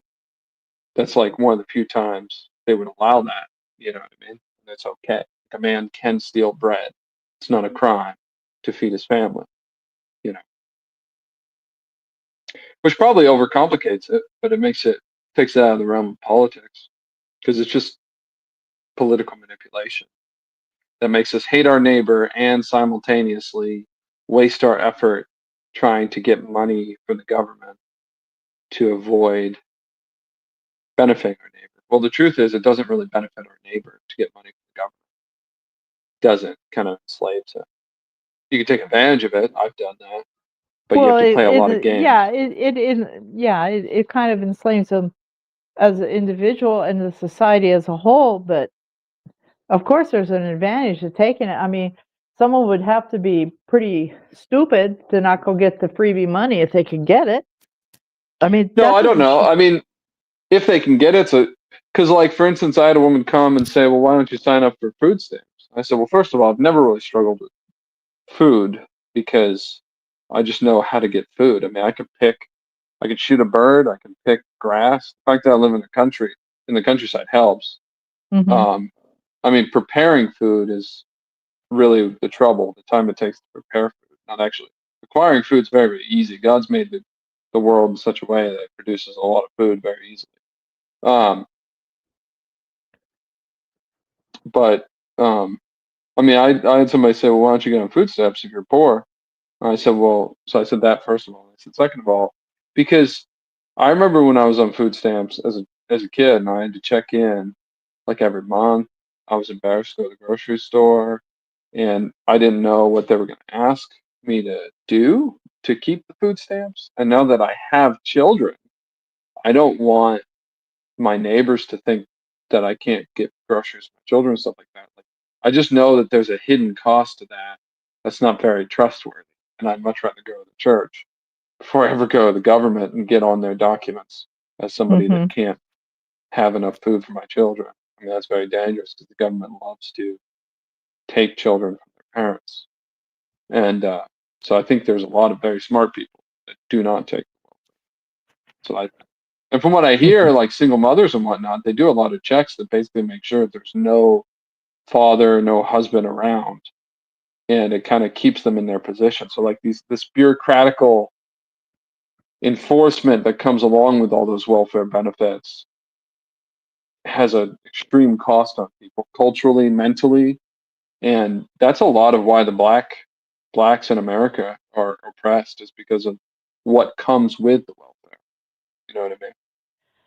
Kind of like that Well, poison food. that's maybe, but a lot of black people are not oppressed in America, though. My daughter had a friend. Her dad, the girl's dad, owned 3 Mercedes-Benz franchises, and they were black people. It's not true that black people are unsuccessful in America.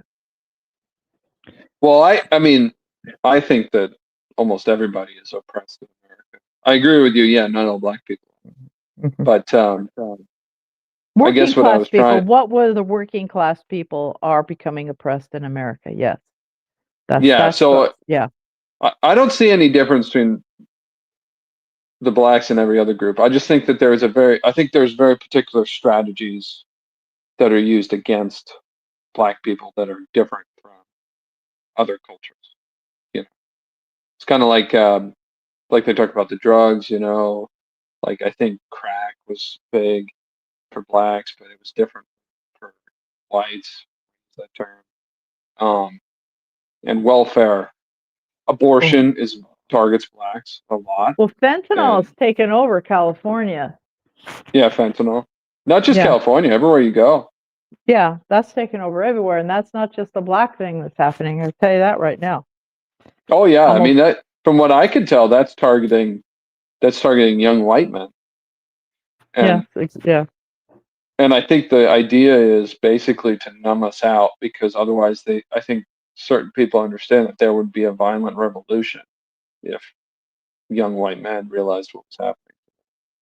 I mean, I struggle with I mean, I practice temperance and stuff. I've never done painkillers. There was one time I got my tonsils out and they gave me a Vicodin. I didn't even know what it was. I was like 12. But I mean, I struggle with the passions all the time, anger and sadness, just reflecting on the things I know about, you know, that are happening to my people. You know what I mean? And to the whole world. You have kids. You're married with kids? That's true. Yeah. Mm-hmm. I have an enormous store of hope, and it's constantly under attack because I mean I pray a lot, And I go to Jesus Christ, and he makes a lot of sense to me. I go to the Blessed Mother, and she makes a lot of sense to me. You know, they care about Saint Joseph, makes a ton of sense to me. And so I follow them, and then I kind of take that and I go out into the world and I try to do good works and I build things up and I see some success. And then I see some like evil that keeps it from really working the way it should. And it's just a constant like battle between the hope and the despair out there. And It you know, I doesn't. think that I It think that's doesn't how seem Jesus like Christ you. lived too. It doesn't seem like you've bought into the idea of being irresponsible. So I I don't know. wouldn't classify What your do you, behavior as frivolous. You don't oh, seem you're responsible. You try to be responsible and not have other people. In other words, you're trying to plan on your being responsible to you, society, and the world, as opposed to society being responsible to you only. well, thank you. Yeah, I mean, I appreciate that. I mean, you're seeing one particular side of me. A lot of people I know think I'm like lazy or stupid. I genuinely think if I look at God's law and I look at the third commandment and I understand like the Protestant work ethic, I genuinely think that men should not be required to work a 40-hour work week. That's not to say they shouldn't work more than 40 hours, but I think that the way people should work should be much more close to like the natural rhythms, and there should be a lot more time available for hospitality, for community, for prayer, for building up the church, all these things, taking care of the poor, the sick, visiting the sick, all these things that men do naturally. The government's kind of come in to replace it, but the usurer is the one who stole us away so we couldn't do it. So it started with economics. Yeah. I mean, politics set the stage for that. But it was really about economics from the beginning. So yeah, I mean, I consider myself responsible. I'm just saying, I have a lot of like sympathy for people that are just exhausted. Like I think that's most people, because I think most people should not have to work this hard. And so I have a lot of sympathy for people who just kind of check out of society because society demands much too much from them to just act like beasts. That's why God instituted the third commandment. So he even said, give your donkeys a rest. You know, not just, we're all supposed to stop working regularly once a week, and also holy days. I mean, in the Bible, it was once every 7 years you let the land lay fallow, so a whole year, you know, and then every 70 years, all the slaves go free, all the debts forgiven. That's all built into the same commandment. You know, it's about labor. So I guess another thing is I don't want to blame my neighbor. I want to be more sympathetic to him because I don't think he is the cause of my problems. I think that the overlords are, and I think they kind of play us against each other, conservative and liberal. I think they play us against each other. Does that make sense? Oh yeah, we're being played against each other for sure. So that's No. why I don't try to like say somebody's stupid or somebody's lazy, somebody's irresponsible. I did say atheists are irresponsible once, and I kind of regret it, but it was more of a marketing ploy because they weren't responding to me. I wanted to talk to them. Hmm. But you're Irish and in California. Well, American, yeah. My mom's father was from Ireland, and he married a daughter of some Irish immigrants. Yeah. Wow. And then, so you grew up Catholic, or you didn't grow up Catholic? Yeah, I was Catholic as a kid. My dad was a Protestant, but I was Catholic as a kid. Yeah. That was back in the days when you had to, if you married a Catholic, you had to say you were going to bring the kid up Catholic. My You're dad supposed thought to it was. still do that.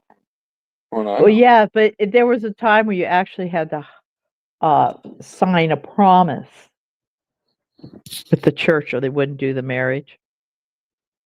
Interesting. Yeah, there was a case in um, there was a case in Ireland. I think they even made a movie out of it after Ireland's independence, right? And it was this town, and the Protestants and the Catholics started fighting. And what they started fighting over was this Catholic guy's wife. She was Protestant. They put their kid in a Protestant school instead of the Catholic one. And the I don't know if he's a priest or is he a bishop, he in the town tried to force her to put the kid into the Catholic school because that was the agreement, that the kid would be brought up Catholic. And it turned into a huge fight, and this entire town was fighting.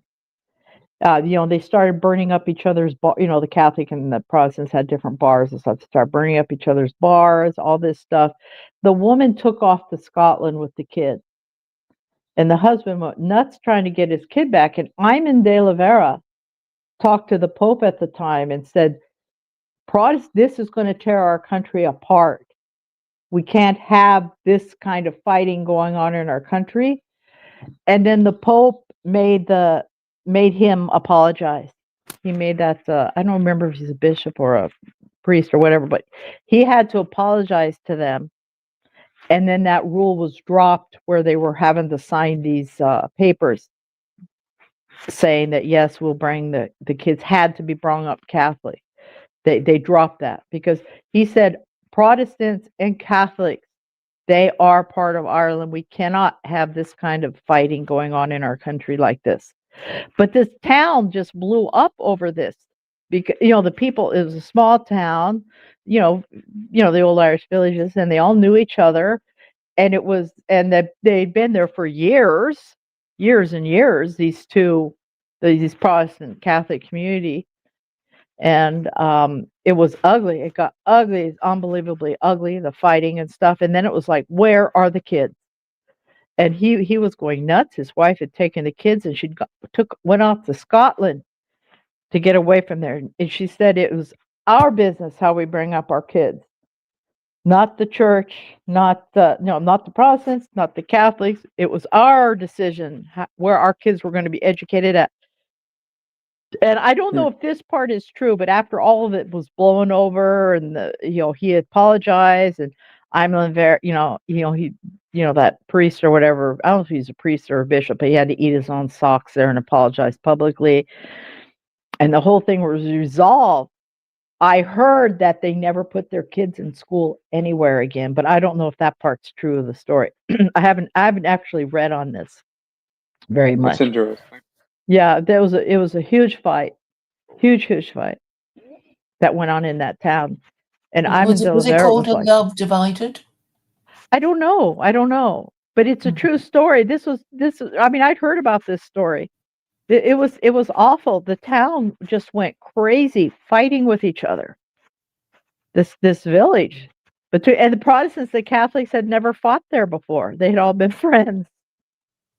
They were absolute friends because they weren't seen as the Protestants weren't really viewed as they weren't viewed as English imports or something. It was they were Irish people, and Iman de Oliveira was just horrified by this fight. It was just horrible. It's like, no, we cannot. This is our country. It's for the Irish people. They're Irish people. We cannot have this going on here. And the Catholic Church was so powerful in Ireland. It was so powerful in Ireland, and he was just forcing it on these people that the kid had to go to the Catholic school, and there was some reason why the kid wasn't. Some other reason. It wasn't just because she was Protestant and wanted her kid in a Protestant school. Something like maybe, I don't know if she worked there or one of her relatives worked in that school. Something like that. But she was from a Protestant family. Yeah. Something like that. Reasons. Yeah, there might have been some other reasons. But the town went crazy. Really That's very crazy. interesting. Yeah. I mean, he was trying to get them to keep their promise, so I can't Sounds like there's probably a lot. Well, Iman de Rivera Well, is so kind you, of made fun of. He's known as a good Catholic boy. They said he was a good Catholic boy. You know, who? Iman de Rivera. He was known as a good Catholic boy. You know, Michael Collins was sort of seen as a little bit of a misbehaving Irish boy, but Iman de Rivera was seen as a staunch Catholic, and Oh, okay. he spoke to the Pope and said, "Our country, we're not going to have this in our country. We cannot have this going here." And he asked the Pope to put an end to it, and the Pope did. Well, it sounds like they took care of it. So how'd you Hmm. get to be Muslim? Oh, I just didn't believe Jesus was God as a kid, and I just eventually one day realized that's how I think, and I became Muslim. It was a very, very slow process. I didn't have some kind of major epiphany or something like, oh, this is it. I didn't have that kind of experience. It was a slow process, very long That's time. interesting. And I just realized that's what I believe, so I just became one. I thought, well, I might as well just become one if this is how I actually think. Yeah. There's nothing else appealing about it. I wasn't looking to change. I'm saying it was a very slow process. Like I realized, every time you tell this kind of a story, you talk about a different aspect of it. It was not Yeah. that I was searching for a religion. I was exposed to all kinds of religions as a kid. Because we had all kinds of religions where I was brought up, and then Yeah. I just did not believe Jesus was God even as a kid, but I liked him. If that makes sense. I liked Jesus. I Yeah, thought that makes Jesus sense. was I mean, cool. there's a lot of Christian sects that, I mean, they use the word Christian and they don't believe Jesus is God. They think he's Yeah. Yeah. some other thing. So, And then I just slowly by I mean, I accident. think Jesus is God. I think that's key to the whole thing. But, Well, but that excludes me from really being a Catholic. So, I oh didn't yeah, I mean, become. definitely. Yeah, Yeah, I mean, you wouldn't want to be. I had a friend one time. I still have a friend. He converted, but he was really hung up on the idea that Mary was perpetually a virgin. She didn't have other children. And I uh-huh. told him, but he knew the Catholic Church was the best. So I told him, well, it sounds like in your situation. Okay, go ahead. I've got to stay asleep. I told him in your situation, it makes sense to like go to the priest and say, hey, I'm a heretic. This is where I'm struggling, but I still associate myself. Catholic Church is the right church, and I mean that was basically his approach. Even me, like I agreed to raise my children Catholic because I married a Catholic, and I did, and I made sure that my children and my wife got to mass while I was struggling through. I did struggle with Jesus being God, from an atheist perspective and an agnostic perspective coming into Christianity and the Bible. So I did struggle with that, and I avoided it. That's why I studied the Old Testament first, because I thought that I wanted to know the invisible, all-powerful God of the Old Testament, and I kind of avoided Jesus the man. So I can kind of relate to all. But religious affiliation is complex. There's plenty of people in every kind of denomination or religion that they don't believe what the religion believes, and they just struggle with it privately. I mean, I personally think that people just need more time. Like I said, the reason why we need more time to pray, I think the reason why there's so much diversity in religion right now and so much confusion is because there's not enough time to actually work things out like there used to be for prayer and leisure. I mean, even people's work used to be more simple, so they can actually think about these things while they work. But I've got to go. Well, God bless you. It's good to meet you. Glad to, Okay, bye. yeah, thanks See for you having later me. on here. St. Okay, bye. Patrick, pray for us. Get some sleep. We'll see you later. All right, bye. Hmm. You're still awake, Claire? Well, it's not that late. It's only 8:23 in the evening. And I suppose I'm curious to see how long it would run, to take it to run its natural course. I think it's gone very well. Everybody stuck to the topic, which was about, Muslim matters, and I'm pleased that you and Nathaniel met. Mm-hmm. Seemed pretty nice. Yes. And All right. yeah. So sounds like you're making I've got to go noises. You haven't said it yet. Well, no, I didn't, but there's no one else. I don't know if someone else is going to pop in. I'll wait a few minutes to see if somebody else pops in, so you can keep the marathon going. Well, it can only go as long as 12 hours, but yeah, I think we've done pretty well, and we've sort of Okay. behaved themselves, and I don't yeah. know how that happened, Claire, but I've taken your word for it because I wasn't here the whole time. Everyone behaved themselves. I'm impressed. This doesn't usually happen. I know. Yeah. All right. Well, this was fun. So you do this every Thursday with Khaled? Yes, and then everybody for an jumps hour. on.